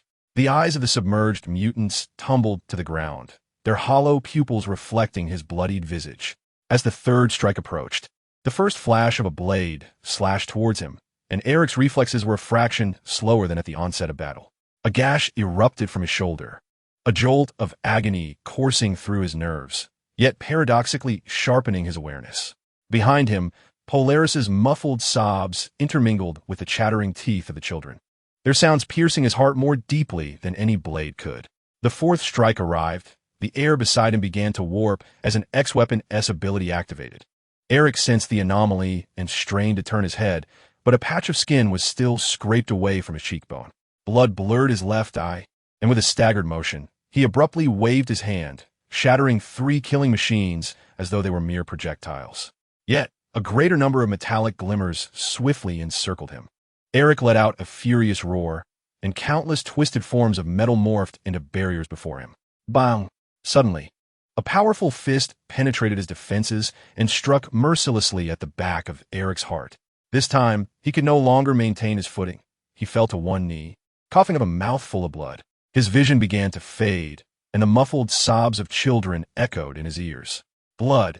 Everywhere, his own blood, the blood of the children. The silent blood preserved in specimen jars. The weapons drew closer, casting a shadow of death upon him. They raised their bladed limbs, resembling the scalpel wielded by a surgeon clad in a white coat. In the haze of impending death, Eric beheld Polaris shielding the children behind her, her emerald eyes reflecting his own defeated form. Is this to be my final stance? Is this all I can do for these children? Is this the conclusion of Magneto? Emotionless killing machines surrounded him, their claws glinting with a chilling allure under the lights. In the next instant, the cold blade ruthlessly lunged toward Magneto's chest. Just before the attack would pierce Eric's heart, the voice of a dear friend flashed through his mind. Strength arises from the balance between rage and tranquility. But now, looking at the trembling children behind him, at the specimens on the wall, at Polaris's eyes filled with despair, "Charles, I can no longer suppress my rationality." In a fraction of a second, as the metallic claw was about to penetrate his heart, Eric relinquished thought, abandoning all reason. He felt something within him snap. A force more primal than a nuclear explosion erupted from the depths of his soul. Every nerve ending in Eric screamed. Every drop of blood ignited with fury. 50 years of suppressed rage, 60 years of accumulated hatred, all the violence restrained by reason transformed into a formidable power that tore through reality. Absolute power, absolute rage, absolute magnetic field. Rotate. In that instant, Magneto's veins bulged. Blue arcs of electricity danced across his skin. The ground beneath him trembled violently, and even the metal implants within the weapons began to twist uncontrollably. 5, 10, 100,000. Forces. With a roar, a terrifying power of 500,000 surged forth, centered around Eric. Polaris clutched the children tightly, kneeling on the ground. Her emerald hair whipped wildly in the chaotic magnetic field, witnessing the once-dying elder now transformed into a godlike figure. Under this overwhelming power, the first to crumble were the metal skeletons within the weapons, those supposedly indestructible alloys melting like wax, twisting the killing machines into chaotic forms from within. The X-weapons had yet to emit their deathly cries when their bodies disintegrated, skin peeling away, muscle fibers severed, and metallic skeletons melting into molten crimson iron. Following this, the entire specimen wall erupted, thousands of glass jars shattering simultaneously, their suspended organ remnants transforming into a sanguine mist within the magnetic field. The specimen wall vaporized in an instant, tempered glass turning to shimmering dust. This was the true power of the magnetic field. Eric floated in the air, gazing at his hands, feeling the surging energy within him. At that moment, the sound of more approaching X weapons echoed from the distance. Without turning, Eric waved his hand, causing the iron door of the specimen room to twist and contort, transforming into a colossal sword that hovered behind him. He raised his hand to caress the blade, infusing it with 500,000 units of magnetic force, which erupted into blinding blue light.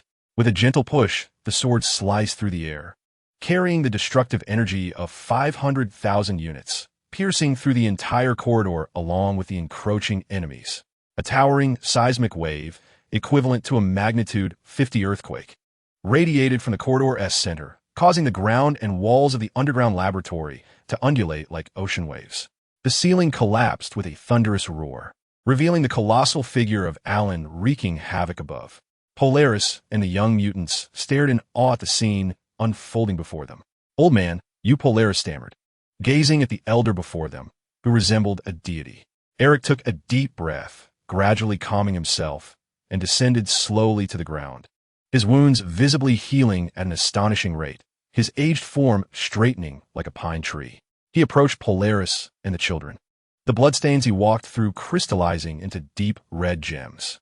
Without uttering a word, he silently extended his large hand, which bore the scars of magnetic storms. It was more reassuring than any sanctuary. His rough palm brushed through the girl's emerald hair, and he looked at the children before him, his voice deep and resolute.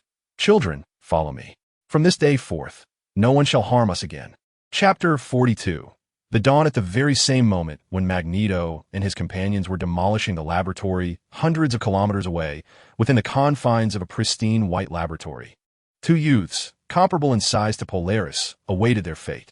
Their skin bore the markings of their respective experiment numbers, X40 and X88, indicating that they were the companions Polaris had mentioned as missing. The boy, X40, clung to the ceiling like a startled gecko, chaotic waves of gravity swirling around him.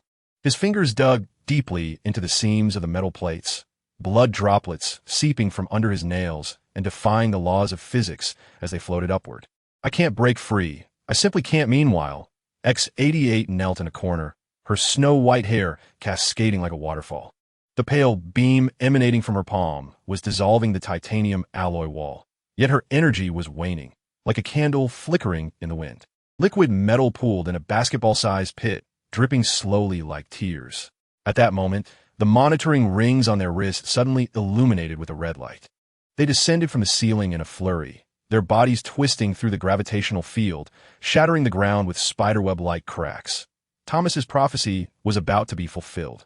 X88 curled up, clutching her knees, her albinistic skin nearly blending with the wall. She extinguished the light in her palms, trembling as she pressed her forehead against her knees.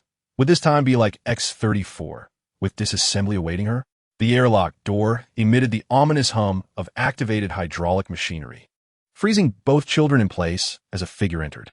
A peculiar man, donned in a strange mask and a flowing black robe, strode in, accompanied by 6 researchers in white coats, resembling harbingers of death following the Grim Reaper. Another escape attempt?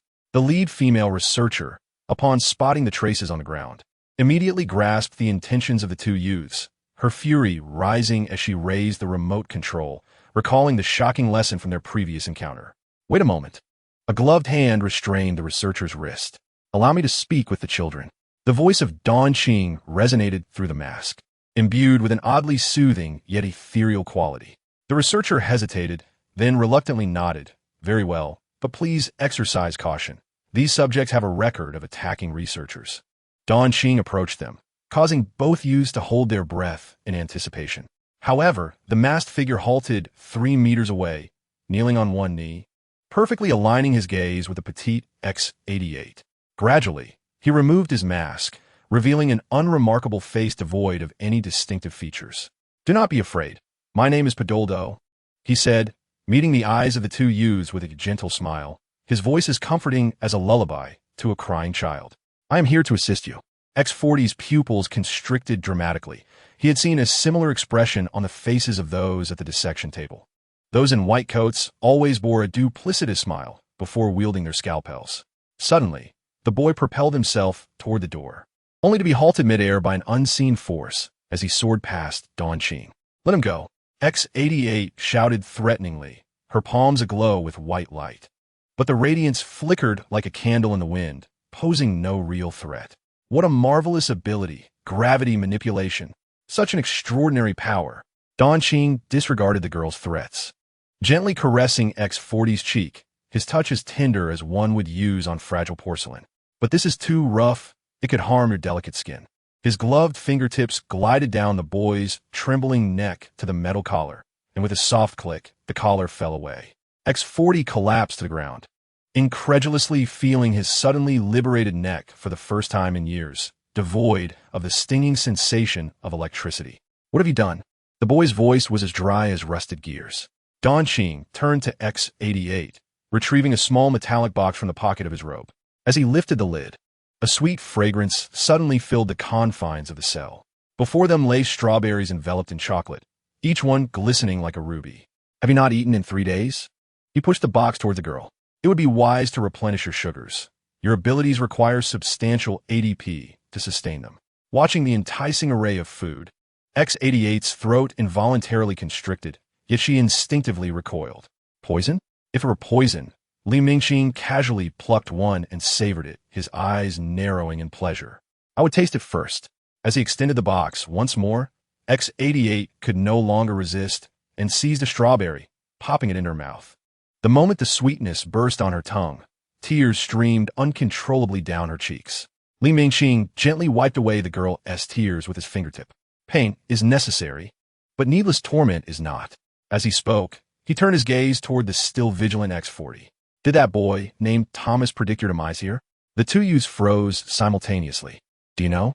Polaris, your companion, the girl with green hair, has escaped." Li Mingqing's sudden revelation caused the pupils of both children to constrict. "She has followed Magneto, that elderly gentleman who can manipulate magnetic fields. Her father, perhaps?" Li Mingqing smiled as he spoke. "They are dismantling the 7th laboratory, much like one would take apart building blocks. Polaris is free now, truly free." X-88 suddenly clutched the hem of the boy's garment. "But Thomas's prophecy said we would die?"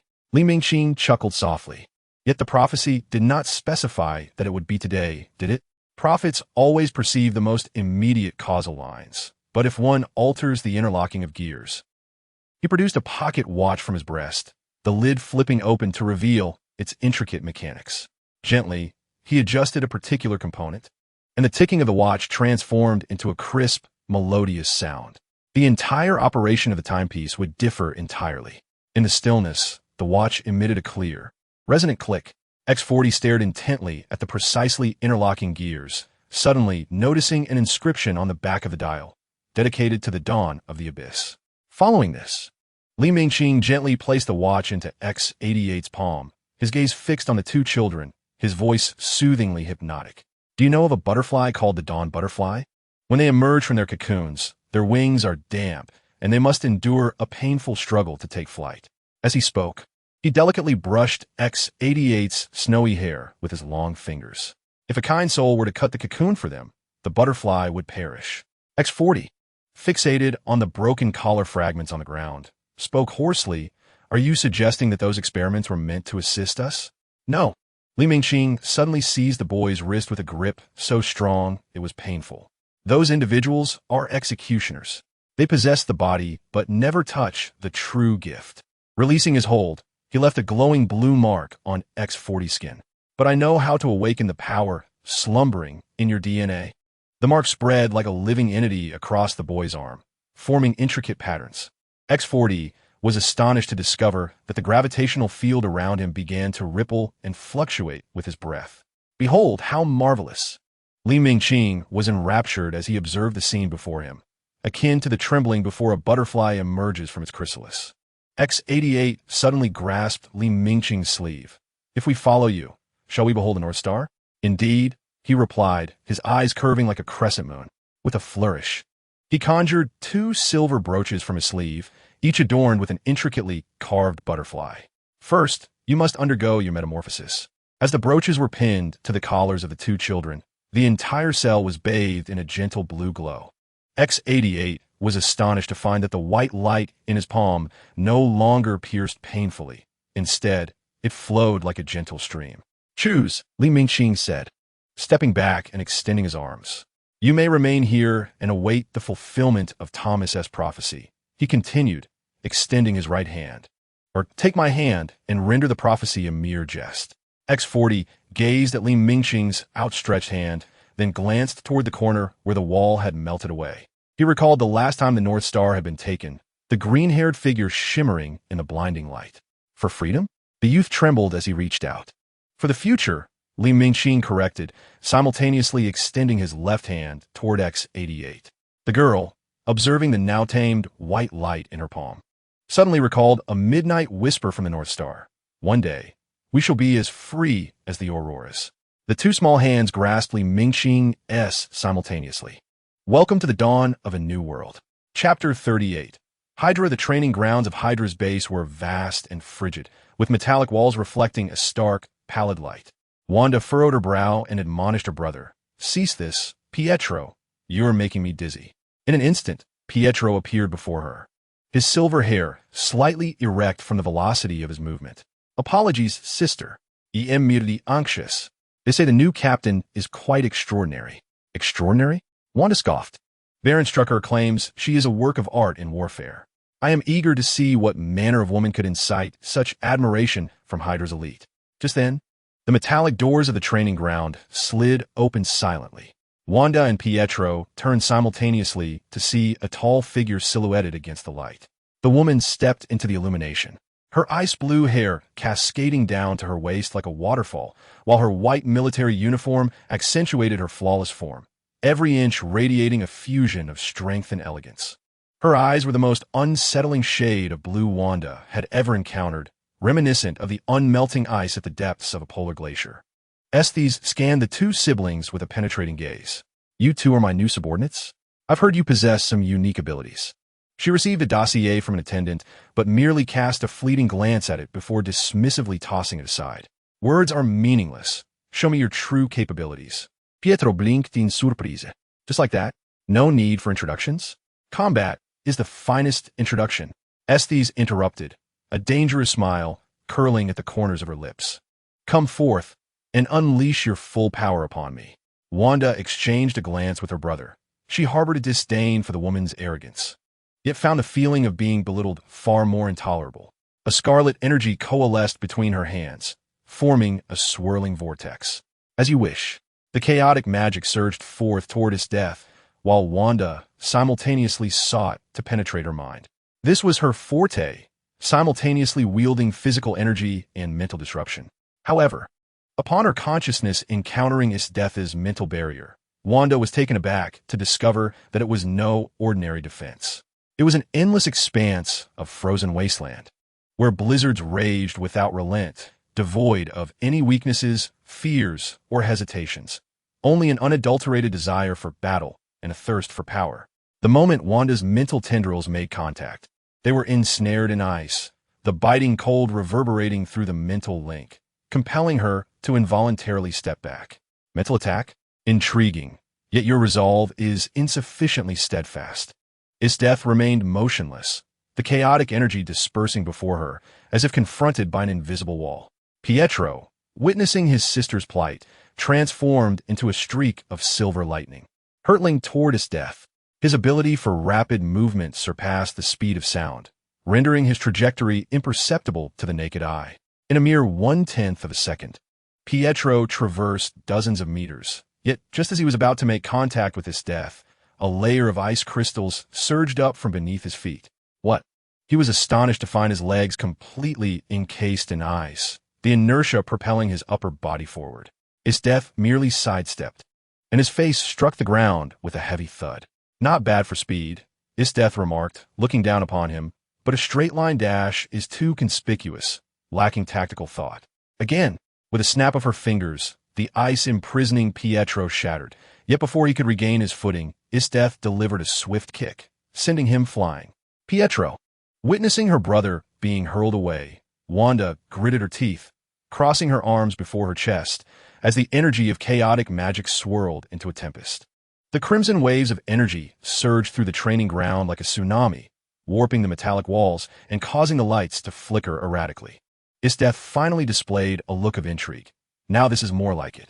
As she spoke, Esdeath thrust one hand forward, and a massive wall of ice erupted from the ground, colliding with the chaotic magic. The ice crystals and red energy intertwined, emitting a piercing explosion.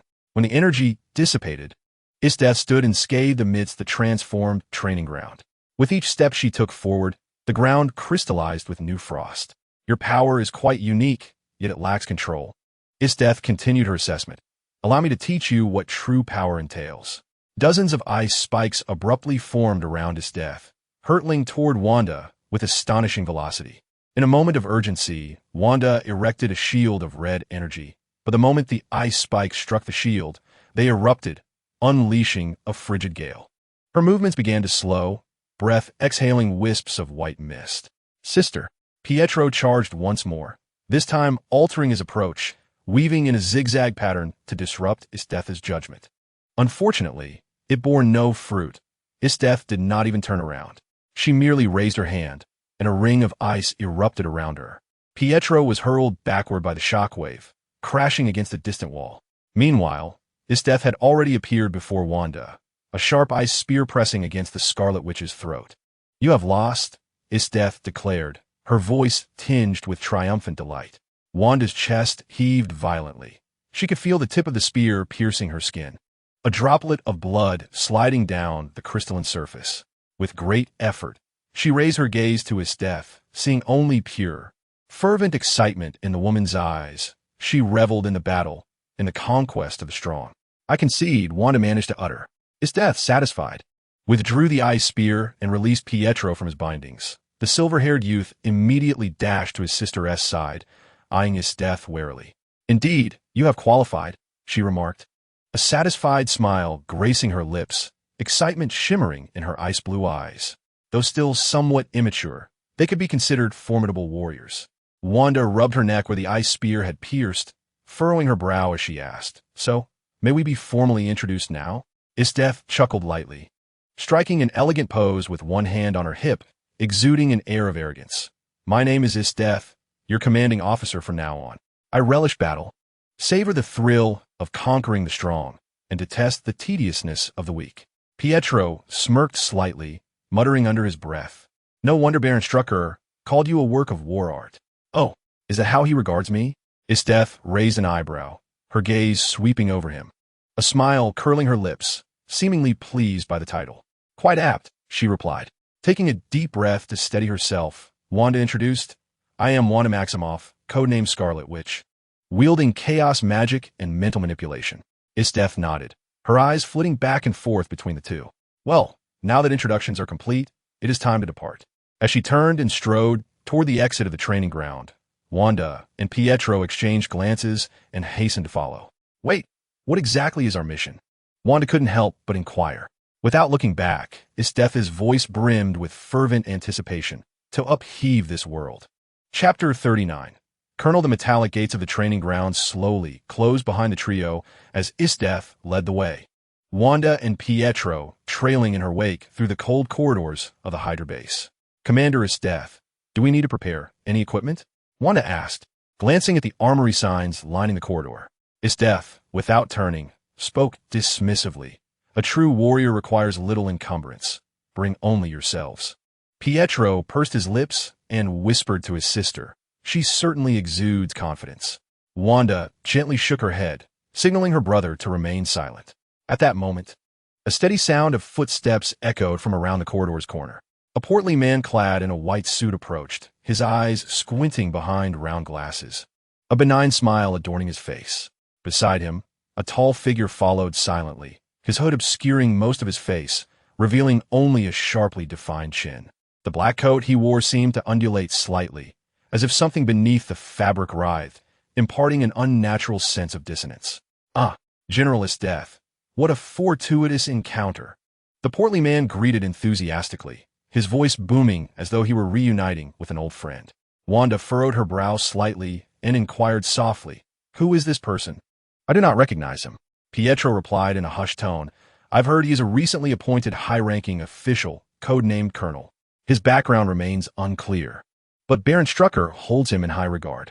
Esdeath halted, her gaze casually sweeping over the pair before finally resting on the hooded man. Colonel, you appear to have ample leisure. The colonel adjusted his glasses, his smile unwavering. Not at all. I merely happened to bring Berserker to the laboratory for some minor research. The hooded figure, Berserker, remained silent. Yet Wanda keenly sensed that when Esdeath's gaze fell upon him, his muscles tensed ever so slightly, akin to a beast poised to pounce. The colonel, pushing his glasses up, pivoted the conversation. By the way, General Esdeath, what mission are you about to undertake? A dangerous smile curled at the corners of Esdeath's mouth. As per our plan, to upheave this world entirely. The colonel's smile deepened, a glimmer of excitement flashing behind his glasses. How exhilarating. I shall not detain you any longer. He then turned to the hooded man. Berserker, we must resume our experiments. Research must not be delayed. Berserker remained silent, merely nodding before following the colonel away. Yet, in the fleeting moment they passed, Wanda noticed his gaze briefly meet Esdeath's, a silent probe between two formidable beings, cold and brimming with combativeness. Esdeath watched them depart, a flicker of intrigue in her eyes. How fascinating. Pietro could not restrain his curiosity any longer. Who is that hooded man? He does not seem like an ordinary person. Esdeath chuckled lightly. A monster, much like my own existence. She ceased her words and turned to proceed. Let us move. Our time is limited. Wanda and Pietro exchanged glances and hurriedly followed. On the outskirts of a city in America, the remnants of the setting sun bathed the dilapidated structures in a warm glow. Broken steel bars and fragments of concrete littered the ground, and the air was thick with a sense of scorched urgency. It appeared that this place had recently endured a fierce battle, the ground marked by deep ravines and cracks, as if crushed by some immense force. Wanda crouched down, her fingers delicately grazing the ground, as the crimson chaos magic swirled at her fingertips. Frowning, she remarked, these markings do not appear to be the result of a mere explosion. They seem more akin to the aftermath of a colossal beast's tread. Suddenly, Pietro's figure materialized on a crumbling wall 20 meters away. He bent down to retrieve a twisted piece of automotive wreckage and whistled. Wow, this thing is crushed like a soda can. What kind of monstrous creature possesses such strength? Esther sat amidst the ruins, seemingly awaiting something. At that moment, a man clad in a police uniform approached, lowering his hat's brim as he whispered, Commander, the plan is proceeding smoothly. X-66 has been taken by the target. Esther nodded slightly, signaling him to withdraw. Once the Hydra agent departed, she turned her gaze towards Wanda and Pietro. Now, it is time to divulge the particulars of this mission. We are partaking in a ritual known as the Holy Grail War. Her voice echoed through the debris. 7 masters of the Red faction and 7 masters of the Black faction each summon heroic spirits from alternate realms to engage in a deadly contest. The ultimate victor will claim the Holy Grail, a device capable of granting any wish. Pietro inquired, heroic spirits? Like those in Norse mythology? Esther raised her hand, ice crystals coalescing in her palm, transforming into a sharp military blade. Indeed, I'm the saber of the Black faction, and the colonel you encountered at the base, along with his berserker, are also members of the Black faction. Wanda's pupils constricted slightly as the figure of the hooded man flashed through her mind. His unsettling aura unmistakably inhuman. Are we fighting for Hydra? For their ambition to dominate the world? Wanda's brow furrowed as she slowly articulated the thought. Despite their brief acquaintance, she had discerned that the woman before her, Esther, was far from a loyal Hydra operative. Huh? For Hydra? Ha ha ha. Esther erupted into a fit of manic laughter, as if she had heard the most ludicrous joke. What an absurd notion. In the midst of her mirth, Esther suddenly stepped forward, her military boots crushing a slab of concrete, her ice blue hair dancing like flames in the sunset. The true objective of my master and I is to escalate this war to its zenith, to unite all Black masters in a full-scale assault against the Red faction, to initiate a grand battle that engulfs the entire world. Wanda felt a suffocating pressure, each of Esther's words striking her heart like a hammer. The fire that burned in the woman's eyes was a pure yearning for war, a stark craving for bloodshed. The Holy Grail? Wishes? Esther scoffed derisively. I have no need for such trifles. With that, She abruptly spread her arms wide, as if to embrace the entire world. My sole purpose for participating in this Holy Grail War is singular: to fight, to triumph, to dominate and crush. All I crave is battle, only conquest, only the exhilarating sensation of witnessing the strong writhe beneath my feet in agony. This is the essence of my existence. This fulfills my deepest desires. This is my soul wish. Chapter 40. Vengeance. All I crave is battle, only conquest, only the exhilarating sensation of witnessing the strong writhe beneath my feet in agony. This is the essence of my existence. This fulfills my deepest desires. This is my soul wish. The aura of killing intent emanating from Esdeath was nearly palpable, causing the temperature around her to drop several degrees. Pietro instinctively shielded his sister, feeling his legs tremble slightly, not from fear, but from the primal instinct of a creature facing a top predator. Esdeath suddenly narrowed her eyes, locking onto the twins with a playful tone. What is your purpose in aligning with Hydra? Wanda clenched her fist, her nails digging deep into her palm. After a moment of silence, she finally forced out 2 words through gritted teeth. Vengeance. Against Stark Industries. Against that butcher who obliterated our home. Her voice quivered, the chaotic energy of her magic swirling uncontrollably around her. Pietro's expression darkened. We joined Hydra solely to gain power, to exact retribution on those who caused our parents' demise. The inhumane tortures and experiments we endured under Hydra were all for the sake of avenging that monster.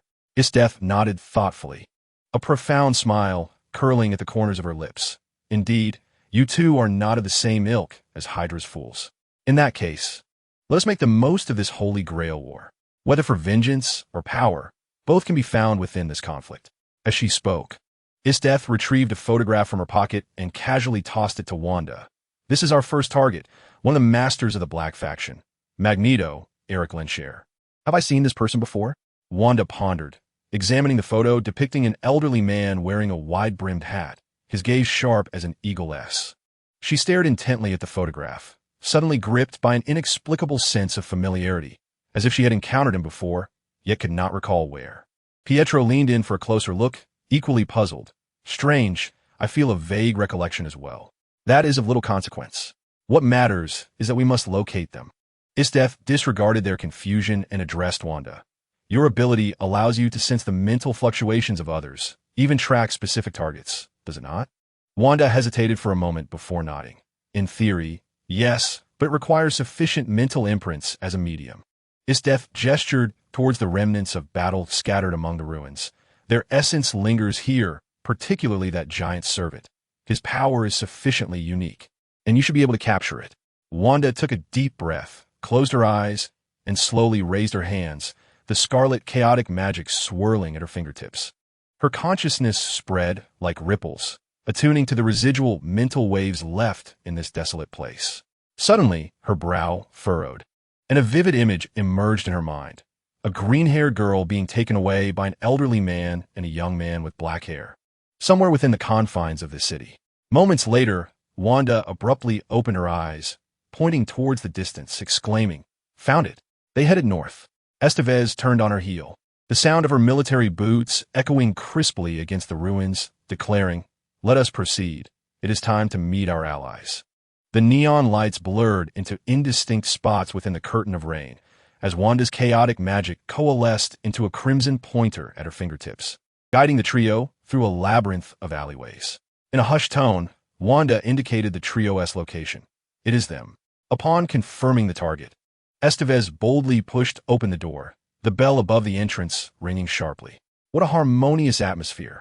"May I join in?" Eric suddenly sprang to his feet, metallic utensils levitating around him, his piercing gaze fixed on Estevez. Alan's palm was already seeping blood, poised for transformation. Polaris instinctively shrank behind Eric, a flicker of unease flashing in her emerald eyes. Wanda and Pietro followed closely behind Estevez, yet the twins found their gazes irresistibly drawn to Eric. Wanda studied Eric's profile, an odd sense of familiarity washing over her, as if a long-buried memory had just been uncovered, though obscured in haze. Pietro, as a younger sibling, felt the same inexplicable sensation. After Estevez handed over the prepared items to Eric and his companions, she led the twins away. Their mission concerning Magneto was ostensibly complete. Yet Pietro, struck by a sudden whim, expressed a desire to witness the power of the servants, prompting Estevez to take them to observe around the laboratory. The trio arrived at the rooftop of an abandoned factory, several hundred meters from the laboratory, where they could clearly survey the entire battlefield. "It's about to begin," Estevez whispered, excitement glimmering in her ice-blue eyes. Just as the twins were engulfed in confusion, a blinding golden lightning bolt split the night sky. Boom! The dazzling light forced Pietro to shield his eyes. When he lowered his hand again, the sight before him took his breath away. Amidst the deafening roar of explosions, a giant 15 meters tall materialized from thin air. His muscles appeared as if forged from steel, with crimson energy pulsating beneath his skin. Alan, transformed into the giant, let out a thunderous roar, his immense form leaping high before crashing down with tremendous force. The ground heaved like waves, concrete shattered, steel twisted, and the outer defenses of the laboratory crumbled into ruins under the impact. The laboratory's alarm shattered the tranquility of the night. Red warning lights casting a blood-red hue over the battlefield. Countless fully armed soldiers and modified X-weapons surged forth, gunfire merging into a continuous blaze. Bullets pouring down upon the giant like a torrential downpour. But it was futile. Alan, in his giant form, roared fiercely, his fist striking the ground, fracturing it like glass and sending shockwaves that toppled armored vehicles. The explosive blaze illuminated the giant's stern visage, his emerald eyes devoid of compassion, only harboring a resolute desire for destruction. The ordinary soldiers had perished in a single strike, leaving only the half-mechanical X-weapons on the battlefield. These relentless machines of slaughter, oblivious to fear, surged forth like an insatiable tide, attempting to encircle the terrifying demon. Yet they were pierced, shattered, and reduced to a mist of blood by the crystalline attacks generated by the giant's immense power before they could even draw near.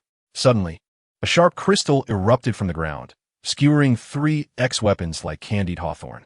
Following this, a multitude of crystals rose like a forest of thorns, transforming the entire battlefield into a brutal slaughterhouse. Is this the power of a servant? Pietro's voice trembled as he beheld the shocking scene from a distance. His speed was remarkable, yet in the face of such unadulterated devastation, he felt a sense of insignificance for the first time. No, this is not even at full strength. Esther chuckled softly, her arms crossed and fingers tapping lightly against her forearms, her eyes sparkling with the fire of battle. That boy named Aaron must still have a trump card left to play. Just then, an unforeseen change occurred. A terrifying shockwave erupted from the ground, more fearsome than any sound that had preceded it. The earth itself seemed to be lifted by an invisible hand. The surface structures of a laboratory collapsing and disintegrating into dust in an instant. Immediately thereafter, a blinding blue light burst forth from the ruins. A violent magnetic force, creating a visible storm of energy that twisted and tore apart everything in its vicinity. Wanda's chaotic magic erupted uncontrollably, a crimson shield forming around her to deflect the flying debris. Yet, her gaze remained fixated on the center of the explosion, where she sensed a familiar yet alien power. At that moment, a figure slowly rose from the ruins of the laboratory. It was Magneto, Lancelot. He hovered midair, surrounded by violent blue arcs of electricity, his white hair dancing wildly in a magnetic field, his gaze cold as a deity surveying the masses. "I remember now," Wanda murmured, gazing up at Eric's figure, tears cascading down her cheeks unbeknownst to her. She finally recalled the yellowed photograph from her mother's old album, the silver-haired man standing beside her mother. "He is our father." Pietro turned sharply to his sister. "What?" Wanda's lips trembled as fragments of memory coalesced. Their mother had once said their biological father was a mutant capable of controlling magnetic fields. Esther narrowed her eyes at Magneto's figure, her smile deepening. How fascinating, truly fascinating. Power akin to Olga's. This chapter has concluded. Let us move on to the next target. Chapter 41, Experiment. The current time is May 26th, 8:36 p.m. The location is a dimly lit basement at XX Street, organized by Hell's Kitchen. The air is thick with humidity, mingled with the scent of rust and mildew. Andrew crouches in a corner, as he has always done, documenting every facet of his existence with a second-hand camera he procured from a flea market. Adjusting the device in his hands, Andrew focuses the lens on the center of the room, where a massive transmutation circle is etched into the floor. This marks his 37th attempt to forge the Philosopher's Stone, using 3 individuals as the raw materials. The camera shifts to the ground beside the transmutation circle, where 3 ragged homeless men have been unceremoniously thrown. They are battered, and their vacant gazes reveal the torment they have endured. One of them struggles to lift his head, his lips trembling in a silent plea for mercy. But only a faint whimper escapes his throat. "Andrew, are you filming again? This has become quite the habit for you." Akin to journaling, a voice emerges from the shadows. A man leans against the wall, his white suit starkly illuminated in the dim light. He is Andrew's master, caster, the Crimson Alchemist, Zolf J. Kimbley. "I am merely documenting the experimental process. It may prove useful in the future," Andrew replies without lifting his gaze, continuing to adjust the camera's focus. Kimbley chuckles lightly as he approaches the transmutation circle, observing the nearly lifeless figures of the 3 homeless men. He furrows his brow, his fingers lightly tapping his chin. The quality is too poor. The vitality of these materials is nearly depleted. I fear the success rate will diminish." A nearby member of the organization scratches his head apologetically. "I apologize, Mr. Kimbley. Security has tightened recently, and the gangs under his command are heavily armed. It has been difficult to acquire better materials." Kimbley waves his hand dismissively, maintaining his elegant smile. "It matters not. It is merely an experiment." With that, he casually presses his palm against the ground, and a flash of cerulean light illuminates the transmutation reaction, conjuring several gleaming gold ingots that materialize in his hand. He tosses the gold to the organization members, saying, "Take this and distribute it. Consider it a reward for your efforts." The members' eyes widen with astonishment as they hurriedly catch the gold, their faces alight with gratitude. "Thank you, Mr. Kimbley. Your alchemy is truly remarkable." Disregarding their flattery, Kimbley turns his attention back to the transmutation circle. Alas, it has become soiled again.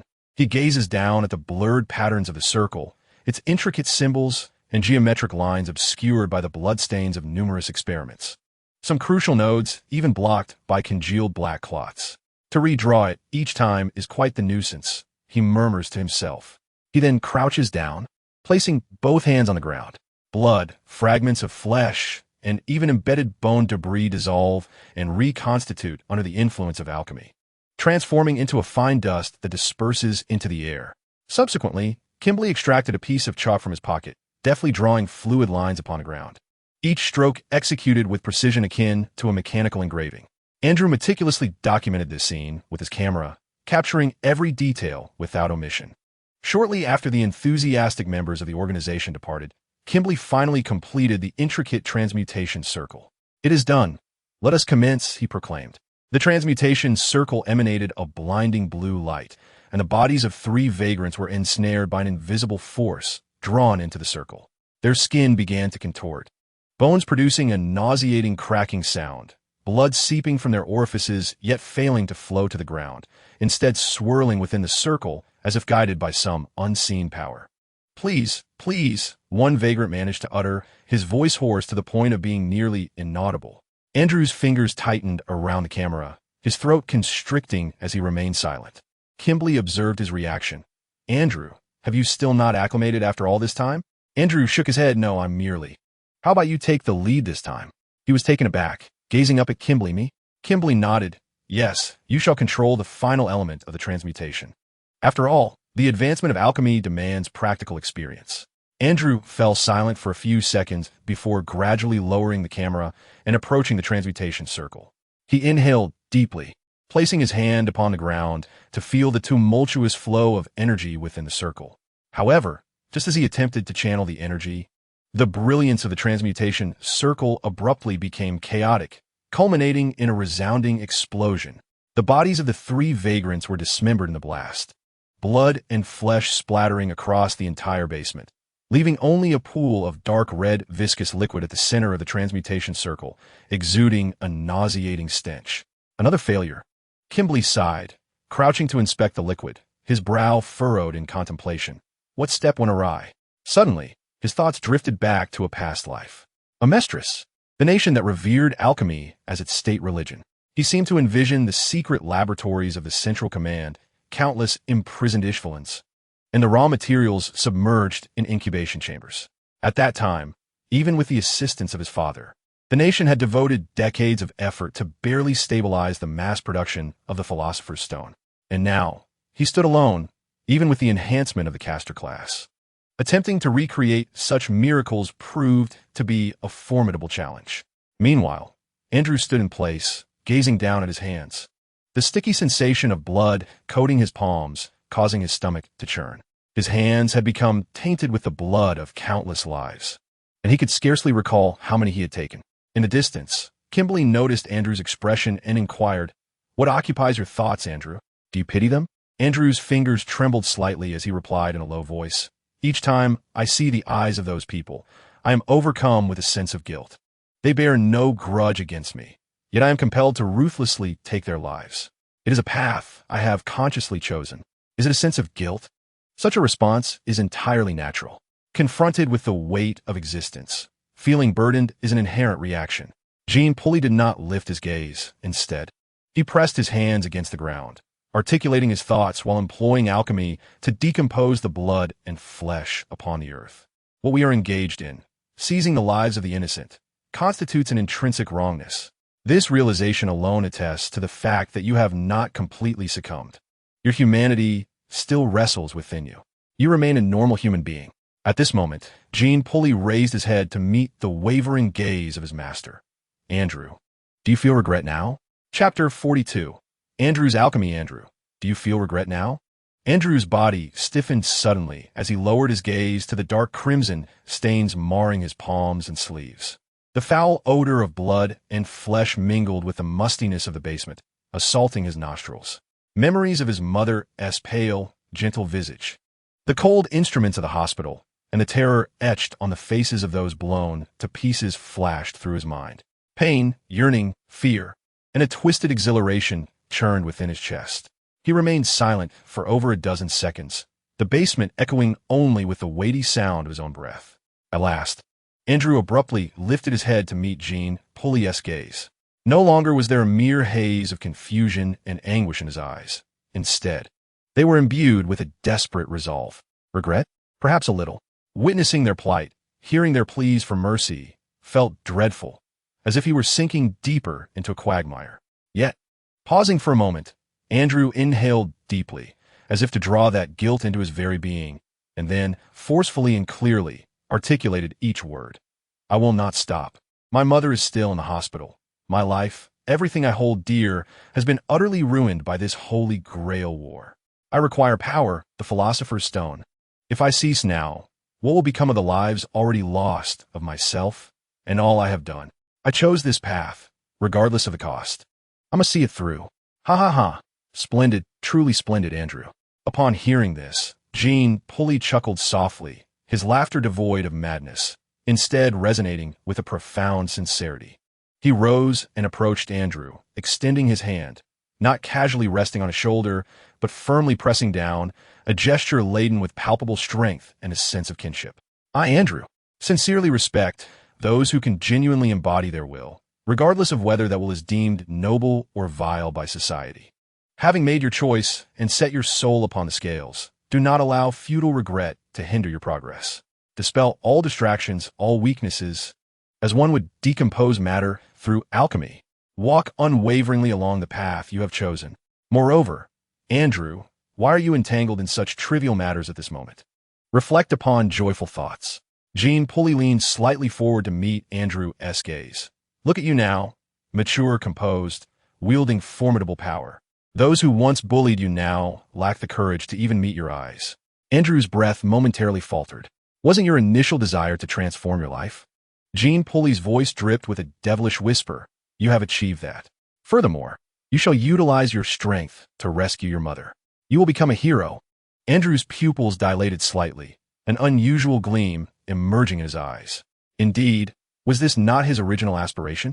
To alter his frail existence and save his ailing mother. At this thought, a smile, distorted yet unintentional, crept upon his lips. "That's the spirit, Andrew. Jean Pulley laughed heartily, patting him on the back. The essence of alchemy lies in understanding, deconstructing, and reconstructing.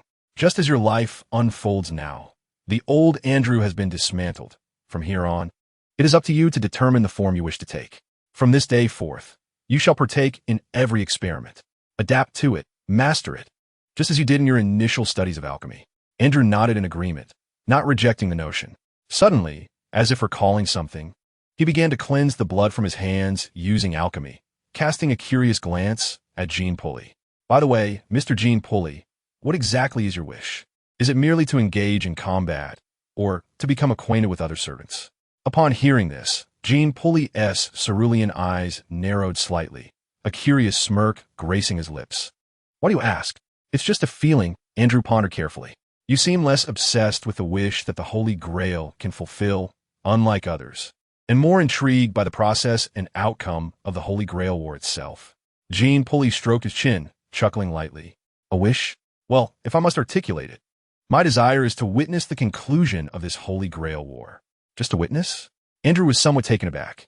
This was not the Jean Pulley he had come to know, the one who craved thrill. Roughly so, Jean Pulley strolled to the only relatively clean corner of the basement. Leaning against the cold wall with arms crossed, his gaze shimmering with an unusual light in the dim illumination.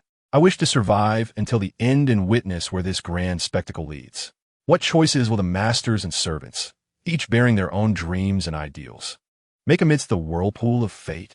What brilliant or brutal sparks will emerge from the clash of wills? Most importantly, at this point, Jean Pulley's smile widened with a fervent excitement. Who will ultimately be chosen by the world, or rather, by fate? The very process is captivating enough, is it not? Andrew fell silent for a moment, recalling the formidable foes he had encountered and the other masters mentioned in the intelligence reports. But, Mr. Jean Pulley, that seems like a rather daunting endeavor. Our strength, when compared to that of other competitors, appears rather feeble. Oh, Jean Pulley tilted his head, his tone as casual as if discussing the weather. Indeed, at present, we seem to be inconspicuous supporting characters in the corner of the stage. Relying solely on my current capabilities, the difficulty of enduring until the end to witness the grand finale is considerable. Would a philosopher's stone not suffice? Andrew inquired with a glimmer of hope. After all, it is said to possess the power to transcend equivalent exchange and achieve miracles. Jean Pulley shrugged, responding in a tone reminiscent of discussing how much sugar is needed to sweeten coffee. Perhaps there exists a modicum of hope. However, given our current makeshift production methods and the quality of our materials, even if we succeeded, the quantity we could obtain would be exceedingly limited. It might suffice to confront one or two adversaries, yet to sustain ourselves until the end and witness everything, we would require an immense quantity of philosopher's stones. A tremendous amount. It seems we would need to transform everyone in this nation into philosopher's stones to meet that demand. He extended his slender fingers, gesturing exaggeratedly in the air to emphasize the magnitude. Upon hearing this, the faint glimmer of hope on Andrew's face dimmed. He offered a wry smile, his voice subdued. To be honest, I may not last until the end. I hold no real hope of seizing the Holy Grail.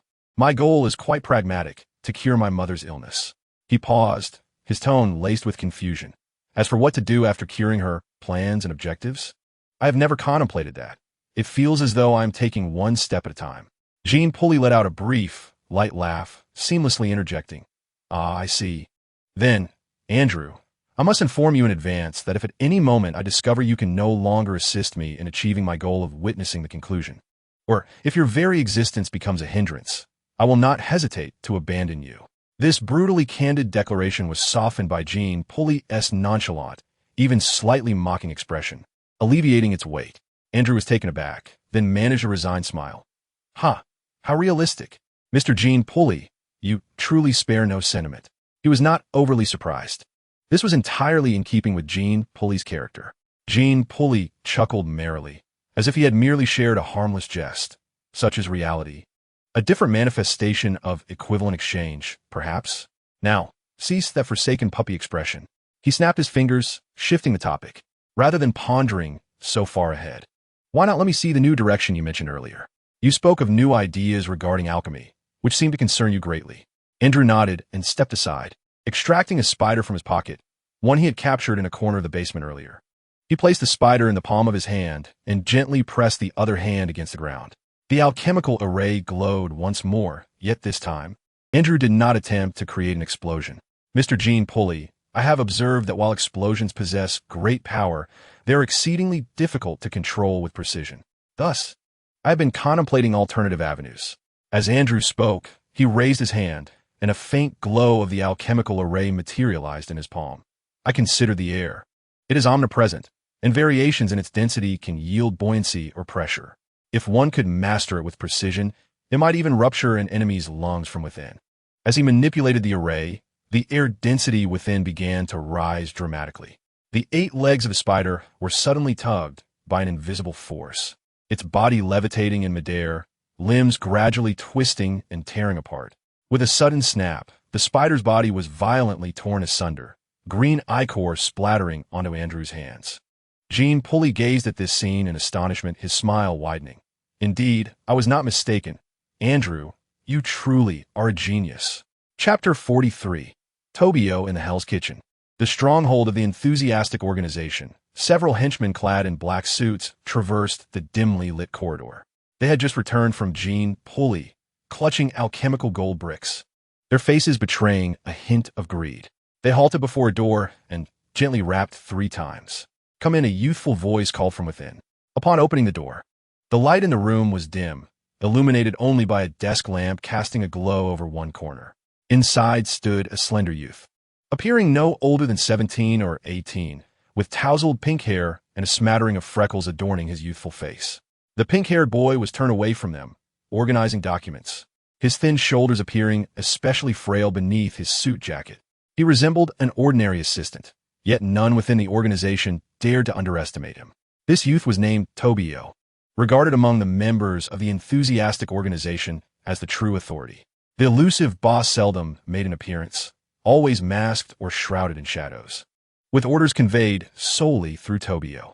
Over time, it became an unspoken truth that Tobio was the spokesperson of the boss, even more revered than the boss himself. Tobio, chief. The leading gang member slightly bowed, respectfully addressing him. We have returned. Ah, you have returned. Was the material delivered? Tobio inquired without turning, his voice carrying the distinct clarity of youth. He rose on tiptoe to place the folder into the highest cabinet, a gesture that rendered him even more reminiscent of a high school student. How'd it go? Did that alchemist succeed? The materials were delivered. The burly leader unconsciously bent lower, despite towering over Tobio by 2 heads, resembling a schoolboy before a teacher. We utilized 3 vagrants this time, but the alchemist failed again. We only heard a loud bang outside. At these words, Tobio's movements abruptly halted. The folder slipped from his grasp, scattering papers across the floor, the gust of air stirring his pink bangs. Tobio furrowed his brow slightly as he bent down to retrieve the fallen folder, muttering under his breath, another failure. The boss will not be pleased. His subordinates exchanged glances, hesitant to speak. Never mind, you may leave for now. Tobio waved his hand and instructed. Continue to monitor Gene Pulley. If he requires materials, deliver them to him. Understood. The subordinates exhaled in relief and promptly exited the room. Once the door closed, Tobio's expression shifted to one of abstraction. He reached for the old-fashioned telephone on the desk, devoid of a screen, dialing a number that did not exist. He mumbled into the receiver, bloop bloop, beep beep. Suddenly, he mimicked the sound of a call connecting, his gaze transforming, and a peculiar smile crept upon his lips. Hello, boss. Tobio's voice took on a deeper, colder timbre, echoing the authority of Diablo. What is it, my dear Tobio? He self-posed a question, as if genuinely conversing with the boss on the other end. Gene Pulley has failed again, Tobio reported in a hushed tone. It seems he has yet to discover the correct method of transmutation. It is indeed not so simple. Diablo's voice resonated through Tobio's lips. But that is of no concern, as long as he persists. It indicates that the Philosopher's Stone truly exists. Is there anything you require of me? Tobio inquired cautiously. Continue to observe. Diablo's voice was low and menacing. If he succeeds, we shall reap the rewards as per our contract. Even if he continues to fail, it matters not. Gene Pulley has already settled our costs with gold. Rest for now. Tobio, Diablo's voice gradually faded. Yes, boss. Once the call ended, Tobio closed his eyes and took a deep breath. In the next moment, his muscles violently swelled, and his bones emitted soft cracks, transforming his once slender frame into one of towering strength. His pink hair cascaded down as his heterochromatic eyes slowly opened, revealing the passionate figure of Diablo himself. Diablo strode to the bookshelf, pressing a concealed mechanism. With the sound of mechanical gears turning, the bookshelf gradually moved aside, unveiling a staircase leading to the basement. Descending the steps, he entered a dimly lit chamber illuminated by candlelight, where a vast summoning circle had already been inscribed at the center of the room. Gazing intently at the summoning circle, Diablo's heterochromatic eyes shimmered with a chilling light. Kronos claimed the Holy Grail is empty, and coupled with the fact that prior to this, the power of the stand users was already sufficient, I have refrained from attempting to summon a servant. Diablo utilized the abundance of stand users to rapidly expand his influence through their extraordinary powers. Now, barely a month old, his fervor had already engulfed numerous gangs, amassing over 1,000 members, with his territory encompassing a significant portion of Manhattan. Such formidable power poses a threat even to the underground emperor of New York, and might indeed dare to challenge and usurp him. Diablo shared this sentiment. Rather than gradually encroaching upon the influence of gold, he preferred a decisive strike. He dispatched a dozen stand-in assassins to eliminate gold, convinced that this assassination attempt was virtually foolproof. However, to his astonishment, it ended in utter failure. The assassins he sent to kill gold were all slain. In the footage transmitted back just before their demise, Diablo beheld a figure, a man clad in a kimono with 4 scarlet eyes, who, with a single blow, reduced all the assassins to mere fragments. The formidable abilities of those stands were rendered utterly meaningless before this man. The disparity in strength was from entirely different dimensions. To his surprise, gold was also a master. A dangerous smile crept upon Diablo's lips, as he had not anticipated that his servant would be the king of curses. It appeared that only a servant could contend with another servant.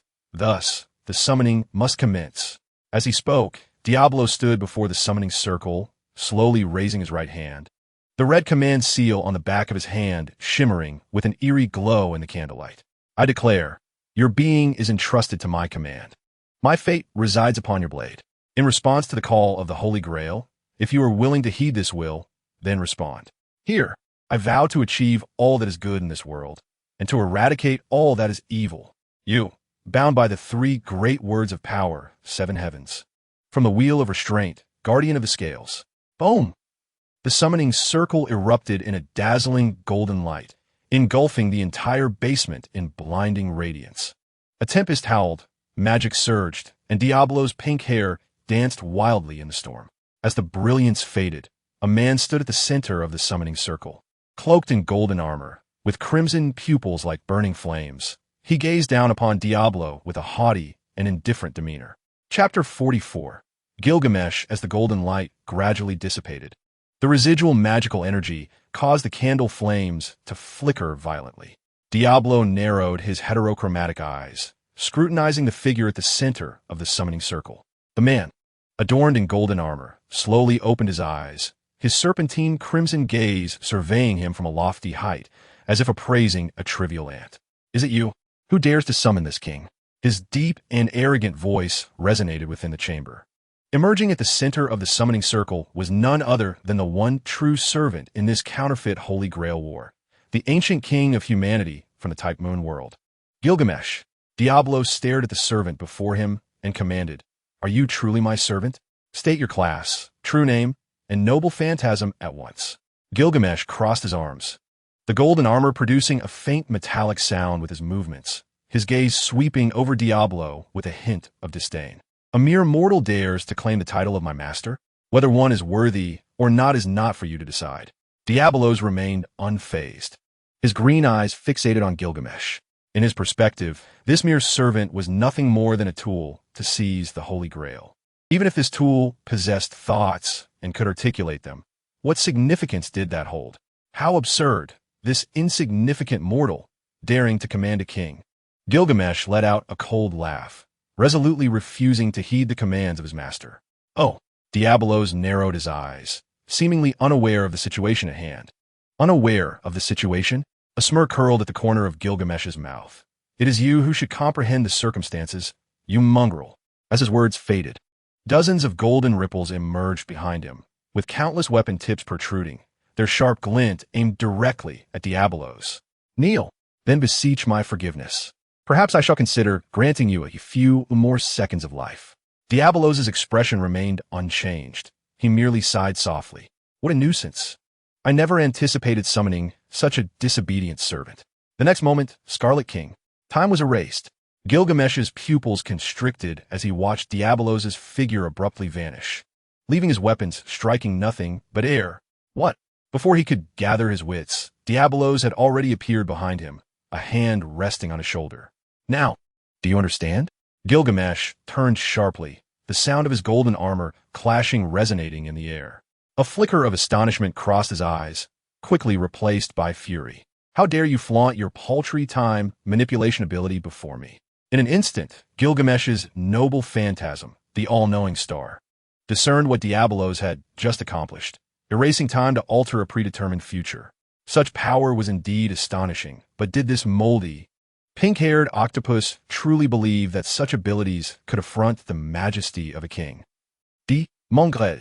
Gilgamesh hastily withdrew a sword-shaped, noble phantasm from his treasury, ready to unleash destruction upon the ant that dared to disrespect his authority.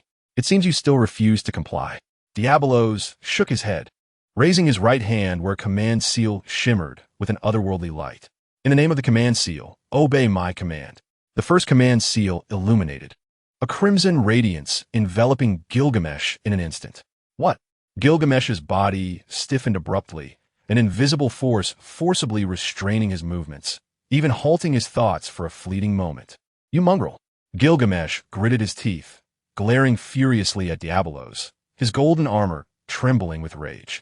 Given Gilgamesh's high A-rank magical resistance, the command seal should not have wielded such formidable binding power over him.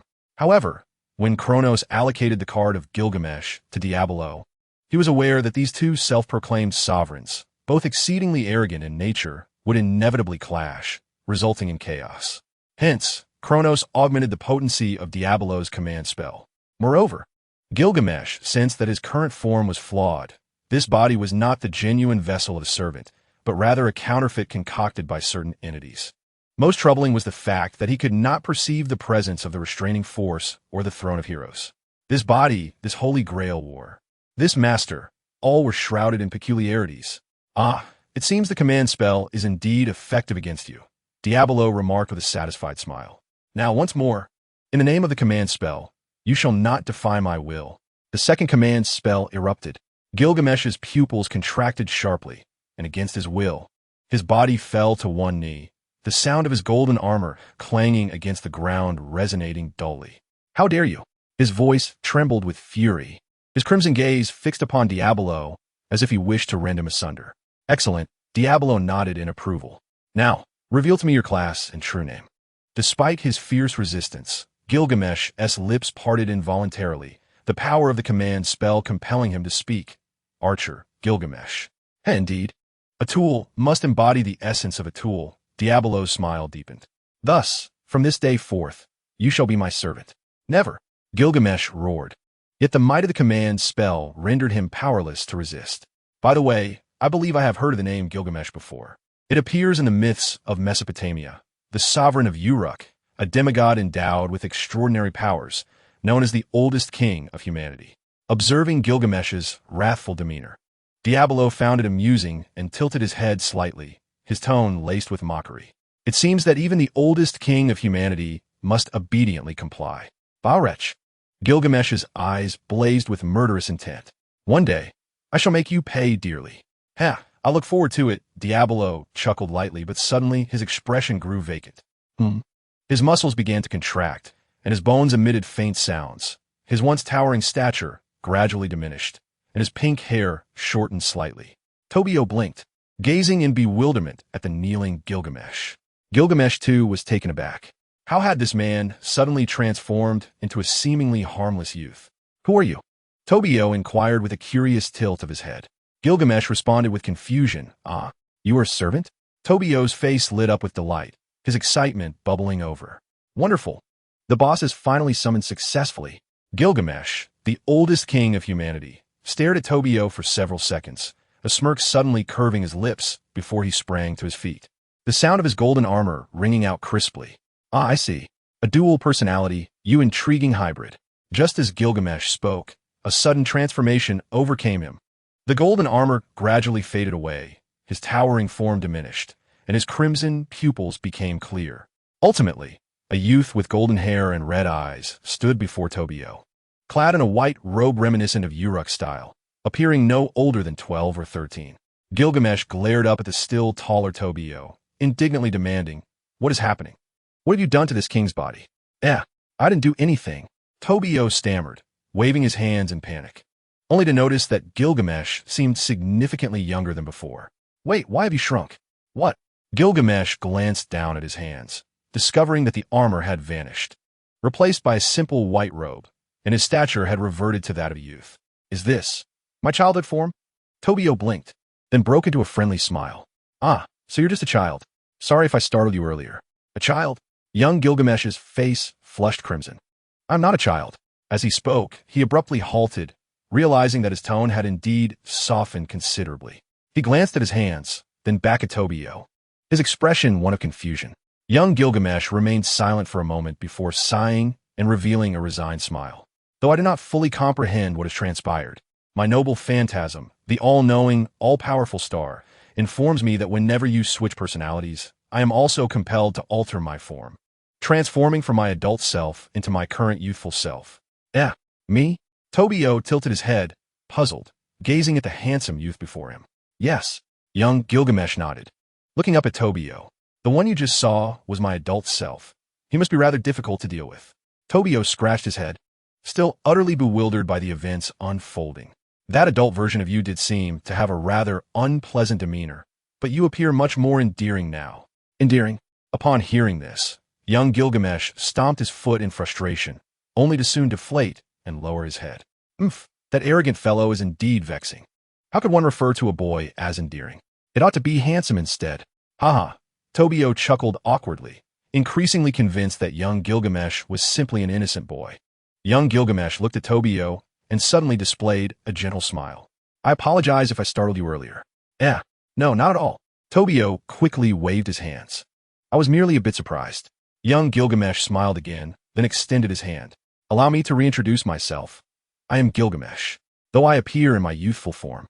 You may refer to me as Little Gil." Tobio momentarily froze, then smiled warmly, grasping his hand. "I am Tobio. It is a pleasure to make your acquaintance." Engaged in delightful conversation, the youthful Gilgamesh seemed far more approachable than his adult counterpart, even patiently recounting tales of Uruk to Tobio. However, as Tobio became enraptured by the stories, his expression suddenly stiffened, and his pupils constricted slightly, as if something within him was awakening.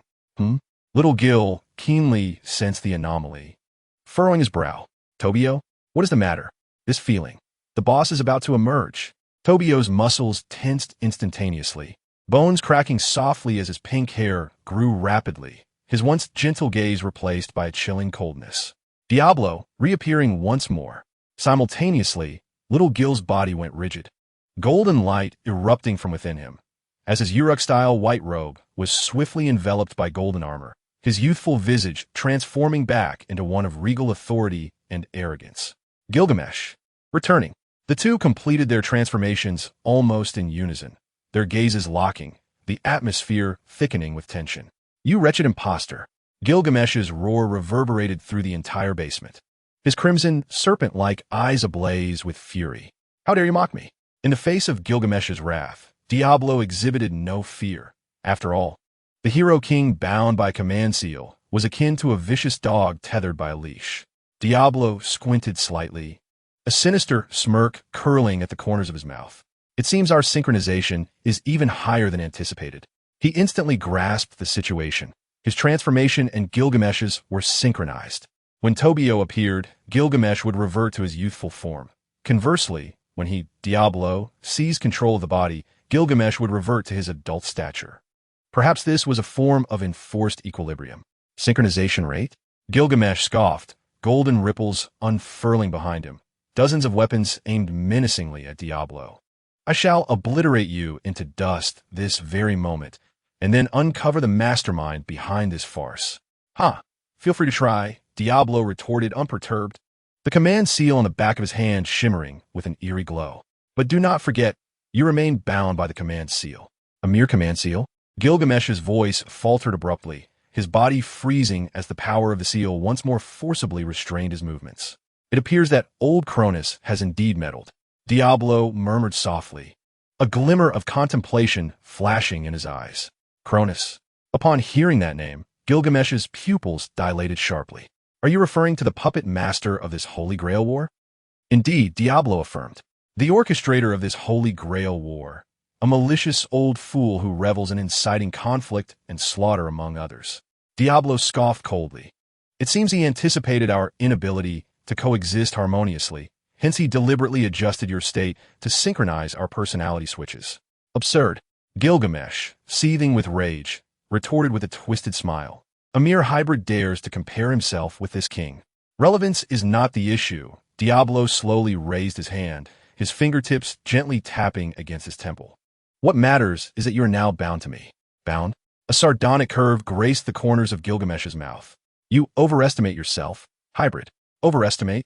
Diablo chuckled lightly, his heterochromatic eyes glinting with a dangerous light. No, I merely state the truth. He lifted his hand, the command seal on his knuckles radiating an otherworldly red glow. The binding of the command seal, the synchronization of forms. Kronos designed all of this to ensure our mutual restraint. Gilgamesh's crimson, serpent-like eyes narrowed slightly. So? Diablo's voice turned low and frigid.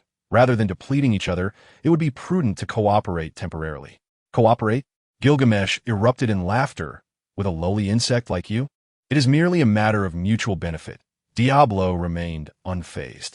You seek freedom and vengeance against Kronos, while I only desire the Holy Grail. Gilgamesh paused for a moment, the golden ripples behind him gradually subsiding. His gaze scrutinized Diablo, as if attempting to penetrate the very essence of this human soul. Ultimately, he scoffed. A mere mortal dares to negotiate with this king. This is not negotiation. It is reality, Diablo replied coolly. We both understand that you alone cannot breach Kronos' constraints. A flicker of murderous intent flashed in Gilgamesh's eyes, but was swiftly replaced by reason. He raised his chin haughtily. Humph, I shall hear your plan. Diablo's lips curled slightly upward. It is quite simple. I will leverage the relationship between Toby and Little Gil to gather more intelligence. And you, Gilgamesh interrupted with a scoff. Do you think this king will heed your commands? There is no need for obedience. As long as our goals align at crucial moments, that suffices. Diablo stepped closer, his heterochromatic gaze locking onto Gilgamesh's. For instance, to dismantle this twisted game orchestrated by Kronos. Gilgamesh fell silent for a moment before erupting in hearty laughter. Ha ha, very well. I shall indulge you in this game. But remember, the golden armor clinked crisply as Gilgamesh looked down upon Diablo, his serpent-like crimson eyes burning with icy flames. When all is said and done, I will personally reduce you and that hybrid named Kronos to dust. Chapter 46. The residue of the past on the top floor of Wilson's skyscraper lay a realm belonging to Jinbing. In the opulent dining hall, crystal chandeliers cast a soft glow, and a view from the floor-to-ceiling windows revealed the bustling splendor of Manhattan. Jinbing sat at the end of the long table, his fingers lightly tapping on the surface as his deep voice echoed in the spacious room. It appears those surrogate messengers, fervently organized, are determined to eliminate me. Seated opposite him, Shukwa rested his chin on one hand, his four crimson eyes narrowing slightly, a sardonic smile playing on his lips. Ah, merely a swarm of ants, incapable even of providing me with a warm-up. As he spoke, Shukwa's gaze shifted, his scarlet pupils locking onto Jinbing. Jinbing, I harbor no interest in your petty gang conflicts that resemble childish play. Should you ever summon me for such trivial tasks again, I shall take your life. Hearing Shukwa's unabashed threat, Jinbing's brows furrowed. Since ascending to the position of underground emperor of the city, it had been a long time since anyone dared to speak to him in such a manner. Yet, he merely inhaled deeply, suppressing his anger. Although he was Shukwa's master, he held little control over this particular servant. To issue a command through a command spell would signify an irrevocable rift between them. At that moment, the restaurant's door swung open, and a man clad in a pristine white chef's uniform entered, pushing a dining cart. He bore an elegant countenance, a gentle smile gracing his lips. He resembled a most courteous gentleman. "Gentlemen, today's lunch is prepared," Hannibal declared, gracefully lifting the silver cover from the platter, revealing a perfectly seared steak. The meat's intricate grain was exquisite, its edges slightly caramelized, adorned with herbs and sauce, exuding an enticing aroma. Shukwa picked up a knife and fork, carelessly slicing a piece and popping it into his mouth.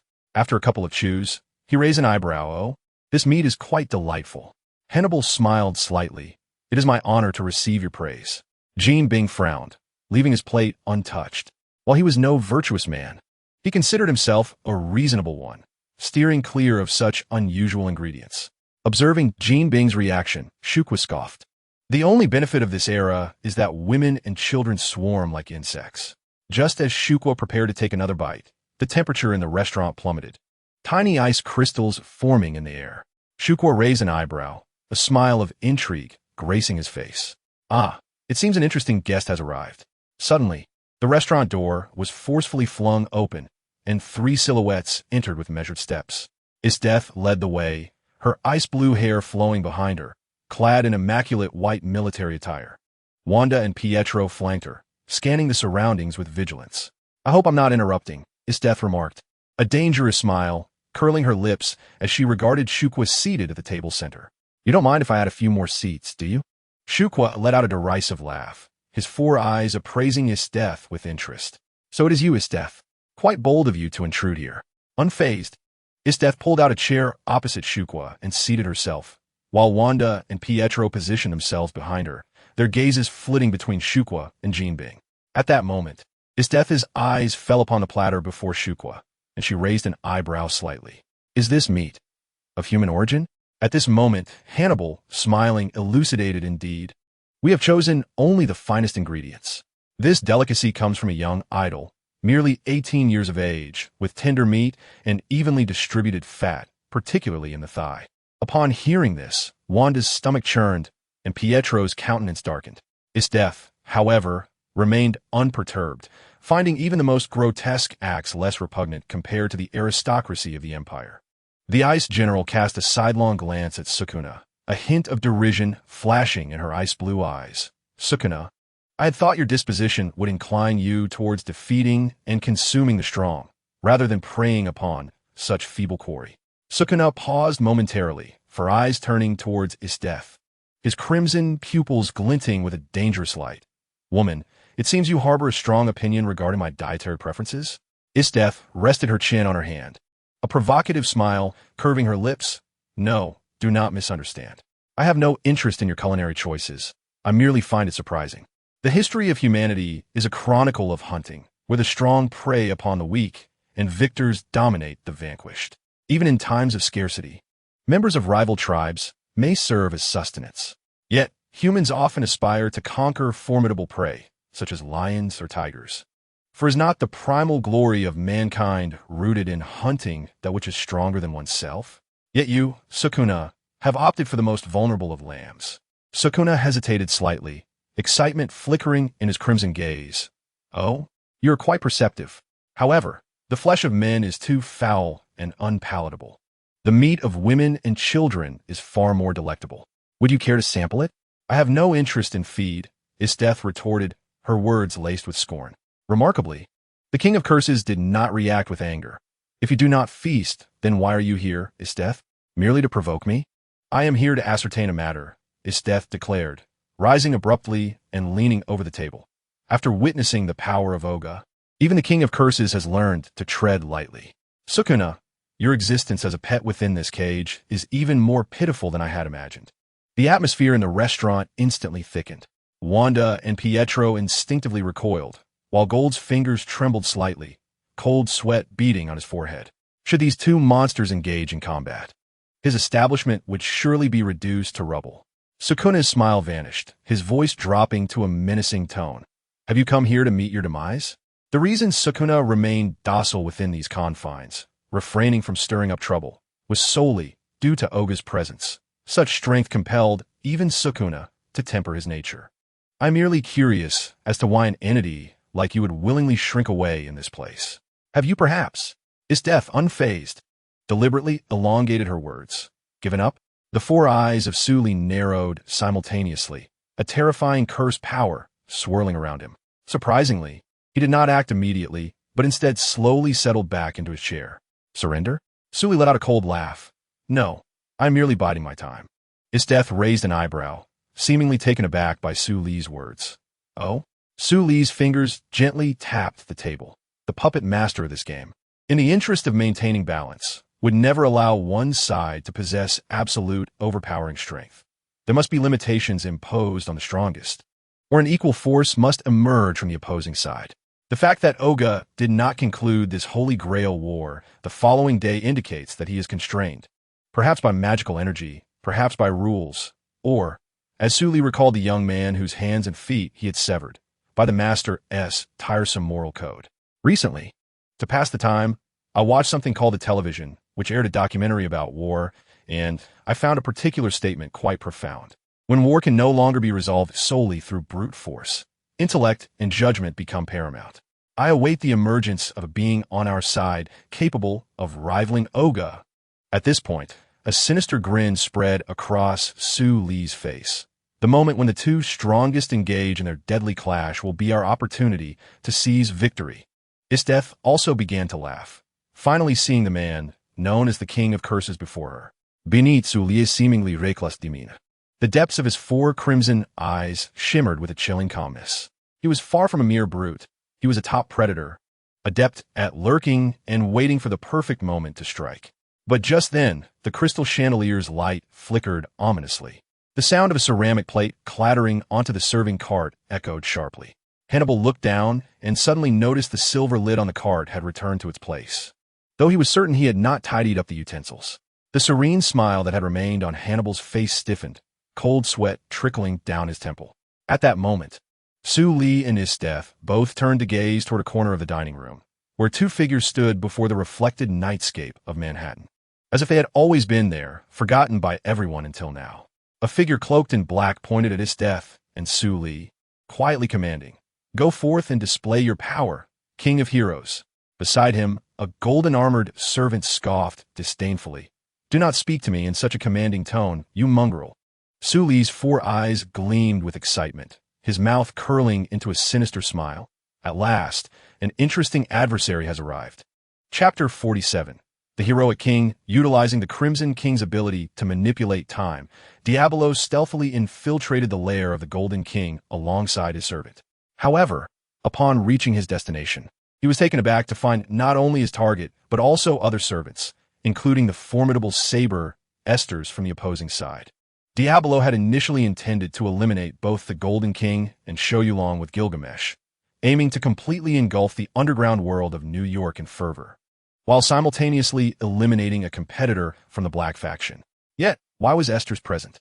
Had she forged an alliance with Shou Yulong? If so, the situation could swiftly evolve into a 2-on-1 confrontation, a scenario unfavorable to him. Should he retreat? This thought flickered through Diablo's mind, but was promptly dismissed. It mattered not. The archer's abilities were second only to the extraordinary Oga, making him the most formidable servant in the fray. A mere one or two ordinary servants posed no real threat. Resolute, Diablo pointed at Esters and Shou Yulong, commanding coldly, "Unleash your power. Do not speak to this king in such a commanding tone, you wretched mongrel." Gilgamesh, concealed behind a mask that obscured his true visage, snorted disdainfully. In that instant, a formidable pressure, akin to a tsunami, surged through the restaurant, overwhelming all present with its might, rivaling even the imposing presence of Shou Yulong and Esters, perhaps even surpassing them slightly. Under this weighty oppression, Wanda, Pietro, and the Golden King felt as if their hearts were gripped by an invisible hand, rendering their breaths laborious. Hannibal, an ordinary man, struggled to maintain his footing, nearly collapsing under the strain. Shou Yulong's four eyes gleamed with excitement as he leapt from his chair, a sinister grin spreading across his face. At last, an intriguing contender has arrived. An unfamiliar servant? Is he from the Red faction or ours? Not that it truly matters. Esters, equally exhilarated, smirked, given this terrifying aura. There is no doubt he is an absolute powerhouse. Gilgamesh's gaze swept over Esther's and Shou Yulong, his arms crossed and chin raised, adopting a condescending tone as he sneered, "You, the tattooed mongrel, and that ice-wielding woman. Today, I am in a generous mood. I permit you both to attack. Use your insignificant powers to amuse the Supreme King." As his words echoed, a profound silence enveloped the surroundings. The Golden King broke into a cold sweat, while Wanda and Pietro instinctively assumed defensive stances. Hannibal quietly retreated a few steps, shielding the others. A low, rumbling laugh shattered the stillness. "Ha ha ha! How amusing, truly amusing!" Shou Yulong cackled, his cursed power erupting forth like a volcano, a dark, ominous aura coalescing into something tangible. Esther's. The four eyes of Sukuna fixated intensely on Gilgamesh, as if intent on melting away his golden armor. "This glittering fool is my prey. Step aside, or I shall slay you alongside him." "Ah, what an arrogant man. Do as you wish, just don't cry for help when death approaches." At this, Esther's chuckled lightly, crossing her arms and standing indifferently to the side. Before her words could fully dissipate, Sukuna's form vanished from sight. In an instant, he reappeared at Gilgamesh's flank, his right arm bulging with muscle. A fist wreathed in dark, cursed energy, slicing through the air with a piercing shriek, striking fiercely towards Gilgamesh's gilded visage. This blow, infused with Sukuna's formidable physical strength and surging cursed power, was potent enough to crumble skyscrapers and flatten mountains. Yet before this overwhelming strike, Gilgamesh did not even turn. His crimson serpentine gaze merely flickered. Just as Sukuna's fist was poised to collide with the latter's golden mask, a resonant hum filled the air. Dozens of golden ripples emerged suddenly, unfolding around Gilgamesh like the waves upon a water-esque surface, far exceeding those summoned against Diablo. In tandem, accompanied by a melodious metallic clang, countless ancient and powerful weapons emerged, locking onto the approaching Sukuna. The gates of Babylon. Dozens of noble phantasms shot forth like arrows released from a bow, hurtling towards the nearby Sukuna with astonishing speed, leaving no room for evasion. Yet, Sukuna showed no hint of trepidation. Instead, a manic grin spread across his face. Release. With a casual flick of his wrist, countless invisible slashes materialized instantly. These strikes were razor-sharp and precisely met the oncoming noble phantasms. In an instant, the air was filled with the harsh sounds of metal clashing, cutting, and explosions. The noble phantasms and slashes collided violently, energy surging chaotically, shredding the opulent walls, floors, and ceilings of the restaurant into disarray. Gold had already scurried to a distant corner at the moment the noble phantasms appeared, while Hannibal, pale-faced, sought refuge behind a pillar. However, the sheer number and power of the noble phantasms far surpassed Sukuna's slashes. Most of the noble phantasms were deflected or neutralized by the slashes. Yet several still pierced through the onslaught, striking Sukuna with tremendous force. Boom! Boom! Boom! Sukuna's body was violently hurled back by the overwhelming impact, crashing through two walls before coming to a halt, dust swirling around him. Yet the next moment, he rose unscathed from the rubble, a savage light gleaming in his four eyes. This seemingly endless arsenal. Are these your noble phantasms? Sukuna licked the blood from the corner of his mouth, grinning wickedly. Gilgamesh stood atop the debris, surveying Sukuna with a cold smirk. You, a ragtag mishmash, are remarkably resilient. To have survived my noble phantasms and still be lively is quite the feat. The load-bearing walls and pillars have been shattered in the recent clash, leaving the luxurious restaurant perched atop the building teetering precariously. Diablo effortlessly deflected the falling debris from the ceiling, commanding his servant, Archer, make quick work of them. The commotion here is too loud. There are certainly other competitors in this city, especially that strongest servant. We must conclude this battle before he arrives. Eliminate them within 5 minutes. Oof. Gilgamesh scoffed at the remark, not even glancing back at his master. His crimson, serpent-like eyes brimmed with disdainful arrogance. 5 minutes? You insolent wretch, are you insulting this king? To deal with such scum, 3 minutes would be excessive. As he spoke, Gilgamesh raised a hand, and more golden ripples unfurled behind him, resembling countless cold golden eyes, locking onto Sukuna and the nearby Esters. The lethal aura of his noble phantasm had yet to be unleashed, yet the very structure of the restaurant groaned under the weight of its impending destruction. 3 minutes. Sukuna erupted in laughter, as if he had heard the most ludicrous joke in the world. His furious, cursed energy surged around him like black flames. His 4 eyes fixated on Gilgamesh. Golden bastard, I will shred that ridiculous armor of yours along with your arrogance into pieces. Then I shall stuff them back into your pathetic treasury, making you regret uttering those words. He charged again, this time appearing directly before Gilgamesh, fingers poised like blades. Slashing it across, an invisible net, woven from countless precise spatial cuts capable of reducing skyscrapers to rubble, descended upon Gilgamesh. Most low-tier noble phantasms were obliterated mid-air by his strike, bursting into brilliant yet hazardous fireballs and chaotic magical currents. However, the sheer number of noble phantasms was overwhelming, with some of high caliber that were not easily destroyed. Several powerful noble phantasms pierced through his intercepting slashes, forcing Sukuna to evade, as the ground where he had stood was instantly blasted into a massive crater, shaking the entire building. Ha ha ha ha! Yes, this is what pleases me, rather than feeling fear. Sukuna's excitement grew.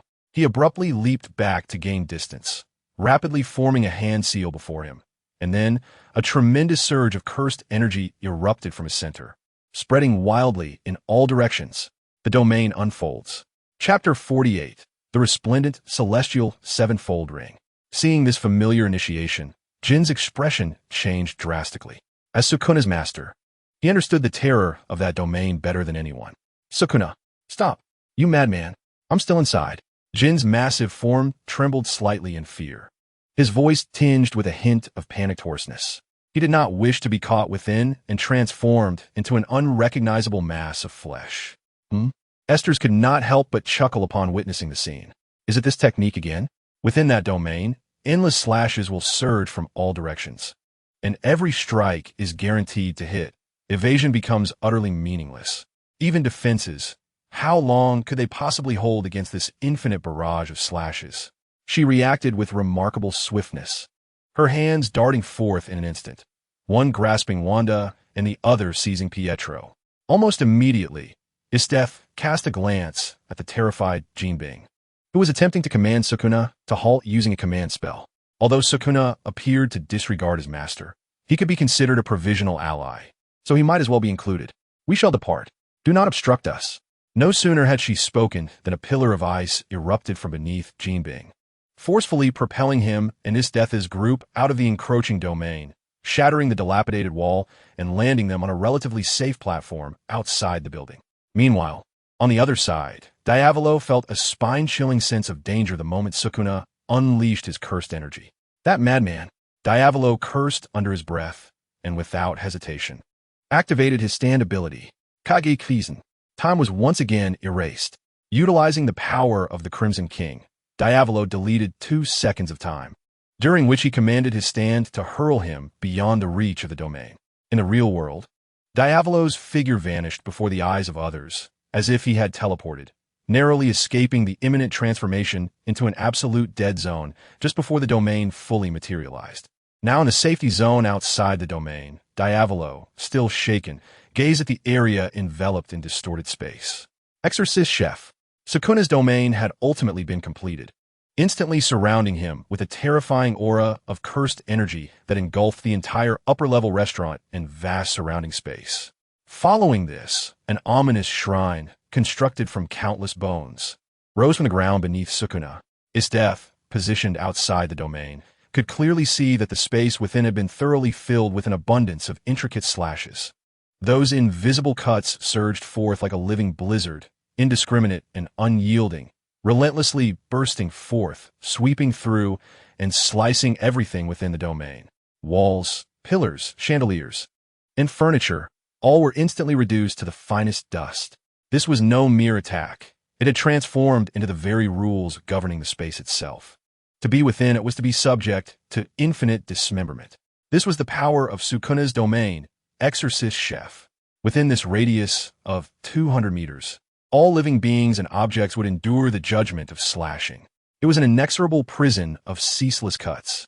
At the very heart of the domain, Gilgamesh exhibited not an ounce of fear in the face of this earth-shattering sight.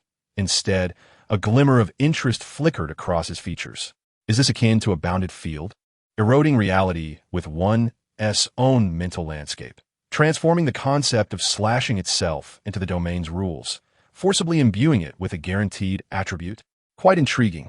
With the capabilities of the EX-level noble phantasm, the all-knowing and omnipotent star, he had already discerned parts of the essence and operational rules of this domain the moment Sukuna initiated its expansion. However, a hodgepodge. Do you believe that such a rudimentary kitchen can confine a king who possesses boundless treasures? Gilgamesh stood at the heart of an endless storm of slashing strikes, erupting in boisterous laughter. Behind him, the gate of Babylon, which connected to the city of gold, opened once more, but this time it unleashed not a solitary noble phantasm, but a torrent of treasures cascading like a celestial river.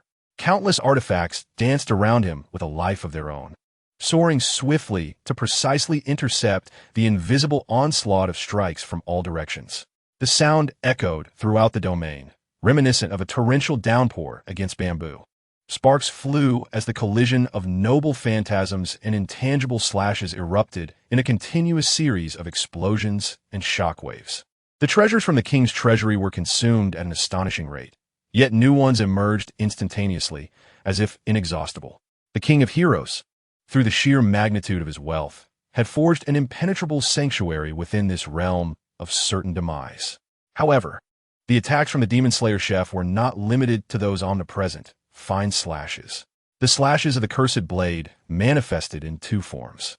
The first was an ordinary cut, enveloped in magical energy, capable of inflicting area damage on both living and non-living entities, now rampaging indiscriminately within the domain. Release.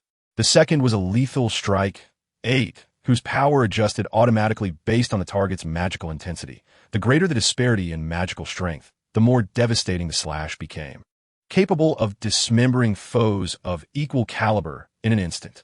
The Cursed Blade laughed maniacally, sweeping its hands forward, a net of destruction, larger and more refined than before, composed of even more potent slashes, loomed like the scythe of death, disregarding the numerous noble phantasms' attempts to obstruct, and descended upon Gilgamesh's very essence. The intensity of this strike far exceeded the previous ones, powerful enough to cleave a mountain into orderly fragments. Gilgamesh's crimson, serpent-like eyes narrowed slightly, as if finally intrigued. He casually raised a hand, and a peculiar shield-shaped, noble phantasm emerged from the golden ripples beside him. It was the aegis of the sevenfold radiance, constructed of 7 layers of pink petal-like shields. In Greek mythology during the Trojan War, the hero Ajax wielded a bronze shield wrapped in 7 layers of cowhide, successfully defending against the spear of Hector, the mightiest warrior of Troy. The spear pierced through 6 layers, but was halted by the 7th.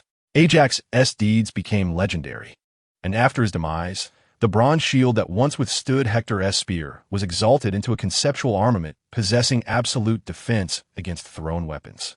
This was precisely the aegis of the sevenfold radiance in Gilgamesh's grasp. Each petal of this noble phantasm represented a layer of ancient, wall-like absolute defense. At this moment, the 7 massive purple petal shields unfurled in layers, shielding Gilgamesh. The slashing net of the Demon Slayer chef collided violently against the aegis of the sevenfold radiance. The first petal, upon contact, was immediately riddled with cracks and subsequently shattered. The second, third, and fourth petals fell victim to the astonishing power of the slashing net, effortlessly breaching 4 layers of defense in a relentless onslaught. The fifth petal trembled violently, cracks spreading until it could no longer withstand the force, exploding into fragments. After enduring for several seconds, the sixth petal, too, succumbed, disintegrating into motes of light. Ultimately, the devastating slashing net collided with the final and most resilient 7th petal. Boom! The violent impact caused the last petal to shimmer brilliantly, its surface adorned with fine fissures, yet it ultimately withstood the lethal strike from Shoka. All the force of the slashes was utterly consumed by this sevenfold barrier. Amidst the swirling smoke, the last petal of the blazing sevenfold halo, though marred by cracks, stood resolute, perfectly shielding Gilgamesh behind it. Could it truly have blocked it? In the distance, Esdeath's astonishment deepened. She believed that even if she could withstand Shoka's formidable strike, it would not have been so effortless and would likely come at a considerable cost. And yet, Gilgamesh, by merely employing a single defensive artifact, seemed to have effortlessly neutralized this terrifying blow. This display of defense elevated her assessment of the Hero King's strength to new heights. "Is this all your tricks, Zaxiu?" Gilgamesh's arrogant voice resonated from behind the shield. "To shatter 6 petals is indeed a cause for pride." Boom! His words remained unfinished. The final petal shattered, and amidst the scattering fragments, a figure surged forth like a madman freed from the shackles of hell, advancing with a speed that transcended the limits of perception. It was Shoka. Chapter 49. Black Flash, I've got you. You golden bastard. I will smash your face behind that mask to smithereens. Shoka cackled wildly, bursting through the cloud of smoke from the explosion, appearing before the astonished Gilgamesh, who was taken aback by the breach in his defenses. His fist, cloaked in dark, cursed energy, struck towards Gilgamesh's golden-masked visage with the force to obliterate all. This sudden, savage assault momentarily caught even Gilgamesh off guard. However, the Hero King was, after all, a paragon of strength. He would not be defeated by such a trivial ambush. In an instant, several silvery chains shot forth from the golden ripples, akin to living serpents, precisely entwining Shoka's arms, wrists, ankles, and even his waist. Shoka's momentum was abruptly halted. His fist was mere centimeters from Gilgamesh's mask. Yet he could advance not a fraction further. Attempting to summon his cursed energy, he felt the chains tauten, creaking ominously, yet they remained immovable. Instinctively, Shoka activated his technique once more to slash at the chains. However, the razor-sharp force capable of slicing through steel merely sparked a dazzling array of fiery glimmers and a cacophony of jarring friction, leaving not even a scratch upon the chains. The 4 eyes of the cursed entity Suo Quan widened in astonishment. "What? This chain? Utterly foolish." Gilgamesh gazed at Suo Quan, firmly bound and unable to move, and let out a mocking sneer. "Feel honored, you wretched being. This is the embodiment of my dearest friend, Enkidu, and it is the chain of the heavens, capable of restraining even the divine beings above. Its binding power intensifies with the divinity of its target. For a cursed creature devoid of any divine essence like you, there may be no special enhancement, yet it is an unparalleled divine artifact, indestructible. How could your barbaric strength ever hope to shatter it?" The crimson snake-like pupils of Gilgamesh glinted with derision, as if he were observing a mere insect trapped in amber. "Yet, you have forced me to utilize both my noble phantasm and the chain of the heavens consecutively. For one who merely barks and bares their fangs, you should consider yourself fortunate to have achieved such a feat, damn it. How could this mere chain possibly bind me?" Sulquan roared, unleashing a torrent of cursed energy against the chains, but the silver chains remained unyielding, tightening further and digging deeply into his flesh and bones, producing a horrifying sound of compression. Gilgamesh looked down upon Suo Quan, who was bound like a Zhongzi yet still desperately struggling, and let out a light, disdainful laugh. "Struggling is futile, wretched being. Savor this despair. This is a binding that even the gods cannot escape. To perish beneath the chain of my dearest friend is your ultimate glory. Submit and become mere flesh." In the next moment, under Gilgamesh's will, the chain of the heavens began to slowly constrict, emitting a grating metallic sound, clearly intent on utterly strangling Suo Quan in place. A slight change flickered across Esdeath's expression as she instinctively stepped forward, ready to intervene. While she relished the clash of the strong, if Suo Quan were to be simply annihilated, it would not only deprive her of an intriguing opponent, but also mean a significant loss of power for the opposing side, greatly affecting the plans ahead. However, just as everyone believed Suo Quan was on the verge of being strangled, the expression of intense pain and fury on his face abruptly vanished, replaced by an ecstatic, almost frenzied smile that sent shivers down the spines of all who beheld it. "Ha ha! Indeed, struggling is futile." In a moment that Gilgamesh was taken aback, still grappling with the meaning behind Suo Quan's smile, the cursed entity's 4 eyes suddenly gleamed with a savage light. "Then I need not struggle." Before the words had fully left his lips, to the horror of all present, Suo Quan wielded his own cutting power, unhesitatingly slashing at the crucial nodes entangled by the chains, his wrist, ankle, shoulder, and waist. In an instant, his hands, feet, and even a large portion of his torso were severed by his own unleashed strikes. Crimson blood gushed forth like a torrential downpour, splattering across Gilgamesh's golden armor, staining its surface with shocking dark red splotches, while droplets of blood trickled from the corners of his mask like tears of blood. The chains of heaven remained tightly entwined around the severed limbs and remnants of the body. Yet, the entity known as Sukuna, having lost most of his physical form, now only possesses a head, the upper half of his torso, and one shoulder, suspended in midair by the surging force of cursed energy. Astonishingly, he continues to smile. Despite his terrifying appearance, reduced to half a body, his grin grows increasingly ferocious and exuberant. Ah, ha, ha. The chains merely bind the flesh. In the next moment, an even more violent surge of cursed energy erupts from his shattered form, akin to a volcanic explosion. This negative energy, through precise manipulation, conflicts and multiplies to yield a corresponding positive energy. This phenomenon, born of the principle that two negatives create a positive, is known as the reversal technique. Sukuna's reversal technique has attained its utmost pinnacle. As long as the core of cursed energy, the abdomen, Dantian, remains intact, he can fully regenerate from even fatal injuries, such as a dissolved brain or missing organs. At this moment, Sukuna's reversal technique operates with unprecedented speed, flesh and blood rapidly proliferating, and bones swiftly reconstructing. What? Gilgamesh gasps in shock, his blood-stained mask failing to conceal his astonishment. He had never anticipated that his adversary would escape the chains of heaven in such a self-destructive manner. Instinctively, he reaches for a more formidable treasure from the King's vault to obliterate this monster. But it is too late. A dense surge of life energy envelopes Sukuna's wounds instantaneously, as flesh, bone, nerves, and blood vessels regenerate at a visible pace. This all transpires in the blink of an eye. From Sukuna's self-inflicted injury to complete regeneration, it occurs in a mere breath. Just before Sukuna's remnant form collides with Gilgamesh, a pair of perfectly restored hands emerges anew. It is too late. Sukuna's maniacal laughter echoes, as his newly formed fists clench tightly, radiating an overwhelming cursed energy that seems almost tangible. I warned you that I would crush that infuriating face of yours to pieces. Gilgamesh's expression shifts dramatically beneath his mask, as he instinctively attempts to retreat from the impending blow. Yet, Sukuna's speed is overwhelming. His fist, infused with boundless cursed energy and a savage will, pierces through all defenses hastily erected by Gilgamesh, delivering a thunderous strike upon his opulent golden mask. Boom!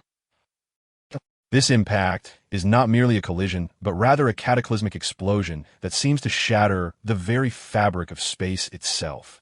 At the moment of contact, a pitch-black lightning bolt erupts from the point of impact. Black flash, under Sukuna's earth-shattering blow. The formidable golden mask of Gilgamesh instantly becomes riddled with cracks before shattering into fragments.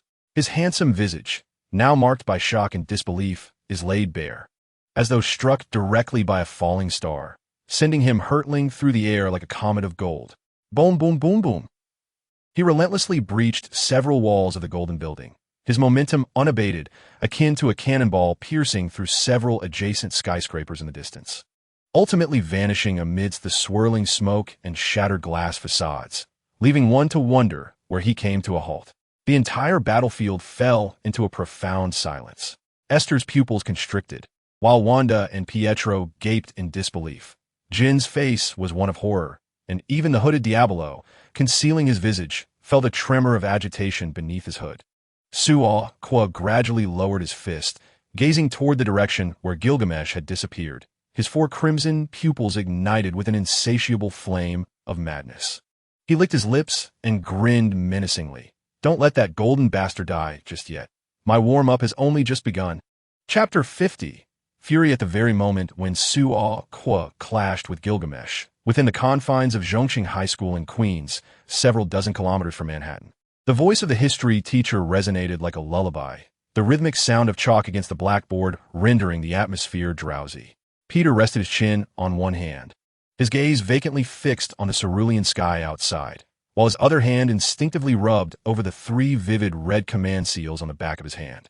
Ever since he became embroiled in the Holy Grail War, his world had transformed from the simplicity of classrooms, assignments, and Aunt May's heartfelt sandwiches. This newfound power, this weighty responsibility, along with the looming danger, formed an invisible membrane that separated him from the ordinary world around him.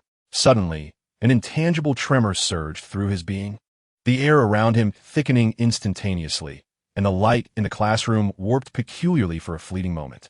Peter's body tensed in an instant, sleepiness dissipating entirely. He sprang to his feet, the legs of his chair scraping against the floor with a harsh sound, drawing curious glances from several classmates. Parker? The history teacher adjusted his glasses, casting a disapproving look in Peter's direction. Yes, I apologize, sir. I'm feeling a bit unwell, Peter hastily offered, swiftly retaking his seat. In that fleeting moment, he had sensed 2 immense magical forces colliding. Undoubtedly, there were servants engaged in battle. Mr. Oga, Peter silently called through the link of the command seals, a communication only he and his contractor could perceive. A brief silence ensued, as if a stone had sunk into the ocean. Just when Peter thought there would be no reply, a deep voice resonated directly in his mind. Kid, what's the matter? There were no changes in light or shadow, no spatial fluctuations. Yet, Peter distinctly felt an overwhelming presence, akin to the suffocating depths of the ocean, suddenly enveloping the air around him, a sensation both familiar and oppressively comforting. Oga had arrived, right beside him, maintaining his ethereal form. Peter lowered his head, feigning interest in his textbook, while internally conversing with Oga. You sensed it, didn't you? That colossal force colliding. On the other side of the city, is it yet another servant engaged in combat? Oga fell silent for a moment, seemingly confirming something, before he spoke. The aura is quite chaotic. There must be at least 3 servants present. The commotion is considerable. It appears they are engaged in quite the fray. What do you intend to do? Do you wish to join the fray as well? However, I sense that the strength of those 3 servants is not particularly formidable. Dealing with them would not require a significant expenditure of mana. I want to stop them. Just like last time. Oga abruptly interrupted Peter. There's no need. Others have already gone. Others? Peter was taken aback, instinctively pressing for details. Who? At that moment, a classmate by the window suddenly emitted a stifled gasp, shattering the silence of the classroom. Wow, look, it's Iron Man. This exclamation was akin to a drop of water hitting hot oil, instantly igniting the previously lethargic classroom. Almost all the students sprang to their feet, jostling one another to reach the window, straining their necks to gaze outside. Where? It really is him. The red and gold armor. So cool. He has flying. What incredible speed. Is he going to fight crime? Or was there a new alien invasion? Amidst the clamor, Peter managed to squeeze to the window's edge, where he distinctly saw a dazzling red and gold light streaking across the sky at an astonishing velocity toward the direction where he sensed the clash of magical energy. However, Peter's pupils constricted sharply. More vivid than what the naked eye could perceive was his innate sense of mana as a master.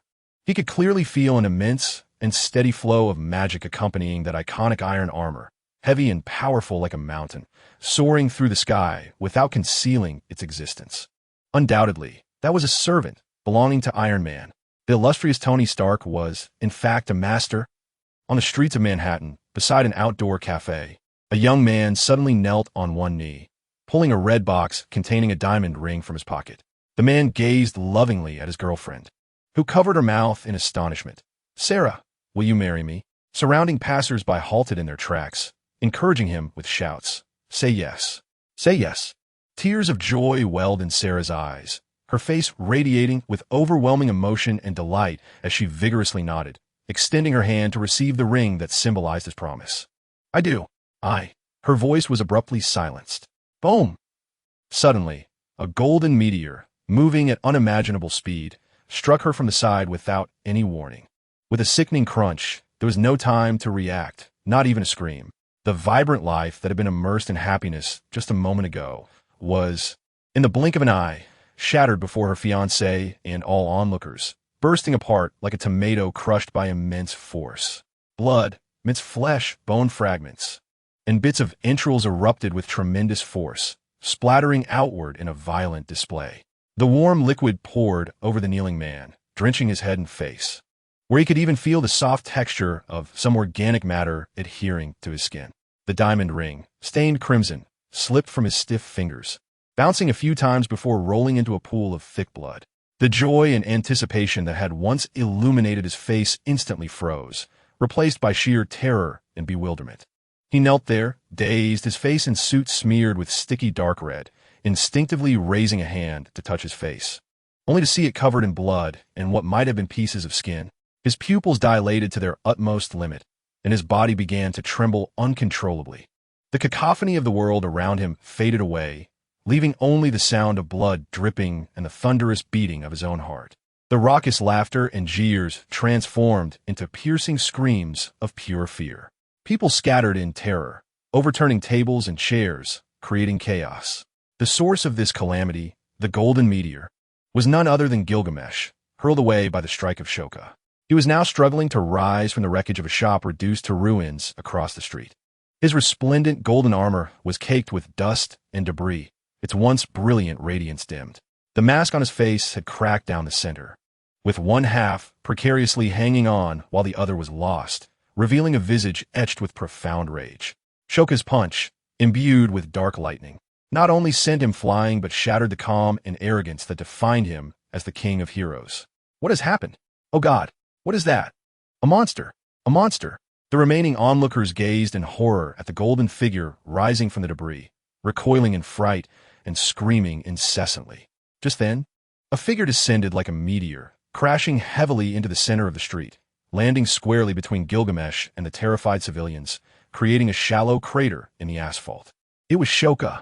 At that moment, he had just regenerated his lower half using a reversal technique. His waist wrapped simply in a piece of white curtain torn from who knows where, resembling a hastily fashioned skirt. Shoka stood there, his four crimson eyes mockingly surveying the disheveled Gilgamesh, who had just clambered up from the ruins. Oh!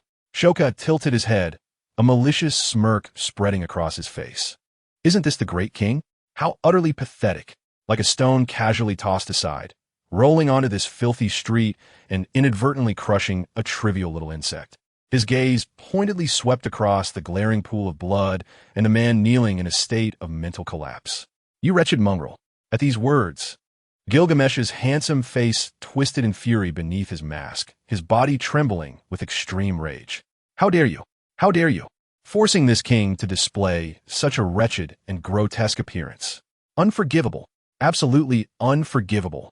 A surging torrent of magical energy erupted from within him like a tempest, scattering the surrounding rubble into the air. Simultaneously, the golden ripples of the king's treasures surged wildly behind him, far exceeding their previous manifestation. This time, it was not merely the tips of the noble phantasms that emerged. Entire halves of numerous weapons now revealed themselves, exuding an aura of annihilation. I shall slay you, tear your body asunder, obliterate every inch of your skin, every piece of flesh, every bone. I swear by my name. The king of heroes was utterly enraged. Facing this overwhelming fury, Sukuna did not flinch in fear. Instead, he erupted into maniacal laughter. Ha ha ha, come fort, golden bastard. Now this is more like it. Show me what you can offer beyond chains and shells. Die, you wretch! Gilgamesh bellowed, as noble phantasms surged forth from his treasury like a cataclysmic flood. Yes, just like that. Sukuna laughed maniacally in the face of this devastating onslaught. Not only did he not retreat, but the light of exhilaration shone brightly in his eyes. He leaped high to evade the torrent of noble phantasms, while the unfortunate bystanders, unable to escape in time, met a gruesome fate. Their screams silenced before they could even escape. Seeing Sukuna soar into the air, Gilgamesh unhesitatingly drew a bow-shaped noble phantasm and unleashed its true name upon Sukuna. A colossal arrow composed purely of magical energy slicing through the air towards him. Sukuna's gaze sharpened, unwilling to meet this cataclysmic strike head-on. Utilizing the immense surge of magical power, he glided gracefully through the air like a fish in water, effortlessly dodging the impending attack. After evading the arrow, Sukuna swiftly formed seals with his hands. Then shadow technique. As his magical energy erupted, the massive shadow cast by the sunlight onto the skyscraper roiled violently, merging into a singular entity. Countless colossal, distorted figures struggled within the tangible shadow, yearning to break the barrier between shadow and reality to manifest.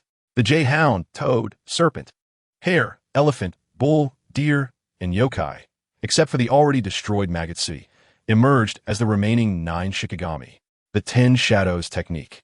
A top-tier technique passed down through generations of the Zenin clan, boasts the power to summon 10 unique Shikigami, each possessing distinct abilities. These Shikigami encompass aspects of offense, defense, support, and healing, and their synergy can yield remarkable effects, making this technique incredibly comprehensive and formidable. However, aside from the mightiest Magatsu, the remaining 9 Shikigami are still too weak in the face of true strength, serving merely as support or to buy fleeting moments. In the face of the boundless treasures of the Hero King, these Shikigami would scarcely last 5 seconds before being reduced to mere dust. However, Sukuna did not summon them merely to face humiliation. A more sinister grin spread across Sukuna's face as he abruptly altered his hand seals and commanded, "Merge for me." Before long, the 9 freshly manifested Shikigami were irresistibly drawn toward a central point, as if caught in an invisible vortex, violently merging their powers and forms, compressing into one. In the next moment, a colossal creature, exuding an aura of ominous chaos, surged forth from the shadows. It possessed a massive body akin to that of an elephant, cloaked in the fur of a jade hound and the scales of a great serpent. Its head was a grotesque amalgamation of several Shikigami's faces, with legs like a bull, a tail like a serpent, and adorned with a pair of wings that crackled with purple lightning. Hovering above its head was a golden wheel symbolizing adaptability. The powers and characteristics of the 10 shadow techniques did not vanish entirely upon the destruction of their respective Shikigami.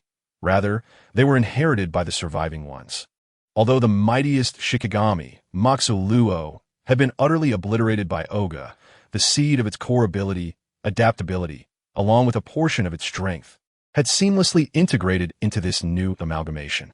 Thus, this was the hybrid beast that Sukuna forcibly birthed, infused with the capabilities of 10 Shikigami through his immense cursed energy. The hybrid beast unleashed a deafening roar, and as it emerged, the chaotic yet formidable cursed energy resonated with Sukuna, his own, causing the surrounding space to oscillate with instability. Gilgamesh's treasury blazed with brilliance, a multitude of artifacts poised for simultaneous launch. The hybrid beast behind Sukuna also reared back, ready to unleash its fury. Both combatants had summoned greater power, and as the second round loomed, a more intense and widespread battle was on the verge of erupting amidst the bustling streets of Manhattan. At this critical juncture, a thunderous crash resounded. A meteor, trailing a dazzling golden-red tail, plummeted from the heavens at a speed surpassing sound, crashing into the very center of the street between Sukuna and Gilgamesh. The tremendous impact jolted the ground violently, sending clouds of dust and debris soaring into the air, abruptly interrupting their impending clash. Both Sukuna and Gilgamesh halted simultaneously, their gazes drawn to the unexpected interloper. As the dust began to settle, 2 figures emerged. From the deep crater, a man clad in gold and crimson iron armor slowly rose to his feet, accompanied by a shadowy figure standing quietly beside him. This was a youth adorned in a quaint brown robe, his eyes resembling amber. As the faceplate of the armored figure lifted, it revealed the visage of a middle-aged man, none other than the renowned superhero Iron Man, Tony Stark. Tony surveyed the devastation around him, the shattered streets, burning vehicles, the panicked throngs fleeing, and amidst the glaring pool of blood, a man on the brink of mental collapse, alongside a blood-stained ring that had rolled away. In that instant, a surge of uncontrollable rage welled within him. "What have you all done?" Tony's voice was laced with suppressed fury as he glared at the 2 monstrous beings before him. "Fighting like mad dogs in the heart of the city, among ordinary people? Do you have any idea where you are?" The young man beside him surveyed the devastation around them, eventually resting his gaze on Gilgamesh and Sukuna. He sighed and spoke slowly, "Gentlemen, this conflict is futile and only serves to increase casualties. This place is not meant for your brutal skirmishes. The suffering of the innocent is not the mark of true strength. I implore you to cease. Who are you, a mere miscreant, to lecture this king?" Gilgamesh, consumed by rage, redirected his fury towards Zhongli at the mention of intervention. He was too enraged to engage in further dialogue. A golden ripple surged behind him as a spear, crackling with lightning, was launched towards the young man. "Watch out!" Tony instinctively shouted. Yet, the young man merely raised his gaze slightly, his eyes calm as they regarded the magical weapon hurtling toward him. He did not evade, nor did he adopt a discernible defensive stance. In the fleeting moment before the spear would make contact, a colossal, pale yellow, translucent shield materialized between him and Tony. The spear collided violently with the shield, erupting in a blinding display of lightning and thunder. However, the shield remained unmoved, not even a ripple disturbed its surface, and the furious spear dissipated into nothingness. What? Gilgamesh's crimson pupils narrowed slightly. He had not anticipated that his attack would be so effortlessly thwarted, and under his omniscient awareness, he sensed a divine aura emanating from this servant. Though it differed from the divinity he was familiar with, its essence was unmistakable. This servant was indeed a deity, a godly presence. How intriguing! A cruel smile flickered across Gilgamesh's face. He relished the thought of binding and tormenting those self-important gods. Celestial chains. Grant me power. He intended to summon the ultimate binding artifact against divinity once more. Archer. Enough. From the shadows, observing the battlefield, Diablo commanded Gilgamesh through their pact. Time has dragged on long enough. This is not the moment to reveal your full strength and identity. Retreat immediately. Gilgamesh's muscles twitched as he shot a glare filled with resentment and murderous intent at Sukuna and Zhongli. Though he yearned to crush these miscreants with his sword of deviation, he recognized that, with such a formidable opponent intervening, a decisive victory over the mad Sukuna would be difficult to achieve in the short term. Continuing this entanglement would only invite more prying eyes to assess his vulnerabilities. Moreover, the strongest of predators lurked nearby. Miscreants, consider yourselves spared this time. When next we meet, I shall crush you all. At last, Gilgamesh uttered a resolute remark, as the golden ripples behind him gradually closed, transforming him into a stream of golden essence that instantly vanished from sight. Almost simultaneously with Gilgamesh's departure, another figure swept through the street like a chilling gust, appearing beside Shurko. Esther's had arrived, her ice-blue eyes curiously surveying Tony and Zhongli, lingering momentarily on Zhongli, as if she had found a more intriguing adversary. Tilting her head slightly, she spoke to Shurko. "Shurko, I believe today's warm-up has sufficed. Hasn't it? Continuing this way may attract the attention of some truly troublesome entities." Accompanying Esther's were Wanda and Pietro, their gaze fixated intently on Tony Stark. Wanda's eyes shimmered with unabashed hatred, while Pietro's expression bore a cold hostility. Naturally, Tony noticed the animosity emanating from the twin siblings, knitting his brow in confusion. He had no recollection of them, completely oblivious to the inexplicable enmity directed at him. Yet, it was evident that this was not the time to dwell on trivial matters. Spitting out a mouthful of bloodied saliva, Shurko's 4 eyes rested on Zhongli for a moment, seemingly assessing his strength. He could sense that this unknown servant harbored a power that was anything but weak. The golden bastard has fled.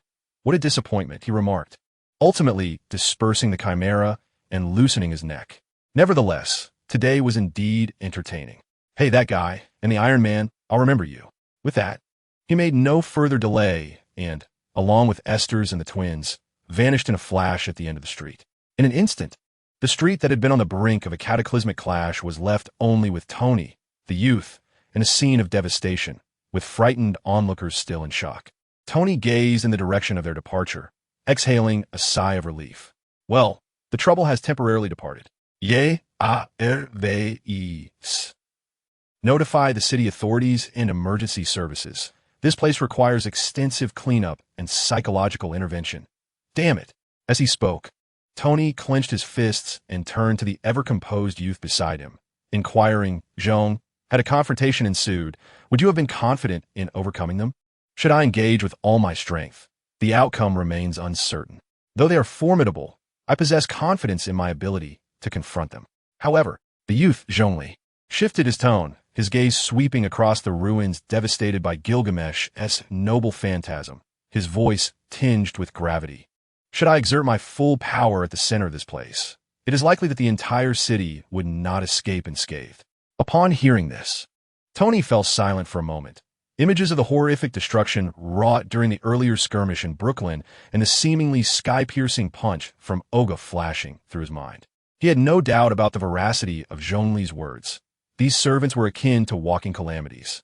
Just then, Zhongli seemed to sense something, his gaze drifting over Tony's shoulder to the glass window of a luxury goods store across the street. Zhong? Tony noticed something unusual and followed his gaze, only to see the shattered street scenery reflected in the glass, along with their own silhouettes. What's wrong? Is something amiss? Zhongli withdrew his gaze just now. Someone was peering in through the mirror. In an instant, Tony's helmet sealed shut, and the scanning system commenced an intense analysis of all reflective surfaces in the vicinity, yet yielded no results. Is it that imposter Odin again? Tony's voice was laced with vigilance and a hint of annoyance. Can't he just make a straightforward appearance? Must he lurk behind mirrors, like a voyeur? Meanwhile, within a certain church in New York, Father Pucci had just traced the sign of the cross for the last parishioner who had come to pray and sent them on their way. The expansive church was now left with only the flickering candlelight and the faint aroma of incense lingering in the air. At that moment, the stained glass window behind him, depicting the Virgin Mary and angels, suddenly rippled. Soon after, a figure clad in splendid golden armor slowly emerged from the glass, as if it were a mirror, silently landing on the cold stone floor of the church. It was Kamen Rider Odin. Father Pucci seemed to have anticipated this visit. He turned slowly to face the uninvited guest, his expression devoid of surprise. Odin remained silent, raising his hand to gently press a button on the golden device at his waist. With a hum, the luxurious golden armor shattered and vanished, revealing the figure concealed within.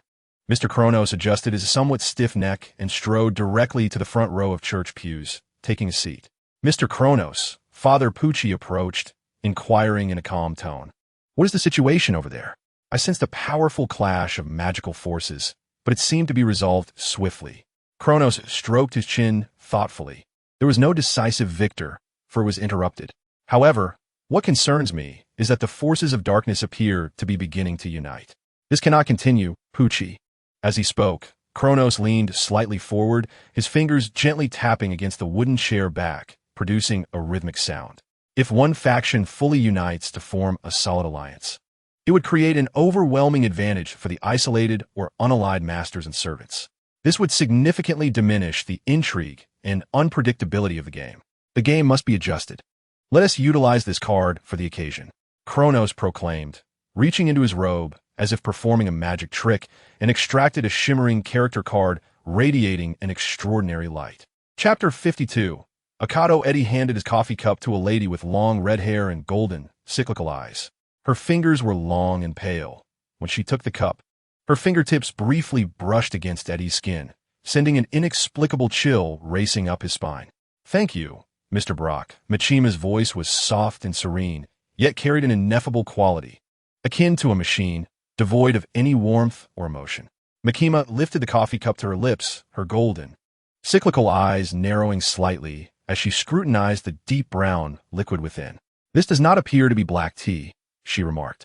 Kronos shook the goblet in his hand, the dark liquid within bubbling with effervescence. This is cola. I have no wretched concoction of black tea here. Mikima took a delicate sip of the cola, the sensation of the carbonated bubbles bursting on her tongue, causing her brow to arch slightly. Her gaze traversed the room, landing on the enigmatic figure cloaked in black robes behind Kronos, exuding an unsettling aura. In the corner, Father Puck was murmuring prayers, the cross in his hands reflecting a cold light. Kronos, Mikima set down her cup, her hands folded neatly in her lap. The purpose of summoning me to this world is to assist you in this Holy Grail War. Kronos rested his chin on his right hand, his goatee trembling slightly as he grinned. Indeed, the forces of the Black faction seem poised to orchestrate something significant. The situation is becoming increasingly intriguing. As he spoke, the elderly man suddenly rose, his eyes gleaming with a frenzied light. However, this cannot continue. When one side unites, it will inevitably confer an overwhelming advantage over the individuals of the opposing faction. This game requires a certain degree of rectification. Mikima's golden eyes shifted slightly, as if pondering something. So, You require my assistance in the Red faction to facilitate their alliance? To escalate matters? Precisely. I need someone sufficiently clever and unique to stir the waters, Kronos exclaimed, snapping his fingers in excitement. He raised his staff, the brilliant red gem at its tip pointing towards the commanding demon before him. And you, dear Miss Makima, are the most perfect candidate. After a brief silence, a peculiar light flickered in Makima's golden gaze. Mr. Kronos, I have a question. Can the Holy Grail truly grant any wish? Ah, of course. Kronos replied, his voice raspy with laughter. He suddenly leaned back, arms wide open as if to embrace the world. When the Holy Grail devours the souls of all the servants, it will become the ultimate wish-granting machine. Wealth, power, immortality, even the ability to alter the very laws of the world. There's nothing the Holy Grail cannot achieve. Makima's fingertips traced delicate circles along the rim of her cup, a subtle gesture revealing the turmoil within her. After a moment of silence, she raised her head. I agree to partake in your scheme. Kronos laughed heartily, retrieving a stack of shimmering cards from his pocket and scattering them across the coffee table. A dozen character cards spread out before them, each depicting a distinct figure, radiating unique energy waves. Come, choose one that pleases you, as your servant for this endeavor. Kronos gestured invitingly, his voice imbued with a dazzling allure. These are my treasured cards, each representing a character I hold dear, every one an absolute powerhouse capable of rewriting the course of battle. Makima lowered her gaze slightly, her golden eyes sweeping across the cards. Her fingertips hovered above them until they settled on one with a crimson hue, causing the temperature in the room to plummet. This must be the one. Slowly, Makima drew out the card. Her intuition whispered that this was the entity most aligned with her essence. As she spoke, she flipped the card, revealing a tall, gaunt man clad in a red coat and a wide-brimmed hat.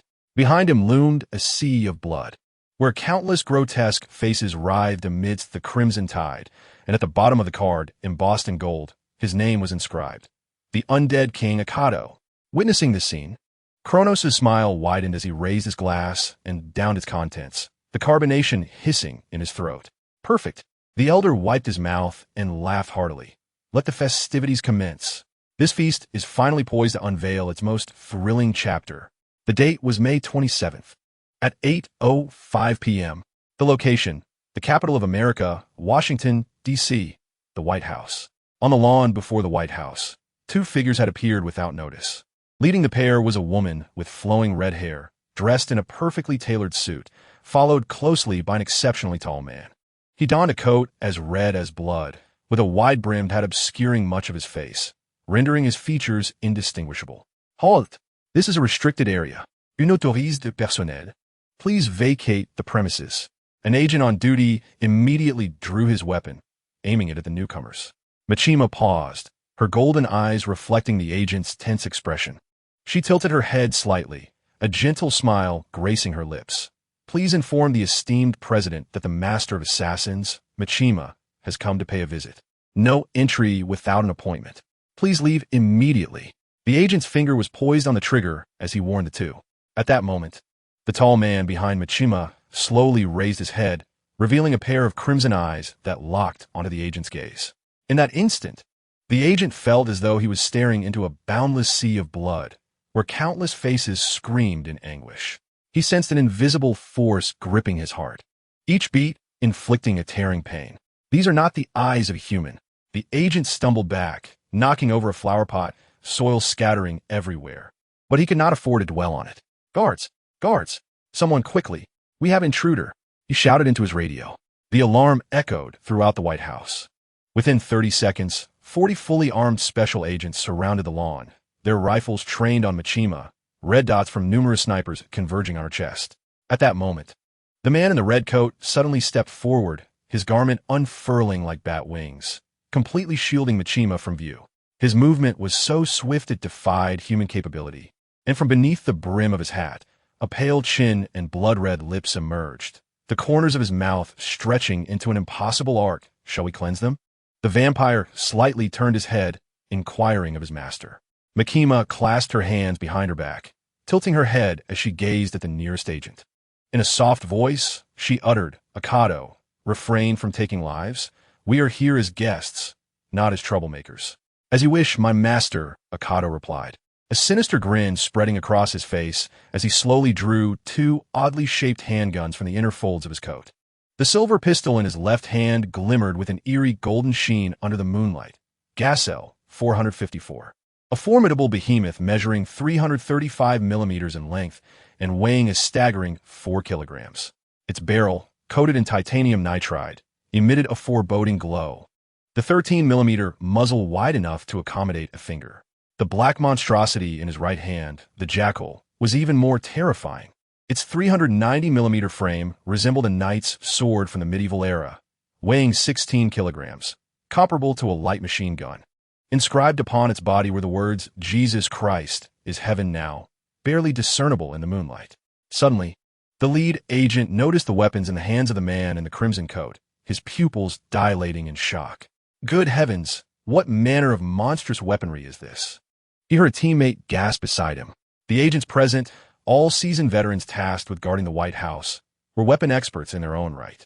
They could immediately discern that the recoil of these two firearms would be more fearsome than that of an anti-material rifle. A single shot could shatter a wrist, and successive fire would likely render an arm useless. They could scarcely fathom what kind of individual could wield such lethal instruments. These weapons were likely never intended for human hands. Drop your weapons. This is your final warning. The lead agent shouted, his voice trembling. Akato did not respond. He merely grinned, revealing his gleaming white teeth. A smile that sent shivers down the spines of all the agents present. Fire. The sound of gunfire was deafening. In an instant, dozens of bullets pierced Akato's body, blood splattering across the White House lawn. The bullets tore through his crimson coat, creating gaping wounds in his chest. One bullet even penetrated his skull. Brain matter and bone fragments mingling with blood as they erupted from the other side. Yet, Akato remained standing, his body riddled with holes, his spine shattered by the impact. Still upright, his smile now more unhinged and frenzied. Behind Akato, Makima stood amidst the rain of blood, her face adorned with a perfect smile.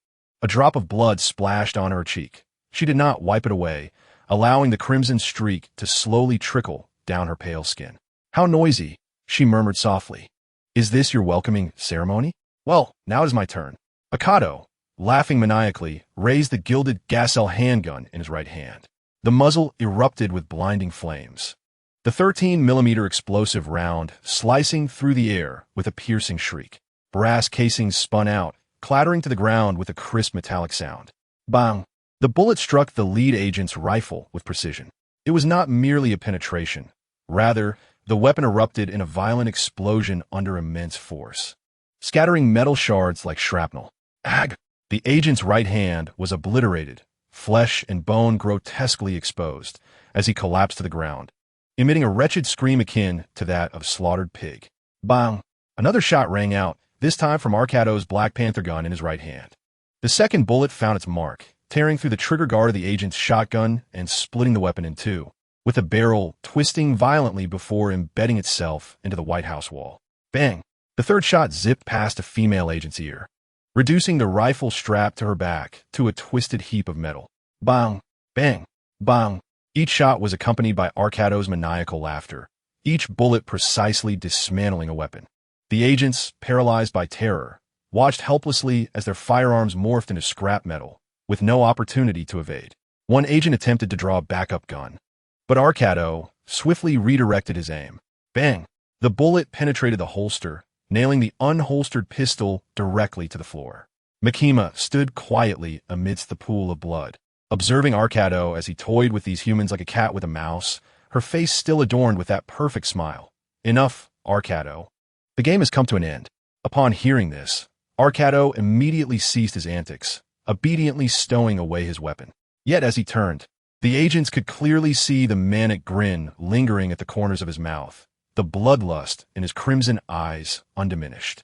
A trembling agent sat paralyzed on the ground, gazing at these inhuman beings before him, filled with dread. The corridor lay strewn with the remnants of weaponry and the limp forms of agents. As Makima stepped over the spent shells, the crisp sound echoed in the silence. She reached for the grand doors of the White House, when suddenly Akato turned back, grinning wickedly, and made a shooting gesture towards the terrified agents. Bang! "Oh, spare me. Please, spare me," whimpered a cowardly agent, trembling in fear. Arcado, laughing uproariously, strode deeper into the White House without a backward glance. Chapter 53. Alliance during the time that the assassin and his companion arrived at the White House entrance. Within the innermost sanctum of the president's office, the president reclined in a leather chair, lightly tapping his fingers on the desk with his right hand while holding a freshly delivered investigative report in his left. "So, you mean to say that those who attacked me were merely unrelated ordinary people?" the president said, his gaze fixed on the report, his expression inscrutable. Following his inauguration, he had ordered his trusted aides to investigate the origins of the assassins who had dared to attack him in plain sight during the ceremony, seeking to uncover who possessed the audacity to attempt his assassination in such a public manner. Standing before the desk was a nervous, balding middle-aged man, Richard Hawke, the deputy director of the Central Intelligence Agency. As the president's inquiries pierced the air, beads of perspiration formed on Hawke's forehead. He swallowed hard and, steeling himself, reported, "Yes, Mr. President, we have cross-referenced the DNA of all the assailants and discovered they hail from various corners of the nation, with disparate professions, backgrounds, and social standings. And indeed, they lack any connections to one another. It is as if they have been suddenly manipulated." The president coldly interrupted him. Hawke, momentarily taken aback, nodded in affirmation. "Indeed, Mr. President, their behavioral patterns defy all logic, resembling the actions of individuals under some external control." Listening to Hawke's response, the president narrowed his eyes, his fingers lightly drumming on the table. "What about the mutant? The blue-skinned wretch who attempted to assassinate me during the inauguration? Did you uncover anything there?" Hawke's complexion darkened further. "He is dead." "Dead?" The president paused, lifting his gaze to fixate on the deputy director of the CIA. "How did he die?" "During transport, a squad of armed assailants ambushed the convoy. They acted swiftly, were highly trained, and bore no identifying insignia. They eliminated all the agents and executed the mutant." "Executed?" The president scoffed. "Not a rescue, but a silencing?" "Yes, Mr. President," Hawke murmured. "They left no ballistic traces. The weapons employed were of a type untraceable on the black market." The president fell silent for a moment, then waved his hand dismissively. "All right, I understand. You may go." After Hawke departed, a brooding expression settled upon the president's face. Although the old guard and the Democratic Party wished for his demise, they would not resort to assassins without dire necessity, particularly not utilizing mutants for such an endeavor. Since the infamous assassination attempt by Magneto, the mutant population had been nearly eradicated. Those remaining either lurked in the shadows or were confined within military containment facilities. Now, the emergence of a mutant assassin attempting to repeat the presidential assassination drama would undoubtedly provoke a media frenzy, severely damaging the Democratic Party standing. Those cunning old foxes would not be foolish enough to employ a strategy that could harm themselves as much as it might benefit them. The president sensed that a shadowy organization was lurking behind this assassination attempt, one that had embedded itself within the fabric of America, wielding enough power to thwart his highest investigative orders. The mere thought of a mysterious entity operating beyond his control within America left the president restless. Given the current circumstances, it was unlikely that any investigation into this clandestine organization would yield results. Perhaps he could utilize the abilities of D4C to traverse parallel worlds for insight. Tat, tat, tat. The president rhythmically drummed his fingers on the table, lost in thought, until, in a moment of frustration, he slammed his fist down, the pain in his knuckles momentarily grounding him. "Damn it! What am I doing?" The president lowered his head, his right hand pressed against his forehead, a somber expression clouding his features. Now was not the time to be troubled by trivial matters. The paramount concern was the Holy Grail War and the other competitors. Since assuming the presidency, he had been ensnared in an unending whirlpool of bureaucratic obligations.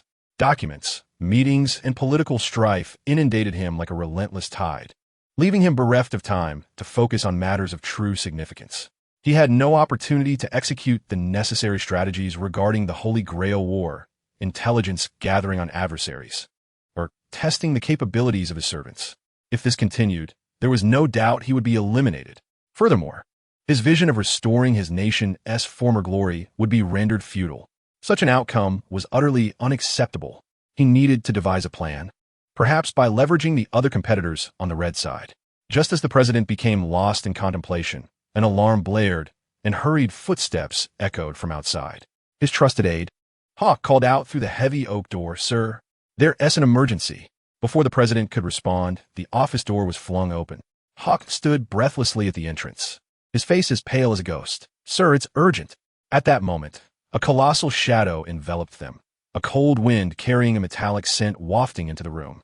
Both the president and Hawk turned in alarm, their gazes drawn to a towering figure emerging in silhouette. It was a tall man clad in a crimson coat, adorned with a wide-brimmed hat. His scarlet eyes scanned the office, ultimately resting upon the president, and he broke into an enigmatic grin, emitting a laugh that resonated ominously. A weighty, mountainous pressure descended upon the president, causing his heartbeat to falter. This mysterious figure was undoubtedly his servant. "Are you the master of the Red Faction?" Akato inquired, his voice low and mocking. The president's right hand trembled slightly, the command seal on the back of his hand glowing faintly. This was a dire predicament. Castor was not by his side, and the servant's strength was far beyond his own. Even with the use of D4C, he had little confidence in escaping from this enigmatic servant. What should he do now? Should he use a command seal to summon Castor? Hawk suddenly sprang to his feet, shouting, "Who are you? How did you get in here? Guards! Guards!" Akato paid no heed to the vice director of the CIA's frantic outburst. He merely stepped aside, allowing a woman with red hair, clad in a suit and possessing striking golden, spiraled eyes, to approach. "Mr. President, I sincerely apologize for the sudden intrusion." The red-haired woman spoke in a calm and gentle tone that exuded an air of familiarity. She slowly raised her right hand, the red command seal barely visible at her sleeve. "I am a master of assassin, Makima. We have come to discuss the possibility of an alliance." Chapter 54. The meeting date, May 28th, 10:03 a.m. Location, the Pentagon, Department of Defense, America. The walls were adorned with the flag of America, and a long table was flanked by the nation's esteemed officials and military leaders, creating an atmosphere thick with tension. Standing at the forefront, a one-eyed African-American man clad in a black trench coat and wearing an eye patch delivered a speech. He was none other than Nick Fury, the director of SHIELD. The screen behind him flickered with images of Magneto wreaking havoc upon research facilities and military bases, as well as scenes of battles with other servants. A middle-aged official slammed his hand on the table, exclaiming, "That madman, Magneto! He has already obliterated over a dozen of our mutant research facilities and several military bases. I suggested we deal with that damned old fool long ago. How could we allow him to summon servants and create such chaos?" As soon as he finished speaking, a cacophony of voices erupted in the room. "This is nothing short of a provocation against our nation. We must take action and eliminate this threat. Indeed, I propose we immediately mobilize the military and the Avengers to eradicate these lawless masters and servants." Nick Fury, observing the uproar resembling a bustling marketplace, couldn't help but mentally curse. These individuals appeared to be lacking in common sense. Each of those servants possessed immense power, capable of destroying entire city blocks and annihilating urban landscapes. Within the Avengers, the only formidable forces were Thor and the Hulk. However, Thor was often absent from Earth, and the Hulk was prone to losing control, making him a last resort in battle. Among the remaining members, only Iron Man, Tony Stark, possessed any significant combat prowess. Yet even if they combined their strengths, it was uncertain they could withstand the likes of the formidable Black Castor, let alone the exceedingly powerful Oga. Relying on them to vanquish those monsters? One could only hope that, by the end of this Holy Grail War, a few souls would still remain in America. With a resigned sigh, Nick Fury's gaze drifted to the back of the room, where the nation's highest leader sat, the true commander capable of making decisive choices. Yet, the president remained silent, merely observing the images on the screen. Nick Fury cleared his throat to capture everyone's attention and switched the projected image. It now displayed a woman with ice blue hair clad in a white military uniform. It was Esther's, the Black Saber. SHIELD. Satellites had captured footage of her interactions with the Black Master Magneto and Gold, suggesting that the Black Master had begun to forge alliances. Upon hearing this, the Minister of Defense gasped in horror, exclaiming like a startled maiden, "Good heavens! These monsters are actually forming alliances? If 7 servants join forces, We must put an end to this absurd war. An elderly senator, trembling, voiced his concern. The existence of these monsters has already threatened our national security. No, we cannot cease our efforts, retorted a younger senator. These servants possess such extraordinary power. If we can harness it, America will ascend as the true dominator of the world. The debate among the officials grew increasingly heated, and the meeting room descended into chaos. At that moment, the president suddenly interjected, breaking the tumultuous discourse. Gentlemen, are you aware of the etiquette surrounding napkins at a banquet? Everyone turned to the president with puzzled expressions, bewildered as to why he would bring up such an unrelated topic at this juncture. Calmly, he picked up the napkin from the table, raising it high for all to see. At a banquet, should one person be the first to take the napkin from the right, then others are compelled to follow suit. This is the essence of society. The president had risen, casting his gaze over all present, while the projector cast his shadow across the entire hemispherical dome. A peculiar shadow adorned with protrusions resembling rabbit ears.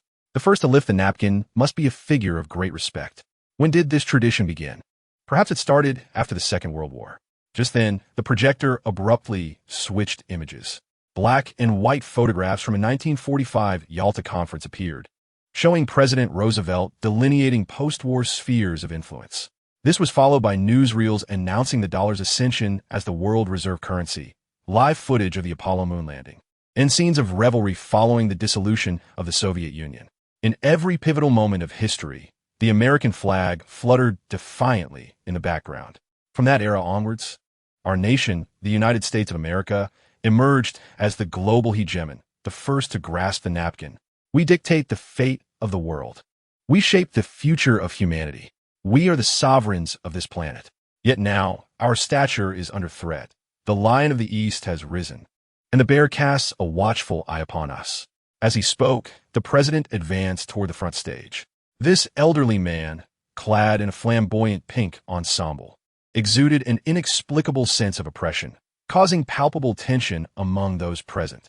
The president stood at the forefront beside Nick Fury, slowly extending his hand, pointing at all the officials. Other nations no longer afford us the respect we deserve. They have witnessed our weaknesses, our impotence. They have seen our decline. We, this nation, America, must once again grasp that initial napkin. Gentlemen, I am aware of your thoughts. In the face of the formidable power displayed by our challengers, fear, greed, and curiosity are but natural human responses. However, have you considered that this Holy Grail War may indeed present an opportunity for America to rise anew? Nick Fury squinted his remaining eye at the president, who was fervently delivering his address. This man stood in stark contrast to the unreliable figure he had once known. Merely a day after assuming office, the president had employed exceedingly stringent measures to purge his party and officials of dissent, imprisoning all opposition, and swiftly establishing complete control over the government of America.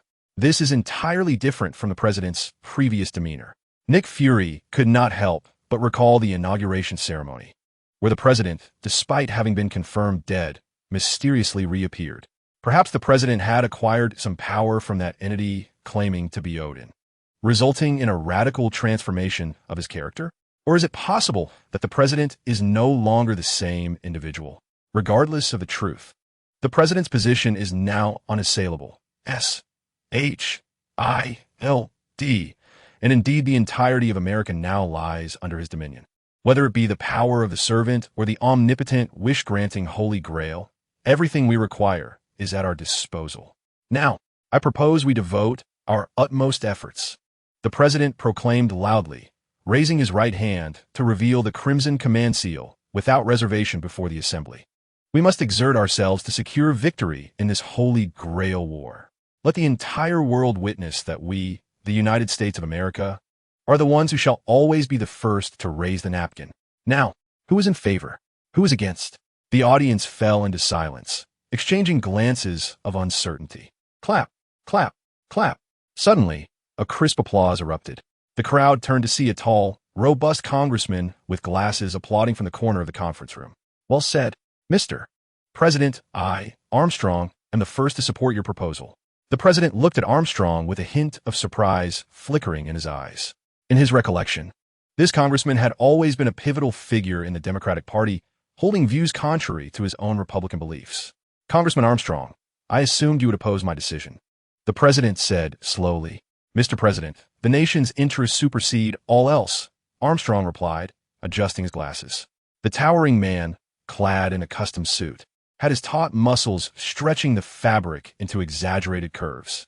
Regardless of partisan disputes, we must unite in the face of external threats. The Holy Grail War is not merely a game. It concerns the future and fate of our nation. I believe that only by winning this war can we regain the world's respect. The president did not respond immediately. He gazed into Armstrong's eyes and saw the same flame reflected there, an ambition to seize the world in their grasp.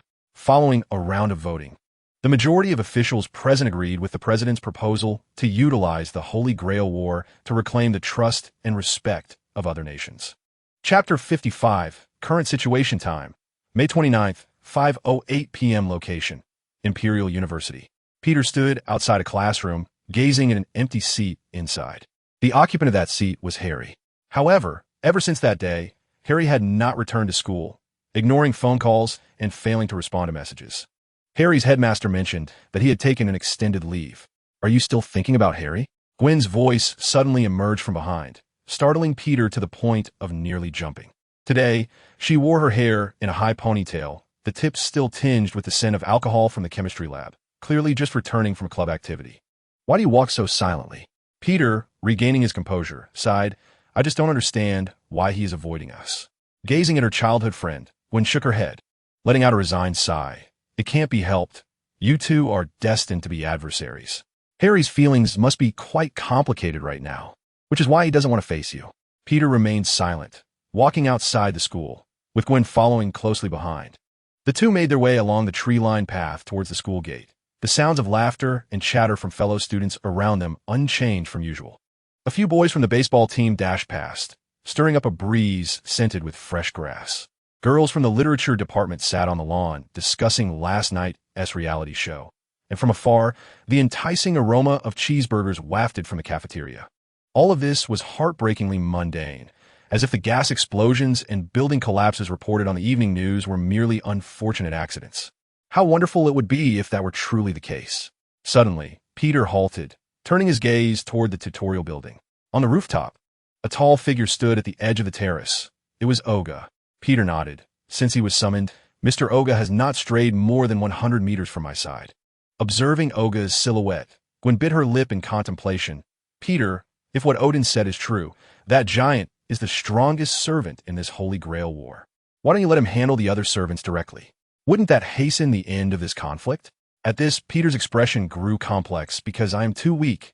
I, as his master, am Mr. Olga's only vulnerability. Gwen opened her mouth as if to say something, but upon seeing the turmoil in Peter's expression, she ultimately sighed. After a moment of silence, Gwen quickened her pace, nimbly leaping onto the edge of a flower bed to maintain her balance, then turned to face Peter. Peter, have you been keeping up with the updates on Ghost Spider? During the bank heist in Queens, her new web shooter was incredibly cool. Peter halted, his expression turning peculiar. No. What? Gwen nearly slipped off the flower bed. You are her #1 fan. You used to collect every clipping about her. Peter fixed his gaze on Gwen's eyes, a suppressed smile playing on his face. That was before I realized that Spider-Man is actually that blonde ditz beside me. My idol filter shattered. What? Gwen's face flushed instantly. How did you know? And you call me blonde ditz? I'm not foolish. Peter proudly wiggled his fingers. On the battlefield that day, your posture while dodging the explosion was identical to Spider-Man's. And don't you notice?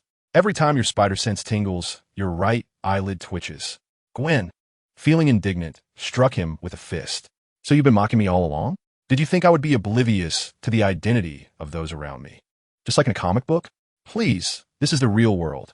I'm not that foolish. That insufferable Peter. Their banter continued, the previously stifling atmosphere dissipating entirely. As they exited the school gates, Gwen suddenly grasped Peter's wrist and pointed in a certain direction. Peter, look over there. A middle-aged man clad in a beige trench coat was waving at them. His left arm was encased in a cast, and his head was wrapped in bandages. Yet, they instantly recognized him as the agent they had encountered in the alleyway. Mr. Parker, Miss Stacy. Coulson greeted them with a professional smile. fine lines crinkling at the corners of his eyes. May I have a few moments of your time? The president wishes to see you regarding the Holy Grail War. Meanwhile, within the dim confines of the Osborne family estate, the underground training room was illuminated only by a few emergency lights. The walls bore the scars of battle, etched with cracks and scorch marks, and the air was thick with the scent of sweat and metal. At that moment, two figures were engaged in a fierce clash. Trick Vent, clone manifestation. The cold, mechanical voice echoed in the spacious training room, and a silver glint flashed across the armor of Knight Rider as it instantaneously split into 3 clones, launching an assault on Sir from various angles. Sir stood resolute, his pale skin adorned with red tattoos that glowed vividly under the sparse lighting. Faced with the 4 oncoming Knight Riders, he exhibited no sign of panic. Instead, he narrowed his eyes and tightened his grip on the Gungnir spear, seizing upon the openings created by Knight Rider's attacks to shatter the 3 clones in swift succession. Only the true form of Knight Rider remained. Sir lunged forward, his golden spear striking mercilessly. Knight Rider, weary from the onslaught, struggled to defend against Sir's relentless assault. Even through the armor, Sir could hear the labored breaths escaping him. Your clones are too fragile. True combat relies not on numbers, but on the resolve to deliver a single, decisive blow. Sir continued to critique Knight Rider's shortcomings as he fought, clearly not exerting his full strength. Damn it, Harry gasped, the backlash from the destroyed clones causing a dull ache in his chest. Yet he refused to concede, drawing a new card from his deck, Foul Vent, Ultimate Manifestation. Too slow. In an instant, Sir appeared beside Knight Rider, delivering a powerful punch to his chest before the latter could insert the ultimate summoning card into the reader. Bang! Knight Rider was sent flying several meters, crashing heavily to the ground. The silver armor dissipated, revealing Harry's pale and fatigued visage. Coughing, Harry struggled to rise, sweat beading on his forehead, breath coming in rapid gasps. Yet he still clutched Knight Rider's deck tightly, determined to transform once more. I can keep going. Sir approached him, a slight frown creasing his brow. Boy, your training for today has sufficed.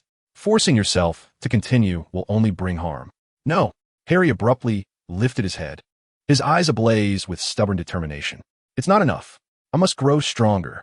The Holy Grail War has commenced. Other masters and servants are already in motion. I cannot pause.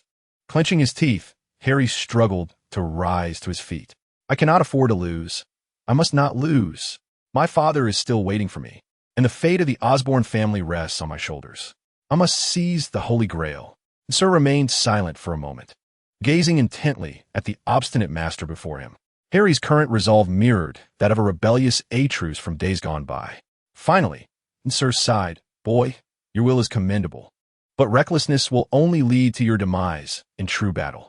Strength is not amassed through brute force. It requires time and enlightenment. In your present state, you will only bring injury upon yourself. Yet Harry offered no reply, stubbornly lifting himself once more, raising the card box in his hand. Sir, with a resigned sigh, prepared for the inevitable. Just then, the training room's door swung open abruptly, and 3 figures entered. Esther's, Wanda, and her brother Pietro. Saber's gaze fell upon the blue-haired woman leading the trio, and Harry's pupils constricted instinctively as he tensed his body. Sir, without uttering a word, tightened his grip on the spear, silently shielding the master behind him. Esther strode into the training room, her heels clicking crisply against the floor. Her eyes swept over Harry's disheveled appearance, and she chuckled lightly. The bond between a master and servant is truly touching. However, your time is running short. Harry stood alert. Esther's, what brings you here? With a light laugh, Esther's replied, No need to be anxious. I'm not here to engage in battle. I merely come to convey a message. The Red faction has begun to assemble. What? At her words, Harry and Sir's pupils dilated in shock. The 54th experiment had failed. Or had it gone awry? In a scrap yard piled high, with abandoned automobiles, Kimpley stood before a colossal transmutation circle, covered in a grotesque amalgamation of flesh and blood, his brow furrowed in contemplation. At that moment, Andrew, behind the camera, abruptly handed his equipment to the servant. Mr. Kimpley, I have made some progress in my research on alchemy. Could you hold the camera for me? I wish to document this. Kimpley raised an eyebrow as he accepted the camera, the lens shifting to focus on the young master standing in the center of the forsaken parking lot. Under the moonlight, Andrew's hood was swept away by the evening breeze, revealing a face that was gradually shedding its youthful innocence. With a blank expression, Andrew addressed the lens. Recently, I have researched extensively online regarding evolution theory and social Darwinism. Through the viewfinder, Kimpley observed with a smirk, realizing that Andrew was about to unveil something significant. Humanity stands atop the food chain, perceiving itself as the spirit of all things, with no creature on this earth capable of threatening our dominion. Suddenly, Andrew extended his hands, the black alchemical sigil upon his pale palms glaringly vivid. For we possess wisdom, weapons, and capability, just as a lion feels no remorse for slaying an antelope. We also do not ponder when we swat a fly. I find this assertion profoundly compelling. Andrew mused aloud, and in the next moment, the azure arcane light ignited from his palm, causing the surrounding atmospheric pressure to shift dramatically. The light began to warp as the air transformed, rendering the scene around Andrew indistinct within the camera's viewfinder. A sharp, metallic distortion pierced the air, emanating from behind Andrew, where a couple of discarded cars stood. At that moment, the vehicle seemed to be squeezed by an invisible hand. The doors caved inward, and the windows shattered into tiny fragments suspended in mid-air. Astonishingly, Kimbley's eyes widened in disbelief at this spectacle. Andrew, you completed it in such a short time. Andrew remained focused, diligently commanding the alchemy, beads of sweat forming on his brow, yet his eyes sparkled with a morbid exhilaration. The car continued to twist and contort before ultimately compressing into a metallic sphere, which then crashed to the ground with a resounding thud. Kimbley stared at Andrew, the dim moonlight casting a distorted shadow over the two of them. Mr. Kimbley, I have come to a realization. Andrew lifted his gaze, a smile suddenly illuminating his pale visage, a pure, frenzied grin that Kimbley had never witnessed before. Power is justice. Ability is privilege. Those ant-like lives do not even qualify to be the dust beneath our feet. Chapter 56. The Red Faction After Leaving the School. Peter and Gwen followed Coulson to the Triskelion, the headquarters of S.H.I.E.L.D. They traversed a lengthy corridor, where Gwen observed the surrounding agents regarding them with the curiosity reserved for rare creatures. Along the way, Peter could not restrain himself from quietly inquiring, Mr. Coulson, why has the president summoned us? Coulson, his head wrapped in bandages and his face smeared with ointment, managed a stiff smile. Do not be anxious. The president will convene all the masters and servants of the Red Faction to form an alliance against the Black Faction. This is merely a simple gathering of the Red Masters. Peter posed en alliance. Indeed, Coulson replied, pushing open the door to the conference room and gesturing them inside. Welcome to the temporary command center of the Red Faction, or rather, an informal tea gathering for the Masters. Although Director Fury insists on referring to this as a high-risk target containment area. As Peter and Gwen pushed open the door, they anticipated encountering a cadre of solemn masters and servants. However, as the door swung ajar, a lively cacophony of conversation enveloped them. Within the spacious conference room, several groups of masters and servants were clustered together, creating an unexpectedly relaxed atmosphere. At first glance, Peter spotted the illustrious superhero Iron Man, Tony Stark, seated at a table conversing with a peculiar man adorned in a black mask. Tony, utilizing his comprehensive projection system, showcased his Iron Man suit, while the enigmatic figure appeared utterly captivated by the displayed technology. Is it true, Mr. Stark, that your suit is powered by these devices known as micro-arc reactors? Came a voice of the masked man, Don Ching, tinged with excitement. It is hard to fathom that such diminutive objects can supply such immense energy. The advancements in science and technology in this world are truly astonishing. It seems you are quite knowledgeable. Tony raised an eyebrow. However, your relic sounds more like a magical artifact. What are the scientific principles behind it? Don Ching shrugged regrettably. Our world's technology relies more on reverse engineering relics than on breakthroughs in fundamental science. Meanwhile, a pink-haired youth was engrossed in the tale recounted by a seemingly aged young man, known as Zhongli, from a realm called Liyue. The pink-haired boy, Tobio, listened intently, his eyes gleaming with curiosity. Mr. Zhongli, what happened next? After the dragon named Azdaha was sealed, did the people of Liyue truly visit its grave every year? The young man, Zhongli, did not respond immediately. Instead, he sipped his tea before replying slowly, indeed, that is the case. Tobio turned to his companion, a blonde-haired boy named Gil, saying, "Little Gil, Liu sounds so fascinating." Although Gil wore a proud expression, a flicker of curiosity shone in his eyes. "Umph, it's merely a city of mortals. Yet, your story is far more interesting than Aunt Siduri's." Zhongli merely smiled in response. To receive such praise from the King of Heroes is indeed an honor. Should the opportunity arise, I will be delighted to show you all the wonders of Liu. The ambience was indeed vibrant. In a shadowed corner, Makima sat cross-legged, her orange-yellow eyes gleaming in the dim light like those of a feline.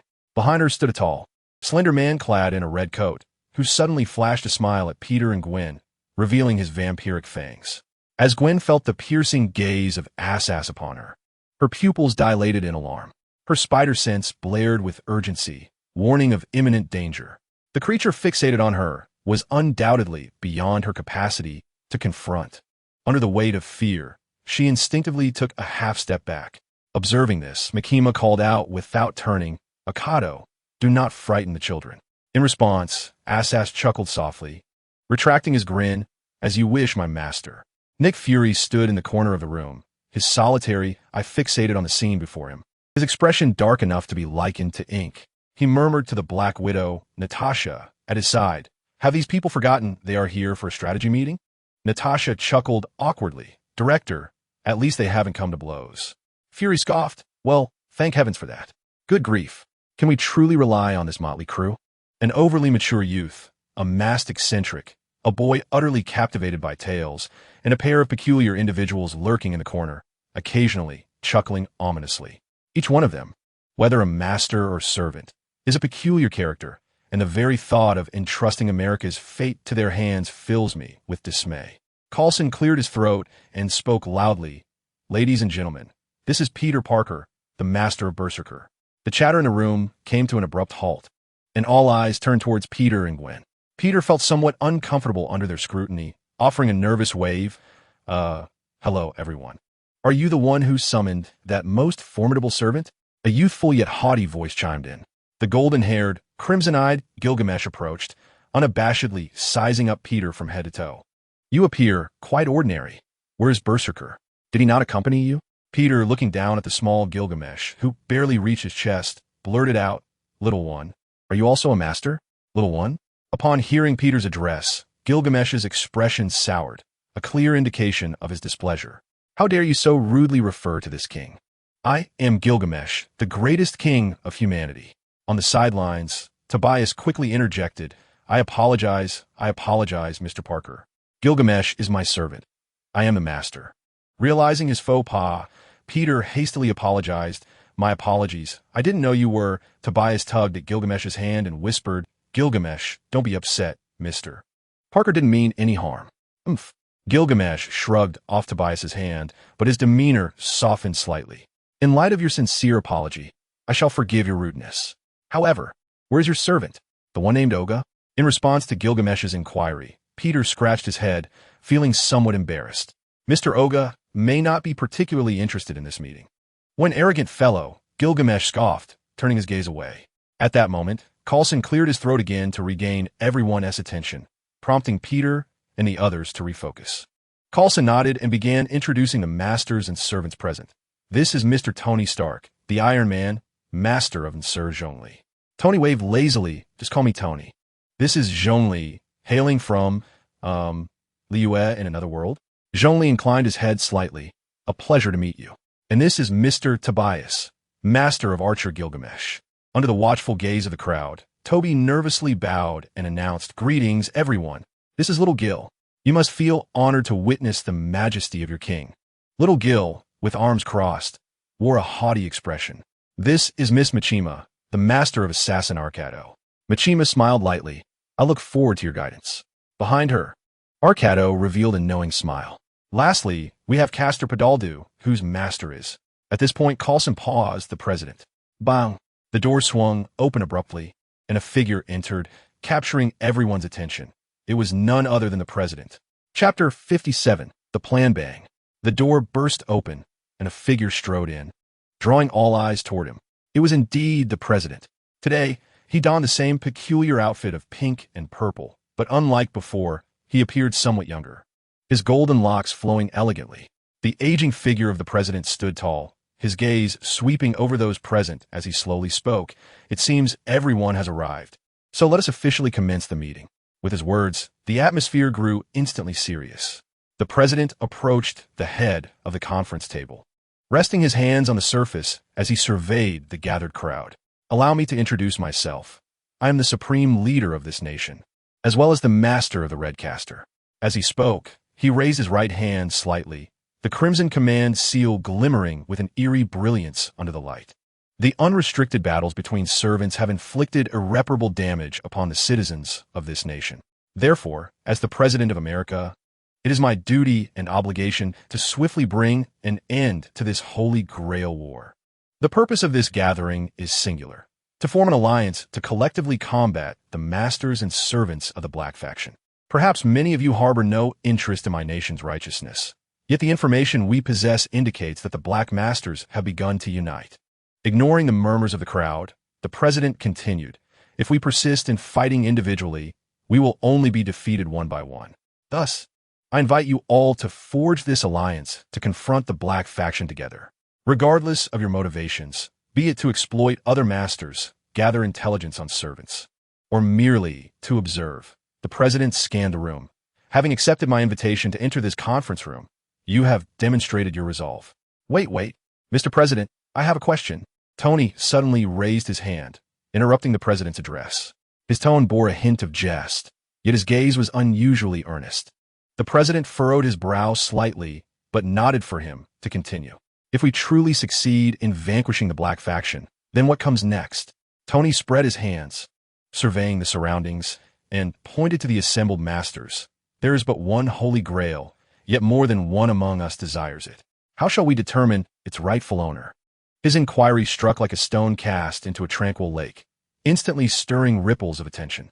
All gazes converged upon him. Even the usually silent Zhongli raised his eyes slightly, seemingly awaiting a response. The president fixated on Tony in silence for several seconds before slowly articulating, "It is quite simple. We shall first eliminate the Black Faction, and thereafter, the Red Faction will decide amongst ourselves who shall claim the Grail." "Oh," Tony raised an eyebrow. "And how shall we decide? By drawing lots? Or perhaps through a duel?" "If necessary," the president replied, his expression unyielding. "I have no objections," Makima said softly, reclining against the back of her chair, her gentle smile unwavering. "Rather than confront everyone, it would be wiser to unite and eliminate a portion first." Seated beside her, Tobio nodded in agreement. "I concur. Let us first deal with the Black Faction." Peter remained silent, his gaze cast downward, refraining from expressing his opinion. Tony arched an eyebrow, seemingly dissatisfied with the response, yet he chose not to press further. Leaning back in his chair with crossed arms, adopting a demeanor that suggested, "Very well, let us see how you proceed." At that moment, Mikado, who had been silent thus far, suddenly chuckled softly. "How intriguing. So, Your Excellency, how do you intend to dismantle the Black Faction one by one?" The president did not respond directly, but waved his hand, activating the projector in the conference room. The screen illuminated, displaying information on the Black Faction servants. Now on the screen are the known details about the Black Faction's masters and servants. Saber, Esdeath, Master Unknown. Current intelligence suggests that Esdeath has begun frequent contact with the Black Faction's master, indicating a potential alliance against us. Rider, the Cursed King, Shinjuku's two-faced Sukuna, whose master is the New York underworld boss, Kingpin. A report from the agent assigned to monitor Kingpin indicated that Sukuna engaged in combat with a suspected servant clad in golden armor and a mask. At this moment, no one noticed the ambiguous expressions exchanged between Tobio and Gil. Castor, the alchemist of Crimson Lotus, Zolf J. Kimbley, whose master is Andrew, a student at Zhongqing High School. Currently, Andrew's mother is being housed and monitored by the hospital, and he has recently been spotted in Hell's Kitchen. Assassin, Aaron Yeager, whose master is the mutant Magneto. Eric Lynshare. They have destroyed several of our military facilities in retaliation and are currently untraceable. These are the comprehensive details we currently possess regarding all the masters and servants of the Black Faction. My plan is to unite our collective strength to systematically eliminate each Black participant. I intend to utilize the utmost authority of America to assist in swiftly concluding this Holy Grail War at any cost. As the president spoke, Tony suddenly raised his hand like an eager student in class. Wait a moment. I have 2 questions regarding what you just said. The president paused his actions, turning his gaze fixedly upon Tony. What questions do you have? Tony raised a finger and smiled. First, now that we are nearly aware of the identities of all the Black Masters, why not employ the power of the government to compel them to surrender? Leaving Magneto aside, Kingpin is a crime lord, and that Osborn kid is a business tycoon. Each possesses their own enterprises and influence, which indicates they have vulnerabilities. Utilizing your position as the President of America, you could leverage state machinery to freeze their assets, exert political pressure, or even make direct arrests. This should leave them in a state of disarray, forcing them to surrender or at least preventing them from concentrating on their preparations for battle. Wouldn't this be a more civilized approach than merely sending servants to engage in violence? At this point, Tony revealed a knowing smile. You should be quite adept at this, right? The conference room fell silent for a moment, the president coldly scrutinizing Tony, and for an instant, the figure of D4C appeared behind him, watching Tony intently. Meanwhile, Toby, witnessing this scene, felt his pupils constrict and his face register shock, quickly averting his gaze to conceal his awareness of the stand. He had never anticipated that this president was also a stand user. The president continued to gaze at Tony, seemingly contemplating something, but ultimately withdrew D4C. Stock. This is a straightforward principle. The president raised a finger to begin his explanation. The current situation resembles nuclear deterrence. You know I possess nuclear weapons, and I know you do as well. Hence we would be reluctant to employ them. Servants are the most formidable strategic weapons, akin to walking nuclear bombs, while masters are those who hold the launch buttons. If we were to force these individuals who control the buttons into a corner, what do you think they would do? Would they meekly surrender, or... The president leaned forward, his hands pressing against the table, his gaze sweeping across every master and servant present. Would they not resolutely press the button, commanding their servants to unleash indiscriminate and unlimited destruction in the heart of this city, in the most prosperous areas of this nation? Those chosen by the Holy Grail possess an unwavering desire that they cannot abandon. No one would willingly give up.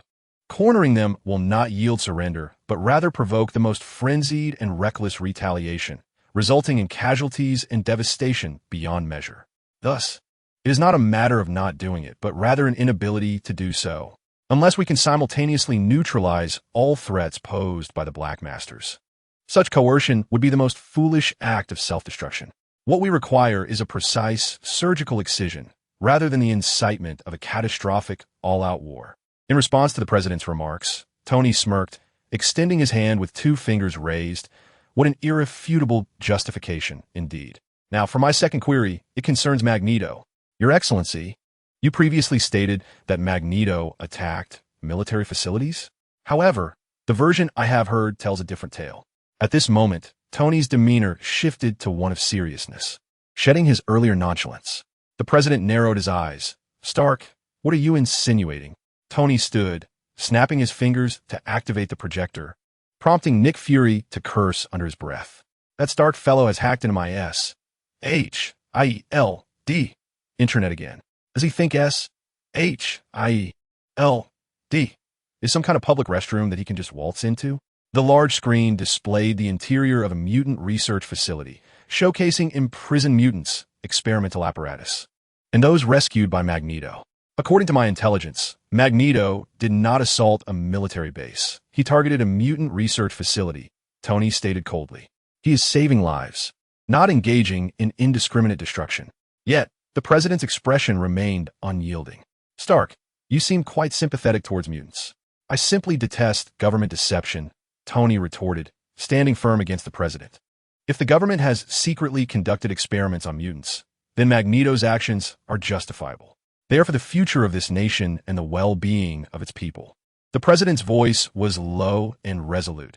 Anyone who stands in the way of this path is an enemy to be eradicated. Tony scoffed, including innocent mutants? If necessary, the president replied, his expression as impassive as ever, though it was evident to all that he was displeased. Oh, so you mean to say that for the sake of victory, even moral boundaries can be disregarded? Tony continued to sneer, seemingly unfazed. I had thought we could at least pretend to uphold some principles. Principles? The president's tone turned icy. Principles do not win wars. Victory is the sole principle. From the outset, Tony Stark had been in direct opposition to him, leading the president to contemplate whether he should summon a more compliant version of Tony from an alternate universe. The president was correct. War knows no mercy.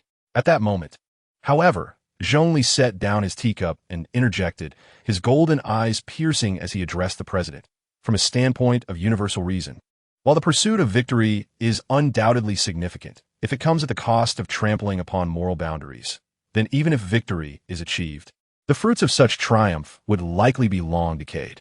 Contracts and principles are the foundations that sustain all cooperation. The atmosphere grew tense, as though a confrontation was imminent. Just then, Don Qing stepped forward, positioning herself between the president and Tony, attempting to ease the charged situation. Oh dear, why must you all be so heated? The sacrifice of innocent lives by Aster, prioritizing national interests, is indeed rather troubling, and Mr. Stark's skepticism is understandable. Yet, as Mr. Zhongli has stated, principles and victory are not entirely at odds. Are we not gathered here to achieve the most optimal victory at the least cost? Internal disputes will only benefit the Black faction's opportunists. The urgent task at hand is to devise specific strategies against the Black faction, is it not, esteemed colleagues? Podoldo's words acted as a buffer, slightly easing the tension in the room.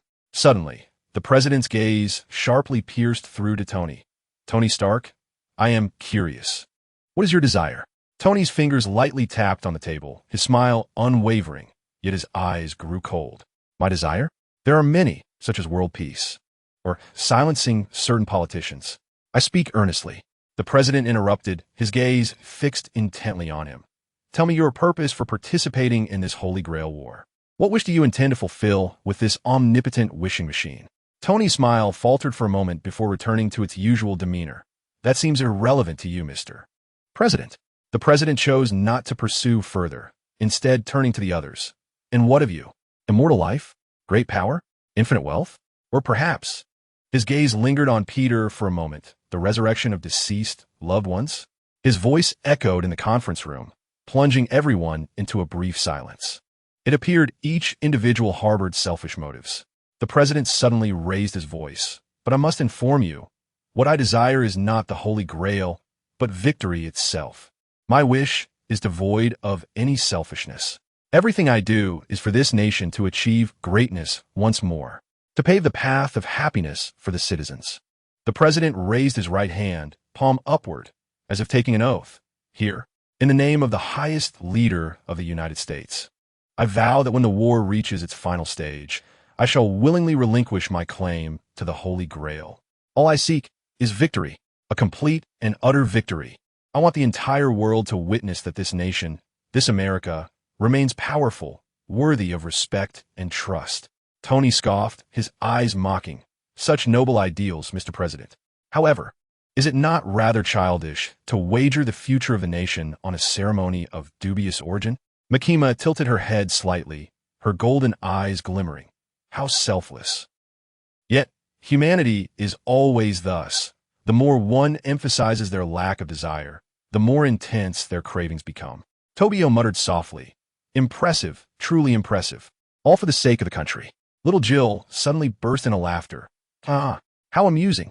Is this the caliber of modern kings? Zhongli cast a contemplative glance at the president, murmuring to himself. For the nation and its people? Nick Fury squinted his single eye, pondering. Was this guy truly scheming? Chapter 58. Target. According to intelligence analysis, the most vulnerable link in the Black faction is the caster group, Alchemist Zolf J, Kimberly, and his master, Andrew. The president pressed the remote control in his hand, and the projector switched screens, revealing Andrew's comatose mother in the hospital alongside surveillance footage from Hell's Kitchen. The president's fingers lightly tapped on the table. This high school master is currently hiding in Hell's Kitchen. As the first action of the Alliance, I propose we eliminate this group of adversaries. The screen changed again, displaying a man in a white suit, none other than Jampuri. Given our side strength with digital servants, defeating the caster should pose no problem. Our only concern is whether the caster might flee or cause widespread explosions resulting in unnecessary casualties. At that moment, Gil jumped onto the conference table, hands on his hips, exuding an air of arrogance as he proclaimed, "Humph. Does this mere rabble deserve my intervention? If a fight is to occur, let it be with the strongest. The one called Shukwa seems rather intriguing. I propose we take him down first." Tobio hastily tried to pull the boy down. "No, don't." Tony, however, shrugged nonchalantly. Bullying a high school student certainly makes for an impressive opening. Makima smiled and remarked, "I find the president's strategy quite astute. Eliminating the weakest first not only diminishes the enemy's strength, but also tests the alliance's cooperation." Meanwhile, Peter sat quietly, his fists slightly clenched, remaining silent. He knew Andrew, a fellow student from Zhongqing High, who was solitary and had few friends. His mother was gravely ill, and the family could hardly afford the medical expenses. Peter had seen Andrew discreetly wiping away tears in the corridor, but upon noticing someone, he immediately donned a mask of indifference. Andrew's participation in the Holy Grail War must surely be to save his mother. It was a desire he could not abandon. At that moment, Gwen sensed his turmoil and gently grasped his hand. Peter looked up, meeting her concerned gaze. "Peter," Gwen softly called, aware of her friend's temperament and what he might be pondering. "Wait." Peter took a deep breath and suddenly stood up. "Mr. President, I believe we should first attempt to talk to Andrew." The conference room fell silent, all eyes turning to the young master. The president nodded, gesturing for Peter to speak. Peter steadied his emotions and began. "Andrew is acting out of desperation. His participation in the Holy Grail War is undoubtedly to save his mother. If we can assist in curing her illness, perhaps we could persuade him to surrender." Before Peter could continue, he was interrupted by the president. "Regrettably, that is impossible. Andrew's mother is in the late stages of cancer. Modern medicine has reached its limits. Even with the nation's top medical resources, she has at most a week left to live." Peter's throat tightened. "But isn't the Holy Grail War capable of miracles?" With the power of the servants at this moment, Peter suddenly recalled the scene when Olga had cured him through cellular recombination, an extraordinary power known as magnetic field rotation, which could even regenerate severed limbs. Surely, there must be a way to combat cancer as well. Excitedly, Peter exclaimed, "Mr. Olga, with your strength." Perhaps he was momentarily taken aback when Nick Fury abruptly broached the subject. "What?" Fury, with his lone remaining eye fixed intently on Peter, continued, "You must have heard about the situation in that classroom, right? That was Andrew's masterpiece." Peter's pupils constricted suddenly, and he opened his mouth. Perhaps it was merely the caster's doing, right? What about Hawkeye? As he spoke, Fury glanced at Coulson, whose head was wrapped in bandages. He and Coulson were responsible for investigating the incident at Midtown High. The outcome was that Coulson was gravely injured, and when Hawkeye was finally found, only the lower half of his body remained. It is unequivocally confirmed that Andrew was directly involved. Fury continued, "Moreover, several hundred individuals have recently gone missing in Hell's Kitchen. Where do you think they have gone?" Peter stood frozen in place, as if something had lodged itself in his throat. Had Andrew truly descended to such depths? The lightning-fast Hawkeye and those who had vanished. Gwen tightened her grip on Peter's hand and whispered, "Peter." He did not respond, silently returning to his seat, bowing his head to conceal his face in shadow. He could no longer defend Andrew. For once Andrew had begun to kill for the Holy Grail. Driven by his own desires, he was no longer the innocent high school student he once was. This Holy Grail War had never offered a correct choice, nor were there any innocents. Each individual was ensnared in the whirlpool of desire, willing to forsake principles and harm others to achieve their unattainable wishes. Here was like this. Andrew was as well, and even all those involved in this conflict shared the same ruthless ambition to realize their desires. Peter pondered his own wish to end this Holy Grail War. But could he truly accomplish that? Machima gazed at Peter's silhouette, her smile unwavering, yet her eyes devoid of warmth. "How gentle you are, Peter-kun." Unfortunately, gentleness holds no meaning in war. The onlookers, whether servants or masters, regarded Peter with skepticism. He appeared too naive to them. Though only a handful of participants were involved in this Holy Grail War, the destruction and impact on the world would undoubtedly rival that of 2 world wars. In this conflict, harboring unnecessary pity or sympathy for the enemy would only hasten one's demise. The president tapped his fingers lightly on the table, observing Peter's somber demeanor, and spoke expressionlessly. "Parker, I understand your feelings. After all, for someone your age, This Holy Grail War is exceedingly brutal. You may choose not to partake in this operation, but here." His tone shifted, growing cold, his sharp gaze piercing through to Peter. "You must never hinder us." Chapter 59. Fuel. The president lightly tapped his fingers on the table, gazing at Peter, whose expression was one of despondency. He spoke flatly.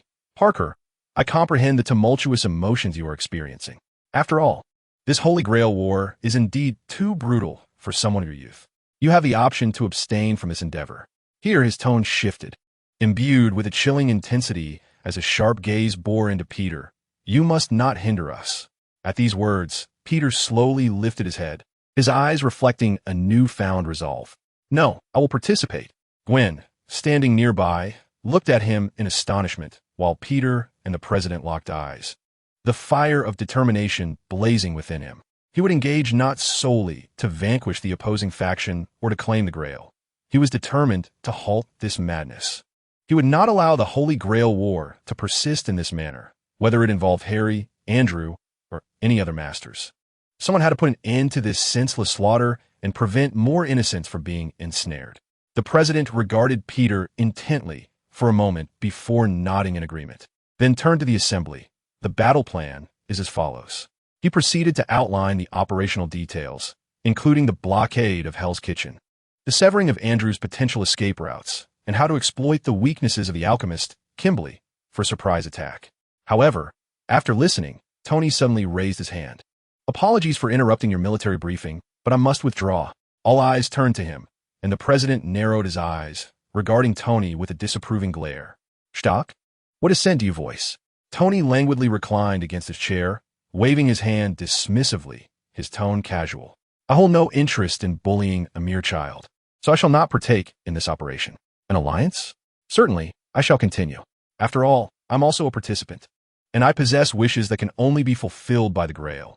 Hence I will not relinquish my claim to it." He surveyed the room, his gaze finally settling upon Machima, speaking with a flippant air, as this lady with hair as resplendent as fine wine aptly stated, rather than opposing everyone. "It is wiser to unite and eliminate a portion first." Machima smiled slightly, seemingly amused by his reference. The president fell silent for a moment, then ultimately nodded. "That is understandable." The meeting drew to a close amidst an atmosphere fraught with subtle tension. Finally, the president scanned the room, his gaze lingering on Peter for an instant. "Parker, please come with me. I have matters to discuss with you."